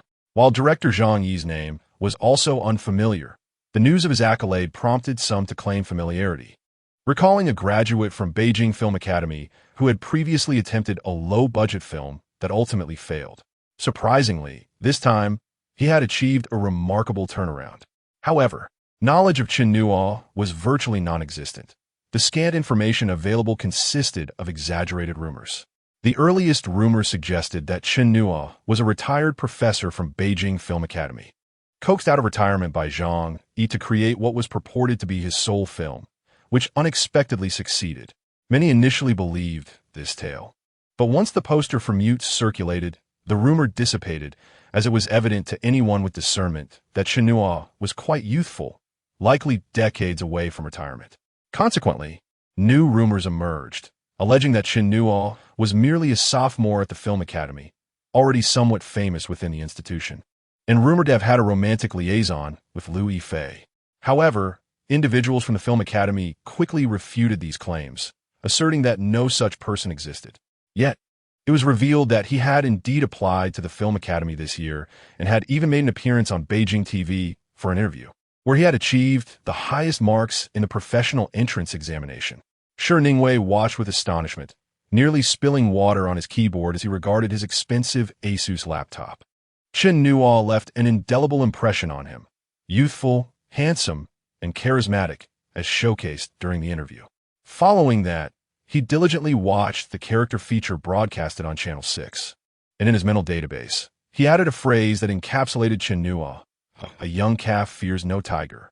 At this juncture, his interest in the young man peaked. However, a disheartening piece of news soon reached Chen Nuo. This young man had taken a role in a television drama. Viewing the announcements and promotional photos released by the production team of the return of the Condor Heroes, Chen Nuo felt a surge of frustration. Regardless of the drama's investment and popularity, it remained a television series. How could a Berlin Film Festival winner stoop to such a level? Was there truly a dearth of film opportunities in the country? Or was he so financially constrained that he had to resort to such trivial pursuits? Moreover, wasn't he supposed to be preparing for his college entrance exams? Could he truly manage to juggle filming a series amidst that? This Chen Nuo either exhibited foolishness or was surrounded by unsavory influences. Thus, at the premiere, Chen Nuo leveraged numerous connections to secure a media pass. Eager to inquire directly about this young man's motivations, upon arriving at the venue, he realized many shared his sentiments. Among the hundreds of seats, only a fraction were occupied by genuine spectators. The rest were filled with individuals harboring various agendas, all equipped with pens and notebooks, and a few, like him, wielding DSLR cameras. His seat, arranged by a friend, was excellent, located in the third row, center stage. Aside from himself, every other occupant was part of the official media invited by the production team, with no freelance critics in sight. When Chen Nuo took the stage, Chen Nuo raised his camera, snapping photos akin to the reporters from newspapers and television stations. This was characteristic of Chen Nuo's critiques, as he adeptly utilized the advantages of the internet platform, combining visuals with text, unlike traditional print media that often consisted solely of written content. While numerous images of other film leads were readily available online, Chen Nuo's were scarce, necessitating his own efforts to capture them. As he finished photographing the event and the host concluded the promotional remarks crafted by the creative team, it was time for media inquiries. Chen Wei raised his hand from the very first round. Aware that the initial rounds were prearranged, he persisted in his efforts, determined to make an impression on the host from the outset. Eventually, after the pre-scheduled media questions concluded, the host acknowledged him. That friend in the blue shirt, yes. The one in the center of the third row. May I ask which media outlet you represent and what your question is? Chen Wei stood, microphone in hand, and stated, I am a film critic for Sina, operating under the pseudonym Shi Qiu Shi. My inquiry is directed at Chen Nuo. Why, after winning the Berlin Best Actor Award, did you choose to act in The Return of the Condor Heroes? Do you not perceive this as a squander of your artistic talent? Are you motivated by financial gain or the pursuit of fame? Is this decision of your own volition, or have others advised you thus? You previously mentioned in an interview that your ambition is to reach Hollywood and win an Oscar. Do you truly believe that starring in a Jin Yong series could lead to such an accolade? I have completed my question. Thank you. Chapter 70. The most agonizing 90 minutes after a series of probing questions from Chen Wei. Those around him cast curious glances his way. However, Chen Wei remained remarkably composed. His gaze fixed intently on Chen Nuo. Zhang Yi remarked, well, that's acceptable. The middle-aged man in the audience had been focused solely on Chen Nuo from the outset. Though many in the audience were engaged in similar scrutiny, none had maintained their attention on just one individual throughout. Chen Nuo, not one to be oblivious, noticed this attention. He turned to Chen Wei and said, first of all, it's the return of the Condor Heroes, not the eagle-shooting heroes. Thank you. Laughter erupted in the cinema. Chen Wei, suddenly aware of his slip, felt his face flush. He had indeed been a bit anxious earlier, and his words had escaped him. Chen Nuo smiled and continued. Secondly, I disagree with your viewpoint. What distinguishes a television series from a film? To me, both are forms of acting devoid of hierarchy. A good actor should approach each role with dedication. Whether portraying a heroic figure or a beggar, a murderer or a psychopath, a minor character in a series or the protagonist in a film. My teacher once said, there are no small roles, only small actors. And I would like to add, there are no television actors or film actors, only actors. Today, as I embody Yanghua, it may not earn me an Oscar, but it will certainly contribute to my growth as an actor. Thank you. His words prompted a round of applause, resonating far more positively than the earlier banter between the host and Zhang Yi. As Chen Nuo and his companions exited the screening room, the cinema manager approached them with an apologetic demeanor. I sincerely apologize.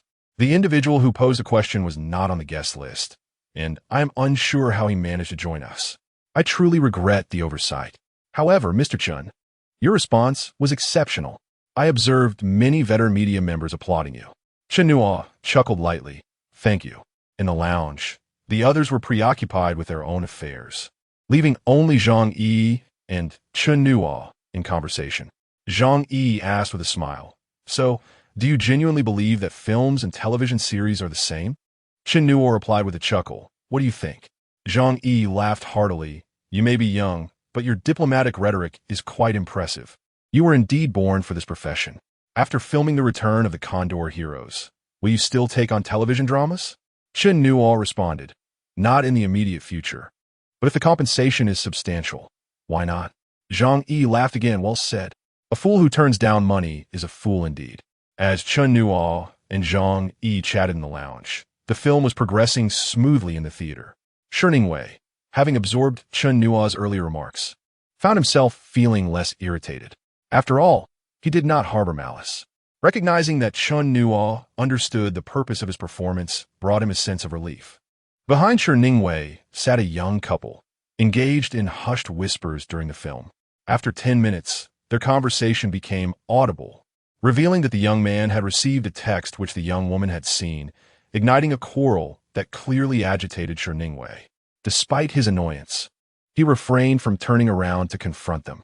Gradually, Chen Wei became engrossed in analyzing Chen Nuo's acting style, allowing the drama unfolding behind him to fade from his thoughts. He was astounded by Chen Nuo's performance, unable to reconcile the fashionable, charismatic young man he had seen earlier with the mute character on screen. The differences were not merely in personality, but also in appearance. Upon closer inspection, he realized that Chen Nuo maintained a tense expression throughout his performance, altering his facial contours significantly. Coupled with the unremarkable wardrobe and makeup, it was genuinely challenging to recognize him as the same individual. This revelation led Shi Ningwei to appreciate the director Zhang Yi's adept guidance. With this newfound understanding, Shi Ningwei's focus intensified, and he became blissfully unaware of the passage of time. As the film concluded with a sweeping aerial shot, he was jolted back to reality. Glancing at his watch, he noted that it was merely 1:30 a.m., indicating that the film had a runtime of approximately 90 minutes. Shi Ningwei was uncertain if it was due to the editing, but these 90 minutes had undoubtedly been the most excruciating of his recent years. An ardent filmgoer, he prided himself on his resilience, yet he found himself struggling to endure. Meanwhile, the bickering couple had fallen silent, with the young woman now softly sobbing. When Zhang Yi, Chen Nuo, Li Xiaotian, and the other key personnel returned to the stage, the applause was sparse. The seasoned host, accustomed to such situations, broke the tension with a light-hearted comment. Ladies and gentlemen, let us applaud the brilliant performances of director Zhang Yi and Chen Nuo. The applause remained feeble, as most of the audience was dabbing their eyes. Unfazed, the host continued, in light of the warm reception. We invite the three creators to share a few words with everyone present. In Shi Ningwei's eyes, the film's narrative and the quality of acting were secondary. What truly mattered was that a work of such weighty realism could find its way to domestic screens, a feat in itself.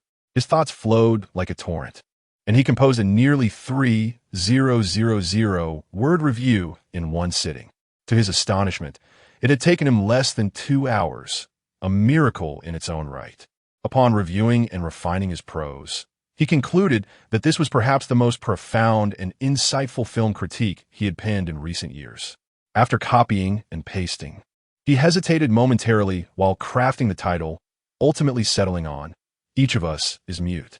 With a click of the mouse, he released his thoughts into the world, feeling a profound sense of satisfaction akin to launching a rocket. Lighting a cigarette to stimulate his senses, he then opened QQ.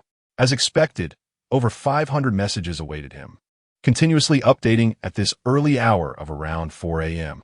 Upon opening, a few recent messages popped up. Shenzhen Ebert, the judges in Berlin are certainly not capricious. A pure lotus, I believe he is truly performing as himself. I cannot accept that a newcomer with no prior acting experience could perform at such a level. Ning Ning, I agree, much like Huayu. Chapter 71. The high-definition images of Chen Nuo, a clear lotus. Indeed, I was just about to say, it's just like Huayu, debuting at the peak. March winds and September rains. Haha, I would argue that the essence is fundamentally different. A clear lotus. In what way is it different? March winds and September rains. One is unattractive, the other is handsome. A clear lotus. Haha, is that really a reason? March winds and September rains. Yes. Shinching Albert. That is indeed a reason. There are numerous Oscar-winning actors, many more who have triumphed at Berlin and Cannes. Yet the ones who ultimately become superstars are typically of a certain caliber. March winds and September rains, either handsome or beautiful. Shinching Albert. Precisely, haha. A clear lotus. I'm utterly speechless. Nyeboda, haha. Linshun, haha, that makes sense. A clear lotus. That is rather far-fetched, don't you think?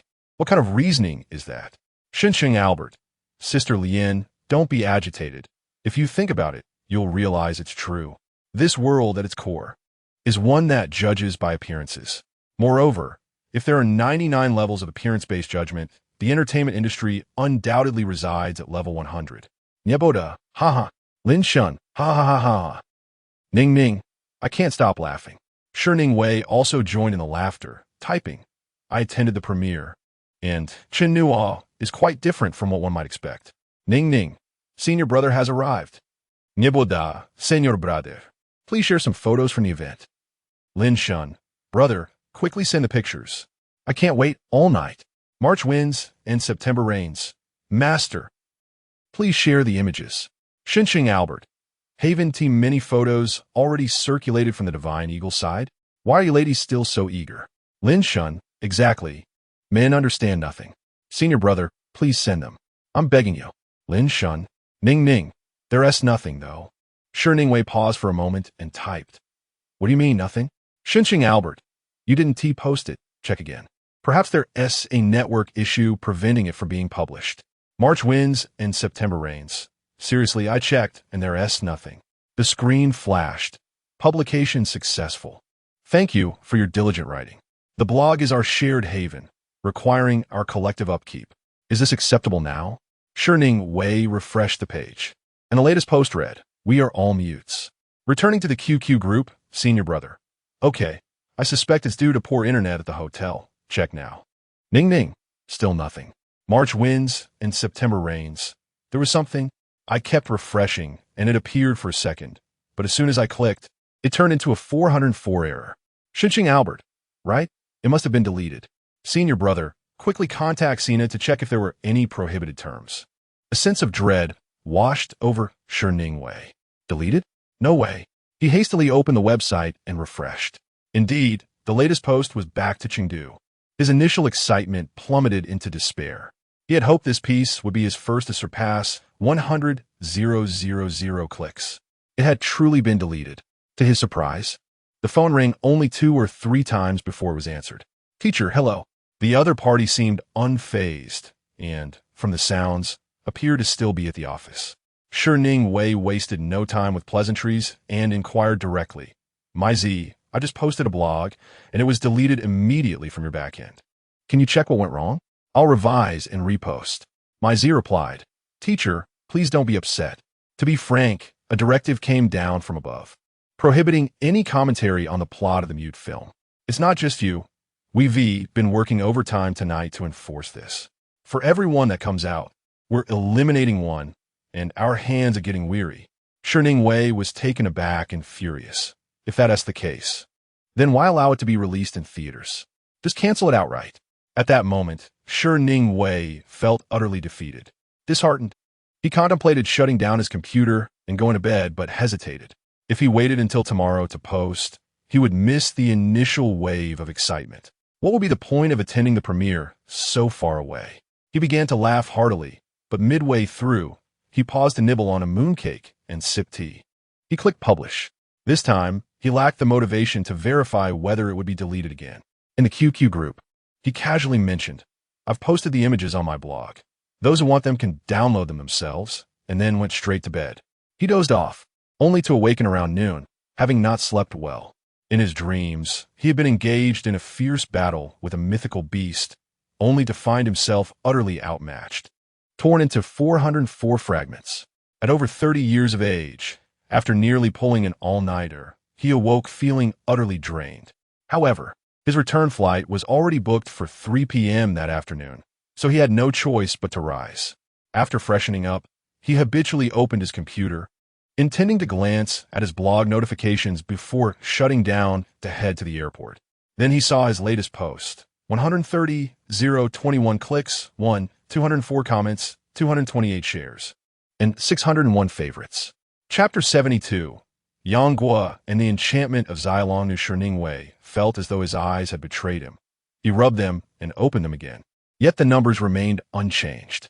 A sense of bewilderment enveloped him, akin to the surreal experience of dreaming.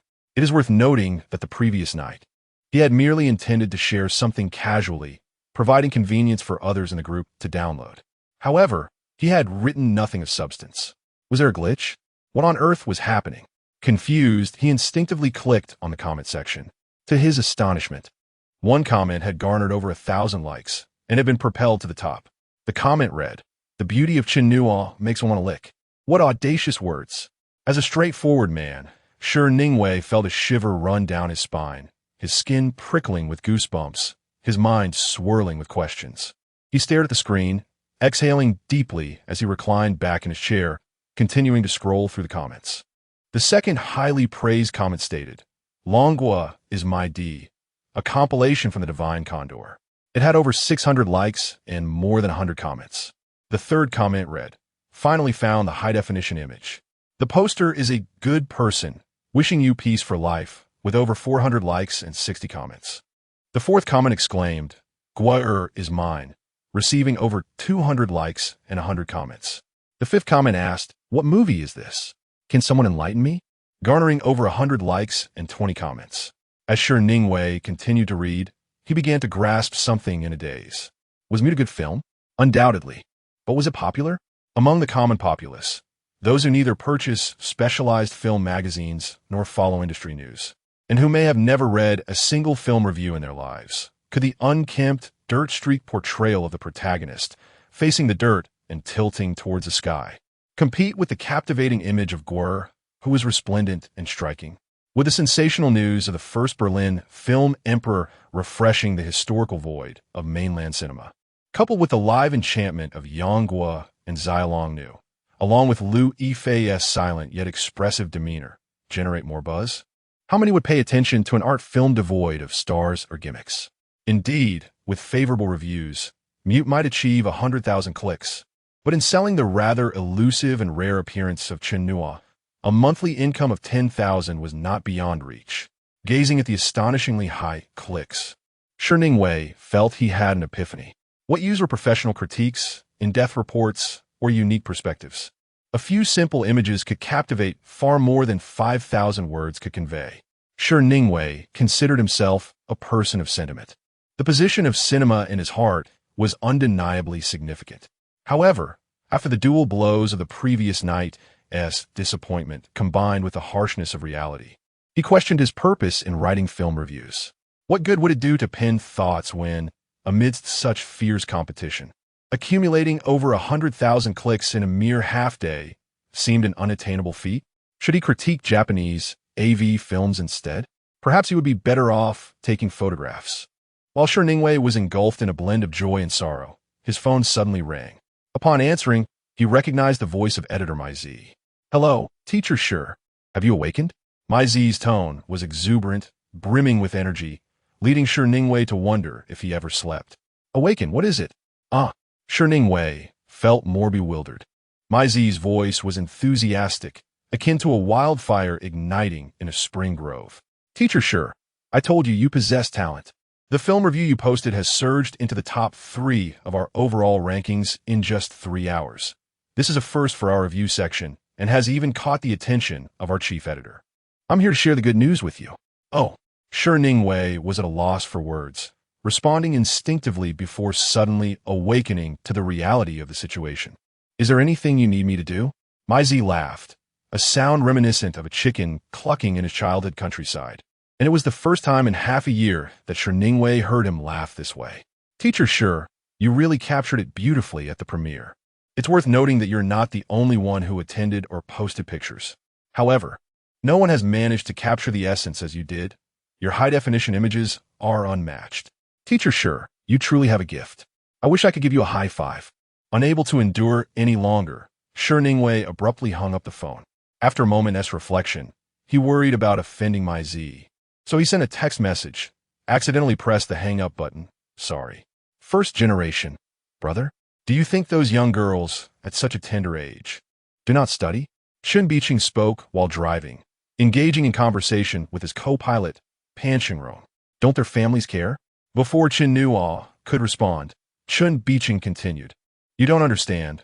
One must not engage with such individuals." Pan Qingrong shot him a sidelong glance, asking, "And how do you understand? Pray tell, why should one not engage?" With a dismissive scoff, Chen Biqing replied, "It's quite simple. If you engage with this batch, will you engage with the next? Soon enough, there will be a continuous stream, and you will find no freedom in anything you do. Thus, I concur with Chen Nuo. One must not meet them, nor should one show them a favorable countenance." You seem quite astute. Yet when Jiang Wan seeks you, why is your demeanor so pleasant? The patience you displayed in that text message is remarkable. I've never seen you treat me this way. Chapter 73. The fan exodus of Liu Yifei. Chen Biqing's face turned rigid as he said, "Why are you bringing this up? After so many years of friendship, her husband has encountered misfortune, leaving her a solitary figure. She wishes to transfer out of the elite school due to financial constraints. And since her child's grades are lacking, she sought my counsel. What is wrong with that?" Pan Qingrong retorted, "When I say something, you counter with 10. Are you feeling guilty?" Chen Biqing replied in exasperation, "Where's the guilt? I'm merely explaining myself to you. Han Qingrong chuckled coldly. If you're not guilty, why do you need to explain? Chen Biqing sighed. Fine, I won't say anything further. Is that acceptable? Han Qingrong sneered. You can't even voice your thoughts. It seems you are indeed very guilty. Feeling trapped in an endless loop, Chen Biqing turned to Chen Nuo and asked, Chen Nuo, tell me, who is right, me or your mother? Chen Nuo replied, of course it's my mom. You little brat, Chen Biqing cursed. Han Qingrong laughed derisively. You're just cursing yourself. For over a month, Chen Nuo had been filming in Juzhegu. Although tourists occasionally sought him out for photos, they only called him by his character's name, Yanghua, never his real name. Moreover, after the production team compensated a lady with 200 yuan for her down jacket, he hadn't signed autographs since. Understanding the situation was not difficult. The lady would certainly want her jacket signed, while the girl simply signed on her belly band. Thus, when Qi and Tian mentioned that 5 or 6 fans were waiting for him outside the hotel that morning, Chen Nuo was taken aback. When Qi and Tian asked if he wanted to meet them, Chen Nuo declined. He vividly remembered how he had died in his previous life. Indeed, he aspired to become an actor and earn money, yet simultaneously, he wished to avoid having any fans. The world of fan clubs was something he deemed perilous. He recognized the contradiction and felt powerless to resolve it. Therefore, he chose to evade it. If he couldn't confront it, he would simply avoid it. He instructed Qi and Tian to address the fans outside while he slipped into the hotel's underground garage to leave in Chen Biqing's car. Surprisingly, Qi Yuntian, as his manager, had no objections. He casually stated that it didn't matter. There was no need to rely on fans for sustenance. If they were happy, he would treat them well. If not, they could be disregarded. Thus, the two established their basic attitude toward fan interactions with such nonchalance. What else could they do? Chen Nuo lacked any relevant experience or friends to consult. If he had to seek advice, it would only be from Lu Yifei. But what relationship did he have with her? At best, they were merely colleagues, and he decided against pursuing that line of thought. Little did Chen Nuo know that within just a few weeks, the newly appointed Zilong Nu, Lu Yifei, would find herself embroiled in a significant scandal, leading countless fans to abandon her. On May 28, 2005, Lu Yifei donned a white casual outfit, complete with the quintessential star ensemble of a baseball cap, sunglasses, and a mask, as she rushed out of a hotel under the guidance of Ms. Lu and her manager, Mr. Chen, swiftly entering an SUV. Having just concluded a press conference, she was determined to confront those who spread slander against her. However, upon exiting, while the journalists' questions had subdued, they were still laden with malice. Is it true that there were hidden agendas behind your signing ceremony with Sony? Why did Sony bring in so many big names? Do you believe your singing abilities can rival those of professional artists? What is your relationship with your stepfather? Through the tinted car windows, Lu Yifei saw the distorted faces of reporters and heard their malicious inquiries, which plunged her mood into despair. Drive, hurry! Shen Jinfeng shouted at the driver, just go. Don't hesitate. I'll take responsibility if we hit someone. Once the SUV recklessly sped away, the swarm of reporters finally dispersed, allowing the occupants inside to breathe a sigh of relief. Cici, rest assured, I will uncover who is behind this. Give me some time, and I'll get to the bottom of it. Chen Jinfeng gritted his teeth. These shameless individuals will face the consequences. They think we are made of clay. Ms. Lu chimed in, yes, we must investigate thoroughly. These people are disgusting and despicable. The rumors are utterly vile, clearly driven by envy towards Cici, attempting to tarnish our reputation. Chen Jinfeng continued, I already have a hunch about who orchestrated this. It's a group of small-minded individuals who, unable to elevate their own talent, believe that Cici has stolen opportunities meant for their artists. Once we gather evidence, we will pursue legal action against them to the fullest extent. Chen Jinfeng added, I'm also contacting those gossip magazines. Regardless of their demands, my stance is clear. We will pay whatever it takes to have those rumors retracted. The conversation between Ms. Lu and Chen Jinfeng flowed past Lu Yifei's ears like water. She seemed to hear nothing, staring blankly out the window. Before today, her world was vibrant and flourishing. But now, it felt as if countless venomous serpents were surrounding her, ready to strike. How did it come to this? Following the signing ceremony organized by the record company, A torrent of rumors erupted overnight, overwhelming her. The entertainment journalists were like sharks sensing blood, trailing her wherever she went, and Liu Yifei felt on the brink of collapse. At noon, the sun shone brightly outside, yet through the car's tinted windows, Liu Yifei could only see the thick gloom enveloping the world. Buildings and passers-by rushed by her vision, as she maintained her turned posture, motionless for a long time.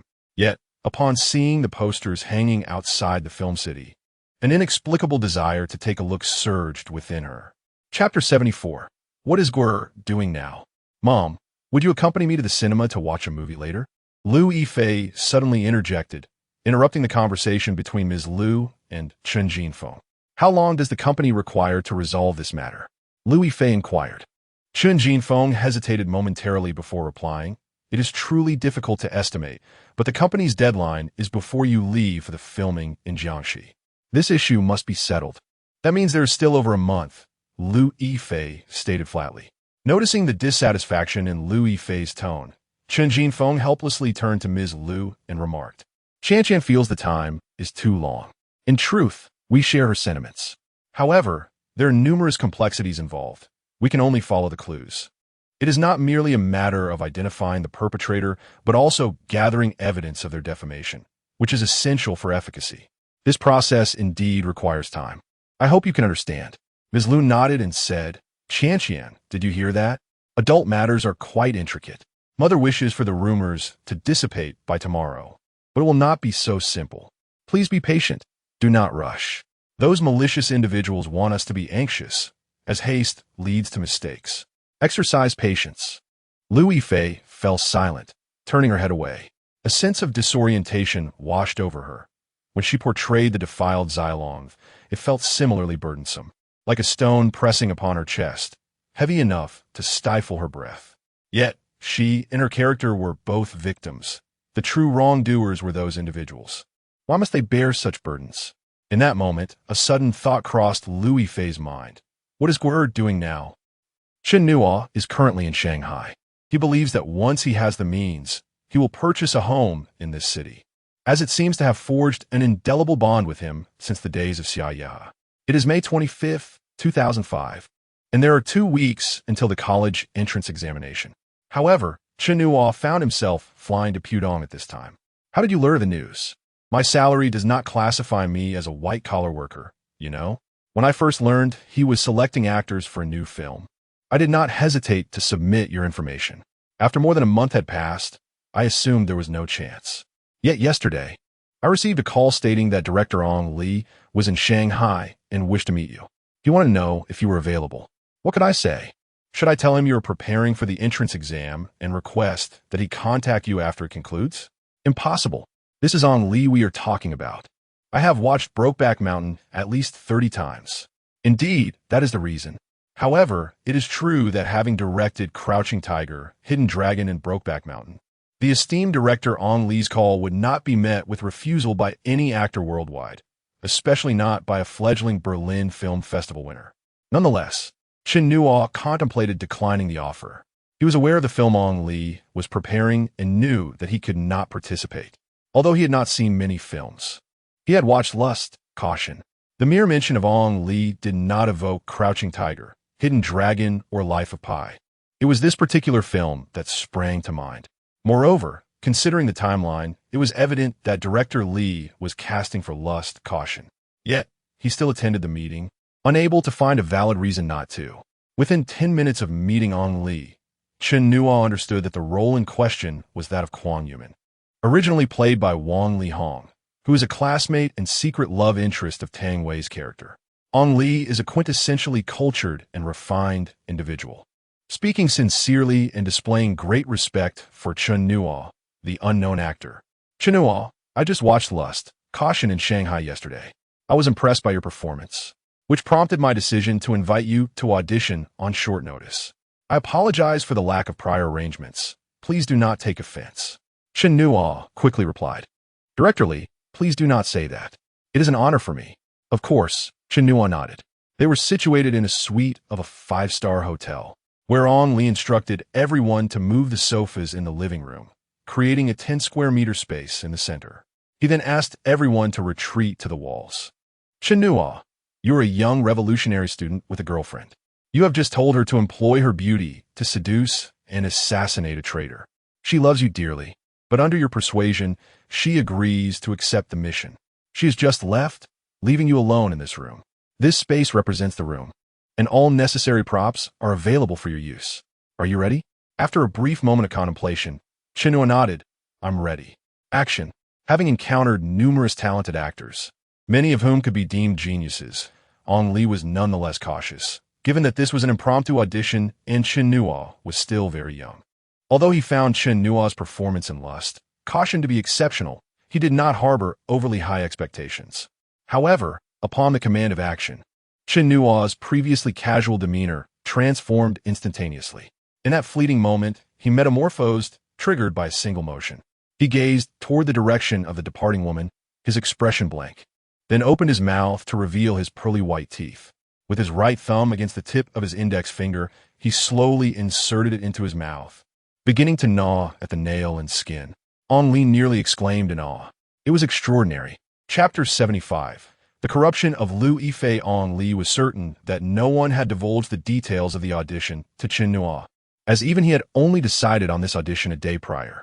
Yet he found it hard to believe that this young man, merely 19 years of age, could craft such a splendid performance in such a brief span of time. He had envisioned how Chen Nuo might portray the character, allowing ample space for expression, anticipating perhaps some abstract performance without props. However, Chen Nuo required no props or special space. He simply stood there, executing a simple gesture of biting his hand, thus fully embodying the character. What would come next? Ong Li's gaze brimmed with anticipation.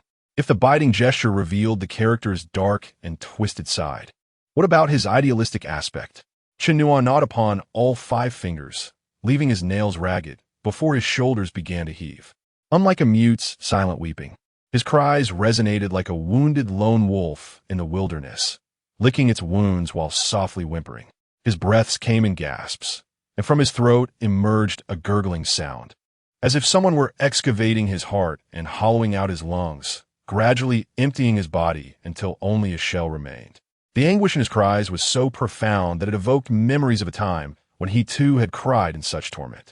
Perhaps it stemmed from the departure of a beloved, the destruction of one's own character, or the shattering of dreams. In that moment, Ong Li's heart stilled. There was no need to audition anyone else for the role of Kwang Yuman. Even the renowned singer, surnamed Wang, was no longer necessary. This young man was the one. A smile broke across Ong Li's face. He had never considered that Chen Nuo might refuse. For who in all of China's acting community would dare reject Ong Li? That evening, Lu Yifei, as was her custom, climbed into bed promptly at 9 after soaking her feet and bathing. Mrs. Lu watched as her daughter tucked herself under the covers and closed her eyes before turning off the bedroom light and gently closing the door behind her. In the darkness, Lu Yifei's eyes widened. After a few minutes, upon hearing the sounds outside fade away, she slowly slipped out of bed and began to dress stealthily. As the cool, damp night breeze mingled with the fragrance of the earth brushed against her cheek, Lu Yifei quietly shut the villa's door. Her heart raced with anxiety. Her calves felt as if they were cramping. Undoubtedly, this was the most rebellious act she had ever committed, sneaking out alone at night to watch a movie. The consequences would be dire if her mother found out. Tonight, she donned a pullover hoodie, her face obscured by a star's typical disguise of a mask and sunglasses. In this era, stars were rather naive, believing that covering their heads ensured their safety, until certain incidents revealed 2 hard truths to artists across the mainland. First, even if only a few strands of hair were visible, true professional paparazzi could still identify them and broadcast their whereabouts. Second, avoid the Chaoyang district at all costs. This marked Lu Yifei's first solo outing in many years. She couldn't recall the last time she had traveled alone. Gradually, her fear subsided, replaced by exhilaration. Even during her time at the Beijing Film Academy, she rarely spent time alone, as her youth exempted her from dormitory life. Her mother or an aide would escort her to and from school every day. Yet today, she had truly done it. Checking her petite watch, she noted the hour had surpassed the perilous 9 o'clock mark, with a minute hand nearing the distressing left half of the dial, and a second hand ticking ominously, echoing the footsteps of approaching villains. Liu Yifei believed this was the most thrilling and terrifying endeavor of her life. But she couldn't blame herself. Why did Mother always side with others, never standing by her? Was it wrong for her to wish for the company to quell the rumors? Why was it always her fault? Liu Yifei mused that today she would show her mother that she too could be rebellious and disobedient. Minutes later, the taxi arrived at the cinema. Liu Yifei fished out a 100 yuan note to hand to the driver, only to be met with a shake of the head. "Miss, I have no change," he said. Liu Yifei, momentarily taken aback, asked, "What should I do?" Reluctantly, she exited the cab and headed into a nearby convenience store, pondering how to approach the situation. How should she phrase her request? Should she simply ask to exchange money? Would he think her too brazen? Liu Yifei wandered near the register, several times summoning the courage to speak, yet hesitating at the last moment. Eventually, the cashier, sensing her unease, inquired, "Miss, is there something you need?" In a moment of clarity, Liu Yifei found her voice and said, "I would like to exchange for some change, if possible." With the change the cashier provided, she exited the store, her steps buoyant as she approached the taxi. "Driver, here is your money." "Miss, why did you take so long?" the driver asked. "I was worried he wouldn't exchange it for me, so I took a little longer, my apologies."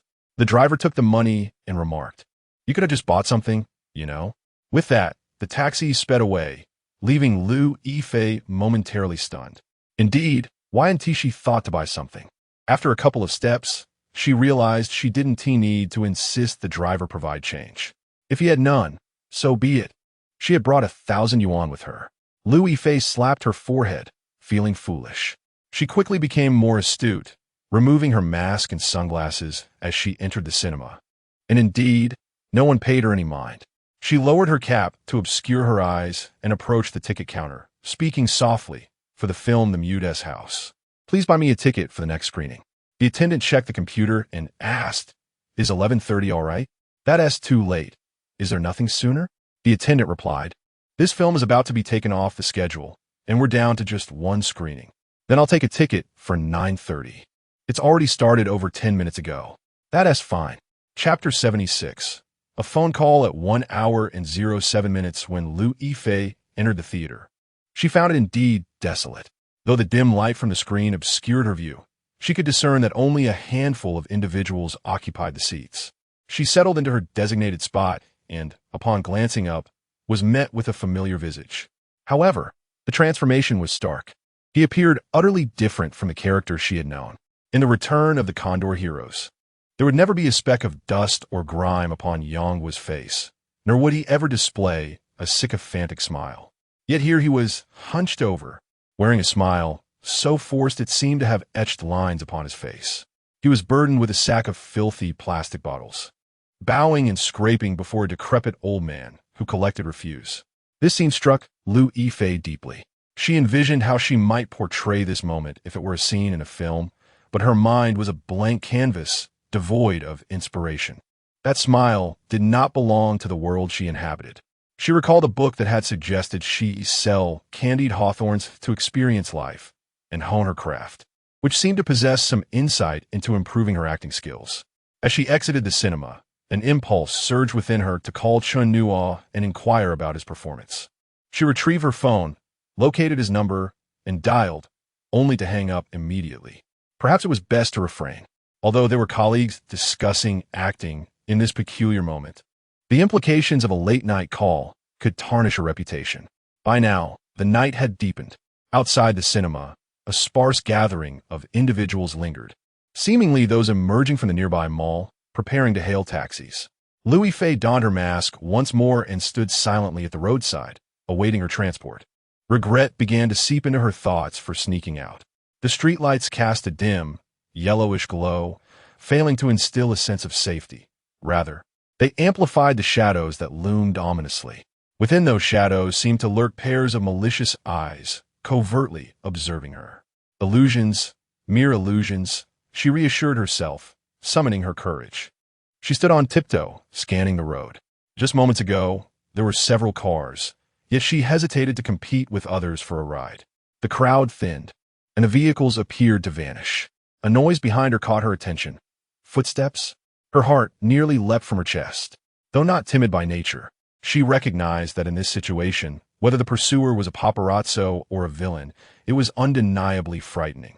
Lu Yifei turned on her heel and hastily withdrew her phone, dialing without a glance. Unbeknownst to her, as she hurried away, the man approaching her crossed the street. The phone rang once before being answered by a young male voice that seemed somewhat familiar, though not her agent's. Lu Yifei, fraught with anxiety, struggled to identify the caller and realized, in her panic, she had dialed the first number on her call list. Chen Nuo. Yes, it's me. Someone is following me. What should I do? She stammered. Are you alone? Where are you? He inquired, urgency creeping into his tone. I'm at the cinema address. He has been tailing me. Should I call the police? She exclaimed, feeling the footsteps drawing nearer. Calling the police may take too long. Quickly, call for help, and see if there are others around. In that fleeting moment, Lu Yifei suddenly recognized the voice belonged to Chen Nuo. In her earlier haste, she had inadvertently reached out to him. Now, the concern for gender propriety faded, and she resolved to heed his advice, seeking someone to intercept her pursuer. She glanced left, no one. Right, still no one. A figure loomed ahead, but they were too distant. Exhaustion weighed heavily upon her. She could hardly move. Looking back, she saw no one. What to do? Despair threatened to overwhelm her, and she spoke into the phone. I've checked all directions. There's no one. Can you call 110 for me, please? What about the person behind you? He pressed. There's no one. Lu Yifei cried out. After a brief silence, he replied. You see no one? But you said someone was chasing you? Why are you running if there's no one? On an empty road, a few figures could be seen in the distance, laughing and playing. Indeed, there was no one. Has he given up? It seems he is no longer following me. Lu Yifei halted, though tension still gripped her. What should I do now? Should I continue walking or call the police? Call the police. Hang up now and immediately dial 110. I'm afraid to hang up. Don't you hang up either. Find another phone and help me call the police, okay? All right, I'll find a phone. Please tell me your location again. After a brief moment, Chen Nuo used the hotel landline to contact the police, informing them that a young woman was being stalked by a stranger and providing Lu Yifei's phone number and address. All right, now find a safe place to wait. I've given your number to the police. They will call you when they arrive. Thank you, she replied. Shall I hang up now? Don't. I'm at a convenience store, but the cashier is a man, and I still feel unsafe. She entered, taking a seat by the window, nervously scanning her surroundings. Hearing Chen Nuo mention hanging up, she instinctively protested. Please wait until the police arrive before you hang up. Okay, Chen Nuo agreed readily, as it was no trouble for him. Then he casually asked, Why are you out alone at this hour? Where's your mother? Isn't she with you? I'm alone, sneaking out to watch a movie, Lu Yifei confessed. Oh, which film? The Mute's House. When Chen Nuo received Lu Yifei's call, he was preparing for bed in a hotel in Shanghai, alone. Unfortunate timing, as he had arrived unexpectedly while Xia Yehe was performing far away. Surprised to see Lu Yifei's name flash on his phone, he was even more astonished by the content of her call. Why are you out so late to watch a movie? He asked, concern lacing his tone. Once in a well-lit area, speaking on the phone calmed Lu Yifei slightly. I saw a poster earlier and suddenly felt like watching it. I noticed the theater was nearly empty. How is the box office doing for your film? Quite well, actually. Better than the director anticipated, Chen Nuo responded honestly. Although The Mute was nearing its end of screening, it had only been a little over a month, and few theaters were still showing it. Yet, achieving such a result was remarkable for an art film. More significantly, they were up against a fierce competitor, Wuji. While everyone expected their modest art film to be obliterated by the ferocious box office giant, no one anticipated that they would not only survive, but also seize a substantial share of the profits. Despite Wuji obliterating numerous box office records, grossing 70 million in its opening week, The Mute still managed to secure 3 million in ticket sales, starting from the second week. While Wuji continued its triumphant march at the box office, public opinion began to diverge sharply. In this context, the film Mute surprisingly experienced an upswing, accumulating over 5 million, securing the second spot on the box office chart. In just 2 weeks, Mute had sold 5 million tickets, a feat that astonished everyone. By the third week, certain cinemas increased their screenings, and by the end of the final 3 weeks, the total box office was poised to reach 10 million. If one were to attribute this success to anyone, it would be Chen Nuo's face. Consequently, both Zhang Yi and Li Xiaotian insisted on presenting him with a 7-figure red envelope as a token of gratitude for his contribution. Chen Nuo market. It should be a bit more, probably just over 10 million. Liu Yifei was momentarily taken aback. It is crucial to note that this was 2005, the following year. Ning Hao would rise to prominence with Crazy Stone, which grossed merely over 20 million. At this time, a film grossing 10 million was an unattainable dream for many second- and third-tier distributors, especially for an art film. Liu Yifei had previously directed 3 films, with the most successful one still falling short by several hundred thousand.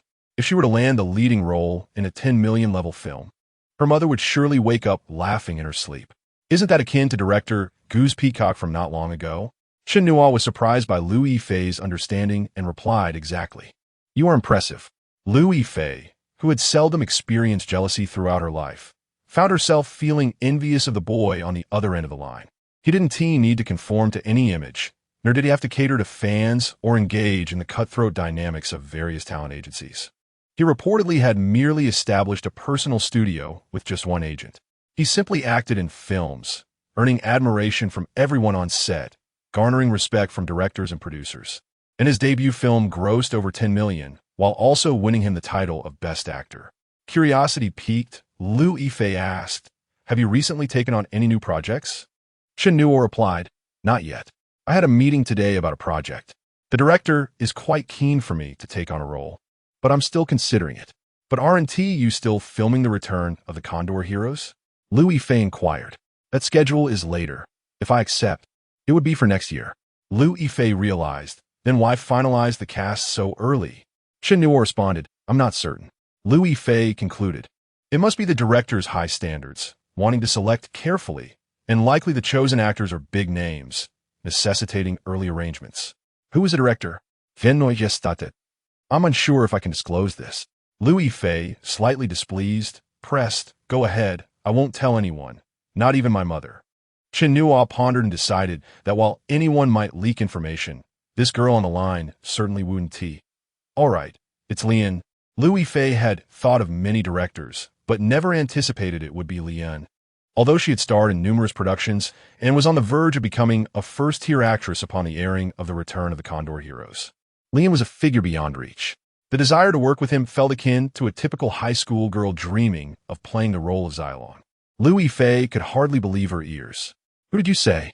"Lian, the director of Crouching Tiger, Hidden Dragon?" "Yes." Liu Yifei fell silent.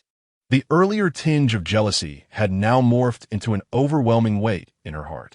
After a moment, she tentatively asked, "Did you just say you're still considering?" Chen Nuo could not explain. He had seen Lust, Caution, and was aware of the controversy surrounding it, understanding fully that this film was one he absolutely could not engage with. He merely responded with a non-committal whom Liu Yifei was left speechless, even contemplating asking him, "If you could turn down Lian, why would you still want to act alongside me?" The rumor circulating in the crew suggested that he had borrowed money from director Zhang Jizhong to secure the role of Yanghua, leaving her to wonder if there was any truth to it. Yet, she refrained from voicing these thoughts, letting out a soft sigh instead, saying, "You're truly impressive." In less than 5 minutes, she had uttered these words for the second time. If the first was admiration, this time it conveyed an indescribable emotion. "Not at all. Well, we actors often engage in such negotiations. It's a mutual selection process." Chen Nuo replied, "Great. Let us both strive for success." He added, "And please don't go out alone so late next time. It's genuinely unsafe." Initially, Liu Yifei had been feeling somewhat better, but in comparison to the person on the other end of the line, she suddenly felt lost. Having endured so many hardships and rumors, she reflected on her standing in the entertainment industry and felt insignificant. After all her sacrifices, she felt overshadowed by him. Tears welled in Liu Yifei's eyes as she said, "I know, but my mother, she only defends others and doesn't care for me anymore." "How could that be?" "Chen Nuo gently. You have no idea what has transpired." Liu Yifei sniffed, a hint of anger in her tone. Chen Nuo maintained a calm demeanor. What happened? Please share. Perhaps it was the intertwining of spring and summer in the deep night that rendered individuals particularly vulnerable, encouraging them to open up. Or maybe after a moment of fright, the tightly shut doors of the heart reveal cracks, letting hidden emotions spill forth. In any case, Liu Yifei, who initially intended to share little, found herself pouring out her heart under Chen Nuo's gentle inquiries, recounting everything that had transpired recently. Just as two uniformed police officers pushed open the convenience store door, entering and regarding her with stern expressions, they inquired, "Are you the one who called the police? The phone number ending in 9012 has been on the line for nearly an hour.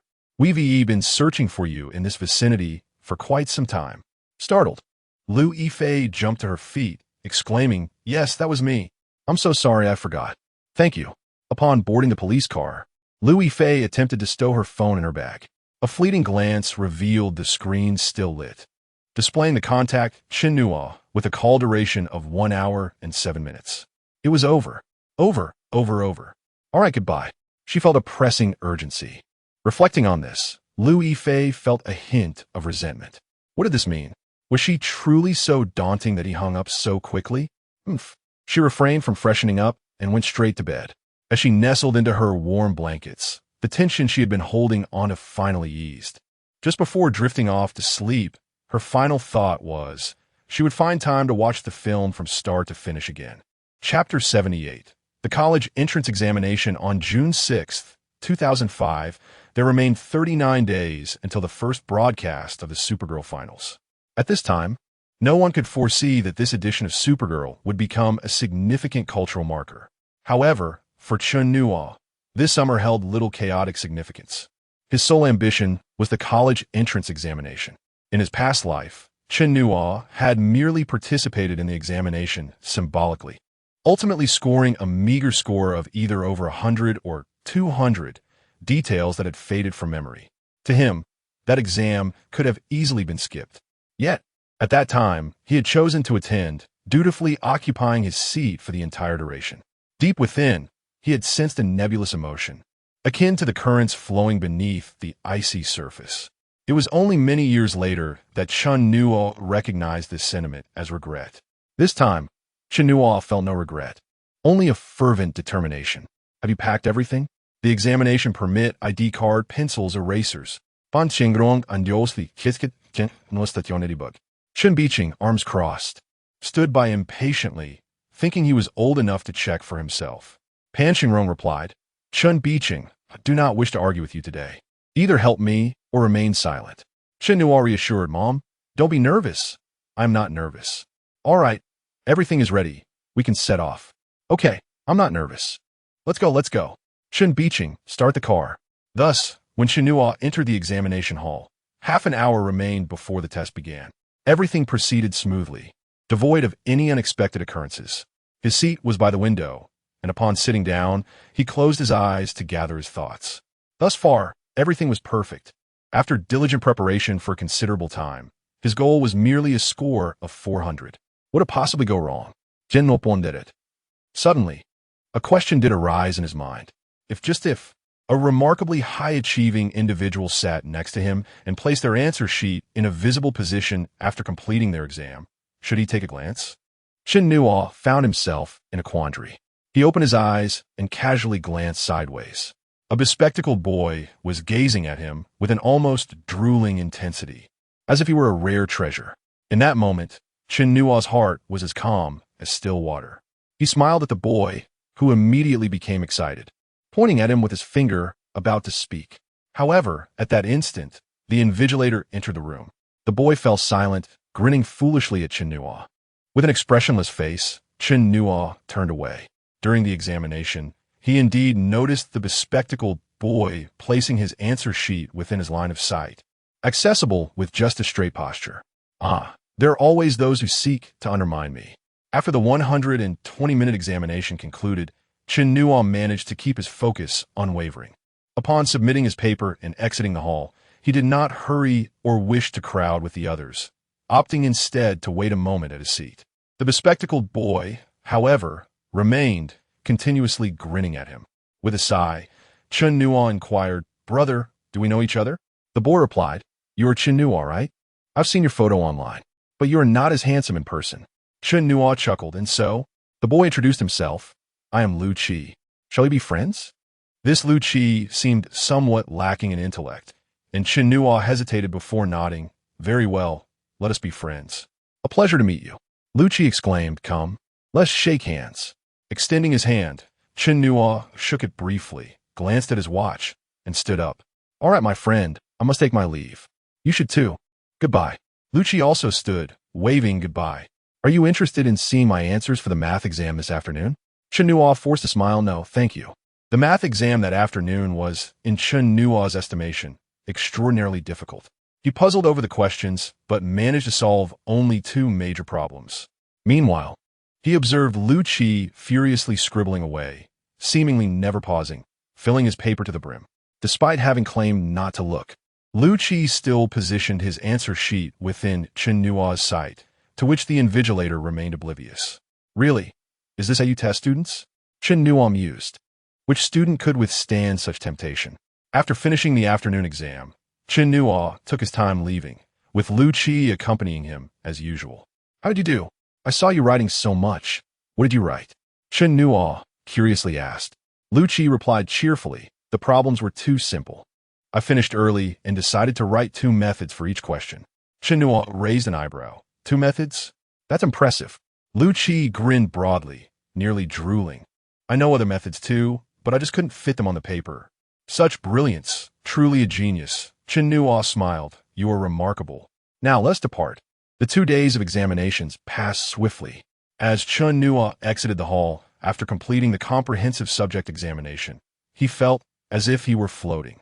The college entrance examination was now behind him, and in just over 10 days, he would learn whether he could enter university and alter the course of his destiny. "Chen Nuo, I am leaving. It has been a pleasure meeting you." Lu Qi extended his hand, beaming with joy. Chen Nuo smiled genuinely, shaking Lu Qi's hand. "It has been a pleasure for me as well. I wish you happiness every day." Chen Nuo's blessing was sincere. However, observing Lu Qi's rather foolish demeanor, he couldn't help but worry for him. Would he find employment in a factory? Who would hire someone like him? This must be fate sending you a companion. Chen Nuo thought, feeling soft-hearted and initiated. "Hey, shall we exchange QQ numbers? We can look out for each other in the future." Lu Qi clapped his hands. "Great. What is your QQ number?" Chen Nuo relayed a series of digits. He hesitated momentarily, thinking, "Genius. Will you remember it after I say it once?" "Why rush?" "Oh, forget it." After verification and further inquiry, Chen Nuo discovered that this user named Fatty was indeed Lu Qi. He was slightly taken aback, but soon dismissed the thought. For the next day, he would be flying to Yandang Mountain to join the cast of the return of the Condor Heroes once more. Chapter 79. Yangmi and Xianyang finish your exams? Congratulations. Thank you, thank you. Golden list success, Nwozi. Thank you, thank you. One glance, and it's obvious you did well. Haha, congratulations. Haha, it was all right, thanks. Upon joining the group, Chen Nuo noticed a marked increase in the enthusiasm of those around him. From the actors he had just met to the familiar crew members, everyone greeted him warmly, their smiles almost painfully cheerful. Suddenly, a charming girl with slightly tanned skin, dressed in period costume, waved excitedly at him. "Tian Yi Xian." Chen Nuo reciprocated with a genuine smile. "Yang Shun." After a long separation, the 2 friends reunited joyfully. Yangmi even embraced Chen Nuo, exclaiming, "You finally arrived. I missed you so much." Yangmi had arrived a day or 2 earlier and had already filmed several scenes. This marked her 2nd time joining the production. However, her first experience had been quite traumatic, having endured an unfortunate incident that left her with lingering psychological scars. "You have no idea. I was almost depressed. The director was fierce, and the crew members were so serious that I was on edge the entire time." Yangmi lamented, her expression a mixture of grievance and concern. Chen Nuo comfortingly patted her shoulder, saying, "It's all right. You'll get used to it." "Did you come alone? Wasn't your manager with you?" "No. They don't value me as a small-time actress. They just dropped me off and left. Besides, what good would he be? Would he argue for my sake? Impossible." "Curious." Chen Nuo asked, "Argue? Why would there be an argument?" Yangmi hurriedly called out, "I'm here, Brother Xing. I'm coming." Without even a moment to greet Chen Nuo, she lifted her skirt and dashed off. The person who called her was Xing Junmin, a gentle man in his 30s responsible for the production affairs. Chen Nuo was surprised by Yang Mi's sudden outburst, as it was his first time witnessing her act so animatedly. His thoughts were interrupted as Yumin approached him, exuding warmth as she enveloped him in a hug. Finally done with exams. You weren't here, so we couldn't accomplish half our work. Producer Zhang has been busy in Xiangshan, and I've been swamped. Chen Nuo chuckled. Thanks for your hard work, Director Yu. Yumin's enthusiasm was well-founded. She had witnessed the film mute in which Chen Nuo starred, and recalling her initial discussions with him made her blush. The theater's darkness had concealed her embarrassment, but now, seeing Chen Nuo, she was particularly affectionate. Who knows? Perhaps one day luck would strike, and she could direct a film featuring him? However, Yumin was indeed busy. After a brief chat with Chen Nuo, she hurried off to attend to her responsibilities. With no immediate filming scheduled for him, Chen Nuo stood outside, observing the next scene featuring Yang Mi. In this scene, Guo Xiang cheerfully addressed the traveler. When you come to Xiangyang, remember to find me. I am Guo Xiang from Xiangyang. They had already filmed the preceding parts, and now it came down to a close-up shot with this single line. Yumin had instructed Yang Mi to convey Guo Xiang's joy and her heartfelt admiration for the character Yang Guo. Chen Nuo pondered how he would approach such a scene if it were his turn. Guo Xiang's delight stemmed from her affection for Yang Guo, an external joy intertwined with internal admiration. To portray this nuanced relationship effectively, Chen Nuo realized he needed to invest effort into his lines. He anticipated that he might struggle with this scene, as dialogue was not his strong suit, and he felt concerned for Yang Mi, who had less experience than him and needed to express varying emotions in such a brief moment. As Chen Nuo watched with a mix of hope and apprehension, Yang Mi began her performance. She smiled broadly, her entire face lit up with enthusiasm, and joyously exclaimed, "When you come to Xiangyang, remember to find me. I am Guo Xiang." She leaped in place, bending her legs and extending her arms as if to fly, like a dove taking off, and after landing, continued to shout from Xiangyang. Chen Nuo was left astounded, utterly speechless. "All right, cut," the assistant director called out. Chen Nuo even heard Yumin clapping in the background, praising her performance. Yang Mi beamed, scanning the area until her gaze landed on Chen Nuo. With a bright smile, she trotted over, her face alight with pride, asking, "How did I do? Was it all right?" With a complex expression, Chen Nuo finally gave her a thumbs up. Yang Mi giggled. "Director, you said, I have talent. I think filming dramas isn't that difficult. It's not much different from shooting advertisements." What could Chen Nuo say? He could only nod in agreement. Her confidence was not unfounded. Considering her potential future success, he felt unqualified to critique her. After observing Yang Mi's performance, he decided not to watch again, knowing they would share many scenes together in the future and he could assess her skills then. For now, there was no rush. After waiting for a moment, Chen Nuo approached Xing Junmin, cheerfully calling out, "Brother Xing, are you busy?" Though Xing Junmin had been occupied, he turned with a start upon hearing Chen Nuo's voice. "On Wozi, what brings you here? Feel free to ask anything." "Chen Nuo Smilet. I just wanted to see you. It's been a while, and I've missed you. How about we grab some skewers tonight?" Xing Junmin, a sturdy man, blushed with excitement. "It's rare for you to consider me. We must definitely go tonight." Chen Nuo replied, "Call me when you finish work." That evening, Chen Nuo treated Xing Junmin and several familiar crew members to a delightful Sichuan barbecue, which had the northern men fanning themselves from the spice.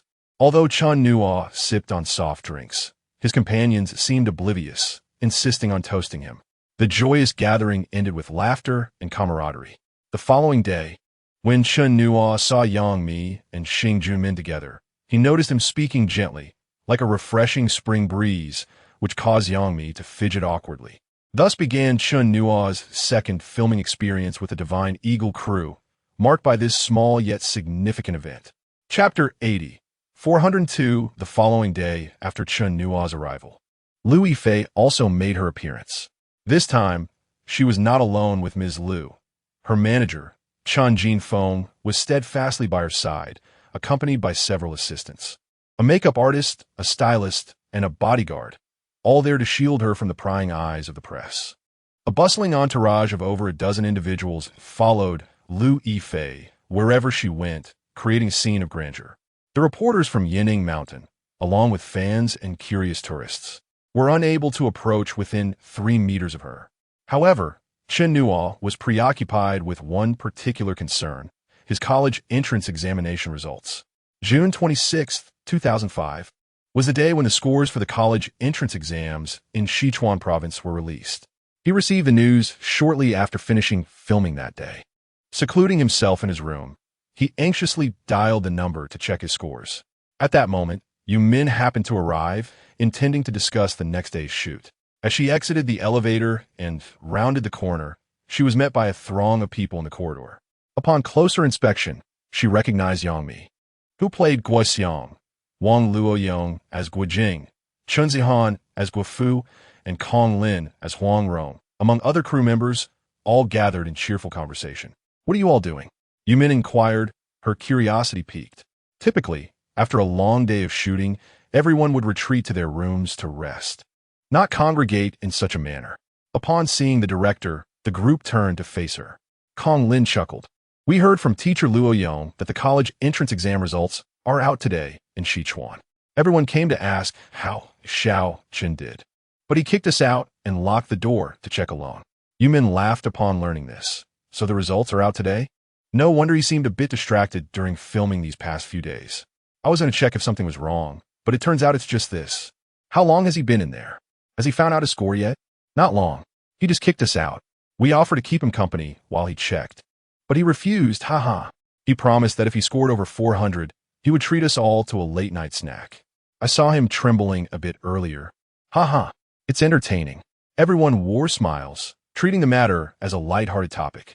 They joked that Chen Nuo had become almost obsessed with his exam results, to the point where the entire crew was aware of his anxieties. It was said that his greatest concern at the moment was not about his missing aunt, but whether he could score above 400. Noticing Yang Mi standing aside with an awkward smile, Chen Zihan suddenly had an epiphany and asked, "Hey Yang, are you taking the exam this year too? Have you checked?" All eyes turned to Yang Mi. Wang Luoyong exclaimed in surprise. "Yang is also taking the exam this year?" Yang Mi nodded, "Yes." "Have you checked your score? How did you do?" They pressed, their curiosity piqued. After all, Yang Mi was a Beijing resident. She was expected to perform well. Yet, Yang Mi felt a pang of disappointment that she shouldn't have felt, as if she were envious of Chen Nuo. At under 20, she craved recognition, and with everyone focused on Chen Nuo, it was hard not to feel a twinge of sadness. "I checked yesterday. I scored 583. Wow, over 500. Almost 600. That's impressive. What was Chen Nuo's target again? 400, right? Haha. Yang, you're a top student. Beautiful and accomplished." They praised. Yang Mi suppressed a smile, trying to appear nonchalant. "It's not that remarkable. My dad said I didn't perform my best, but I think it's fine. Besides, I ranked second in my specialized subjects, so as long as I can get into film school, I'm content. Chen Nuo is actually better than me. He ranked first in his specialization." At that moment, Lu Yifei and her entourage had just finished dinner and were heading up. They were staying on the same floor as Chen Nuo, albeit in opposite directions. Hearing the commotion in the corridor, Ms. Lu inquired, "What's all this noise about? What are they discussing?" Chun Jinfeng replied, "It seems Chen Nuo's exam results were released today, and the crew is waiting to see how it turns out." Ms. Lu raised an eyebrow. "What is so amusing about that?" Chun Jinfeng responded, "I heard his scores are rather poor. He might not even reach 400. That score isn't enough to get into a vocational school in this country." Unbeknownst to them, Lu Yifei was oblivious to their conversation as she entered her room, fervently typing a message on her phone. "What did you score? Have you found out yet?" She sent to Chen Nuo. After a while, a response arrived. "The results are out. 402. Amazing. Thank you." Chen Nuo quickly discovered his score, but he refrained from announcing it to the crew immediately. He needed to share the joyous news with his parents, his teachers, and yes, even with Xiaya. From that day forward, he could walk with pride, proclaiming himself as a student of Beijing Film Academy. On this day, he finally altered the course of his destiny. Pan Qingrong was nearly in tears with joy over the phone, and Chen Biqing laughed heartily. Hearing his mother's ecstatic stuttering and Chen Biqing's loud instructions to the accountant to distribute 500 yuan bonuses to all employees in celebration of his son's success. Chen Nuo felt confident that certain past grievances would no longer haunt him. Lier was equally elated. Although Qi Yuntian had assured her that Chen Nuo was diligent and would surely pass, she couldn't rest easy until the scores were published. Now, with Chen Nuo's call, she knew she could report that the first Chinese winner of the Berlin Film Festival emerged from Beijing Film Academy. That night, the cast of The Legend of the Condor Heroes celebrated with copious amounts of crayfish. The next day, including the director, everyone arrived late, starting work 15 minutes behind schedule. Yet, Chen Nuo was in high spirits, performing with an extraordinary flair that brought you men to exclaim in awe. The wrap-up time was not only not delayed, but was even half an hour early. Brother Nuo, you're now at the top of our vocational school's honor roll. I, however, fell short at 249, Wang Zhehan said over the phone as Chen Nuo sat on the wrap-up bus. Hearing this, Chen Nuo chuckled. Just shy of 250? Not too shabby. Chapter 81. Lu Yifei Deluge. There is some news. Nuo, go. This time, the provincial top scorer is from our county's #1 high school. Did you know? The teachers at #1 high are absolutely thrilled. The other day, I passed by and saw people from the television station interviewing there. Indeed, people are now saying that our Anxiang has 2 treasures, the Crouching Dragon and the Phoenix Chick. Nuo, go, you're the Crouching Dragon. And that Lu Qi is the Phoenix Chick. Who? What do you mean, who? What is the name of the provincial top scorer? It's Lu Qi. Upon hearing this name, Chen Nuo could not help but envision a bespectacled boy drooling. Is he the one? Am I really the Crouching Dragon and he the Phoenix Chick? That seems impossible. However, recalling how that brilliant mind could remember his 9-digit QQ number after hearing it just once, Chen Nuo felt a flicker of uncertainty. Returning to the hotel, Chen Nuo powered on his computer, logged on to QQ, and located a friend with the username Fatty. Just as he clicked on the avatar, he noticed the QQ signature read, I have decided to attend Peking University. Tsinghua, please refrain from bothering me. Chen Nuo was momentarily taken aback, having intended to inquire about something, but all thoughts fled his mind. Ultimately, he typed a single line in the chat box. Congratulations. I will also be attending university in BJ.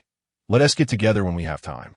During the college entrance examination, he had sat next to the provincial top scorer, who had placed his answer sheet in front of Chen Nuo. Yet Chen Nuo had stubbornly refused to glance at it. If he ever found the time to write a novel, he mused, perhaps he could use that experience as a title. It might just become a sensation. Fatty replied, Haha, so you're also planning to attend Peking University? Huh? I'm aiming for the School of Information Science, and you? What? I'm going to Peking University, too? Chen Nuo glanced back at the earlier messages. He had clearly stated, I will also be in BJ. He assumed Fatty must have misinterpreted his words. Nuo Yin replied, Not me. I'm planning to attend the Film Academy. When outrageous affront. Haha, how amusing. Are you doing this on purpose? Isn't it delightful to slap my face? As a resplendent reincarnated being, my face is being soundly slapped. Is that not fascinating? Oh well, considering that this individual is likely to pursue a career in semiconductors, I shall let it slide. Now that the college entrance examination is behind us, it is time to focus on filming. The crew had been shooting in Yinding Mountain for over a month before relocating to the Xiangshan Film and Television City. After more than 2 years of construction, the place had taken shape, featuring various real-life sets such as Guiyun Villa, Xiangyang City, and the Tomb of the Living Dead. Zhang Jizhong had been overseeing preparations here, and once the entire crew had assembled, the transition was seamless. The very next day, they resumed filming. In the Tomb of the Living Dead, after Yang Guo was sent there by Guijing, the tragic experiences of his childhood evoked compassion from Xylov, who took him as a disciple. The first martial art she taught him was the Heavenly Net, which required him to capture all 81 sparrows without letting a single one escape to achieve mastery. Yang Guo practiced this technique, transforming from a child into a youth. Imitating the movements instructed by the martial arts director, Chen Nuo waved his arms in the air, exuberantly announcing, Auntie, I have already mastered this heavenly net technique. As he finished speaking, he struck a graceful martial arts pose to conclude. Bending his legs and waist, with palms extended forward, his expression was slightly exaggerated. Yet the pose was executed beautifully. Liu Yifei disapproved of her disciple's arrogance, frowning slightly as she pushed one palm forward. The dry ice machine off-camera released a puff of white smoke. Chen Nuo yelped and leaped back, landing on a soft mat disguised as grass, clutching his backside and rolling left and right while howling, "Ah, my backside." Next, it was Liu Yifei's turn to deliver her lines, instructing Chen Nuo to rise. However, watching Chen Nuo roll on the ground, she suddenly burst into laughter. "Cut!" Liu Yifei covered her mouth, feeling somewhat embarrassed. "I'm sorry. Let us do it again." Yumin approached and inquired, "Do you want to take a break?" Liu Yifei shook her head. No need. Her laughter had a simple reason. Every time Chen Nuo rolled on the ground, she recalled his scenes from Mute. The contrast was striking, akin to the somber Tang Sung suddenly transforming into the mischievous Monkey King, which was quite humorous. "This won't do. I must stop my wandering thoughts and focus on acting," Liu Yifei told herself. "Ready? Let us do it again." In a production like The Legend of the Condor Heroes, does the leading lady laughing a few times and NGing count for anything? No one among the crew paid any mind. Upon hearing the assistant director call for readiness, props, lighting, and sound were all re-energized, prepared to commence. With a nimble leap, Chen Nuo sprang to his feet. Observing this, many crew members were taken aback. Do not underestimate this seemingly simple action. Few actors, unless trained in martial arts, could execute it with such finesse. The key was that Chen Nuo's movements were fluid and professional, without a hint of hesitation. Waving his arms, Chen Nuo called out, "Auntie, I truly have mastered the heavenly net." His voice trailed off as he noticed his hands were covered in dirt, and Auntie despised filth above all. Liu Yifei cast a sidelong glance, a hint of reproach in her tone as she said, "Go, wash up." Chen Jinfei, watching from the side, could not help but turn to Ms. Liu and remark, "Qianqian's acting has improved tremendously." Ms. Liu replied with a non-committal remaining silent. Although Liu Yifei concealed it well, she had not considered that every night after Liu Yifei fell asleep, Ms. Liu would check her phone. Every message exchanged between Liu Yifei and Chen Nuo had been read and scrutinized by Ms. Liu. Their conversations primarily revolved around acting. Most of the time, Qianqian was asking questions, and Chen Nuo was responding. Occasionally, they would both vent about work arrangements, expressing fatigue and grievances. Yet, within these seemingly ordinary messages lay elements that unsettled Ms. Liu. Liu Yifei's personality, if described positively, was aloof. In reality, it translated to being unapproachable and naïve. Throughout her life, Ms. Liu had never witnessed Liu Yifei maintain such frequent communication with anyone. Now that Liu Yifei was performing with such finesse, Ms. Liu found herself torn between celebrating her daughter's talent and praising Chen Nuo's guidance. Prompted by Zilong, Yangguo made a silly face and went to wash his hands by the nearby pool. To portray Yangguo's martial prowess, Yumin employed a wire suspension technique. Chen Nuo needed to wash his hands while being pulled by the wire, his body parallel to the water surface. Chen Nuo found the action rather odd. Even with martial arts skills, why must he pose so awkwardly while washing his hands? However, it was the director's demand, and as a mere young actor, he could only comply. After washing his hands, Yangguo, filled with mischief, stood in the pool and playfully splashed water at Zilong. She did not flinch, merely gazing at him with an expressionless face. Chen Nuo then executed a lying down motion, still suspended by the wires. His feet caught in iron rings concealed in the faux grass, leaving his body dangling in midair. Subsequently, he pressed his hand into the water, and the wire pulled him up, bringing him face to face with Liu Yifei. With a mischievous grin, Chen Nuo suddenly splashed Liu Yifei with water. Chapter 82. Associating with influential figures, the act of spitting water was certainly not an impromptu decision by Chen Nuo, but rather a directive from Yumin. Chen Nuo felt a twinge of discomfort and glanced at Liu Yifei's expression.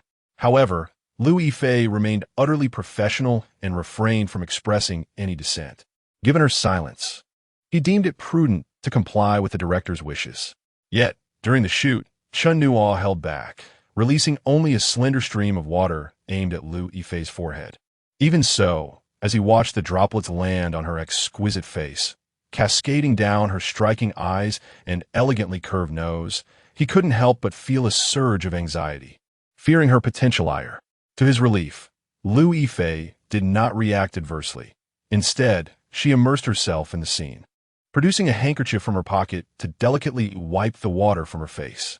She then playfully chided him with a glance, approaching him to gently wipe the moisture from his own face, her demeanor earnest and her movements meticulous. This, too, was a request from Yumin. Nevertheless, Chen Nuo remained restless. As he turned, his wig's ponytail accidentally splashed Liu Yifei with water once more. She let out a barely audible sigh, noticing the tear in Chen Nuo's shirt, and remarked, "Look at you, a grown man, and you're unaware of such a large hole in your clothing?" With his back turned, a gentle smile unexpectedly graced Chen Nuo's face, a stark contrast to his earlier demeanor. The scene concluded, and the director called for a cut. While the crew prepared to move on, Yumin sat beside the monitor, accompanied by Zhang Jizhong. Today, the bearded Zhang had been silent until now, inquiring, "Should we do it again?" Yumin pondered, "What do you think? Was that last expression what you envisioned for Chen Nuo?" "No," Zhang replied. "I wanted him to portray Yang Guo's mischievousness without resembling a child too closely. I didn't anticipate he would add that." After some contemplation, Zhang continued, "I think the addition was quite effective. It alters the entire narrative logic. Previously, Yang Guo and Xiao Long Nu resembled a son and mother dynamic, with the son being mischievous and the mother indulging him. However, this does not bode well for the subsequent development of their relationship." Yumin nodded in agreement. Indeed, that smile indicates Yang Guo has matured. His relationship with Xiao Long Nu transcends that of a master and disciple, incorporating elements of romantic affection. His earlier antics were intended to amuse her, showcasing a clever and precocious side of Yang Guo, which is commendable. "Shall we consider this take sufficient?" Zhang Jizhong agreed. "Certainly." Upon hearing Yumin declare the scene a success, Liu Yifei couldn't help but glance at Chen Nuo, who reciprocated the look, their eyes meeting and eliciting shared smiles. Throughout the performance, be it in the family of gold dust or the 8 dragons, Liu Yifei never experienced such a comfortable acting atmosphere. The experience of associating with influential figures was indeed delightful. As for the earlier incident of being splashed by Chen Nuo, Liu Yifei thought it trivial, considering it merely water. Yet, in that moment, it seemed she had not contemplated how she might feel had someone else been the one to drench her. Liu Yifei and Chen Nuo stood still, relatively close, awaiting additional shots. Although the scene had been completed, they still required some supplementary footage. With both their faces dampened, makeup artists arrived to refresh their looks. To maintain consistent positioning between shots, the 2 novices chose to remain in place, unlike seasoned actors who would not fret about such matters. Criticism could be directed at their character, but questioning their talent would only reveal folly, such as the nature of veteran actors, whose skills have long become instinctual. Yet, Chen Nuo was still far from that level. To avoid potential reprimands, he remained as stationary as Liu Yifei. "Your mother is watching us," Chen Nuo whispered, his lips barely moving while the stylist dried his hair. Liu Yifei glanced over discreetly and mimicked his silent speech. "She has been a bit on edge lately." Chen Nuo teased, "Did you sneak out again, and she found out?" Suppressing the urge to roll her eyes, Liu Yifei replied, "Boring." Chen Nuo smirked, "Next time, invite me along." "Ah," Liu Yifei responded. The first supplementary shot involved Liu Yifei wiping water off his face, where Chen Nuo, like an unruly monkey, grinned widely, contrasting sharply with Liu Yifei's composed expression. The second shot focused solely on Liu Yifei's face after being splashed, while Chen Nuo remained off camera, enhancing her portrayal of exasperation mixed with amusement. The third shot, almost every take was successful on the first attempt, with few requiring a second round. Zhang Jizhong expressed approval, stating, "Yifei's progress is visibly remarkable, much improved since her time in the 8 Dragons." This was Yumin's first collaboration with Liu Yifei, and lacking extensive thoughts, she approached it from a director's perspective, stating, "Given the current situation, I believe we should expedite our shooting schedule." Chen Nuo inquired about finishing his scenes before school starts in September. "After reviewing our progress, I think it's feasible to accelerate things. This would alleviate your stress and provide better justification to our investors." Zhang Jizhong contemplated. If we can move things up, that would be ideal, but quality must be ensured. Yumin affirmed, absolutely. If I hadn't seen that both Chen Nuo and Yifei are already in character, I wouldn't dare suggest it. Zhang Jizhong responded. Then let us call Zhao Jian over. We can discuss it among the three of us, and, if feasible, we'll start working overtime tomorrow. Chen Nuo. His earlier enthusiasm, fueled by a bit too much wine, had been taken seriously by Yumin, who noted it as a request. Consequently, from that day forward, he found his leisure time diminishing and filming responsibilities intensifying, eventually rendering even sleep a luxury. Chapter 83. New Beginnings on September 3, 2005. The day of registration for the new students of the Beijing Film Academy's class of 2005 arrived. At this moment, the various departments of the academy were all nestled within this small plot of land in Hadian. The morning mist had yet to dissipate, yet numerous new students and their parents meandered through the campus. The registration point for the acting department was located in the lobby of building A. Luo Jin, still bleary-eyed, was arranging the reception desk when a lone male student, appearing somewhat weary, approached him and inquired, "Excuse me, is this where I register for the acting department?" "Yes, indeed," Luo Jin replied, surprised that a new student had arrived so early, especially since this boy was alone, carrying only a backpack without any luggage. He paused momentarily before asking, "Are you here to register?" "Yes," the boy affirmed, his handsome features illuminated by a hint of excitement. Luo Jin, seeing the boy's demeanor, was instantly reminded of his own first day at the academy, when he felt like the protagonist of his own story, believing fervently in the sentiment, "I'm the king of the world." Yet now, he realized, what did being handsome even mean? Suppressing his own emotions, Luo Jin requested, "Could you please show me your admission notice?" The boy retrieved the document from his backpack and handed it over politely, adding a courteous, "Thank you."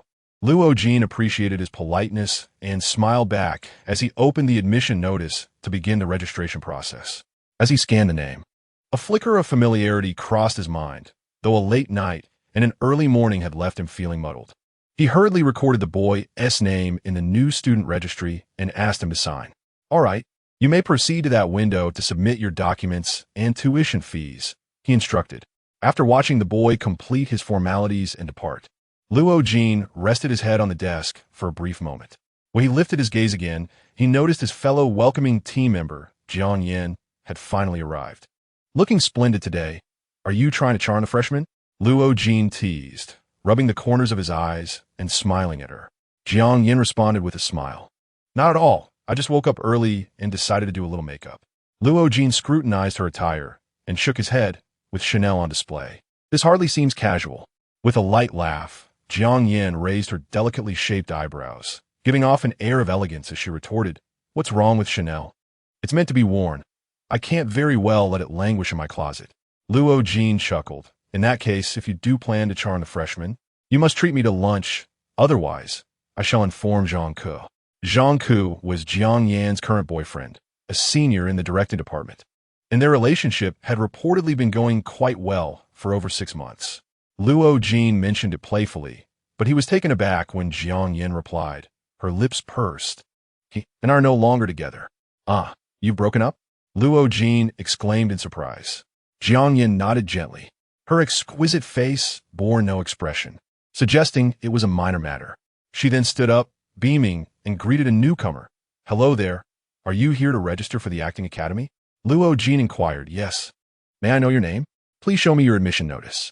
"Certainly. I am Yuan Shanshan." Following her introduction, a steady stream of new students arrived for registration. Although Luo Jin was responsible for recording names while Jiang Yin explained the process, he often assisted her in addressing various queries posed by the newcomers. By midday, his throat was parched from incessant talking. Seizing a moment of respite, he was about to suggest to Jiang Yin that they fetch a bottle of water when he noticed classmates Chen Shu and Su Lingxue approaching, arm in arm. "What brings you here?" Luo Jin asked, surprised. "We came to see you," Chen Shu cooed. Su Lingxue smiled at Jiang Yin and asked, "Yin, are you tired? Would you like us to take over for a bit?" Jiang Yin declined graciously. "No, thank you. You've been standing outside all morning. Why don't you sit down and rest?" Su Lingshue's expression shifted momentarily before she resumed her cheerful demeanor. We were just watching the beautiful girls outside. There are so many stunning newcomers this year. Jiang Yin chuckled softly, but remained silent. Luo Jin sensed an odd tension in the air, unsure of its origin. Chen Shu and Su Lingxue typically kept to themselves and avoided participating in school activities. Rumor had it they had made acquaintances with some influential figures and had already received offers for roles, which might signal the beginning of their stardom. In their 2002 acting class, apart from a singular Lu Yifei, who would not wish to catch the eye of a director and land a role, they did not dare to dream of leading parts, merely hoping for a character with lines and close-ups, feeling grateful for any opportunity. For Luo Jin, aside from cameo in a television series during his freshman year and a music video over the summer, the next project remained a mystery, leaving him anxious. Contemplating this, Luo Jin felt his enthusiasm wane. Since he couldn't decipher the situation, he decided against probing into the dynamics of the girls' interactions. After tallying the names, he prepared to close the registry when suddenly, Chen Shu, seated beside him, exclaimed, halting his actions. "Wait a moment, Luo Jin," she said, reopening the registration book and pointing at the first name. "Is this person already registered?" Luo Jin glanced at the name she indicated and replied, "Yes." He was the first to arrive, even before it was 8 a.m. "Why? Do you know him?" As he finished speaking, both Jiang Yin and Su Lingxue turned their attention towards them. Su Lingxue stared at the name for long, while before asking, "Luo Jin, why didn't you tell us Chen Nuo came?" Luo Jin was utterly perplexed. "What do you mean? How would I know you two knew him?" Jiang Yin regarded him with a strange look. "Luo Jin, you genuinely don't know who Chen Nuo is? Think carefully." Suddenly, a light flickered in Luo Jin's mind, and he realized, Chen Nuo, is he that Chen Nuo? Chapter 84. The car has arrived in an instant. He recalled who Chen Nuo was, and suddenly understood why Jiang Yin, Su Lingxue, and Chen Shu were behaving so strangely today. Luo Jin exclaimed, "So it turns out you all." He was left speechless, the words hanging on the tip of his tongue, but never escaping. Su Lingxue took Chen Shu's hand and said, "Well, since you're not busy, we shall take our leave. Goodbye." They walked away hand in hand, and Luo Jin gazed at their retreating figures, a torrent of emotions surging within him. The world felt so mundane and filthy that he spat on the ground and muttered a curse. He turned to Jiang Yin and asked, "Are you leaving?" Jiang Yin furrowed her brow in displeasure and replied, "Luo Jin, what are you talking about? Why would I leave? If I go, who will welcome the new students?" Luo Jin slapped his forehead, realizing he had been flustered by the two girls. "Wait, isn't it true that you dressed up so nicely today to meet Chen Nuo?" Jiang Yin immediately became furious. Raising her voice, "Luo Jin, are you out of your mind? What is wrong with dressing up? I do it to make myself happy. It has nothing to do with anyone else." Her outburst deflated Luo Jin's earlier bravado, and he hastily reassured her, "Oh, I know. That's not what I meant. I was just saying it offhandedly. Please don't take it seriously." Jiang Yin huffed, "With a mouth like yours, it's no wonder you can't find a girlfriend." Luo Jin chuckled, Yes, I'll give my mouth a good slap for you." He actually slapped himself twice. Jiang Yin couldn't help but laugh. "Oh, come on. Spare me the theatrics." Luo Jin also laughed. "All right, I'm not angry anymore." As noon approached with no new students arriving, the two sat at the table, chatting idly as they awaited mealtime. After a while, Luo Jin received a phone call and stood to the side to take it. Unbeknownst to him, Jiang Yin, who had been texting, slowly lifted her head, her gaze fixated on the roster. In addition to school matters, he also had to pick up a car and shoot a commercial. The car, of course, was the BMW 740 Li that Chun Biching had bought for him. After 6 months of waiting, this long-anticipated vehicle had finally crossed oceans to arrive in the capital. Qi Yantian was particularly excited about it, as Chen Nuo still did not have a driver's license. It was obvious who would be driving the car. Chen Nuo had originally planned to keep the car at his studio. As a freshman, if he dared to drive such a luxury vehicle to school to encourage his classmates, his reputation would be tarnished on the very first day. Moreover, as a budding actor running a small studio, he aimed to present himself well to avoid losing face and potentially to seize more opportunities, such as advertisements. Chen Nuo and Chi Yuntian had discussed that they could take on more commercials, avoid television dramas as much as possible, and selectively accept film roles. Overall, his priority for the next 4 years was education, but earning money was also essential. Chi Yuntian had been actively pursuing business opportunities, and the advertisement they were set to shoot the next day was one he had secured, with 2 endorsements and 2 television commercials. They were set to earn a total of 600,000, a considerable sum for Chen Nuo at this stage. The only oddity was the product, diapers. The manufacturer chose Chen Nuo because the owner had seen him in the mute and was quite taken with his performance.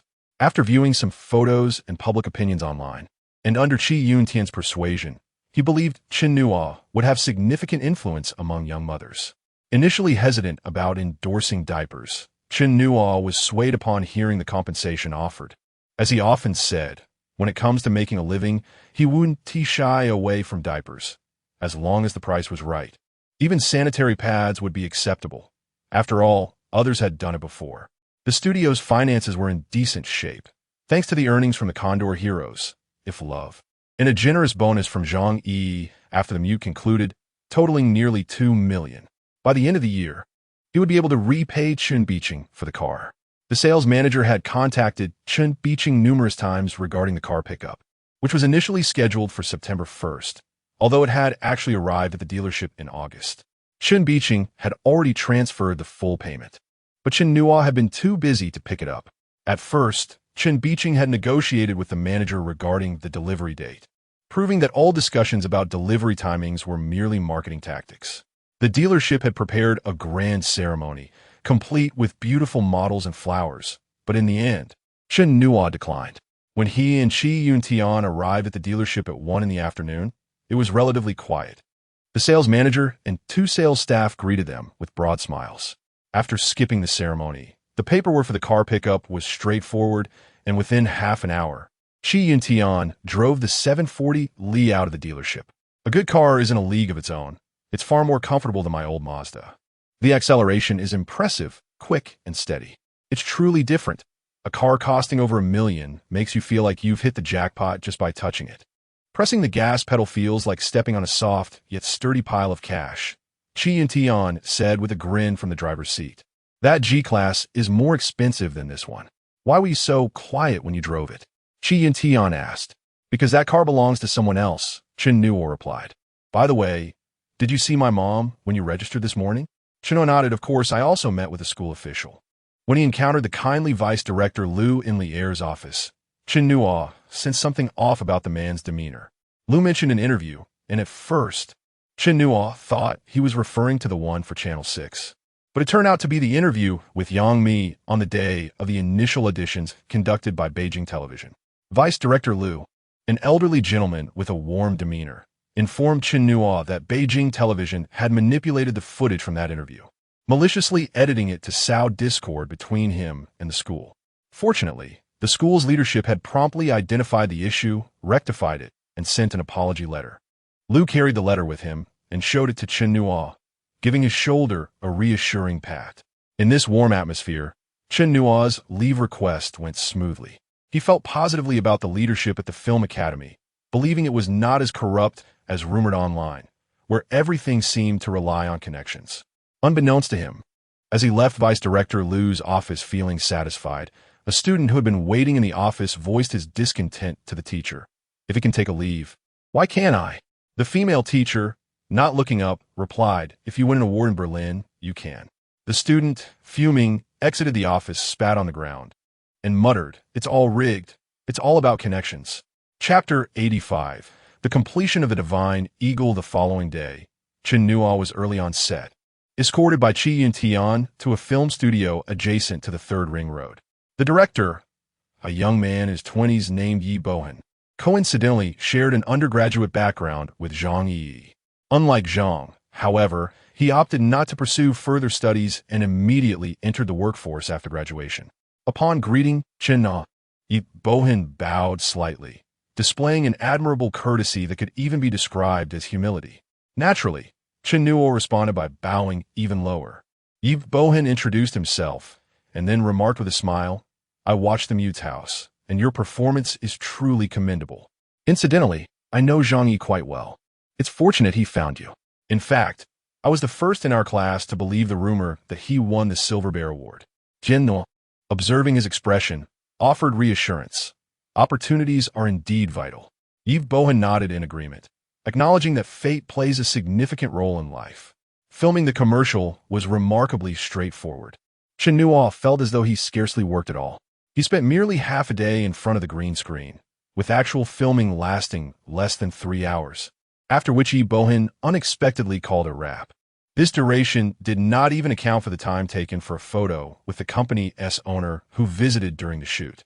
As Yves Bohan approached to shake Chen Nuo's hand, he exclaimed, "Impressive. Even a commercial shines with your presence. With an actor like you, even the most inexperienced director could craft a masterpiece.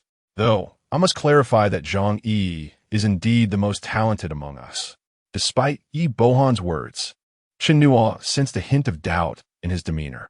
The allure of commercial endorsements is undeniably enticing.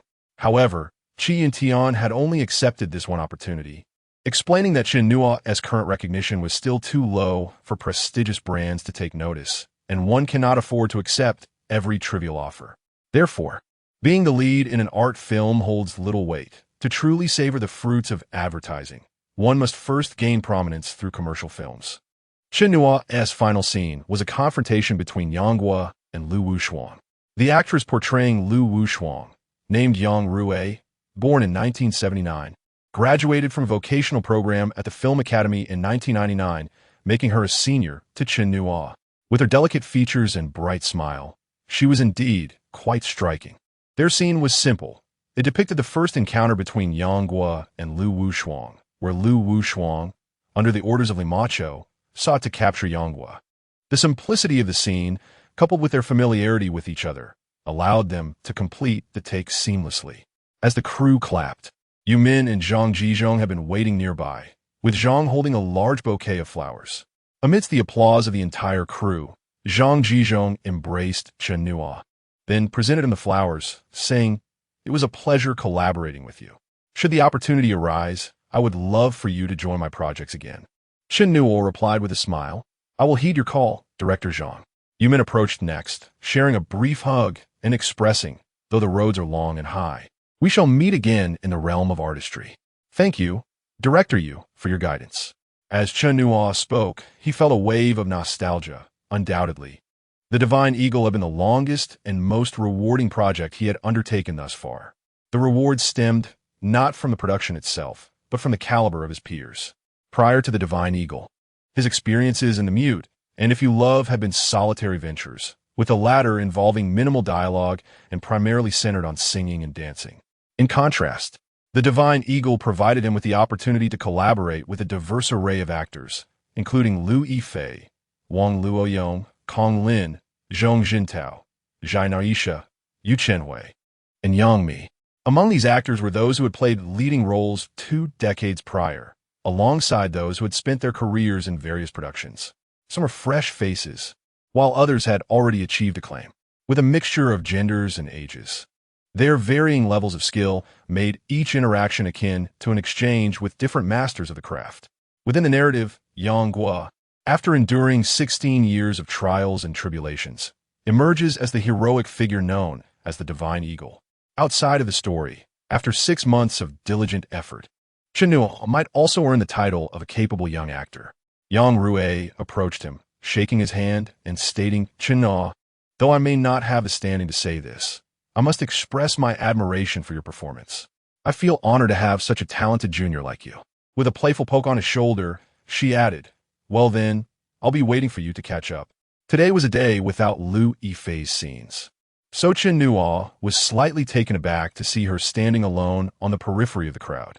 Handing his bouquet to Qi Yuntian, he made his way toward Liu Yifei. Whether due to the time spent filming together or the phone call from that evening, their relationship had subtly shifted from its former distance. In the past, Liu Yifei would have preferred to communicate with him from a distance of 50 meters. As Chen Nuo approached, he felt no need for formality and smiled, asking, "What brings you here?" Liu Yifei replied with a hint of reproach, "You finished filming and left all alone." Chen Nuo, emboldened by their newfound camaraderie, joked without restraint. Fortunately, Lu Yifei seemed unfazed by his playful banter, merely raising an eyebrow. I'll have to ask you how you achieved the top score in your major someday. Wow, I didn't realize you had a sense of humor. Chen Nuo Loget, replying, all right, let us call it a truce and not harm each other further. Lu Yifei hesitated for a moment, then took a breath and softly said, I owe you a thank you for the other night. I appreciate you listening to me. There's no need for thanks. If you ever need anything, don't hesitate to call. I'm available 24/7, Chen Nuo assured her. Deal, she affirmed, as Chen Nuo held the flowers and bid farewell to the crew. He found himself pondering the sincerity of Lu Yifei's feelings. Indeed, she had taken him seriously. Watching Chen Nuo depart amidst laughter and conversation, a wave of inexplicable emotions surged within her, a blend of solitude and reluctance. She thought to herself that calling might feel too awkward, but sending an occasional text should suffice. Chapter 86. If Love premiered on November 30th, 2005, the premiere of If Love dazzled with star power. In addition to the three principal actors, Takeshi Kaneshiro, Zhou Sun, and Jackie Chung, the event was graced by Hong Kong celebrities like and, moreover, renowned directors such as Feng Xiaojiang and Lu Chuan, along with numerous other luminaries from the film industry, attended the grand affair. The gala dinner for the premiere also gathered distinguished figures from the entertainment, real estate, and political realms. Under the guidance of the host, the three lead actors, Takeshi Kaneshiro, Zhou Sun, and Jackie Chung, along with director Peter Chan, took the stage to share their insights and experiences regarding the film and participated in a charity auction. Meng Hai, a native of Sichuan, had come to the capital to study, bringing nothing but a radio from his high school days, which played entertainment news during the day and whispered secrets at night. At that moment, it was 6 p.m., and only 3 of the 6 dormitory residents were present. Besides Meng Hai, there were Zhang Ge from Yuqing and Song Leitao from Jiangsu. Zhang Ge, while listening to the radio, inquired, are you guys going to see the film since it premiered today? Song Leitao often found it perplexing to comprehend his roommate's feigned ignorance, retorting, what do you think? Zhang Ge mumbled, it's a musical, not really my cup of tea. Song Leitao chuckled, unwilling to engage further. He was certain that if Zhang Ge chose not to attend, the remaining 29 classmates would surely go, without exception. Are you really not going? Have you bought your tickets? Zhang Ge asked again. Meng Hai responded, I purchased an 8 p.m. ticket earlier this morning. Zhang Ge queried, are you going alone? Meng Hai smiled. Zhang Ge scoffed, well, having a girlfriend is quite impressive. What about you, Song Leitao? Song Leitao, not keen on indulging him, casually replied, I haven't bought mine yet, perhaps in a couple of days. Zhang Ge acknowledged with an O. At that moment, the dormitory door swung open, and a student clad in a yellow down jacket entered, surprised to see the trio. Why aren't you guys eating? He asked. Just as Song Leitao was about to speak, Zhang Ge interjected, I assent if Love premiering today? I just got ready to watch the movie and plan to eat afterward. What about you, Chen Nuo? Have you eaten, or would you like to join me? Song Leitao, having picked up a few phrases from his Sichuan roommates over the past few months, couldn't help but mutter a curse under his breath. He added, me too. I've made plans with friends. Originally, I thought I'd wait a couple of days, but I simply couldn't hold off any longer and bought a late-night ticket. Ha! Zhang Ge ambled over casually. Chen Nuo, why didn't you attend the premiere yesterday? It was a great opportunity to make an appearance. Chen Nuo recalled that Pan Xingrong had once given him a pair of gloves, a lovely black and white design adorned with a charming panda face, a local specialty of Sichuan. He wondered why they were missing from his winter clothes. Had he misplaced them in a suitcase? I wasn't particularly inclined to attend such events, he replied, and the director concurred. He retrieved his suitcase from under the desk and opened it. So you didn't attend the Venice premiere either, right? That's correct. I heard that Peter Chan can be quite stern on set. Is that true? Han Ye inquired. Chen Nuo sifted through his clothes in the suitcase, remarking, as long as you maintain a serious attitude, he won't scold you. He might just say a few words about not being perceptive enough. Zhang Ge continued, and what about Zhou Sun? How is her temperament? Sun Jie is exceptionally kind. I can't speak to much else. Others call her Sun Ge, but I prefer to call her Sun Jie. You'll understand once you work with her. She's genuinely wonderful and has a fondness for desserts. Just buy her a couple of KFC egg tarts, and she'll be overjoyed. Overall, Zhang Ge felt quite content with being Chen Nuo's roommate, though he occasionally experienced discomfort. For instance, he found it puzzling when Chen Nuo said, "You'll understand once you work together."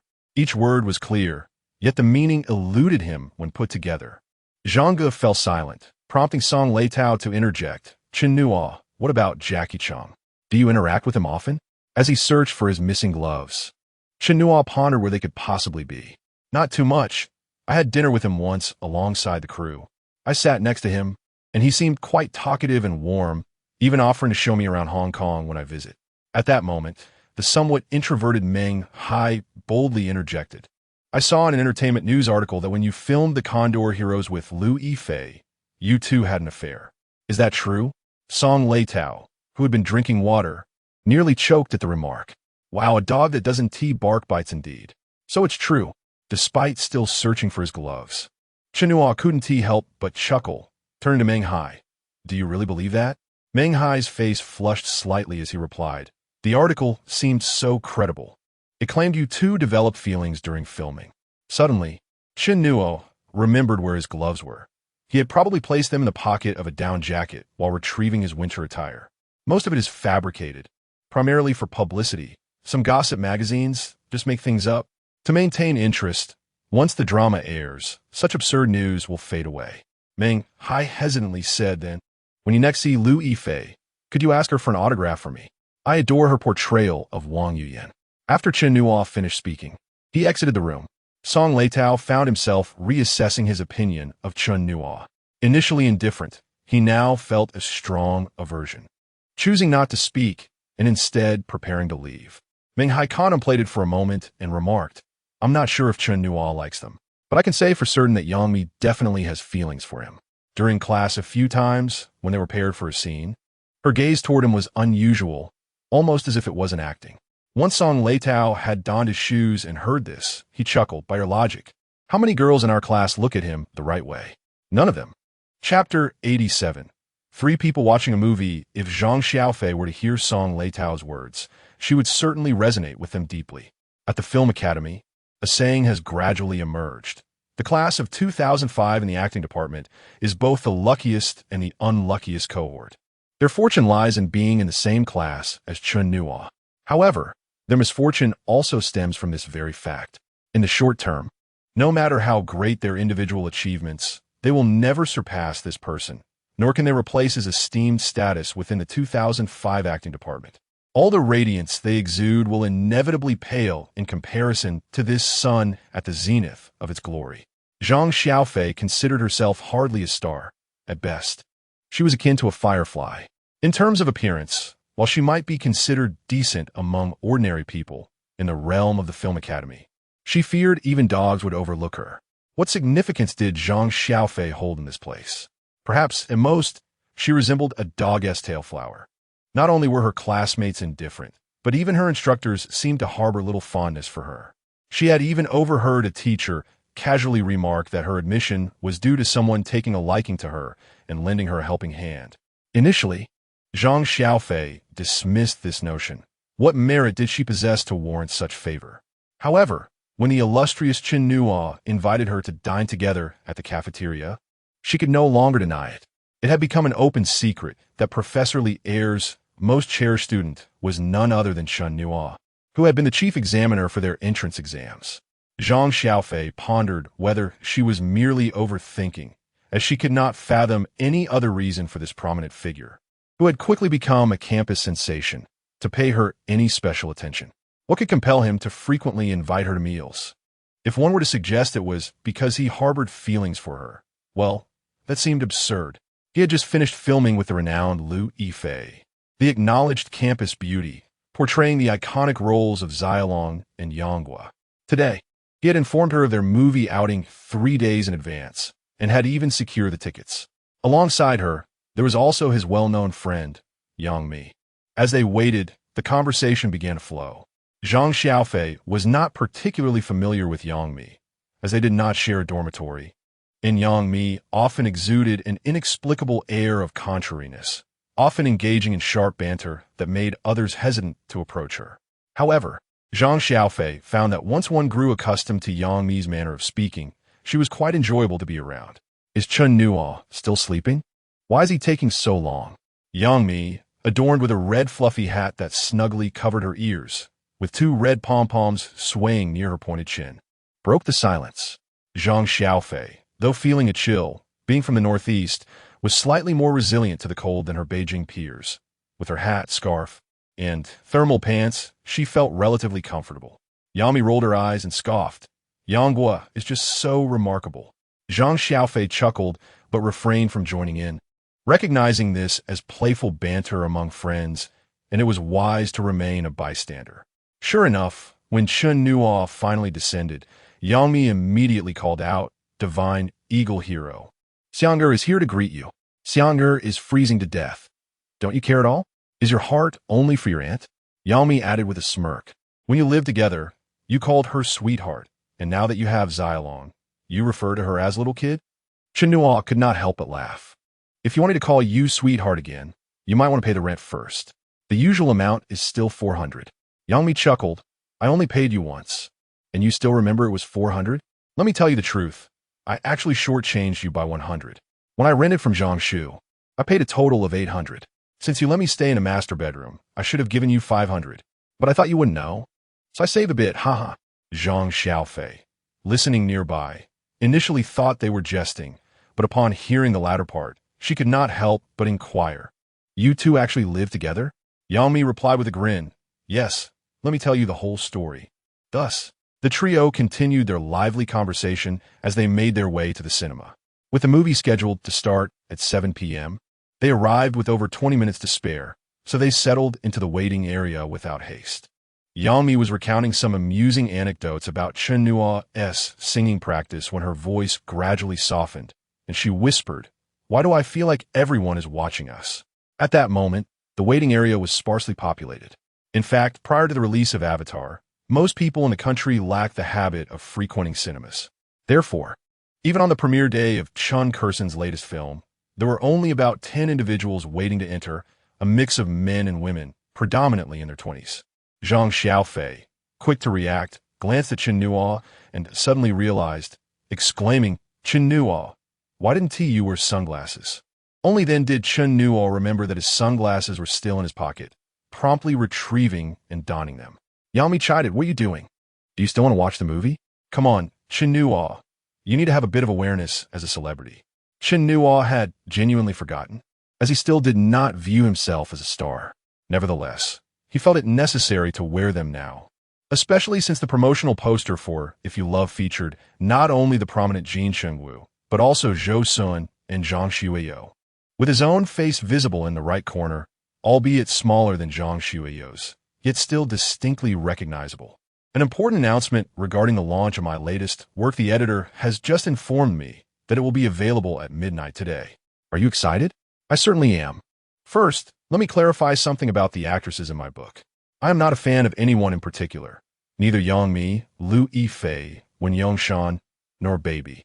I hold no fan filters for any of them, nor do I harbor any animosity. I am merely a bystander in the entertainment industry, observing and documenting. Please refrain from labeling me. I simply wish to write a narrative about acting and some individuals I admire. As of now, the women featured are few, only 2. First, let us discuss Liu Yifei. What intrigues me most about her is her hiatus around 2007, during which she disappeared for over a year. At that time, she was a leading actress in the industry. My concept for this character stemmed from her peculiar behavior, and I aim to explore the reasons behind it. The portrayal of Liu Yifei in this book, as noted in a comment, resembles that of a reclusive middle school girl, as I believe she was likely that way before the age of 18 or 19. Now, regarding Yang Mi, my inspiration for her character lies in the duality she embodies, oscillating between the reserved demeanor of a trained actress and the alluring charm of a rising star. This inner conflict is evident in many aspects of her persona, which I find fascinating. If she has a passion for acting, why didn't she pursue it further? Was it for financial reasons, or was there something else? What influenced her decisions? What events transpired? This is the story I wish to tell about Yang Mi. Perhaps her mother has found a way to earn money through the celestial being, who can now communicate with her, previously a mere puppet. Additionally, as the girl matures, many more female characters are set to emerge. I can assure everyone that this is not a typical single female lead romance novel, nor is it one that portrays female celebrities in the entertainment industry as mere objects of desire. In my perspective, both extremes present a skewed view of reality. One does not instantly turn dark upon entering the entertainment world, nor is one entirely pure outside of it. After all, both within and outside the industry, we inhabit the same society, do we not? What significant differences could possibly exist under the sun? Now, having discussed the characters, allow me to defend myself for a moment. A reviewer remarked that my writing resembles a youthful romance novel, lacking authenticity regarding the real entertainment industry. This observation holds some truth. When I began penning this work, I dared to aspire towards a literary era, though I am far from deserving to be compared to that. Nevertheless, I had no intention of crafting something akin to fast food literature. Thus, I depict characters like Liu Yifei and Yang Mi at around 18 years of age, which I believe is the appropriate age for youth. If you expect me to write about them engaging in promiscuity at such a tender age, I must decline. I would advise you to seek alternative literature. Similarly, should I be fortunate enough to have your support and write about them at the age of 28, rest assured, if the characters do not evolve, I shall eat my words. Now, let us address the character Chen Nuo, who is indeed shamelessly attempting to maintain a fade. He wishes to avoid being a scoundrel while simultaneously failing to control his desires. However, given the subscriptions, if you are willing, he too can experience growth in any direction. In conclusion, I must emphasize that this is not a book intended solely for fans. I will endeavor to bring these characters to life, but the protagonist will not revolve around them, whether they are current or future female characters. This is a male-centric narrative, and my aim is to share a believable journey of a reborn individual with you all. Please stay tuned. Lastly, may I kindly request your subscriptions? The book will be available at midnight. I will initially release 10,000 words, followed by an additional 5,000 during the day. I will write with sincerity. While I may not craft it perfectly, I assure you I will not write haphazardly to deceive you. Thank you. By the way, for those yet to invest, hurry, as you have just over 7 hours left. Chapter 89. If Love Xia Yehe was truly in tears. Fortunately, the darkness concealed everything. Yet, she could not help but furtively take out her phone and type 3 words in the message section. I love you. But she immediately deleted them. Perhaps it was best to focus on the movie. Chen Nuo was unaware of Xia Ye's sentiments at that moment, but he felt the palpable reactions of Yang Mi and Zhang Xiaofei after the film concluded. The two girls fervently insisted that he wear more suits and white shirts in the future, and if he could don a wide-brimmed hat like in a movie. That would be splendid. Chen Nuo chuckled. I do need 5 girls to help me change outfits.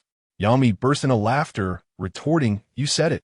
Do you believe I could go out tomorrow and gather 500 girls to help you? One particular review by Chengzi may outshone well-known critics like Ningwei and Yi, soaring to the top of that day's review section click rankings. The film was titled If Love, while her review bore the audacious title, If Love, If Lust. The second-ranked critic, Ningwei, was left seething. How could such a title pass the review process? Was the scrutiny of the platform too lenient? If it was indeed about lust, she wished it were Mr. C. As long as he lay beside her, she was unconcerned about his age, even if he were younger by a few years. She would follow her desires, tugging at his hair to pull him beneath her. She envisioned her teeth undoing his buttons, her face experiencing the prickly softness of his youthful stubble. She would gradually unveil him, teasing every inch of his skin with her tongue, intertwining her most luscious parts with his like a lustful serpent, ensuring that no matter how many women he encountered henceforth, he would always remember her. The rest of the review was filled with similar sentiments, which, to Ningwei, appeared to be a mere self-indulgent piece of risque literature. He was genuinely incensed, making numerous calls to his editor, My Z, demanding, you tell me this ISNT just smut, but a film review? And it has nearly 400,000 clicks? Why? Hurry and delete it. Ningwei felt that My Z was insulting his intelligence, while the platform was provoking all critics. His anger stemmed from the fact that he too had penned similar content. Yet was a man writing it, Surely, they could not suppress and torment him as well. His review was titled, From Chen Nuo's Unedited Images to His Animated GIFs. This review showcased Shi Ningwei's signature style of combining text with visuals, featuring many candid photographs of Chen Nuo that had not been included in previous works.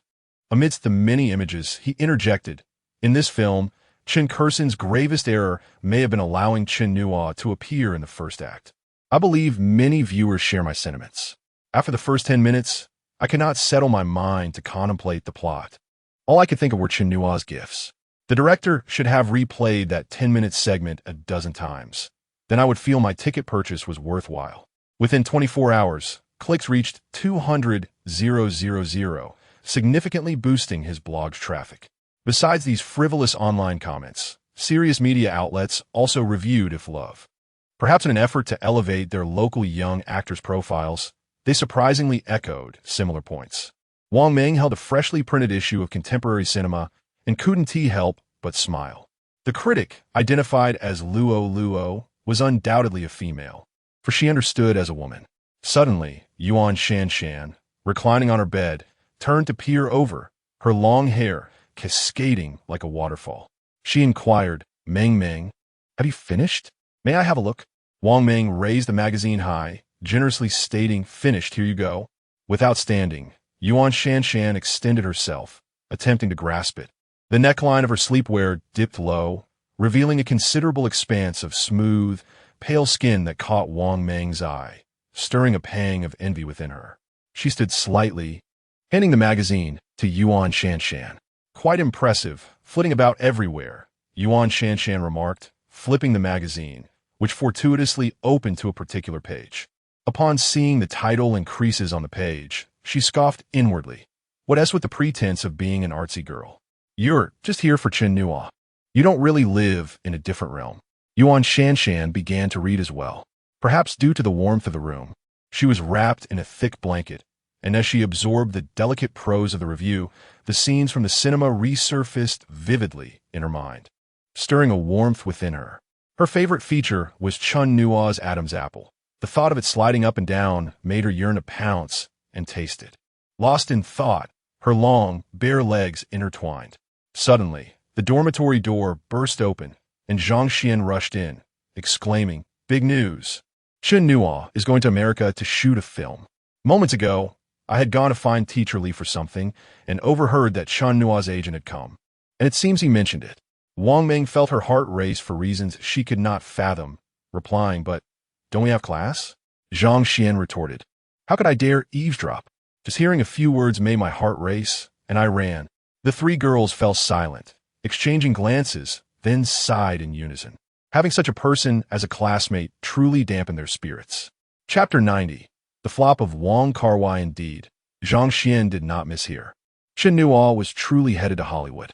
However, it was not for a project from a foreign director, but rather a call from Zedong Films to Qi Yuntian, inquiring whether Chen Nuo had availability at the beginning of the year. If so, would he be able to travel to Hong Kong for another meeting with director Wong Kar-wai? Excluding classes, it appeared that Chen Nuo had an open schedule. But this was Wong Kar-wai. Upon hearing Qi Yuntian's cautious inquiry, the other party immediately understood and promptly provided further clarification. The role Chen Nuo was being considered for was anticipated to take no longer than a month. Therefore, if they were interested, they should make arrangements to visit Hong Kong at their earliest convenience. Such a significant matter could not be thoroughly discussed over the phone. So Qi Yuntian drove directly to the Film Academy, ready to meet Chen Nuo in person. At that moment, Chen Nuo was called to the office by Li Er, so they decided to convene in Li Er's office for their discussion. After all, it was not a matter that needed to be shrouded in secrecy. When Qi Yuntian arrived, aside from Li Er, there were two other teachers engrossed in their work at their desks. Chen Nuo and Li Er sat on the sofa, with Li Er discussing the performance in If You Are the One. "I still believe you should refrain from accepting roles within your comfort zone. After all, you are still young. You must seize the opportunity to collaborate with renowned directors who can hone your skills and challenge you. This experience may prove more beneficial than spending a few more years in school, especially considering your talent." Li Er remarked before she suddenly noticed Qi Yuntian bursting into the room. She halted her discourse, her glasses glinting coldly as she sharply admonished, "What are you doing? So flustered. You could have knocked. Don't you see Professors Huang and Yi are present? How have I taught you?" Huang Lei looked up from his desk and chuckled. "Professor Li, it's all right. You've startled young Qi." Yi Lingwei also lifted her head with a smile. "Indeed. It's been a while since we've seen you. You seem to have lost weight." Qi and Tian offered a somewhat awkward smile. "Hello, Professor Yi, Professor Huang. I apologize. I was indeed in a rush. I'm still the same, neither gaining nor losing weight." Chen Nuo couldn't help but marvel at Qi Yuntian's maturity. A year ago, such words would have seemed unimaginable coming from him.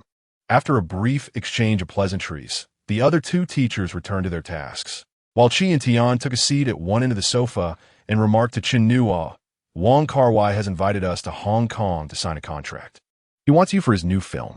Upon hearing this, both Huang Lei and Yi Linghui immediately perked up.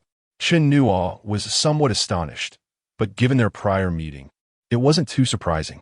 He paused for a moment before inquiring. "When?" Qi and Tian replied. The other party expressed urgency over the phone, wishing for us to go within the next few days. They plan to commence filming next month due to the short preparation period. Additionally, I heard it is a foreign investment, a Hollywood project with a brief shooting schedule. However, you may need to request a month off from school.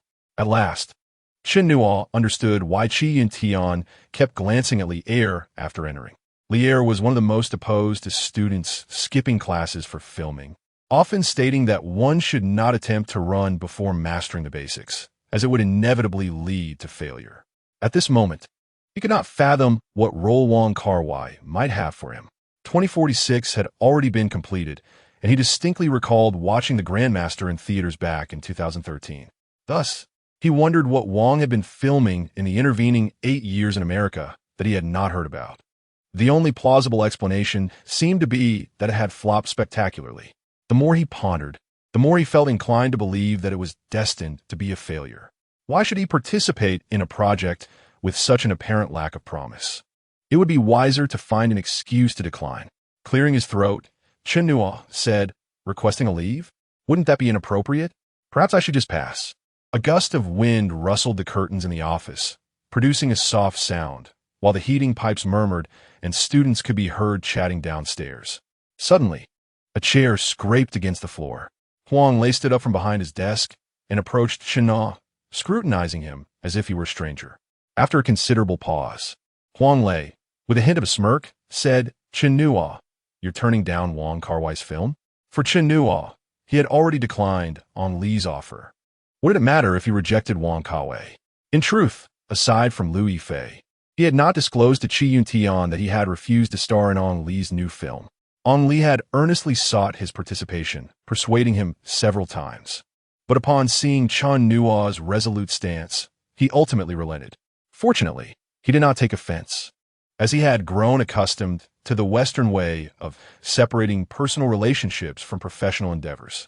Later, he even had someone convey to Chen Nuo that this time there was no fate involved, but they would certainly collaborate in the future.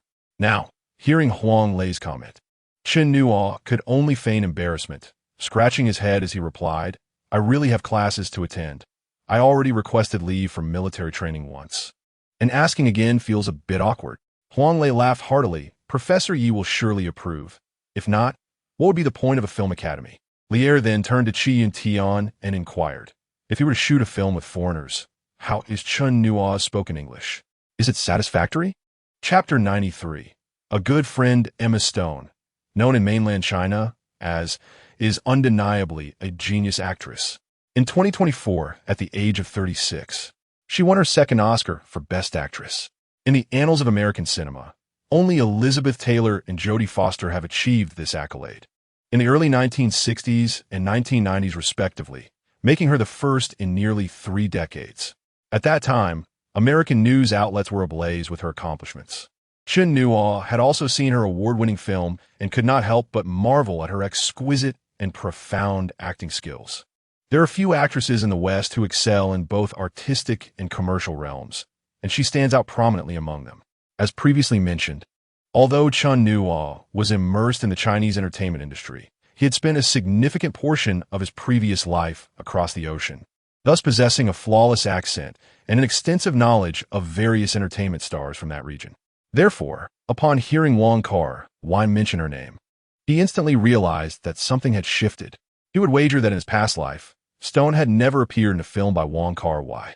It was indeed as Wong had stated. The reason Emma Stone fell within the casting parameters was because they had already established her as a choice. Chen Nuo was curious. Had these individuals not considered the possibility of refusal? Perhaps they had, but any rational person would scarcely conceive that someone within the Chinese-speaking world would dare to turn down Wong Kar-wai. It was likely that Ong Li had thought similarly during his time. Thus, he was about to share the stage with this budding genius actress. Noticing Chen Nuo lost in thought, Wong Kar-wai inquired, "What's wrong? Do you know her?" With a smile, Wong added, "Yes, Stone, so I usually call her Sister Stone. But she doesn't understand our Chinese, so it doesn't matter. By the way, have you ever been to Hong Kong?" Chen Nuo shook his head, replying, "No, this is my first time."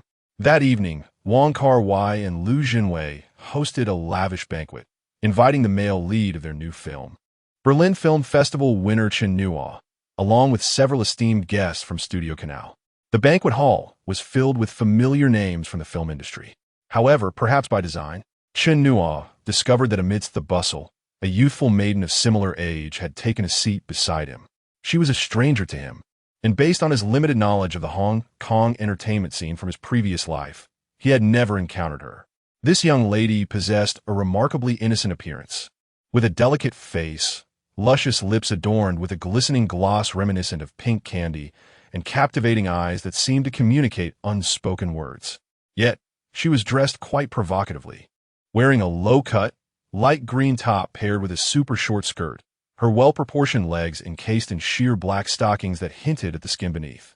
Chen Nuo could not help but remark on the beauty that Hong Kong had to offer. Though Chen Nuo did not recognize Wen Yongshan, he was acquainted with her close friend. When he had received a call from his agent, Wen Yongshan was out shopping with her companion. The agent's voice had been loud and animated. "Janice, big news. Wong Kar-wai's film company is looking for a girl to accompany a significant guest from the mainland for dinner. You know, Wong Kar-wai rarely does such things. This is a rare opportunity. Just let me know if you want to go." Upon hearing this, Wen Yongshan immediately set down the clothing she was holding and hurried to a corner, asking, "Finny, where did you hear this? Are you sure it's Wong Kar-wai?" With no other option in her mind, Wen Yongshan blurted out, "I'll go. I knew you'd be clever. If you let this chance slip away." "That would be foolish," her agent replied. "Okay, I'll wait for your call." Wen Yongshan, still in a daze after hanging up, approached her friend and said, "Baby, I might have plans tonight. I need to head home immediately. Do you want to find someone else to accompany you shopping?" Yang Ying observed the expression on her friend's face and walked over to grasp Wen Yongshan's hand, asking, "Janice, what's wrong? You know you can tell me anything." At that moment, Wen Yongshan felt a mix of excitement and anxiety. This was Wong Kar-wai. Yet, she could not allow herself to dream of instant success. That was too fantastical, too unrealistic. Just attending the dinner and becoming familiar with Wong Kar-wai, Liu Jinwei, or other directors and actors would be a tremendous opportunity that could greatly benefit her future career. However, in Hong Kong's modeling circle, such occurrences were not uncommon, and generally, nothing significant would transpire. Yet, that was merely the norm. What if she encountered a predatory wolf in sheep-esque clothing tonight, and inadvertently found herself in a precarious situation? Who would stand up for her? Could she rely on Fenny? Based on Wen Yongshan's understanding of her agent, if even a hint of interest in promoting her arose, Fenny would likely be eager to deliver her right to the guest's bed, indifferent to whether it was genuine support or mere jest. Thus, beyond her excitement, she felt an overwhelming sense of anxiety. After all, she had only turned 18 at the beginning of the month, and this was her first invitation of such nature. Upon hearing Yang Ying's concern, she felt a surge of gratitude and couldn't help but ask, "Baby, do you want to come with me?" Yang Ying, puzzled, replied, "Where are you going, Janice? You seem upset. Who are you meeting?" Having spoken her thoughts aloud, Wen Yongshan chose not to retract her statement. She shook her head and explained, "Wong Kar-wai's film company is looking for girls." After Wen Yongshan briefly recounted the situation, Yang Ying's expression turned complex as she remarked, "Wong Kar, why didn't Finny tell me?" Both Yang Ying and when Yongshan shared the same agent, Fenny. Observing Yang Ing's demeanor, when Yongshan realized her tall, sweet-natured friend was feeling somewhat unsettled. She reassured her, "What is there to tell? You just returned from Japan. You're not yet 18 and already have a boyfriend. Fenny wouldn't even consider you." Yang Ing was taken aback. What does age have to do with it? Janice, are you suggesting there is a chance that? When Yongshan sighed lightly, these things are unpredictable, but Fenny would definitely consider all angles. Yang Ing hesitated. Janice, have you truly thought this through? When Yongshan smiled and pinched her friend's cheek, of course I have. If that old man dares to misbehave, I don't care who he is. I'll splash my drink on him.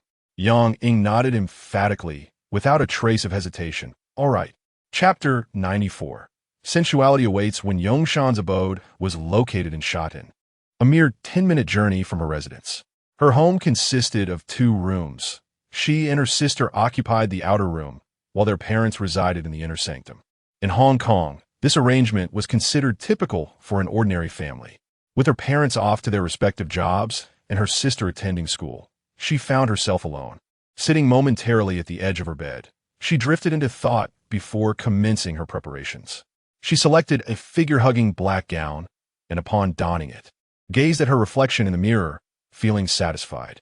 The newly purchased dress accentuated her curvaceous silhouette, highlighting her porcelain skin. After freshening her makeup, an unexpected wave of anxiety washed over her. Why had Fenny called yet? 5 minutes elapsed before her impatience peaked. She retrieved her phone and dialed Fenny. To her dismay, the line was busy, further exacerbating her unease. After several attempts, she finally succeeded in connecting the call. Janice, upon hearing Fenny's tone, her heart sank. Let us consider this conversation as if it never occurred, all right? When Yongshan felt her spirits plummet. Fenny, could you enlighten me? She inquired, her voice tinged with apprehension. When I spoke with May, she mentioned that the esteemed guest prefers someone more mature and alluring. You know how conservative I usually am. There's little I can do. Bitten by frustration, when Yongshan bit her pink lip. So, who do you intend to send? Jessica and Tiffany, of course. I'll have them accompany me to see who catches the guest's eye. Mature and alluring? With determination, when Yongshan declared, Fenny, I can do it too. Huh? Janice, please don't tease. You're typically so reserved. If you're deceiving me and fail to impress the guest, I might face May's ire, and I assure you, I will hold you accountable. Fenny, I'm not joking. You'll see when you pick me up. Just give me one chance. I promise I will repay you. After a moment's hesitation, Fenny replied, Janice, it's only because I've watched you grow up fine. You can go this time. I'll apologize to Jenny and the others. But hurry, I'll be downstairs in an hour. Dress provocatively, and we'll see how it goes. Thank you. Fenny, I will. Once the call ended, when Yongshan swiftly changed her attire, discarding the black gown and even swapping her undergarments for an enticing lace ensemble. She donned a short skirt that artfully concealed her curves, paired with a plunging neckline top, and completed her transformation with a bold crimson lipstick, transmuting her from an innocent girl into a striking femme fatale. An hour later, Fenny arrived punctually at her doorstep, and upon seeing when Yongshan's ensemble, her expression brightened. Janice, you must maintain this style. If you fail to make an appearance in 3 years, I'll eat my words. Blushing, when Yongshan grasped the hem of her skirt, rendered speechless, Fenny's car whisked her away to a restaurant in Tsim Sha Tsui. As when Yongshan sat in the car, she observed Fenny conversing with a middle-aged woman outside the restaurant, whom she presumed was May. Soon enough, Fenny waved her over, and when Yongshan alighted from the vehicle, approaching them, Janice, this is May. Please greet her. When Yongshan complied, hello, May. May appraised her with a scrutinizing gaze. Have you accompanied anyone to dinner before? Fenny interjected. Just answer her honestly. When Yongshan shook her head, do you know what to do next? May queried. Initially, when Yongshan shook her head, only to quickly follow with a nod. I understand. Finally, a smile graced May's lips as she said to Fenny, did you think I was a madam? Just so you know, by the end of this meal, it's anyone's guess who will profit and who will lose. Come on, Janice, let us go. Under Fenny's warm gaze, when Yongshan followed May into the restaurant, the interior echoed the exterior's opulence, showcasing a traditional aesthetic that when Yongshan, a native Hong Kong girl, found somewhat unappealing yet atmospheric. In the center of the hall, an elderly gentleman clad in a traditional robe played the eru, producing a hauntingly beautiful melody that resonated with her, despite her inability to recognize the tune, having played the piano since childhood. May led her to a spacious private room on the top floor, where several familiar faces awaited her arrival. Her heart raced as she recognized renowned directors such as Wong Kar-wai, Chan Ho-sun, Liu Jinwei, Wang Jing, Su Ku, and Du Qifeng, alongside stars like Zheng Zhiwei, Liu Jialing, and even Zhang Manyu, all gathered around a handful of foreign gentlemen, exchanging laughter. To accommodate the foreign guests, the banquet was organized as a buffet. Wen Yongshan settled onto a three-person sofa, her palms clammy with anxiety. She had intended to muster the courage to engage in conversation, yet now she felt paralyzed. Beside her sat a young man, seemingly of similar age, engrossed in his phone. Noticing her gaze, he looked up and smiled. He was rather handsome. Wen Yongshan's first impression. While she thought her best friend boyfriend was attractive, this young man exuded a distinct charm. However, after several years in the modeling industry, handsome faces no longer astonished her. She offered a slight nod and greeted him. "Hello." "Hello," he replied. When Yongshan, taken aback, asked in Cantonese, "You're not from Hong Kong?" He shook his head. "No, I'm from the mainland." "Welcome to Hong Kong. So what brings you here?" She inquired. "I'm here to discuss a role in a film." Understanding dawned on Wen Yongshan. This dashing young man was likely a budding actor seeking opportunities in Hong Kong. Much like herself, both were young individuals with promising prospects, unwilling to settle for mediocrity, yet feeling out of place in their surroundings. As her thoughts wandered, Wen Yongshan began searching for the esteemed guest she was meant to accompany. Why had May brought her here and left without a word of explanation? It was peculiar. However, she could not locate May and sighed, reflecting, "It's not my fault. I intended to accompany someone to dinner, but if May neglects to inform me, how is that my responsibility?" Chapter 95. How to decline him. Chen Nuo and Xia Yehe exchanged text messages for a while.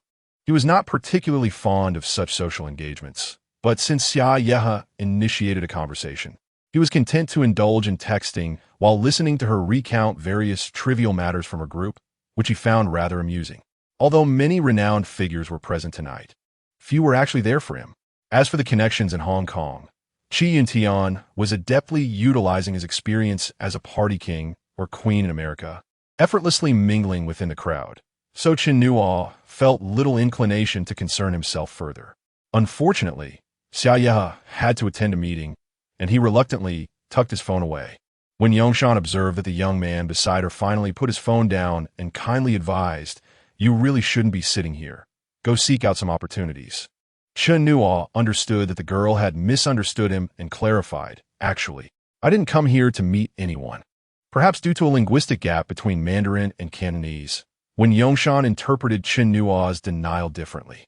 She sighed and replied, "I didn't want to come either, but alas. Newcomers must make their mark and endure such obligations." Curious, Chen Nuo inquired, "What must you do?" Could it be? 3 words sprang to his mind. Hidden rules.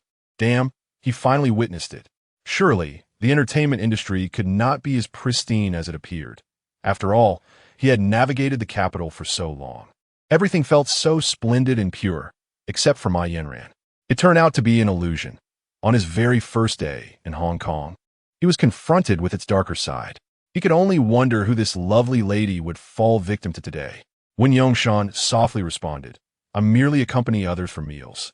Dressing attractively for their gaze is of little consequence." With that, she tugged at her dress. Chen Nuo instinctively followed her motion, glancing down at her thigh, which, encased in black stockings, was voluptuous and alluring. It seemed this girl's physique was far more curvaceous than her delicate face suggested. Unconsciously, Chen Nuo's gaze wandered to Wen Yongshan's chest, where a hint of alabaster cleavage was visible. Noticing his stare, when Yongshan adjusted her neckline and shot him a disapproving look, saying in Cantonese, "I said it's fine to look, but did you really have to?" Chen Nuo replied, "You invited me to look. How could I resist?" When Yongshan huffed, "Pervert. By the way, what is your name?" "Chen Nuo. And you?" "Wen Yongshan. Who did you come with?" "My manager." Wen Yongshan was taken aback and asked, "Your manager? They can come in?" "Of course, why not?" Wen Yongshan seemed skeptical and was about to respond when she suddenly looked up and froze. Wang Jiawei approached with a drink in hand, accompanied by Zhang Manyu. "No, have you finished up? Let me introduce you. This is Maggie. You should know her." Chen Nuo immediately stood, extending his hand. "Sister Maggie, a pleasure to meet you." "Hello, Nuo. I'm Zhang Manyu," she greeted with a warm smile, surveying him before glancing at Wen Yongshan. "I came with the director. If I'm interrupting your connection with the young ones, I can't be blamed." Wen Yongshan rose even quicker than Chen Nuo, her face flushed. Whether from nervousness or shyness, she mustered the courage to say, "Sister Maggie, I'm your fan. I'm Janice." Zhang Manyu replied gently, "Hello, Janice. It's lovely to meet you." Wen Yongshan felt her heart racing, her mind in a whirl. Wang Jiawei and Zhang Manyu were undeniably among the most elusive figures in today as Hong Kong film industry. The remaining third must have been feeding pigeons, as they were absent. Yet, these two had come over to greet this young man. Who was he? Surely, he could not be just another small-time actor from the mainland. After exchanging a few more words with Chen Nuo, Zhang Manyu chuckled. "Director, shall we move along? We would want to intrude on the lovely young couple." Wang Jiawei laughed heartily. "Indeed, you two enjoy your conversation. We'll entertain ourselves. Nuo, eat and drink well, don't be shy." Once Wang Jiawei and Zhang Manyu departed, Chen Nuo and Wen Yongshan resumed their seats. After a while, Wen Yongshan felt the tension dissipate. Suddenly, she turned to him, her eyes wide and inquisitive. "Who exactly are you?" Chen Nuo replied, "An actor." Wen Yongshan asked, "You seem quite familiar with Director Wang?" Chen Nuo recounted, "I'm about to collaborate with Director Wang, so he has been particularly courteous to me." Wang Jiawei was set to shoot a new film, a fact well known in Hong Kong. And when Yongshan's eyes widened as she queried, "Are you the male lead?" "Yes." Wen Yongshan suddenly grasped the situation. Sister Maggie had indeed brought her to her rightful place, which was why she had left. The pat on her shoulder was a signal for her to properly entertain the esteemed guest. This indicated that not only had Wang Jiawei selected this young man as the male lead for his new film, but he also held great promise for the future. 5 minutes later, Wen Yongshan was in the restroom making a phone call. "Baby, he seems really nice. I'll call you soon so you can come over. We agreed that after dinner, I'd take him out for a night on the town. He is a good person, don't worry. He is actually about our age." After hanging up, she touched up her makeup in the mirror, glancing at her pure yet alluring reflection, feeling a tinge of shyness. She recalled how Chen Nuo had looked at her, unabashed and entirely unrestrained. In the eyes of a man like Chen Nuo, who seemed to be in his 40s, such gazes were merely appreciative without any ulterior motives. Yet, in the perspective of an 18-year-old girl like Wen Yongshan, such scrutiny implied a desire for something more intimate. Thus, Wen Yongshan could not help but ponder. When the time came, how would she decline? Chapter 96. The favor of Su Ku. Wen Yongshan excused herself to the restroom, and Shi Yuntian approached, cocktail in hand, taking the seat she had just vacated. Without so much as a greeting to Wen Yongshan, he exclaimed, "Those French are indeed generous. They offer me $30,000 right off the bat. I countered with 60, and we settled at 50. How about we celebrate tomorrow?" It was indeed a cause for celebration. Even in a past life, such a figure was nothing to scoff at. At the current exchange rate, that amounted to 4 million yuan. Prior to this, the largest sum he had received was 100 red envelopes from Zhang Yi, but now it had quadrupled to 400. Truly, making money in acting was remarkably swift. The thrill of earning was exhilarating, vastly different from merely being a rich second generation. "One day, I shall tell old Chun that I am the true first generation of wealth. He amounts to nothing." Chen Nuo suppressed his excitement and suggested, "No need to wait until tomorrow. Let us enjoy ourselves after dinner. Wen Yongshan has invited us to Lan Kwai Fong." Chi and Tian paused for a moment and replied, "Today?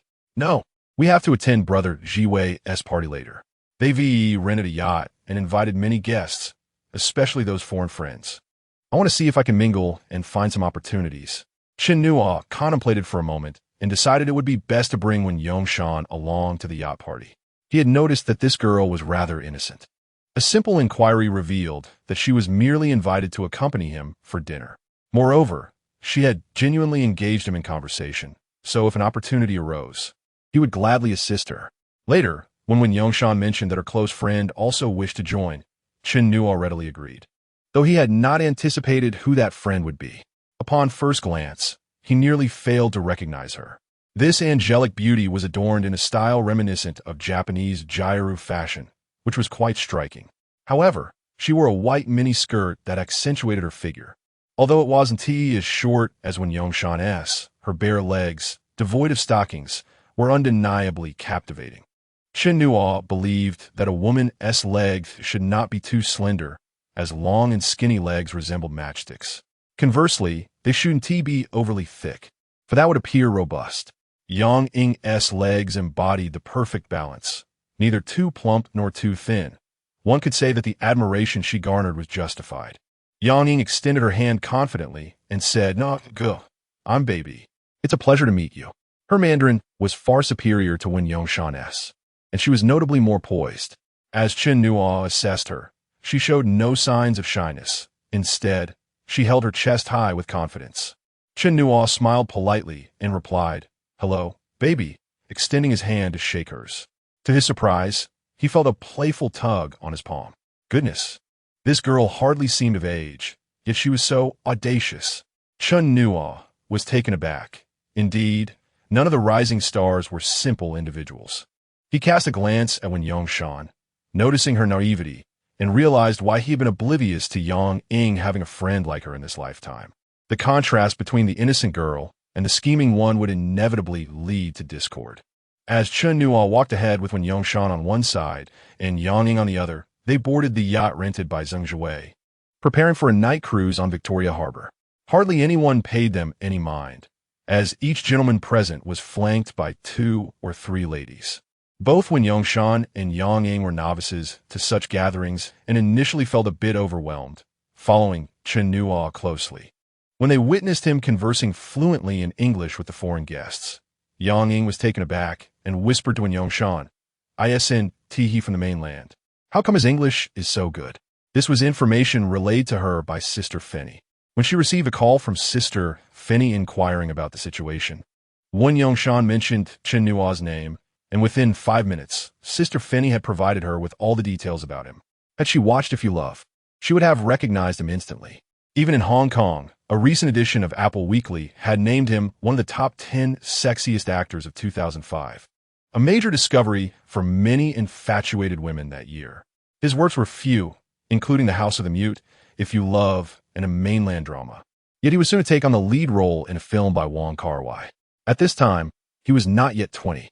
Wen Yongshan pondered if any newcomer had ascended more swiftly than he had. No, he is surrounded by so many girls every day. How could he possibly remember me? You should just give him a call. After all, you're still dating. Forget it. Ah, here comes Nuo's eye. As Chen Nuo turned, he spotted Wen Yongshan and Yang Ying not far away, seemingly engaged in conversation. Aware of their intentions, he approached with consideration, asking, "Would you like to chat with some of the others?" Noting Wen Yongshan as fidgeting, he added, "You seem ready to move. Come on." Chen Nuo smiled. "It's all right. Just think of it as accompanying a friend for some fun." Yang Ying hesitated. This was, after all, her primary reason for attending tonight. The man before her was unlikely to offer her any immediate opportunities, so perhaps it would be wiser to meet others first and return to him later. She nodded in agreement, striding confidently toward the realm of influential men, cocktail in hand. This young woman held immense confidence in her appearance and figure, having lived amidst admiration and envy throughout her life. Seeing Yang Ying depart, Chen Nuo turned to Wen Yongshan, who remained stationary, and inquired, "Aren't you going to find someone to talk to?" Wen Yongshan shook her head and replied in her imperfect Mandarin, "I'm not going. Sister Fenny asked me to accompany you today." Chen Nuo glanced around and suggested, "Then let us find a place to sit." They settled onto a sofa by the edge of the boat. Chen Nuo had visited Victoria Harbor numerous times before, growing weary of the night views, while Wen Yongshan gazed at the dazzling lights across the bay, captivated. However, her attire, suitable for daytime, was inadequate for the chilly evening, and when Chen Nuo saw her shivering, he removed his casual blazer and draped it over her shoulders. Wen Yongshan, lost in admiration of the shimmering bank of China Tower, was momentarily startled by the sudden warmth enveloping her. Turning in surprise, she saw Chen Nuo in just a white shirt, casually enjoying the fruit on the table. Before she could speak, Chen Nuo reassured her, "No need to thank me. I'm from Sichuan. If I didn't do this, the girls back home would scold me terribly, with insults that would linger long into the next life, reminding me to be a gentleman." Wen Yongshan, charmed by his earnestness, smiled, her eyes sparkling like the moon above. "You're from Sichuan? I've heard there are many giant pandas there. Is that true?" Wen Yongshan was not naive. She recognized Chen Nuo's playful banter. Yet, she did not laugh but regarded him seriously, saying, "With such an invitation, I might just visit one day." Chen Nuo held her gaze, seeing the reflection of the nightscape in her eyes, as if filled with stars. Her lips quivered slightly, as if awaiting something. The yacht was ablaze with lights, buzzing with the chatter of elegantly dressed men and women. Qi Yuntian, holding a glass of red wine, was engrossed in a conversation with a striking blonde gentleman when he suddenly caught sight of the scene not far away. He paused, momentarily taken aback, and then quickly averted his gaze, pretending not to see. As she met Chen Nuo's gaze, Wen Yongshan felt her heart racing uncontrollably, beating faster with each passing moment. At 18, she had experienced romance before, believing at that time that she had grasped the essence of many things. Yet in this moment, she distinctly sensed something stirring within her heart. "Noah, why are you just sitting here? Why not join everyone for a chat?" Suddenly, a hoarse voice interrupted from the side. A tall, slender, middle-aged man with a goatee approached, holding a glass of whiskey. Wen Yongshan quickly donned Chen Nuo's jacket and stood up, nervously bowing slightly as she spoke in Mandarin. "Hello, Director Su." Suku scrutinized Wen Yongshan. "A Hong Kong native?" Flustered, Wen Yongshan replied, "Yes, I am from Hong Kong." Suko let out a peculiar laugh, glancing at Chen Nuo. "My apologies. It seems I should not have come." Chen Nuo grasped his arm, smiling. "Since you are here, let us sit and have a chat. Have you got any new projects recently?" Among the multitude of actors and directors on board, Suku's Mandarin ranked among the top 3. Thus, during meals and shortly after boarding, Chen Nuo had engaged in the most conversation with Suko. Furthermore, Suku's forthright nature resonated with Chen Nuo, leading to a rapport that felt as if they were longtime acquaintances. At this moment, Chen Nuo, feeling rather familiar, tugged at his sleeve. Suku was unfazed. Instead, he chuckled and said, "Nuo, why don't you tell me who you are inquiring for?" Chen Nuo replied matter-of-factly, "For both of us." Suku remarked, "Wang Jiawei has been trying to schedule a shoot with you. You think I am unaware? You're studying so far away in the capital. I hardly dare to imagine you would come to my film. However, I do have a project that is about to commence. If you agree to make a cameo, I believe there's a role in this film that would suit this young lady exceptionally well." Upon hearing this, Wen Yongshan felt as if her heart might leap out of her throat. Her delicate hands fidgeted, unsure where to rest, ultimately clutching her skirt tightly, feeling as if she might wring it dry. Last year, while filming an MV with Gujuji, she had fantasized about her debut on the big screen, thinking that a small role in a youthful idol film, uttering a few lines, would suffice. Even just a close-up shot without lines would be quite satisfactory. Wen Yongshan could hardly fathom that such a direct invitation would come from a renowned director like Su Ku, and by the tone of his voice, that role was certainly not a mere cameo. She yearned to speak, to express that if given the chance to perform, she would dedicate herself wholeheartedly to portraying the character. However, Suku was not looking at her. He merely gazed at Chen Nuo with a smile. Chen Nuo understood Suku's intentions perfectly. Presenting a role, whether significant or minor, was a means to ensure he remembered this favor. A cameo was merely a pretext. However, owing Suku a favor was not a disadvantage in Chen Nuo's eyes. Relationships between individuals often ebbed and flowed in a cycle of debts and repayments. Moreover, Wen Yongshan, in her naivety, would likely gain nothing from remaining there all night, and he had intended to lend her a hand. So it was settled. Just then, a waiter passed by with a drink, and Suku reached out to take it, tilting his head back to gulp it down. Instantly, a burning spiciness surged down his throat, causing him to cough involuntarily. Goodness, how much vodka did they add? While coughing, Chen Nuo managed to say, "Cough, Director Su. Just let me know when you need me." A week in advance would suffice.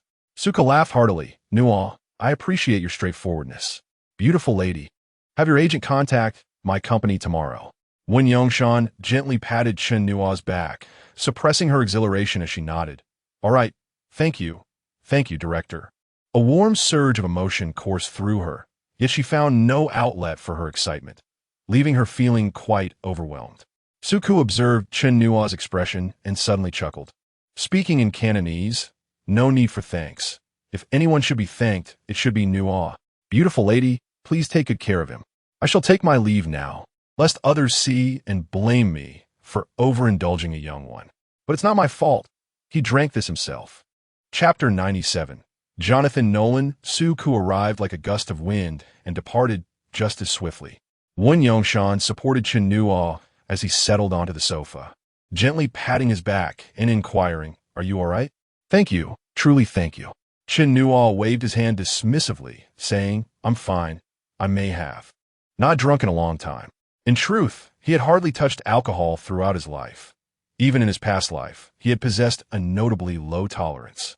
The atmosphere had prompted him to indulge, and he had chosen a seemingly innocuous blue cocktail, unaware that it was a concoction designed for a seasoned drinker, filled primarily with spirits. Halfway through, he had succumbed to its potency. Consuming a drink with an alcohol content exceeding 60 degrees in one gulp was indeed a feat for his limited constitution. Wen Yongshan, aware that Qi Yuntian was Chen Nuo's agent, felt a twinge of resentment at his reproach and was about to explain when Chen Nuo, in a dazed state, mumbled, It's not her fault. Just get me off the boat. After that, he drifted into oblivion. Chen Nuo's slumber was far from restful.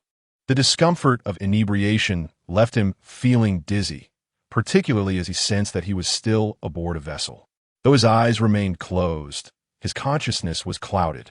The sensation of swaying persisted, as warm, gentle waves rolled in ceaselessly, carrying him across the water surface. In his stupor, a surge of indignation welled up within him, and ultimately, he could not withstand the tumult of the sea, leading to a rather unfortunate bout of sickness. Remarkably, someone came to his aid, cleaning up the mess. Such kindness was indeed a rarity, suggesting that Hong Kong was a place abundant with benevolence. The following morning, Chen Nuo awakened relatively early. In truth, shortly after the waters calmed, the effects of the alcohol subsided, and he regained clarity. However, he had convinced himself to continue sleeping, wishing to avoid waking. He oscillated between slumber and wakefulness, while Wen Yongshan, resting beside him, slept deeply, her long eyelashes resembling delicate brushes against her skin, cherishing the warmth of her presence. He hesitated to disturb her, reflecting on his earlier conclusions regarding her form. Curvaceous, luscious, at least a C-cup, certainly noteworthy. Just as he pondered the arrival of a new visitor, the telephone in the room rang, interrupting his thoughts. Ding, ding, ding. Wen Yongshan stirred, blinking her eyes open, and mumbled, What is it? Their gazes met, and she suddenly sat upright, letting out a startled scream before burying her head beneath the covers, leaving only her smooth, bare back exposed to him. Chen Nuo chuckled softly to himself, thinking how her reaction made him resemble the sea monster from the previous night. He answered the phone. Hello? It was Qi Yuntian's voice on the other end. Are you awake? If so, hurry down to the restaurant for breakfast. I have a friend I wish for you to meet. Observing Wen Yongshan, he realized she would likely not accompany him to meet anyone, so he got up to dress, asking, What would you like to eat? My agent has called me down for breakfast, and I can bring something back for you. Only as he neared the door did Wen Yongshan respond softly, Pineapple bun. In Hong Kong vernacular, pineapple bun referred to a type of sweet bun. The food itself was unremarkable, yet Chen Nuo felt a sense of nostalgia, recalling a similar shape from the night before. Upon entering the restaurant, he found Qi Yuntian seated by the window with a man of golden short hair, both enjoying coffee and sharing light-hearted conversation. Hello, Jonathan. It is a pleasure to meet you, Chen Nuo said as he shook hands with a man who appeared to be of a similar age to Qi Yuntian. Although Jonathan maintained a composed exterior, Chen Nuo was intrigued. The man's face was unfamiliar, yet his surname was well known to Chen Nuo, and a brief connection in his mind revealed the identity of the man before him. Jonathan Nolan, brother of Christopher Nolan. What brought him to Hong Kong? Chen Nuo recalled that Jonathan was not among the foreign investors backing Wang Jiawei. Was it related to the Dark Knight? No, he thought. Wasn't Nolan currently working on the Prestige? Chi and Tian seemed to sense Chen Nuo's confusion and explained, Jonathan knows Smith from Studio Canal, who invited him to last night's party, where we coincidentally crossed paths. OMG, what a delightful reunion. Jonathan, the last time we met was in Los Angeles 6 years ago, wasn't it? Jonathan Nolan's face softened at the memory. Indeed, that was when I was writing my first screenplay, Memento. Chris, I remember you offered me quite a bit of advice back then. Chi and Tian chuckled. Fortunately, you didn't heed my counsel, or Memento might not have made it to the Oscars. Jonathan laughed heartily. Chris, you indeed provided me with much inspiration. Perhaps if I had truly listened to you, it would not have merely been a nomination. Chi and Tian replied, That is impossible. I knew you were right all along. I just didn't want to admit it. A glint of mischief sparkled in Jonathan Nolan's eyes as he remarked, Oh, Chris, that doesn't sound like you. I recall how singular you were at Georgetown University. Even Professor Morris was at a loss with you. Yet here you are, admitting your errors before me. It must be for him, right? Chi and Tian smiled. Jonathan, one must grow up. However, Chen Nuo is indeed an exceptionally talented actor. He merely requires an opportunity to astonish everyone. Jonathan Nolan shook his head. Chris, Berlin has already acknowledged his prowess as an actor. There is no need for further emphasis. Chi and Tian countered. No, Berlin is too distant. Hollywood is nearsighted and fails to see it. Wouldn't you agree? Jonathan Nolan chuckled. Perhaps we require a telescope. Chi and Tian replied with a gentle smile. I am that telescope. Chapter 98. The jester Chen Nuo listened intently, realizing the profound bond between Chi and Tian and this younger Nolan brother. At that moment, Jonathan Nolan suddenly turned and inquired, Chen, how old are you this year? 19, came a reply. Jonathan Nolan shook his head with a hint of nostalgia. At 19, I was still in my college dorm, indulging in weed. Chen, are you interested in Hollywood? Given the context, Chen Nuo could hardly undermine Chi Yuntian's statement, and he was well aware of Jonathan Nolan's preferences. With a fluent smile, he replied in English, Jonathan, after I won the Best Actor award at Berlin, the largest television station in my country came to interview me. The host was a remarkably beautiful lady, and she asked me what my next goal was. I told her it was to win the Oscar for Best Actor. Jonathan Nolan chuckled, shaking his head. That is not an easy goal. Chen Nuo laughed in response. Indeed, for a Chinese to win the Oscar might be far more challenging than for a British director to achieve success in Hollywood. However, it is this very challenge that makes the future intriguing, is it not? Otherwise, after winning in Berlin, should I merely focus on making money? No, I adore film. I cherish it deeply, and I am willing to invest everything I have in it. I would rather perish at 5:30 in the morning, devouring a crew member's hamburger, on a desolate filming road, in front of an RE Flex camera, than to pass away peacefully at 80 on my luxurious bed in my own bedroom. So when you ask if I'm interested in Hollywood, my answer is unequivocally yes. I am immensely interested. I do not seek fame here. I only wish to discover the finest films and portray the best roles. Many admire the works of the Nolan brothers, while others do not. Yet no one can deny their unwavering passion and dedication to cinema. Indeed, upon hearing Chen Nuo's somewhat exaggerated words, Jonathan Nolan smiled and glanced at Chi and Tian, saying, Chris, I believe your employer is not merely an actor. He is also an orator. Chi and Tian shook his head. No, he is simply more mature and astute than the average young man. Look at my hair, and then at my nails. A man willing to exert such effort cannot be ordinary, Jonathan. A serious expression finally crossed Jonathan Nolan's face as he slightly closed his eyes and rubbed his temples. Chris, you are truly putting me in a difficult position. At that moment, Chi and Tian shot a knowing glance at Chen Nuo, who immediately understood and said, Jonathan, pardon my interruption. I shall fetch some food. I am famished. Once Chen Nuo had departed, Chi and Tian remarked, Jonathan, considering the favors I did for you back in college regarding those ladies. Jonathan Nolan's face turned awkward. Chris, did we not agree years ago to refrain from discussing this? Chi and Tian winked. Emma, Jenny, Christie, those I indeed promised not to mention. But Louise and Phil, I made no such promise. Jonathan Nolan offered a wry smile. Chris, please. Chi and Tian produced his phone. Well, I emailed Louise last week, and she provided me with her phone number in New York. I shall call her now, just in case she was deceiving me. Jonathan Nolan called out. Hey, okay, stop. I surrender.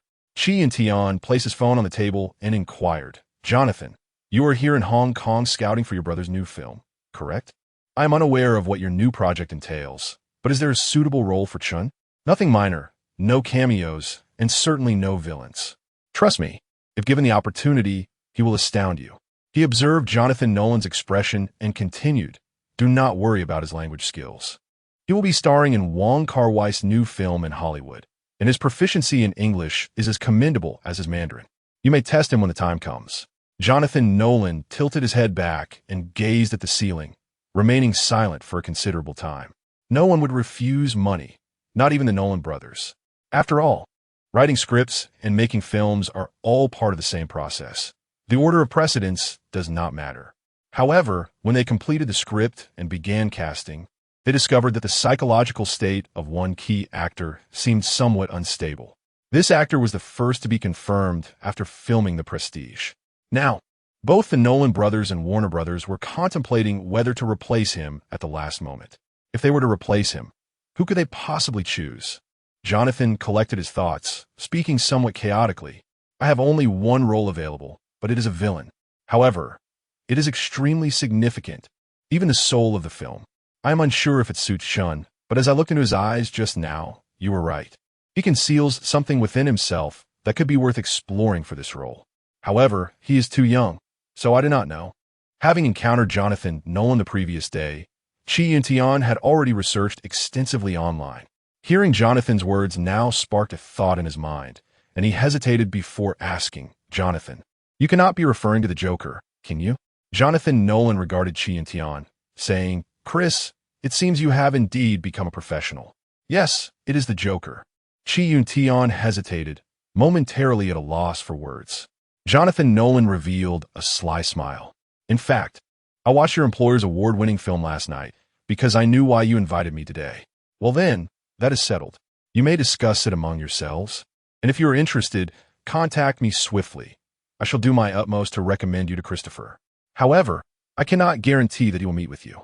With that, he rose. I have many places to visit today. Thank you for breakfast, Chris. Promise me you will delete Louise's number, all right? Okay, I will certainly erase all those ladies' numbers and emails shortly. Thank you, Jonathan. I truly appreciate it. Chen Nuo embraced Jonathan Nolan, bidding him farewell as he watched him depart. Chen Nuo approached, savoring a pineapple bun, relishing its soft and flaky texture, and slowly walked beside Chen Nuo, asking so. Have you finished your discussion? Chen Nuo replied. Do you know who his brother is? No, Christopher Nolan, a tremendously promising new generation director in Hollywood. I had thought we could secure some opportunities through him. And then? But it appears he currently has no suitable roles for you. He only has one villain role available for you to audition for. However, you are not suited for a villain at this moment. Chen Nuo frowned, a vague notion quickening his heartbeat. Yet he hesitated to believe it. Tentatively, he asked, what villain role? Chen Nuo glanced at him. Have you heard of the Joker? Chapter 99. Do not force me to become a scoundrel indeed, a jester. Chen Nuo's heartbeat quickened significantly. Heath Ledger's masterful performance of the immortal Joker stands as a monumental testament in the annals of superhero cinema. While he could not fathom why they had ceased production on The Prestige, the revelation that Jonathan Nolan was scouting locations for The Dark Knight and believed he could portray the Joker sent shivers down Chen Nuo's spine. Chen Nuo regarded him with curiosity and inquired, what is the matter? You seem quite excited. Have you read Batman comics? Are you a fan of Batman? He sighed and continued. Initially, my aim in connecting with him was merely to find a springboard for your entry into Hollywood. However, the Joker? I genuinely worry about how this might affect your image. Chen Nuo understood Chen Nuo's concerns. Typically, young, fledgling actors like him would refrain from accepting villainous roles, as it could indeed tarnish their personal brand. Yet, this was not a typical case. The Joker was far from ordinary, much like a certain Gao Qichang would be many years later, when the allure of a villain shines brightly enough, and their charisma is potent enough to engender affection from the audience. The notion of image becomes irrelevant. Chen Nuo replied, Then let us deliberate further. Deliberate? Nonsense. She stood in her bathrobe before the expansive floor-to-ceiling windows of the 106th floor, gazing down at the entirety of Victoria Harbor. The morning tranquility enveloped the harbor, its turquoise waters resembling a flawless jade. A pleasure boat glided across the surface, leaving a trail of white foam in its wake. Wisps of thin clouds drifted at several hundred meters above, obscuring her view and imbuing the harbor with a touch of mysterious allure. She had often envisioned the moment she could stay in this hotel for a night, yet she never anticipated it would come so swiftly.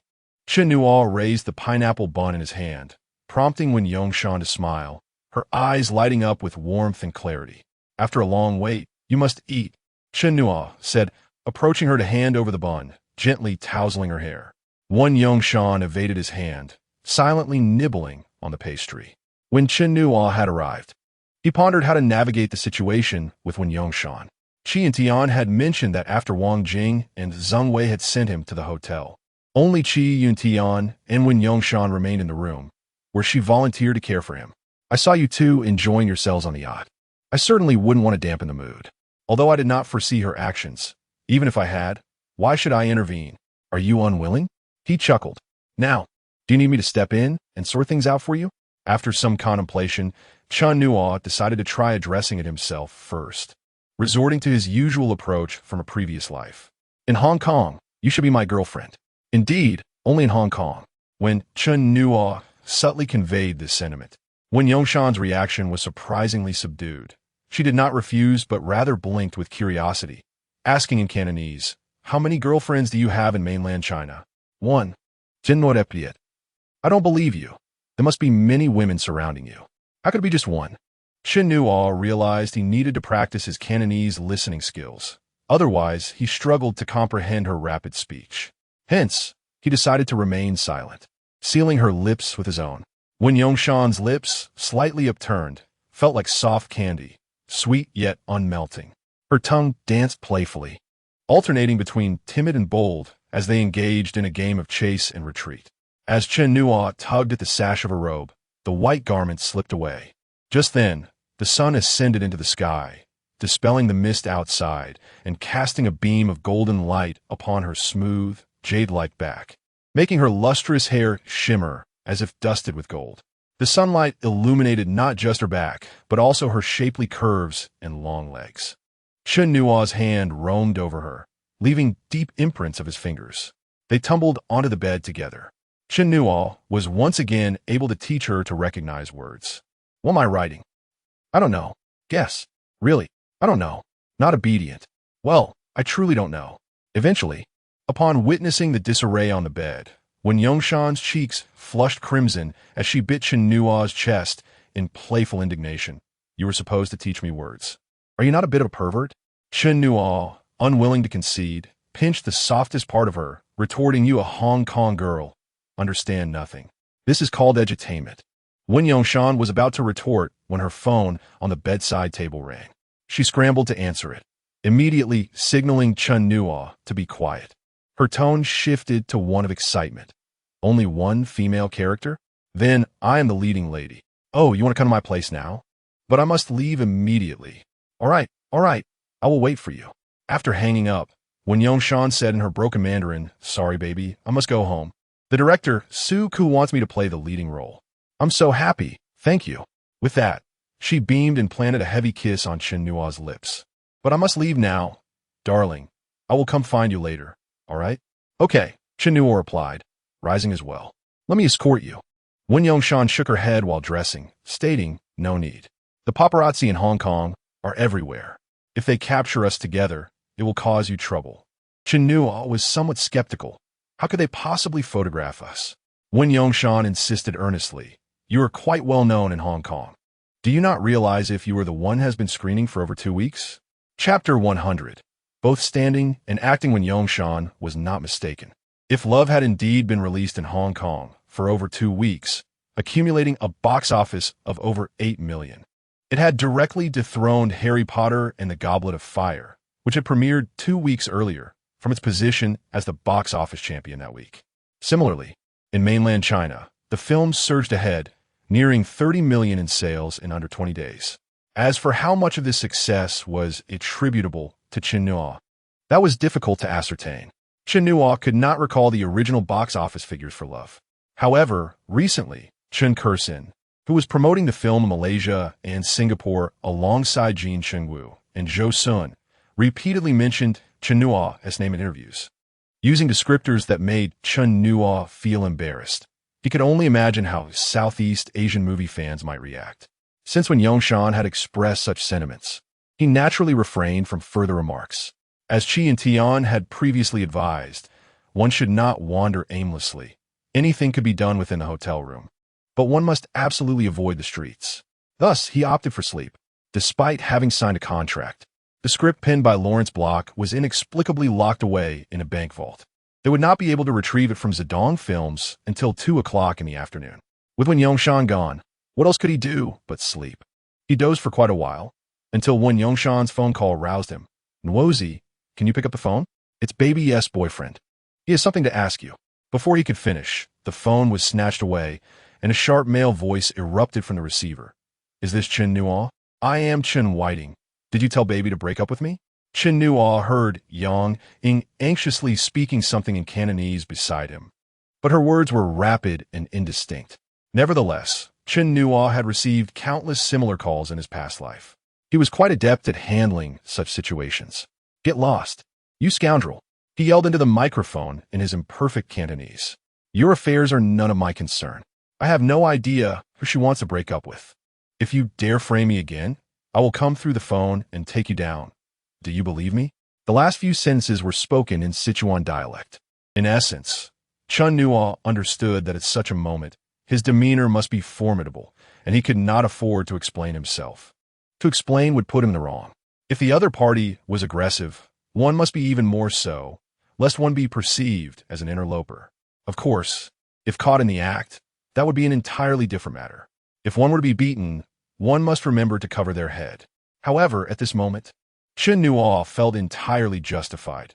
His brief yet powerful tirade, delivered in 3 languages, Cantonese, Mandarin, and Sichuan dialect, was nothing short of impressive, complemented by a remarkable emotional performance that inevitably stunned the other party into silence.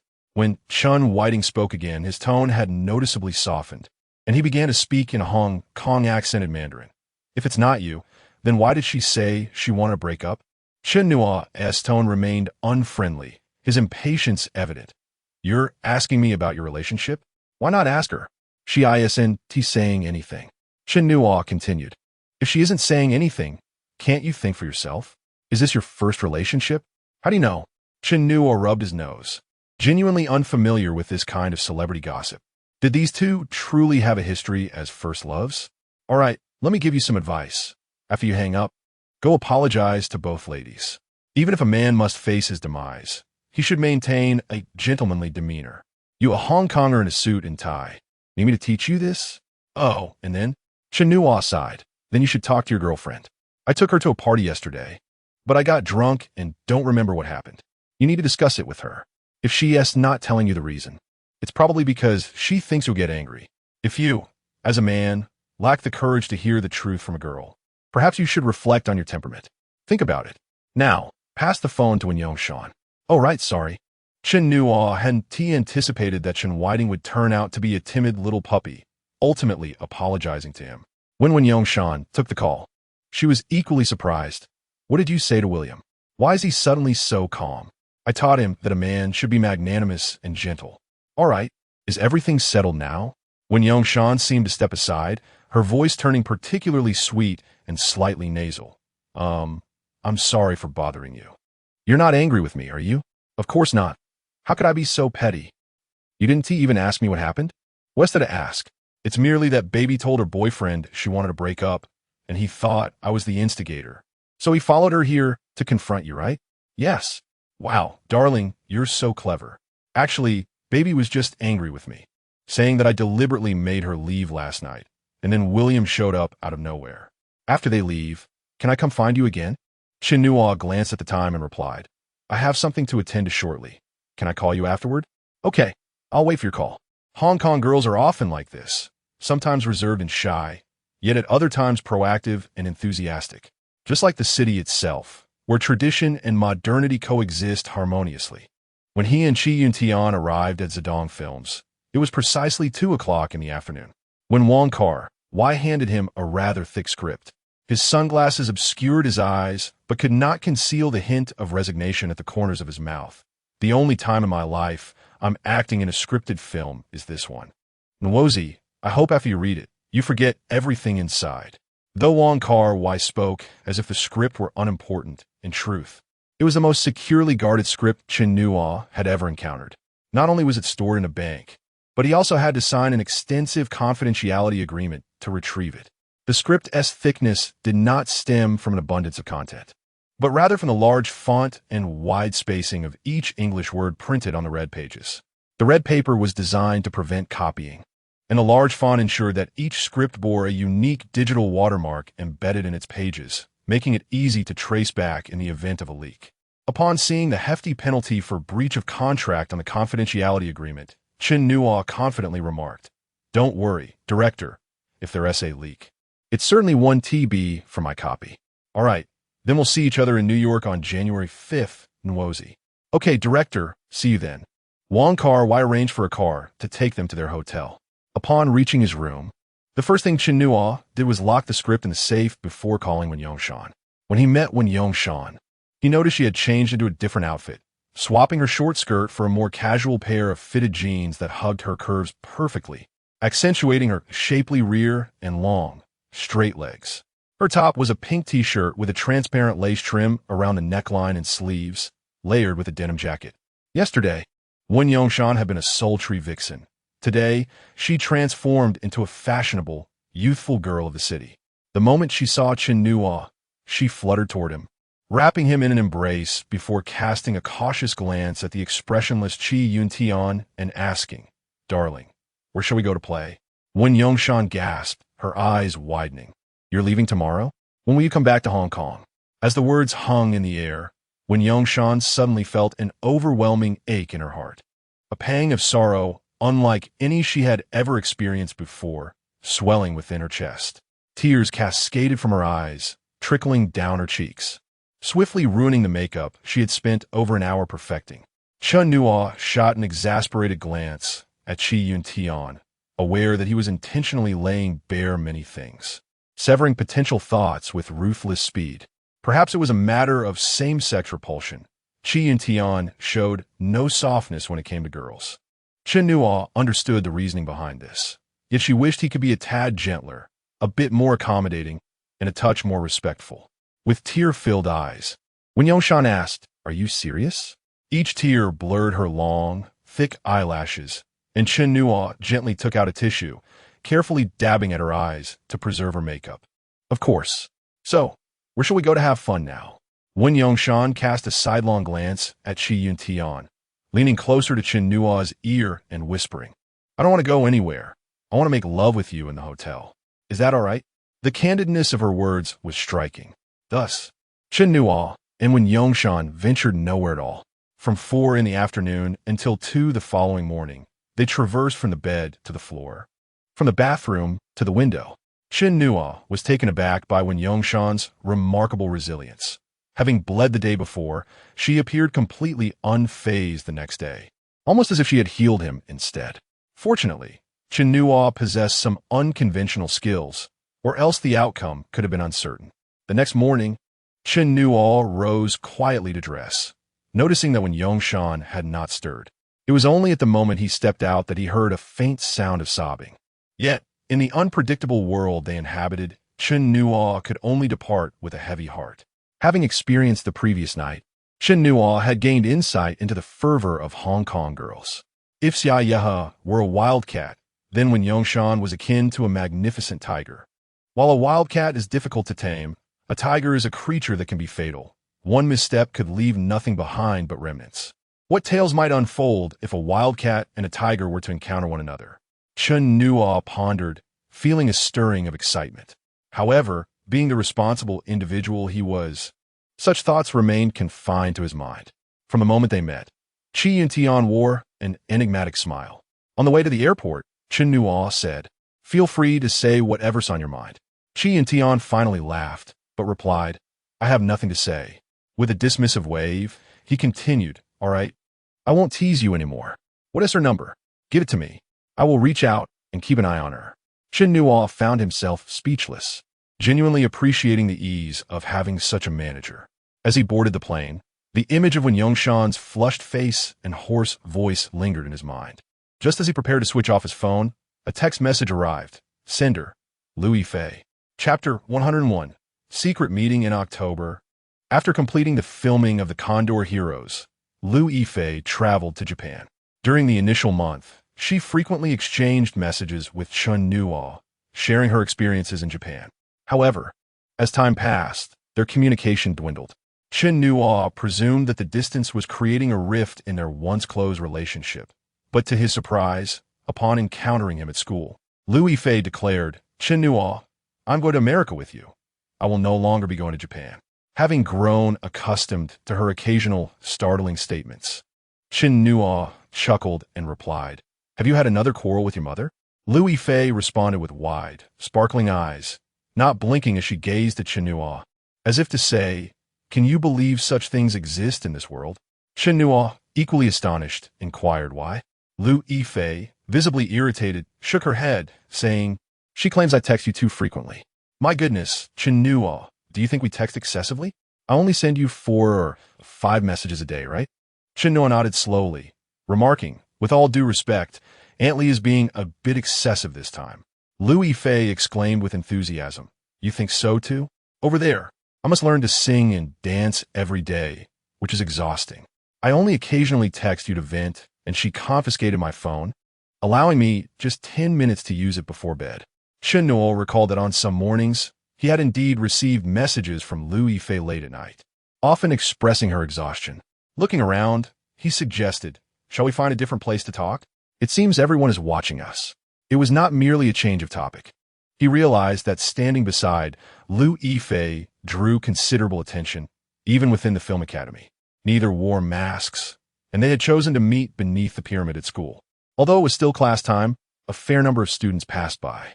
Unbeknownst to them, they had been conversing for 5 minutes, igniting a frenzy on the Film Academy's BBS forum. Adjacent to the pyramid lay the student dormitories. Wei Su, a sophomore in the animation department, had no classes that morning and woke up past 10, planning to freshen up before heading to the library. Upon seeing Liu Yifei waiting beneath the pyramid, he was on his balcony, rinsing his mouth, momentarily forgetting to spit as he stared in awe. When Chen Nuo approached Liu Yifei, he gulped down the water he had been holding. A devoted fan of Jin Yong, Wei Su's favorite work was the Condor Heroes. He had over 300 saved images of the characters Liu Yifei as Xiaolongnu and Chen Nuo as Yongguo on his computer. After sipping some refreshing mint soda, he hurried back to his dorm, where his gaming account was active round the clock. Logging into the internal BBS of Jingying took merely 5 seconds, and he promptly posted a thread with the title, Don't say I didn't tell you. CN and LYF are currently having a secret meeting beneath the pyramid. The post contained only one title, accompanied by 2 capital letters, RT. Within 30 seconds, the post garnered a fiery mark, and within a minute, it was pinned by the forum moderator. Comments began to flood in almost instantaneously, all echoing a singular sentiment.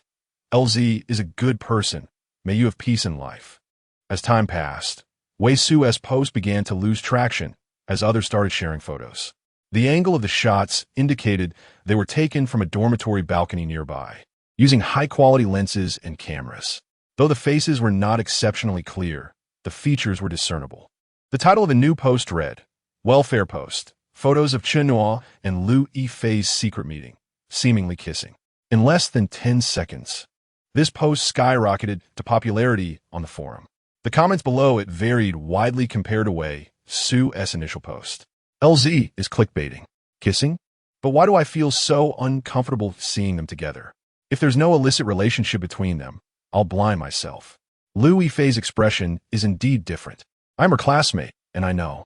The chatter continued, with some expressing disbelief that Liu Yifei could harbor feelings for Chen Nuo. Others mocked Chen Nuo's sudden rise to fame, attributing it solely to luck. The discourse became increasingly chaotic, with one user asserting that Chen Nuo and Liu Yifei had already confirmed their relationship and would make an official announcement soon. As the time and place for their meeting had been arranged during a phone call the night before, Chen Nuo had given little thought to the implications. After all, in a film academy teeming with stars and beautiful faces, he was merely a familiar figure. Yet, he overlooked the fact that the recent release of Love had catapulted his recognition to new heights. Thanks to millions of viewers, if Andy Lau's fame rated a perfect score, Chen Nuo had perhaps reached a modest 4 points. Prior to the release of Mute, he was merely an inconspicuous face. Moreover, the producers had spent months stirring rumors around the chemistry between Zai Longnu and Yanghua, capturing the public's attention. Now, witnessing these two meet openly in broad daylight raised suspicions about their true relationship. Would an official announcement soon follow? Chapter 102.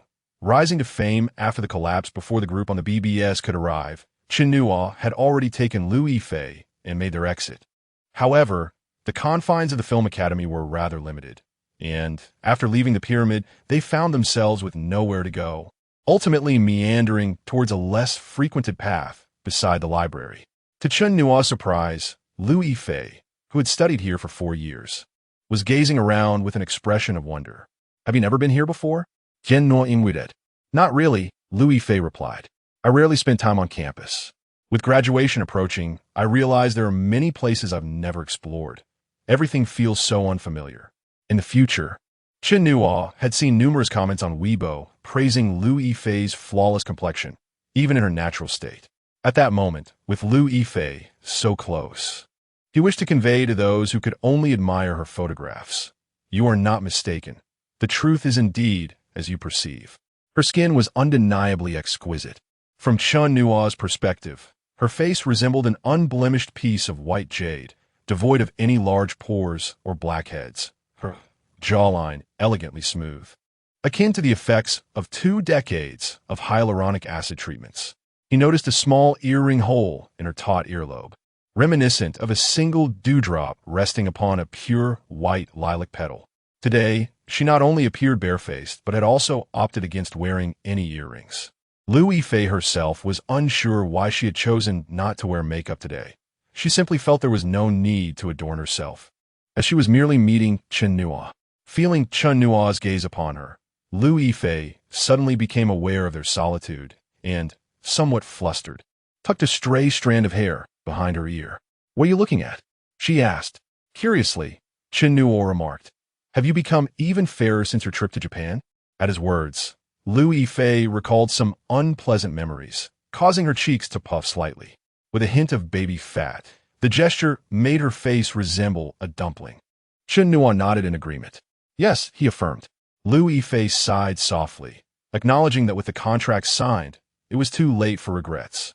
"By the way, Chen Nuo, are you really going to the United States to shoot a film directed by Wong Kar-wai?" "Indeed," Chen Nuo replied. Liu Yifei regarded him cautiously. "But they don't seem to have faith in you." Chen Nuo truthfully. Liu Yifei was truly a kind-hearted girl. It was not merely skepticism. After news of his collaboration with Wong Kar-wai spread, domestic film critics overwhelmingly expressed pessimism.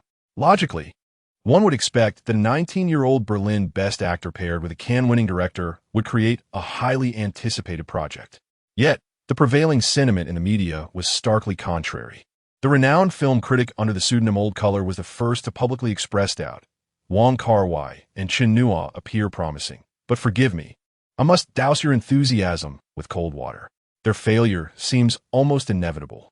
Why would Wong Kar-wai choose such an inexperienced Chinese actor to break into the Western market? To date, aside from martial arts actors, has any Chinese actor succeeded in Hollywood? We know the answer is no. Wong Kar-wai has been blinded by the allure of the silver bear." Following Old Color, a wave of skeptics emerged overnight on the blogosphere. More tactful critiques suggested cultural dissonance, asserting the Hong Kong director and a mainland Chinese lead could hardly achieve success in the West. More direct comments began to question Chen Nuo himself. For instance, upon logging online, Chen Nuo encountered a critic named Bear Digging Corn, who had penned an article exceeding 20,000 words, garnering over 200,000 views, claiming that he had become arrogant. Examining Chen Nuo's 2 released films, Whether the Mute's House or If Love, it is evident that he lacks experience collaborating with distinguished actors. Don't mention the return of the Condor Heroes. Liu Yifei is hardly worthy of being called an actress. Those familiar with Wong Kar-wai's cinematic style understand that his films revolve around the collisions between individuals, emotional tensions, relational dynamics, and even mere glances. I cannot fathom where Chen Nuo derives his confidence, believing he can engage with Western actors based solely on his Chinese visage. As far as I know, he is yet to leave the country. With a college entrance exam score of just over 400, his English might not even pass. How can he possibly communicate, let alone perform in the nuanced relationships characteristic of Wong Kar-wai's films? I assert that Chen Nuo is jeopardizing his future. I can almost envision him shattering into pieces from his lofty throne as an acclaimed actor. The highest-rated comment beneath this critique read, "Young people must stumble to grow." I hope the blogger can be more forgiving. Following closely was, "The leaders at the Film Academy are indifferent. They only seek fame." Chen Nuo is doomed by their hands. Watching him portray a mute is a deliberate insult to the Chinese people. I hope he collapses soon and exits the entertainment industry. A pretty face, nothing more. The blogger is taking this too seriously. Rumor has it that the Berlin Award was purchased. After watching If Love, I felt nauseated. Please, Chen Nuo, keep your distance from Chen. Who is Wong Kar-wai? Never heard of him. In response, Chi Yun-tian was infuriated, yet Chen Nuo felt relatively unbothered. Compared to the professional detractors of his past life, these individuals seemed like novices fresh out of kindergarten. He was unafraid of any potential downfall. Perhaps, after such a collapse, he would rise even more prominently. Chen Nuo smiled at Liu Yifei and said, "Indeed, they have no faith in us. However, like you, I have signed a contract, so I must proceed. Let's strive together. You will sing in Japan while I act in America. We will prove them wrong with our success." Liu Yifei tilted her head, lost in thought, but soon a gentle smile graced her lips. "Yes, let us work hard together." As they walked in silence for a while, Liu Yifei kicked a small stone away and asked, "Have you received your visa? When will you depart?" "Not yet. It will be sent for approval in a few days." "Where are you filming? LA? "No, it's New York." Liu Yifei suddenly leaped ahead a couple of steps, her tone brightening. "New York is closer to Japan." Chen Nuo chuckled. "Indeed, New York is closer. By the way, having trained in Japan for so long, have you picked up any Japanese phrases?" "Of course. I plan to release an album in Japanese. Would you like me to teach you a few phrases?" Chen Nuo feigned mystery and replied, "Sure, but I only wish to learn one phrase." "What is it?" "Don't." Chen Nuo believed he might be the first person in the world to dare joke with Liu Yifei in such a manner. Yet not only did she understand instantly, but she also laughed, playfully exclaiming, "You're so bad. I'm ignoring you now.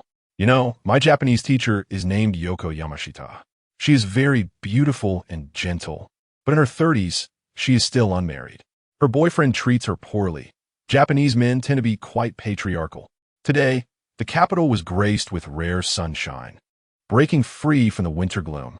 The azure sky was adorned with wisps of clouds, and the warm sunlight cascaded endlessly upon the earth, gradually melting the remnants of snow beneath the trees lining the roadside. As Chen Nuo and Liu Yifei walked along the campus path, the chill of the melting snow was scarcely felt, as if they were wrapped in a cocoon of warmth. Beside the road stands the library of the Film Academy, where, through rows of windows, one can observe students engrossed in their studies, diligently preparing for their final examinations. An atmosphere of serene tenderness envelopes the two, reminiscent of that night when a phone call lasted for 1 hour and 7 minutes. Suddenly, Chen Nuo recalled something and turned to Liu Yifei, saying, "By the way, I have a roommate who is quite fond of you. Would it be all right if I called him over so you could sign something for him in person?" In the depths of the Valley of Indifference, the little dragon maiden smiled in a similar way, saying, "Good, you have finally arrived. Could you perhaps send a few more words?" Liu Yifei replied, "But I don't know what to say. Chen Nuo, you are so annoying. I will not sign for him anymore. What comes toward me must not harm the innocent. Just stand still. Let me hit you once." Chen Nuo remained motionless, and Liu Yifei lightly struck his arm. Let me think of what to send." A glimmer of amusement sparkled in Chen Nuo's eyes. "All right." Chapter 103, Blueberry Nights on December 31st, 2005, at 11:59 p.m. in Times Square, New York. The chime of the new year is about to resonate as Chen Nuo stands amidst the bustling crowd with Chi Yuntian. The vibrant neon lights adorn the dark night sky like a vision of the future, while the colorful crystal ball suspended from the towering center of the square begins its gradual descent. The countdown commences from 59.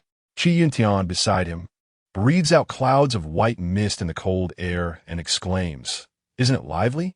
Chen Nuo nods, tightening his scarf and slipping his hands into his pockets.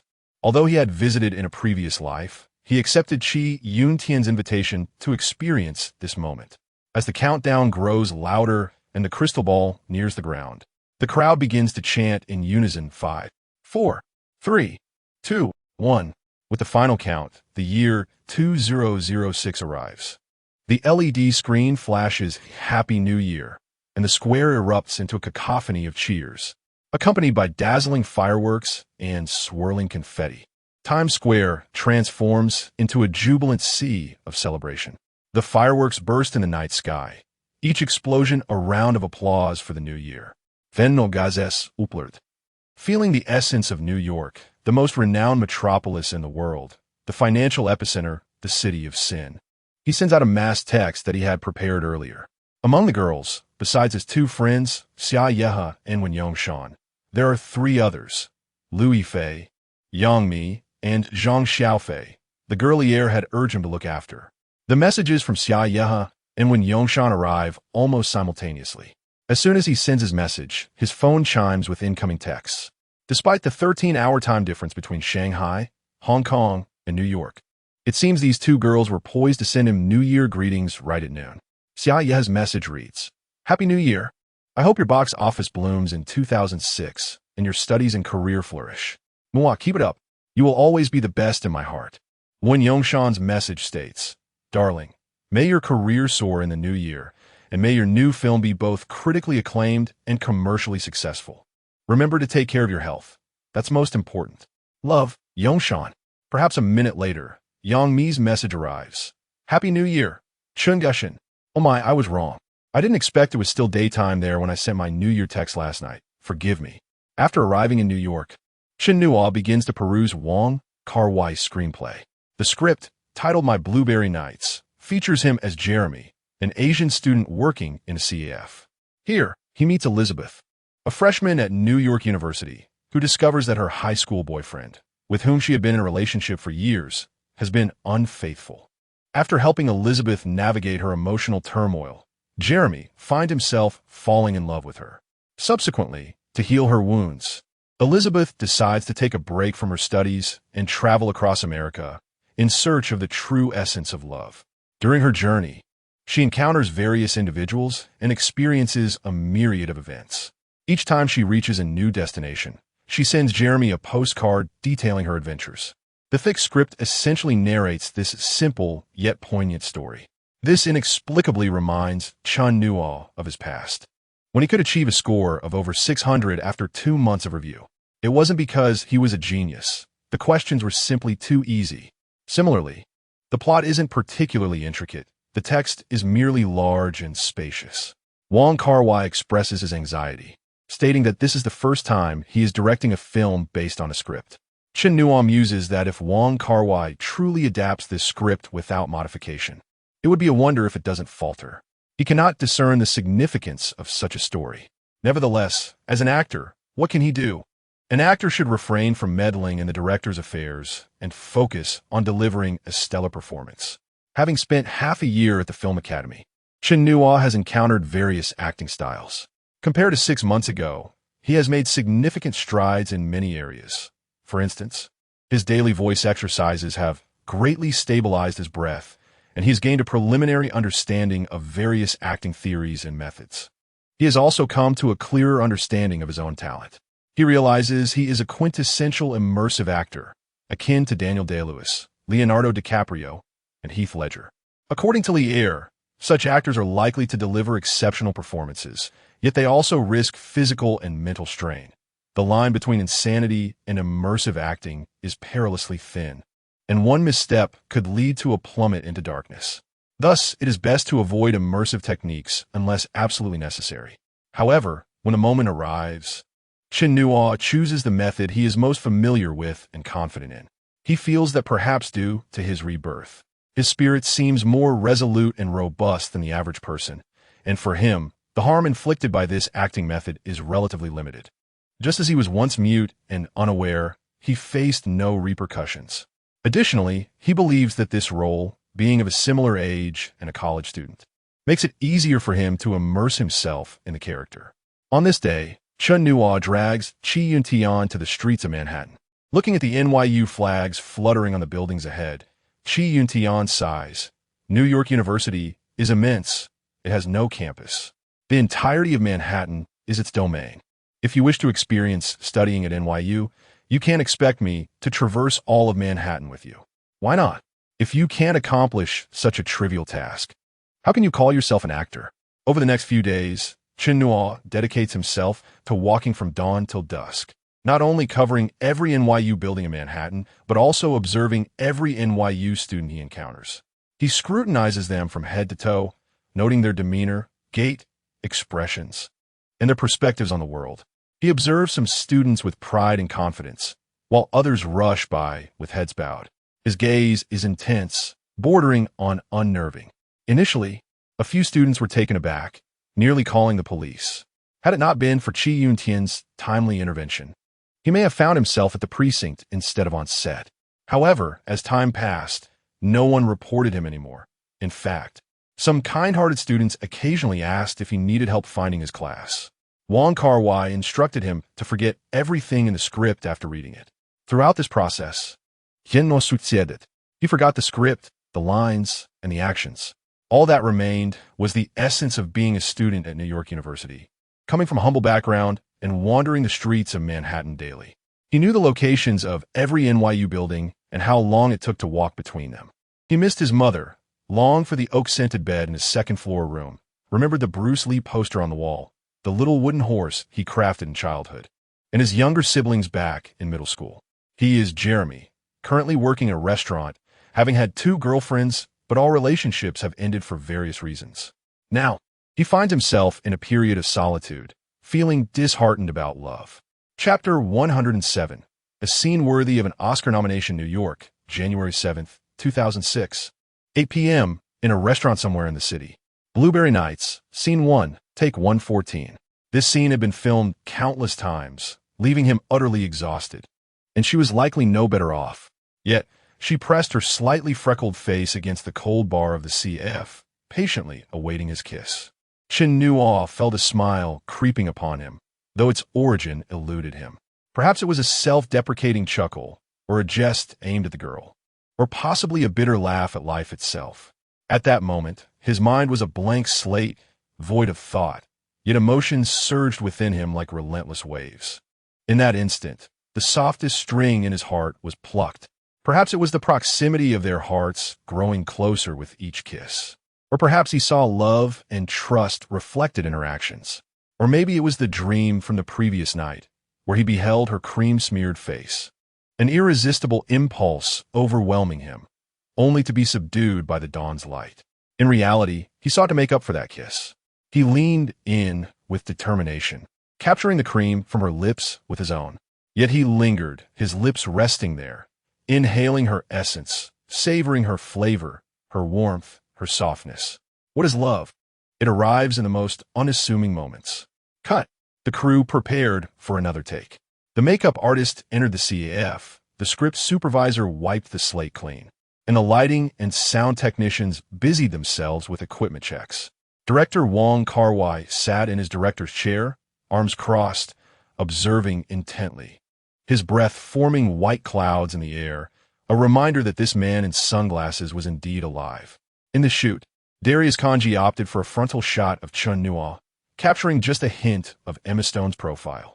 Every nuance of Chen Nuo's expression was rendered vividly in the dim lighting, amidst the interplay of shadows.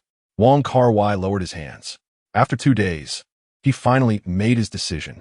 Cut, Wong Kar-wai announced. Everyone paused, their attention drawn to him, as if time itself had frozen. What had the director just said? It seemed to be cut. A minute later, including Chen Nuo, Emma Stone, Darius Kanji, and the rest of the crew, they gathered around the monitor upon Wong Kar-wai's invitation. Come take a look at this. Emma Stone positioned herself in front of the monitor, observing the fleeting seconds of the shot. The camera focused on a dark-haired girl's profile, while the Chinese boy sat beside the bar, glancing towards the lens. His eyes moved slowly, inching toward the girl's face, ultimately coming to a halt. He gazed at her, a fleeting twitch at the corner of his mouth resembling an unformed smile, its complexity leaving Emma Stone at a loss for words. Wong Kar-wai defined that smile as hauntingly poignant. Next, in the frame, Chen Nuo's brow relaxed, his shoulders dropped, and even his eyelids drooped, as if he were on the brink of slumber, exuding a sense of ease and vulnerability, as though shedding all defenses. If every person were a book at that moment, Chen Nuo's narrative lay completely open before the camera. He gazed at her, his gaze soft as a wisp of silk, yet robust like a fine wine. He lowered his head and kissed her deeply. The kiss was seamless, effortless, yet heavy with emotion, a kiss that sealed their fate. Moments later, the shot came to a halt. Although the kiss itself was not visible, nor could one discern whether their lips touched or how they connected. Everyone who witnessed the scene felt certain he kissed her deeply. This man was undoubtedly enraptured by love. His eyes, his brow, every subtle expression on his face spoke volumes of his profound affection for the girl before him, a truth more genuine than pure gold.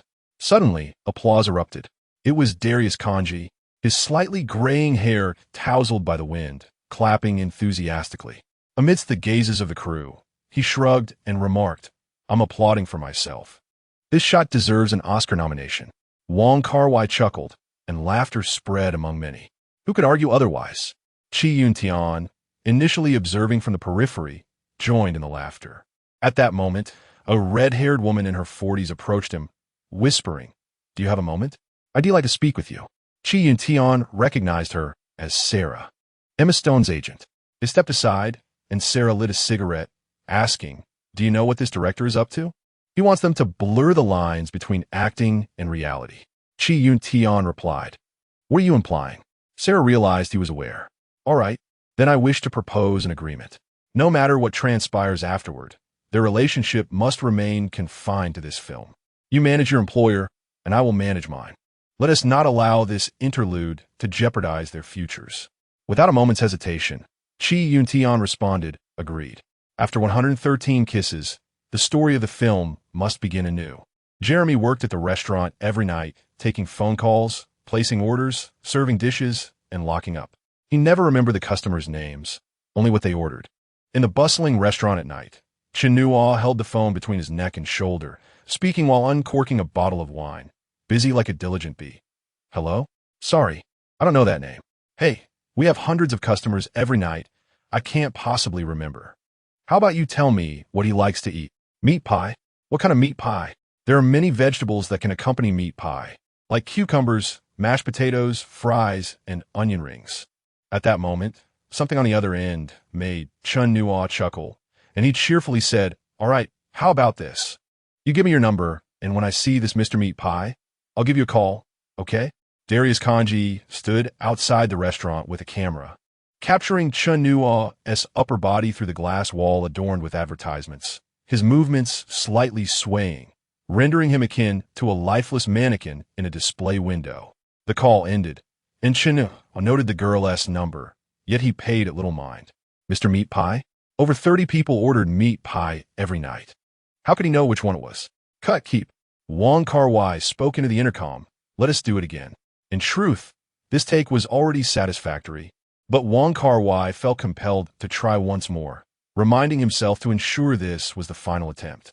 After 2 days of over 100 kissing scenes, Chen Nuo was nearing the state he desired. He was undoubtedly one of the most talented actors he had encountered in the past decade. Perhaps only Zhang Zhen could rival him. However, with Zhang Zhen's looks and demeanor, he could never evoke the sense of the common man that Chen Nuo currently embodied. For Wong Kar-wai, this sense of the ordinary was invaluable. He had dedicated his life to capturing such stories and characters. He cherished this unpretentious essence. After the second take, Wong Kar-wai resisted the urge to go again, for next would be the first scene between the male and female leads. Chapter 109.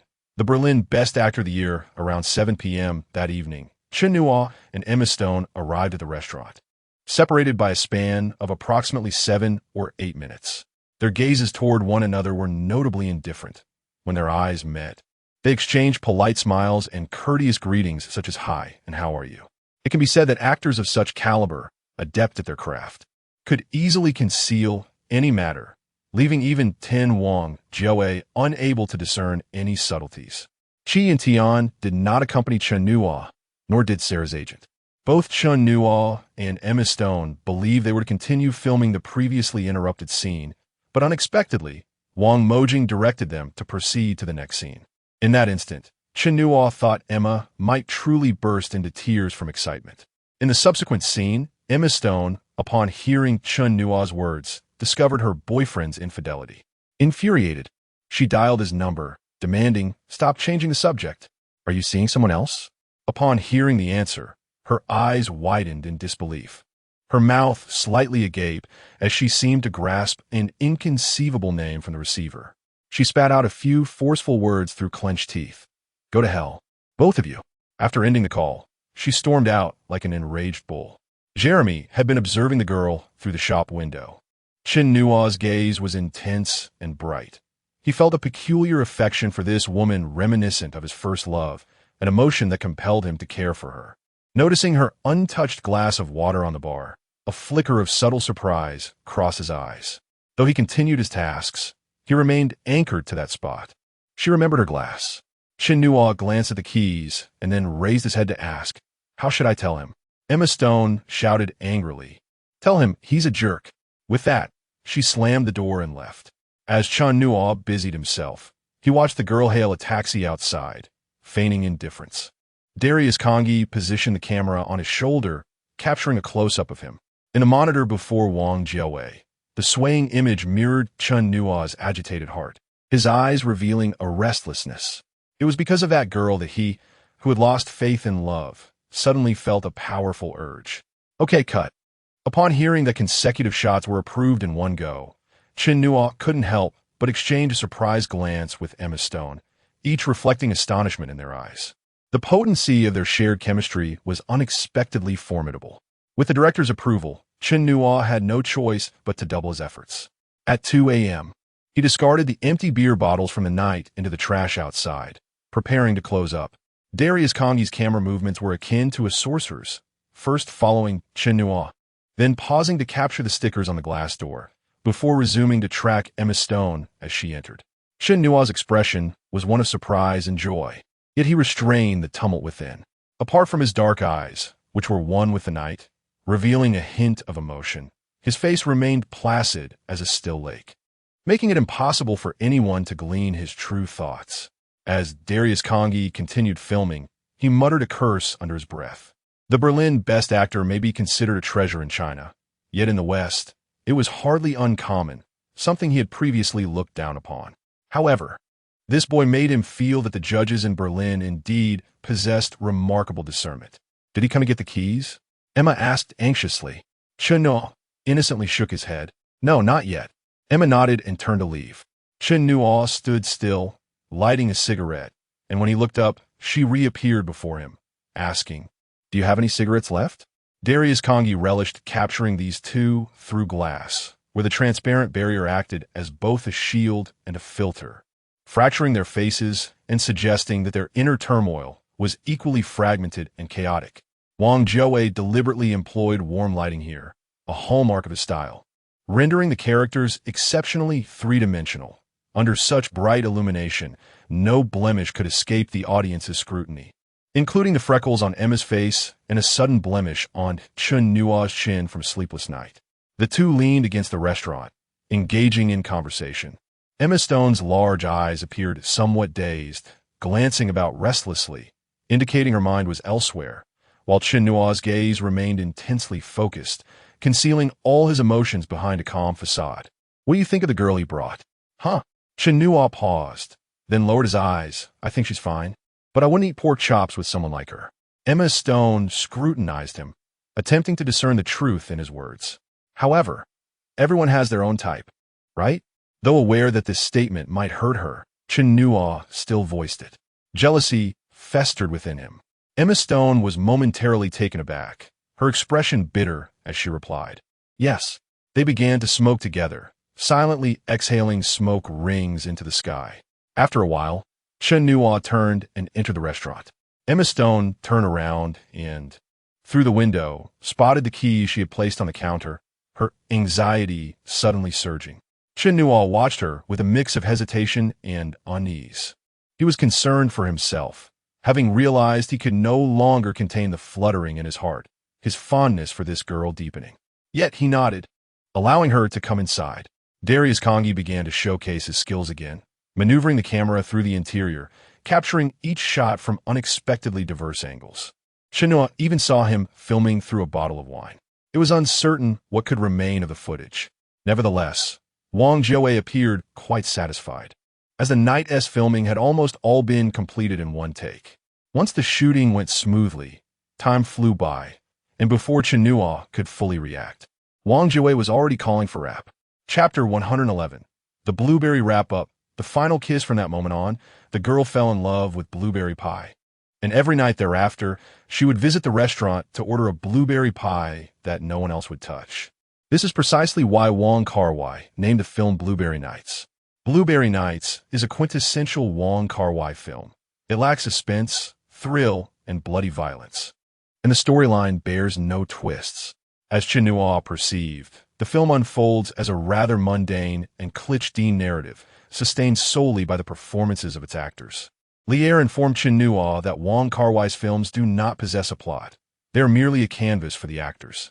If possible, each actor should immerse themselves in his work, enduring rigorous trials, confronting insurmountable challenges, and undergoing profound introspection. They should be dismantled by countless takes, only to be rebuilt again, shedding all pretenses and entering a state of performance that transcends acting itself. Such an experience, even if encountered just once, would significantly elevate an actor's craft in the future. As for why other directors cannot replicate Wong Kar-wai's approach, Lier suggested that Chen Nuo should seek the answer himself. However, Lier never anticipated that Chen Nuo's time on the Blueberry Night set would be so fleeting, so brief that he had not yet discovered the answer before arriving at his final day on the set.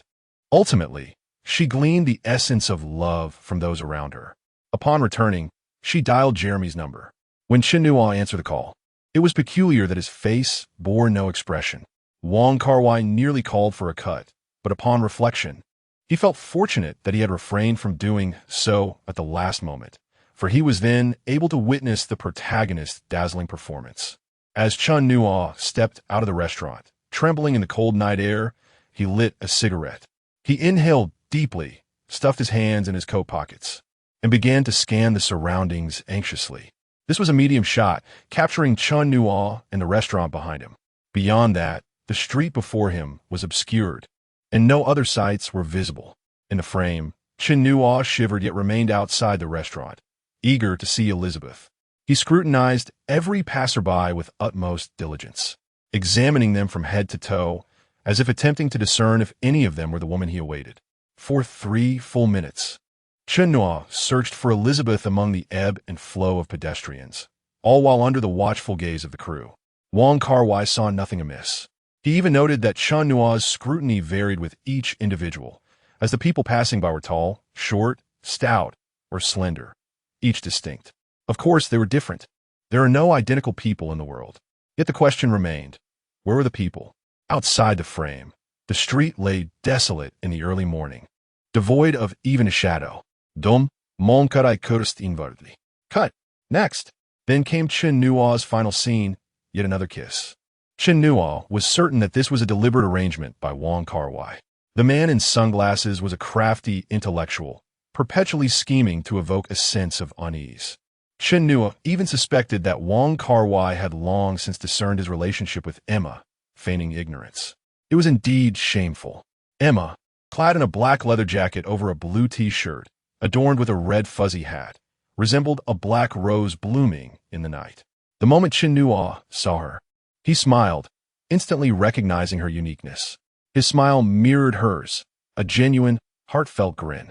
They entered the restaurant together, conversing like old friends, with Emma Stone ordering blueberry pie as usual.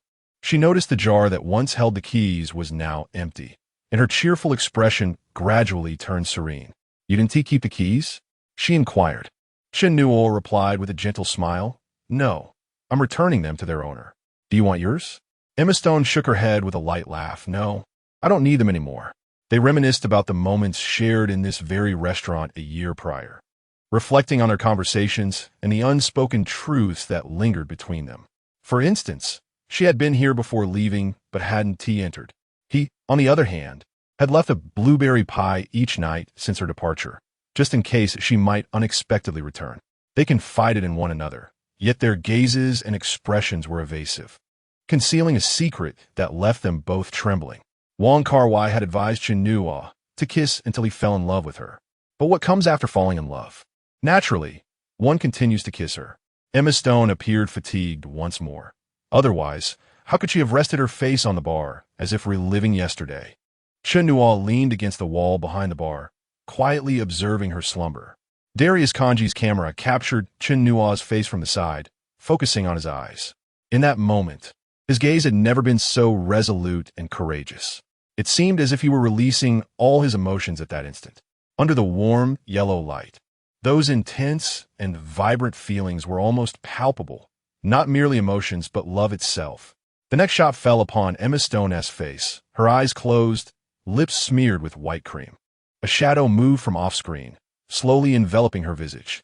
It was Chen Nuo's profile, their faces aligning. The camera then pulled back, with Darius Kanji positioning the camera overhead to capture their kiss. Chen Nuo's kiss was not a mere touch. It lingered on Emma Stone's lips. Their kiss was fervent and uninhibited, an intimacy that defied description, as if they had kissed countless times before in reality. Yet to the audience, this was merely their second kiss. Thus, if not undeniable evidence of soulmates, what could it be? Darius Kanji felt a shiver run down his spine, for in his frame, Chen Nuo and Emma Stone's faces occupied either side, forming a perfect puzzle that embodied male and female, yin and yang. To him, this scene resembled two entwined fish.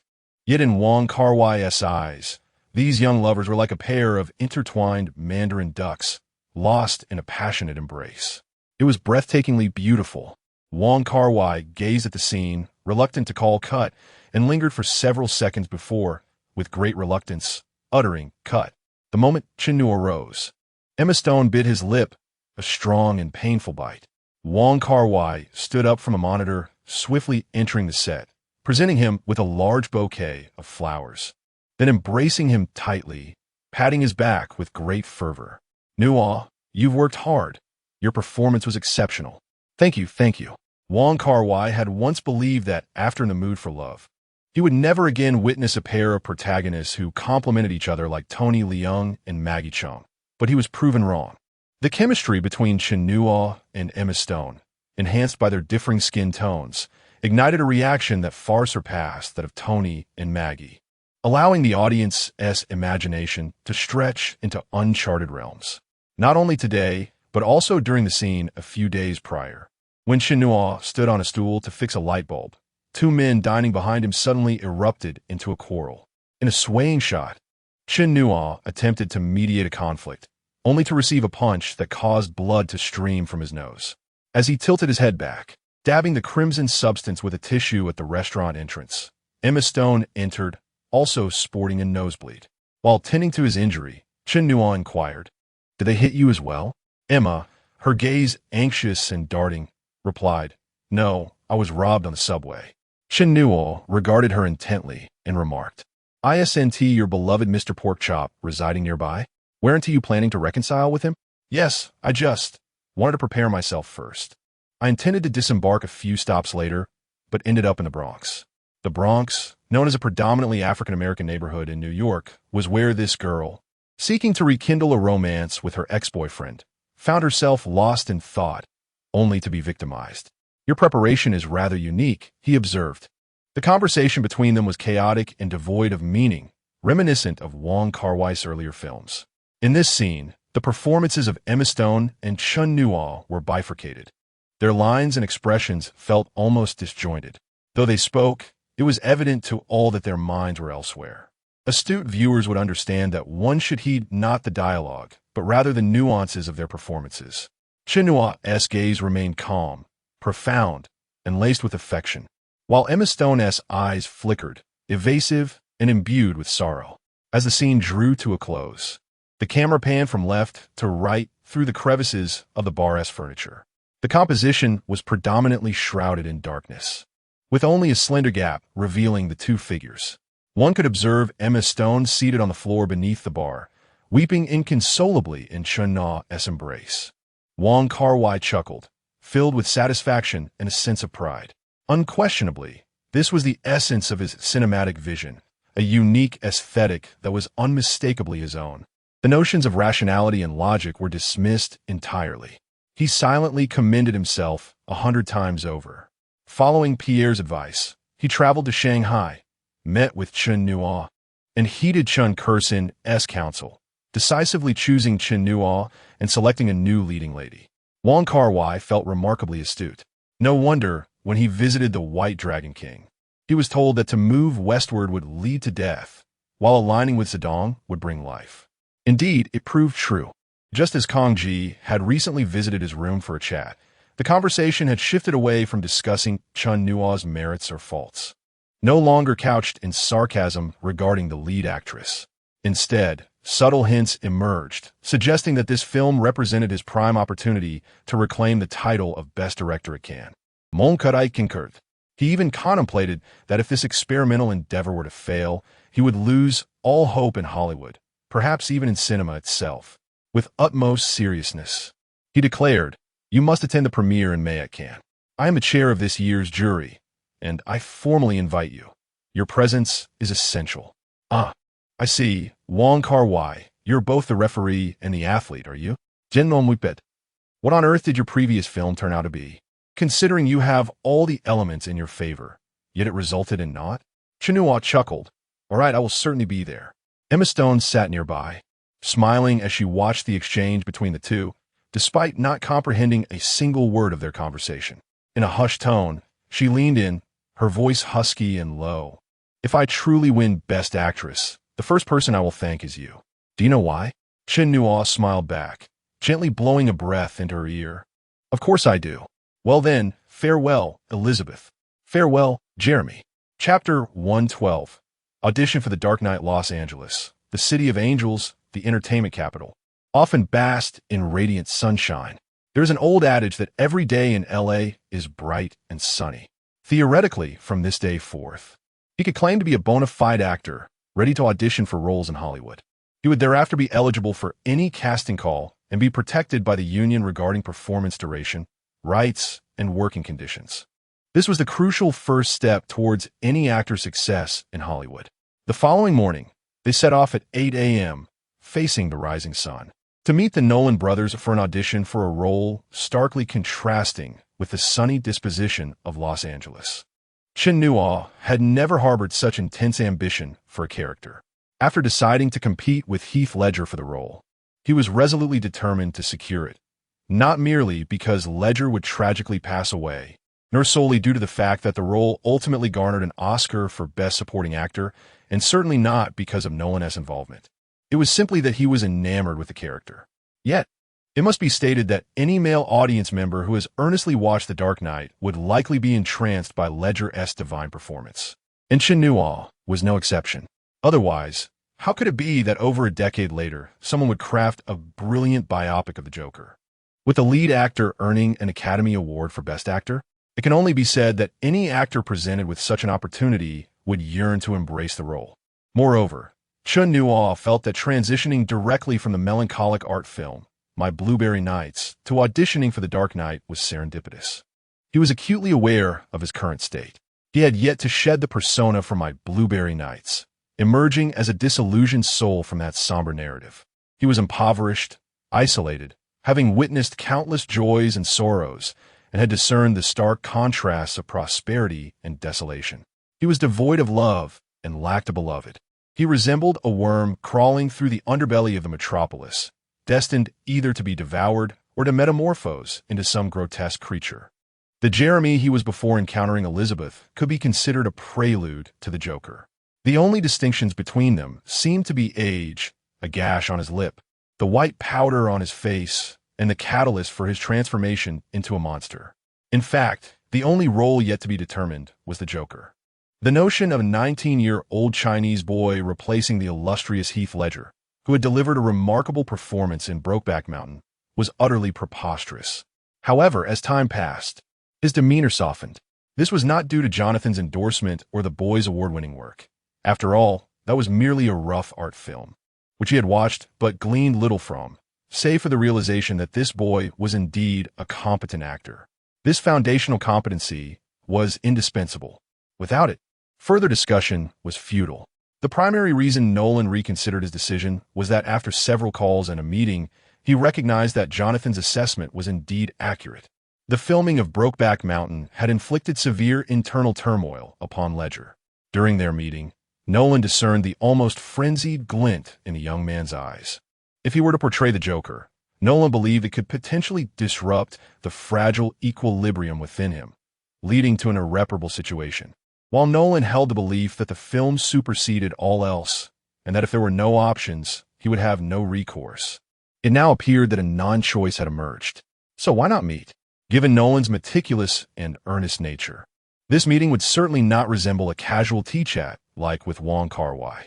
This was a commercial venture with an investment exceeding $100 million, far from a test art film from a renowned Asian director. Thus, Nolan invited not only the film's producer, Charles Roven, but also his co-producer and wife, Emma Thomas, as well as Michael Uslan, the vice president of Warner Brothers and a longtime producer of the Batman series. He even summoned all relevant personnel to convene in a specialized audition room within Warner Brothers to meet this young actor who had journeyed from China. Michael Uslan was pleased that Nolan reached out to him promptly. He was also content with the audition location being held at Warner Brothers. However, he harbored significant reservations about the actor being auditioned. Upon hearing the actor's name over the phone, within 10 minutes, Chen Nuo's complete filmography was laid upon his desk. After perusing it, Uslan could only utter, WTF? Berlin Film Festival winner? So what? That was merely a gathering of loser filmmakers indulging in self-congratulation. Aside from that, there was a Hong Kong musical and a Chinese kung fu series. After reviewing this material, Uslan couldn't help but chuckle, thinking that Nolan was joking with him. However, after another discussion with Nolan, Uslan realized that Nolan merely wished to meet the actor, not that he had already decided to replace someone. With that understanding, he resolved to follow Nolan's lead and meet the actor. At 9 a.m., Chen Nuo and Chi Yun-tian arrived punctually at Warner Brothers. Chi Yun-tian remained outside, adhering to Hollywood custom, while Chen Nuo would audition alone. Although he anticipated the scale of the audition for The Dark Knight, he was taken aback to find a spacious audition room filled to capacity. A sea of pale faces, predominantly male, with only a few women seated in the rear.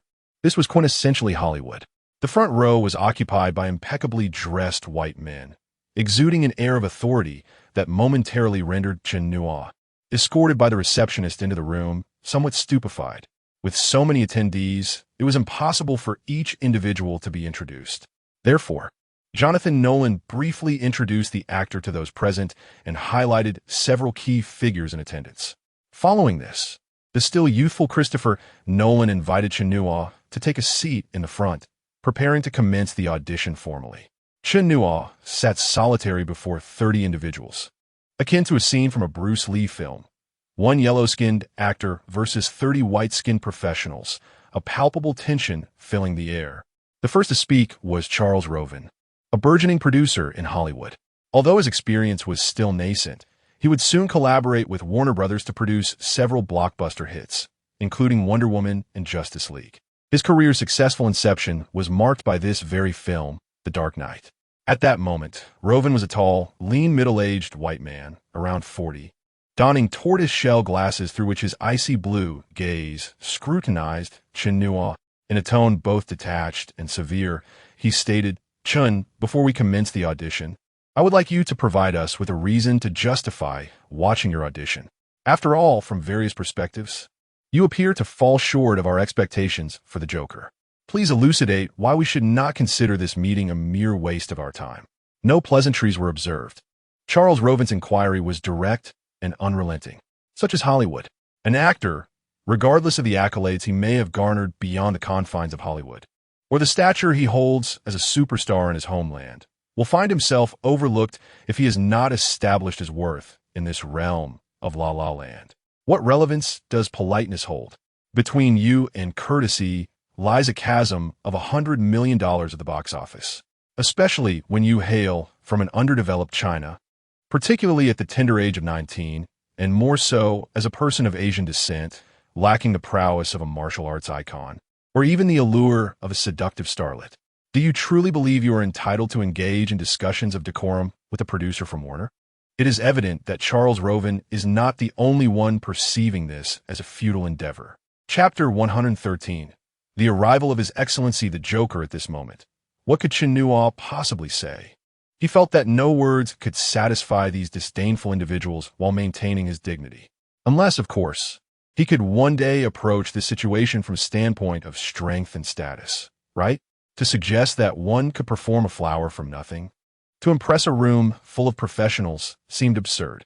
It would be more plausible to claim proficiency in martial arts and present oneself as a martial arts clown, which might pique their interest slightly.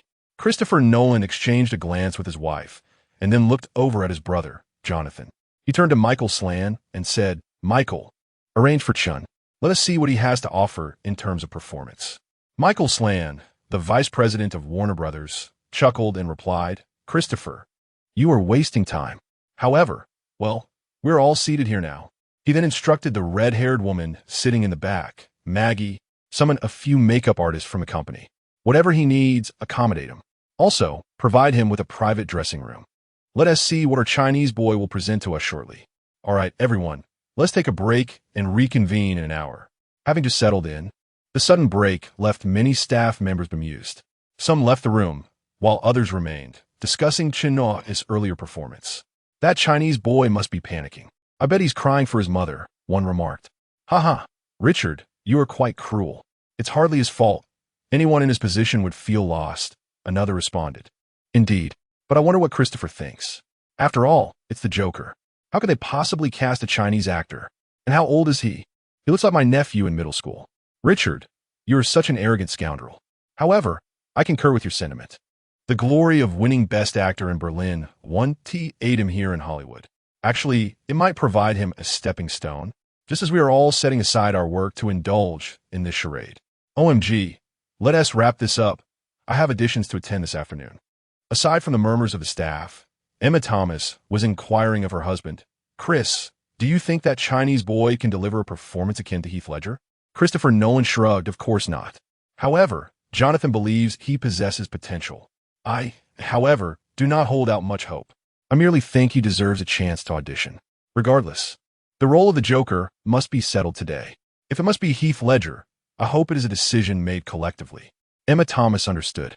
Her husband's elaborate arrangements today were contingent on the notion that if Heath Ledger were to portray the Joker, it would be a joint decision, thus sharing the responsibility should anything go awry. With a light chuckle, Emma whispered, "So you summoned me for this reason? To shift some of your responsibility onto me?" Christopher Nolan smiled, explaining, "No, of course not. I called you because I wanted to see you. Time always seems to fly by when conversing with a loved one." As Christopher Nolan quietly chatted with Emma Thomas, the clock unwittingly ticked to 10:10 a.m., an hour and 10 minutes since Chen Nuo had departed. After a moment of contemplation, Christopher remarked, "Let us give him 10 more minutes." Before the 10 minutes elapsed, a sudden commotion erupted from the office area, drawing the attention of those in the conference room. The sounds of screams, whistles, and applause crescendoed, echoing towards them.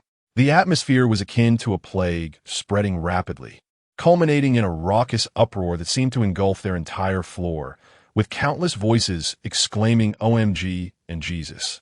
Suddenly, the noise peaked as the source of the fervor approached the conference room door. The door swung open to reveal a throng of onlookers from the office area, their expressions filled with eager anticipation, as if a colossal creature had just arrived. A young woman in her 20s with red hair appeared, the assistant named Maggie who had escorted Chen Nuo to the makeup room. Her cheeks flushed and her voice tinged with excitement. She announced, "Ladies and gentlemen, are you ready? His Excellency the Joker has arrived." With that, she stepped aside, and a figure clad in a shocking pink suit made his entrance. His hair was a vivid green, and his face was caked with a dried white substance, obscuring any hint of real skin. Deep brown creases marred his forehead, resembling deep-set wrinkles, imparting an impression of someone in their 30s or 40s. His eyes were two swirling voids of black, gazing at each individual with a sardonic smirk. Yet, the most terrifying feature was his mouth, painted in a striking, mottled crimson, stretching into an exaggerated, malevolent grin that reached his ears. His voice, echoing with a nightmarish timbre as if emanating from the depths of hell, resonated as he proclaimed, "Hi, nice to meet you. It's now time for the Joker." Chapter 114. The monster, upon witnessing the creature extend its vivid crimson tongue and lick its sausage-like red lips, it let out a sinister chuckle and proclaimed, "Welcome to the Joker's moment." Christopher Nolan's left hand pressed firmly against his right, a habitual gesture born from the surging tides of his emotions. Until this very moment, not a soul, including himself, could fathom how the villain donned in a jester's mask would manifest on the silver screen. Yet now, clarity dawned upon him. Perhaps it illuminated the minds of all present. This was the embodiment of the Joker in the realm of reality. Miss Mackey, exhibiting remarkable discretion, quietly closed the door. The audition room fell into a profound silence. Each individual occupying a seat within was a seasoned veteran of Hollywood, having mingled in its intricate web for years. They had borne witness to countless auditions, and for some, had even tread the boards as actors themselves. In their quest for roles, they had encountered an array of bizarre antics, for in the realm that venerates individuality, there are always young aspirants eager to stand out, resorting to audacious spectacles in hopes of capturing the director's favor. The actions of this Chinese boy undoubtedly fell within that category.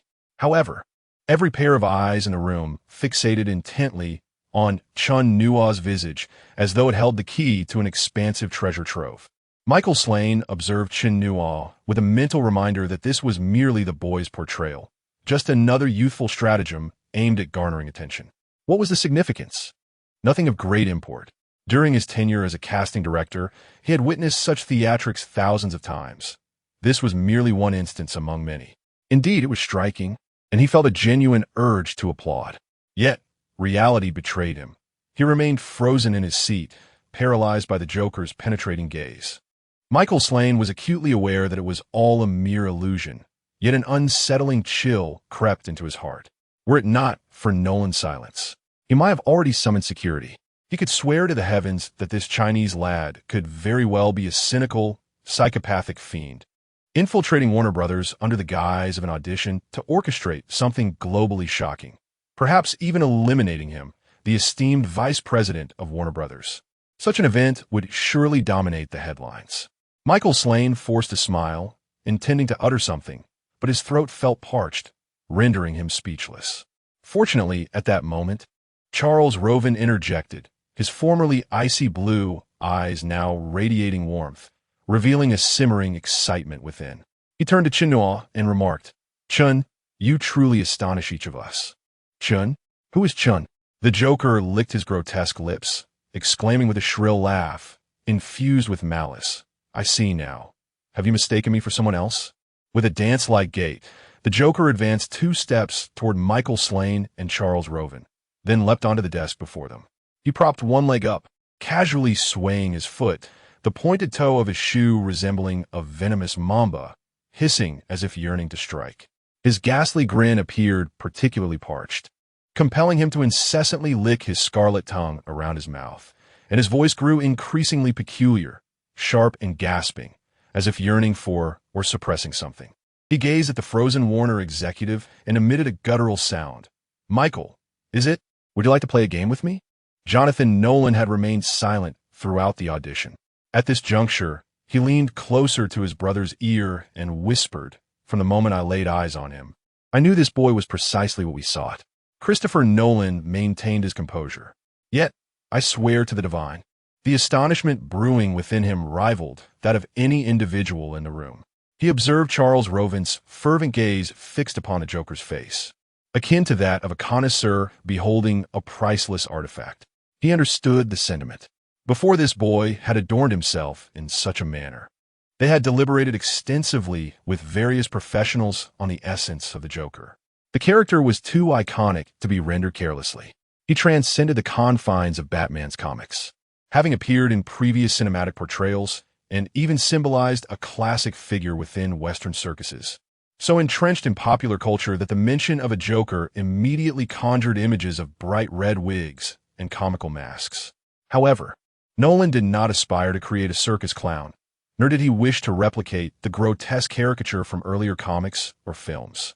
Those interpretations felt theatrical, lacking the authenticity that would render them believable in the real world. They failed to evoke genuine terror. Yet, Nolan found himself at a loss regarding what a truly authentic Joker should embody. His original plan was to finalize the casting and collaborate with the actor and makeup artist over the course of 10 days to meticulously craft the desired aesthetic, gradually unveiling his envisioned Joker. Now, however, he was struck by the realization that while he had been pondering the approach, someone had already manifested the Joker he had envisioned a mere meter away. A fleeting thought surged through Christopher Nolan's mind. For the love of God, perhaps Heath Ledger should seek the counsel of a psychologist before embarking on this role. This notion passed swiftly, leaving his expression unchanged. Michael Slane, too, remained silent, his countenance a mask of calmness. Yet internally he was besieged by a torrent of expletives, repeatedly cursing an asshole. Just moments ago, it was Charles Roven who posed the question. While he had merely sat there, doing nothing, why was he being singled out? He heard the Joker's inquiry but wished to cover his ears, utterly disinclined to engage with such a lunatic. He turned to Christopher Nolan, who caught the plea for assistance in Slane's eyes. Clearing his throat, Nolan addressed the room. "All right, Chen, thank you for your captivating performance. We shall conclude here." Chen Nuo, seated on the desk, gradually reined in his tumultuous emotions, exhaling softly as he replied, "All right, director." The air conditioning in the room was not particularly warm. Yet Michael Slane wiped the sweat from his brow and loosened a button at his collar. Christopher Nolan smiled and applauded, saying, "Chun, we waited for you for an hour, and you took just 5 minutes to make that hour worthwhile. I am confident that your current presentation has left a profound impression on everyone present. Congratulations on delivering such a spectacular performance." Nolan's applause served as a catalyst, igniting an explosion of excitement within the room.